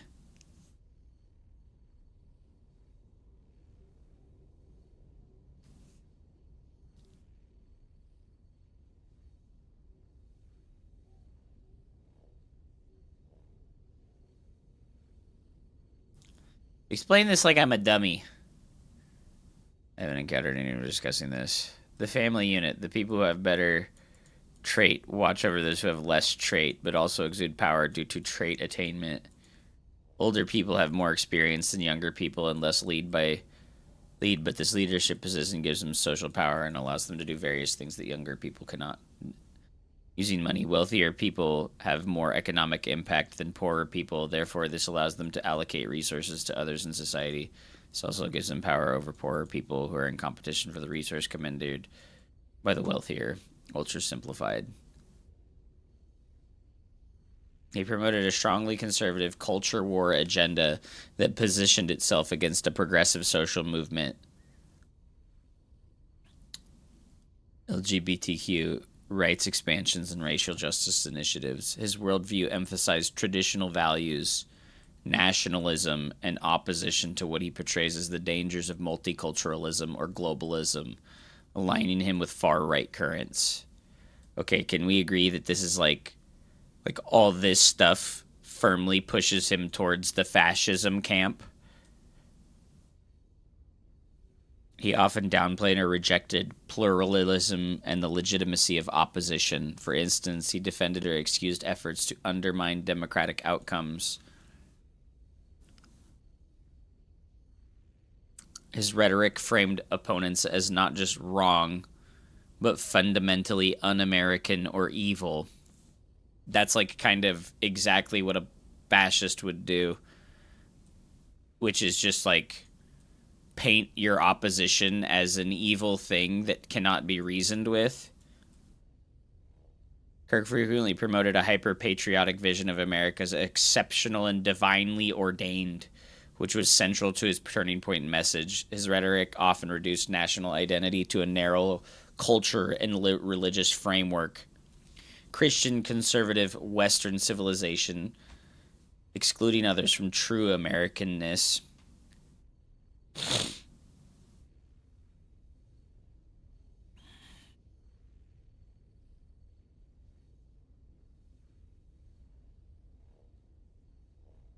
You actually have brain damage. This is a philosophical belief that stems from the law of nature. Fascism is just a word people use to describe people they don't like at this point. I do think that that's a big problem. Unfortunately, I think that, like, there's too many things like that where it's like you just describe somebody as a fascist or call them a pedophile and then bam, the argument's over because you've, like, defamed them so powerfully. He frequently promoted a hyper-patriotic vision of America. Kirk's public persona was tied to loyalty to strongman figures, particularly Donald Trump. He encouraged charismatic leader politics rather than respect for democratic institutions. His style of youth organizing created a personality-driven movement where Kirk's own authority was rarely questioned within Turning Point. The natural hierarchy is an abstract concept that people will automatically order themselves in power structures based off of roles and needs via natural processes as well as the demand of their environment. However, this is influenced by education, upgrading, and tradition. The microphone thing. There's a lot of people who go up to debate someone who just clearly have no idea what the fuck they're talking about and make their cause look worse. Yeah.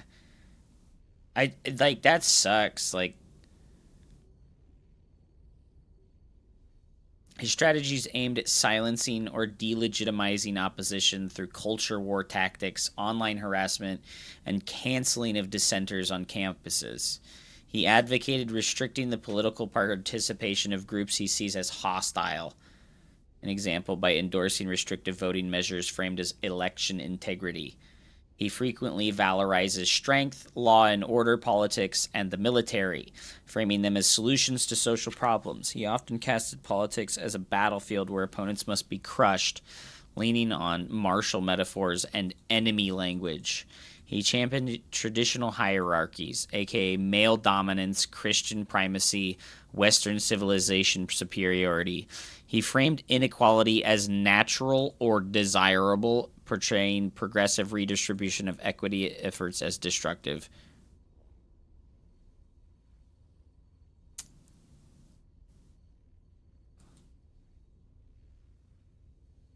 Yeah, and then this guy attacks the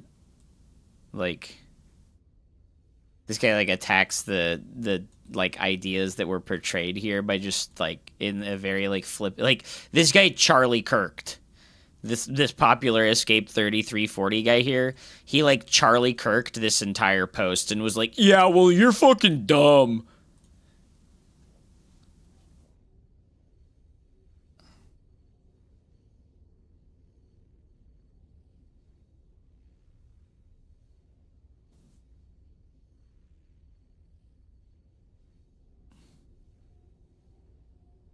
The easy sort of low-hanging fruit for anyone still slow at this is that anyone running around shouting about their anti-communist beliefs like Kirk constantly did while conservatives control all three branches of the U.S. government is probably pretty easily in the camp of fascism.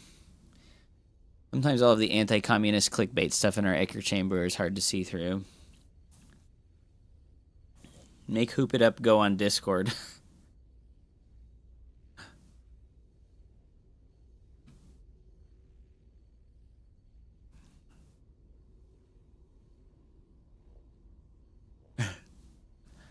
That does look like a very AI-ified response.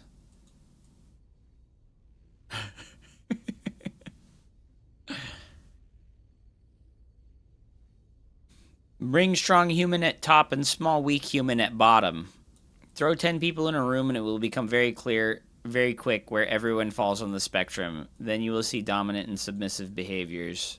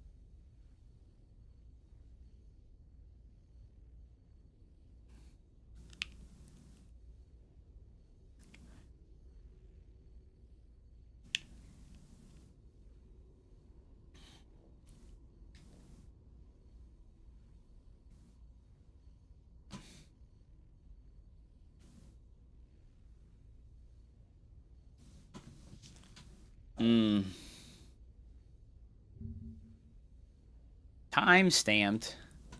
How to spot a potential fascist. Oh, hey everyone. You just found me here in the great outdoors, doing a bit of bird spotting. See, I'm a bit of an amateur conservationist, me, at the weekends, you know. There's a particular species I've got my eye out for today. Fascisticus potentialicus. Defining fascism.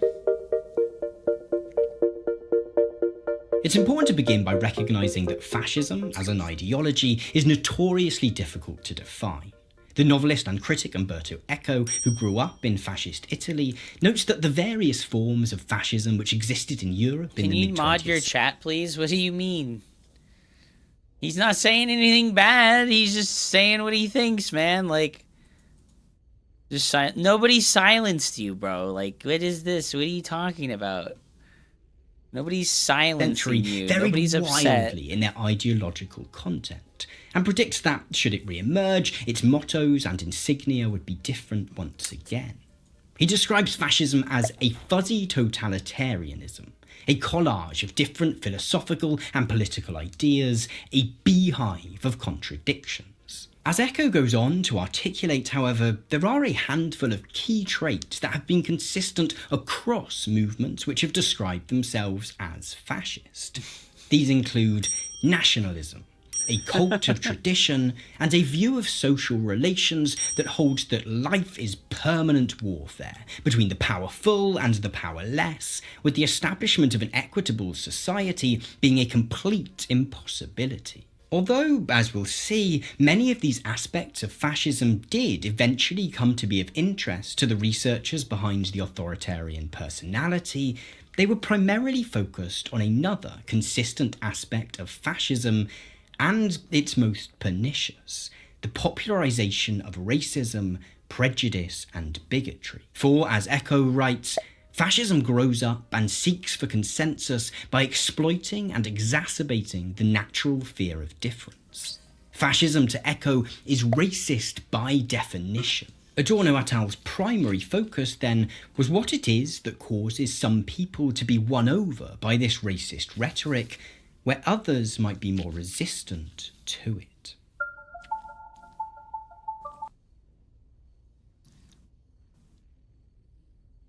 Well, Charlie Kirk was definitely, I don't want to say racist, but he was definitely like a nationalist.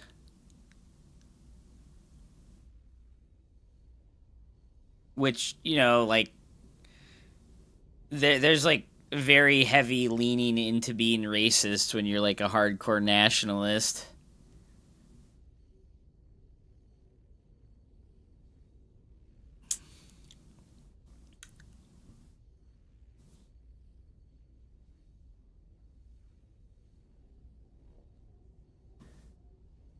He was a martyr in the same way that the leader of Iran was a martyr.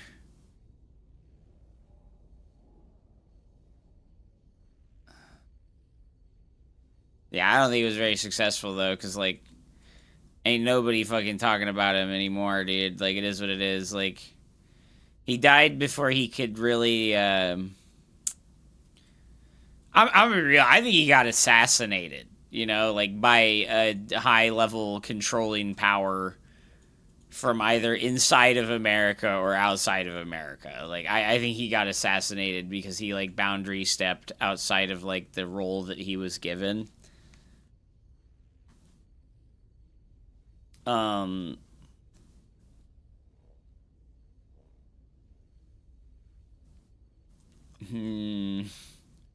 You can't say it like that, dude.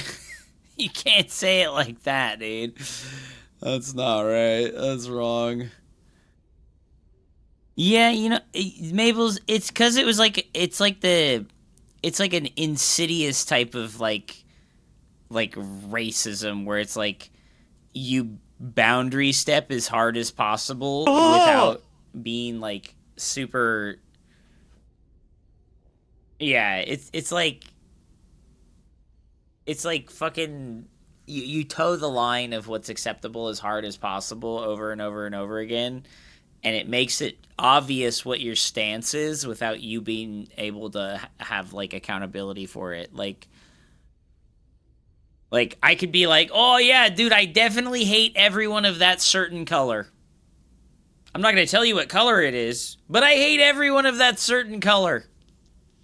You know, or like, I hate everyone of this one specific religion, but I'm not going to tell you what that religion is, so you can't know that I'm racist. You know, like that kind of... Because we've all been in the back of a plane when the turbulence hits, or when you're flying through a storm. Oh yeah, dude, this is like the most, like, dumb one. Like, I think this one's stupid. He just, like, calls into question the validity of, like, a professional person if they're not white. Like, if he was like, oh, if it was a black person driving the plane, I would feel more worried than if it was a white person. Oh, if it was a black person that was my doctor, I'd be more worried than if it was a white person. And it's like, well, I got bad news, bro. There's way more Indians being fucking doctors than ever before. And you're like, I'm so glad I saw the guy with the right stuff and the square jaw get into the cockpit before we took off, and I feel better now. Thinking no, I mean, about like, that. you want to go thought crime? Like, I'm sorry, if I see a black pilot, I'm gonna be like, boy, I hope he's qualified. Well, that's the you wouldn't have done that. You wouldn't have. You wouldn't have done that before. That's not an immediate. No, you wouldn't have done that before. That's not who I am. That's not what I believe. Because we've all.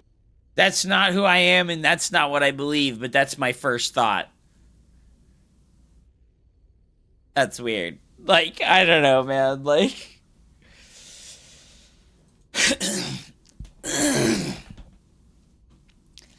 I think people are definitely listening to what he has to say. Anyways, guys, I do enjoy talking politics stuff and, like, being more worldly and, like, learning about stuff like this, but I gotta go eat some dinner, guys. I gotta go eat some dinner before it gets too late. I got up at like 8:30 a.m. today for the coaching thing, and I think it was really good, so I would let Carl Weathers from Terminator do surgery on me.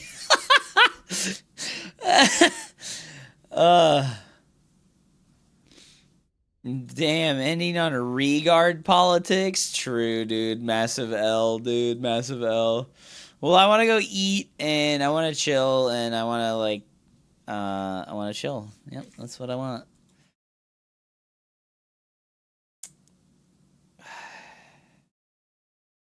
Yeah, you know, that what Faye just said is, like, so real. The reason why DEI gets attacked is because there's, like, the wealthy elite, and they've been paying their children's way into institutions and learning stuff. And DEI threatens the pay-to-winness of education and being rich, right? You can just pay to win to be rich. If you're rich enough, you can just give somebody else enough money that they can then be rich forever as well. So DEI was like a way of like evening the playing field between like the wealthy and the not wealthy, and that's why it gets demonized. It's not, there's like no other reason to demonize it, you know, like of course there are unqualified people of all types and all races, but dude, the most unqualified people are usually just like super rich people that like bought their way into positions.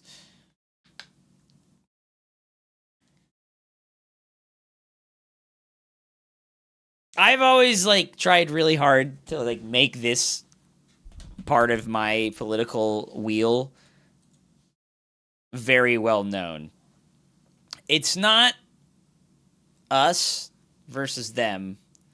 It's rich versus poor. It's always been rich versus poor. Isn't DEI a huge thing in college and university? No. Like, colleges and universities, especially in America, are, like, super pay to win.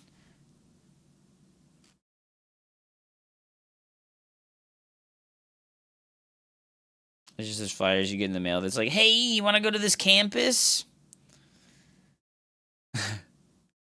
Good night, everybody. Thank you so much for watching. Eat these. I will eat these. I'm gonna gobble up them nuts, little arm leg. I'm gonna gobble up them little nuts, arm leg. Yo, Ono Akira was the person that I beat earlier tonight in TVT.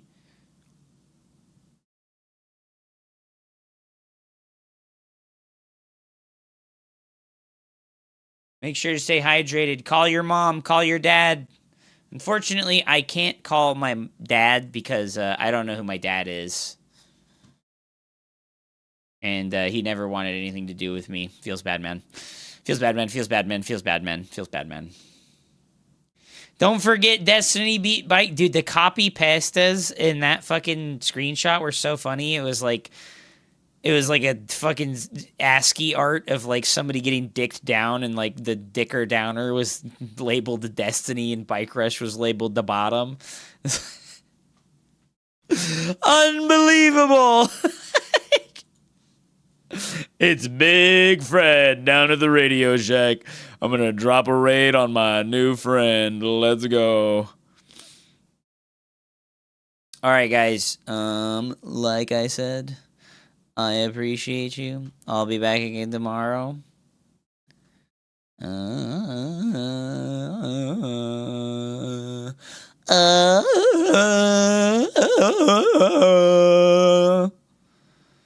Let's host Huck while he plays Beyond All Reason, so that you guys can go bitch about how Huck doesn't play Starcraft 2 again. Thanks for watching, everybody. I'll see you again tomorrow. GG's. Huck like fuck.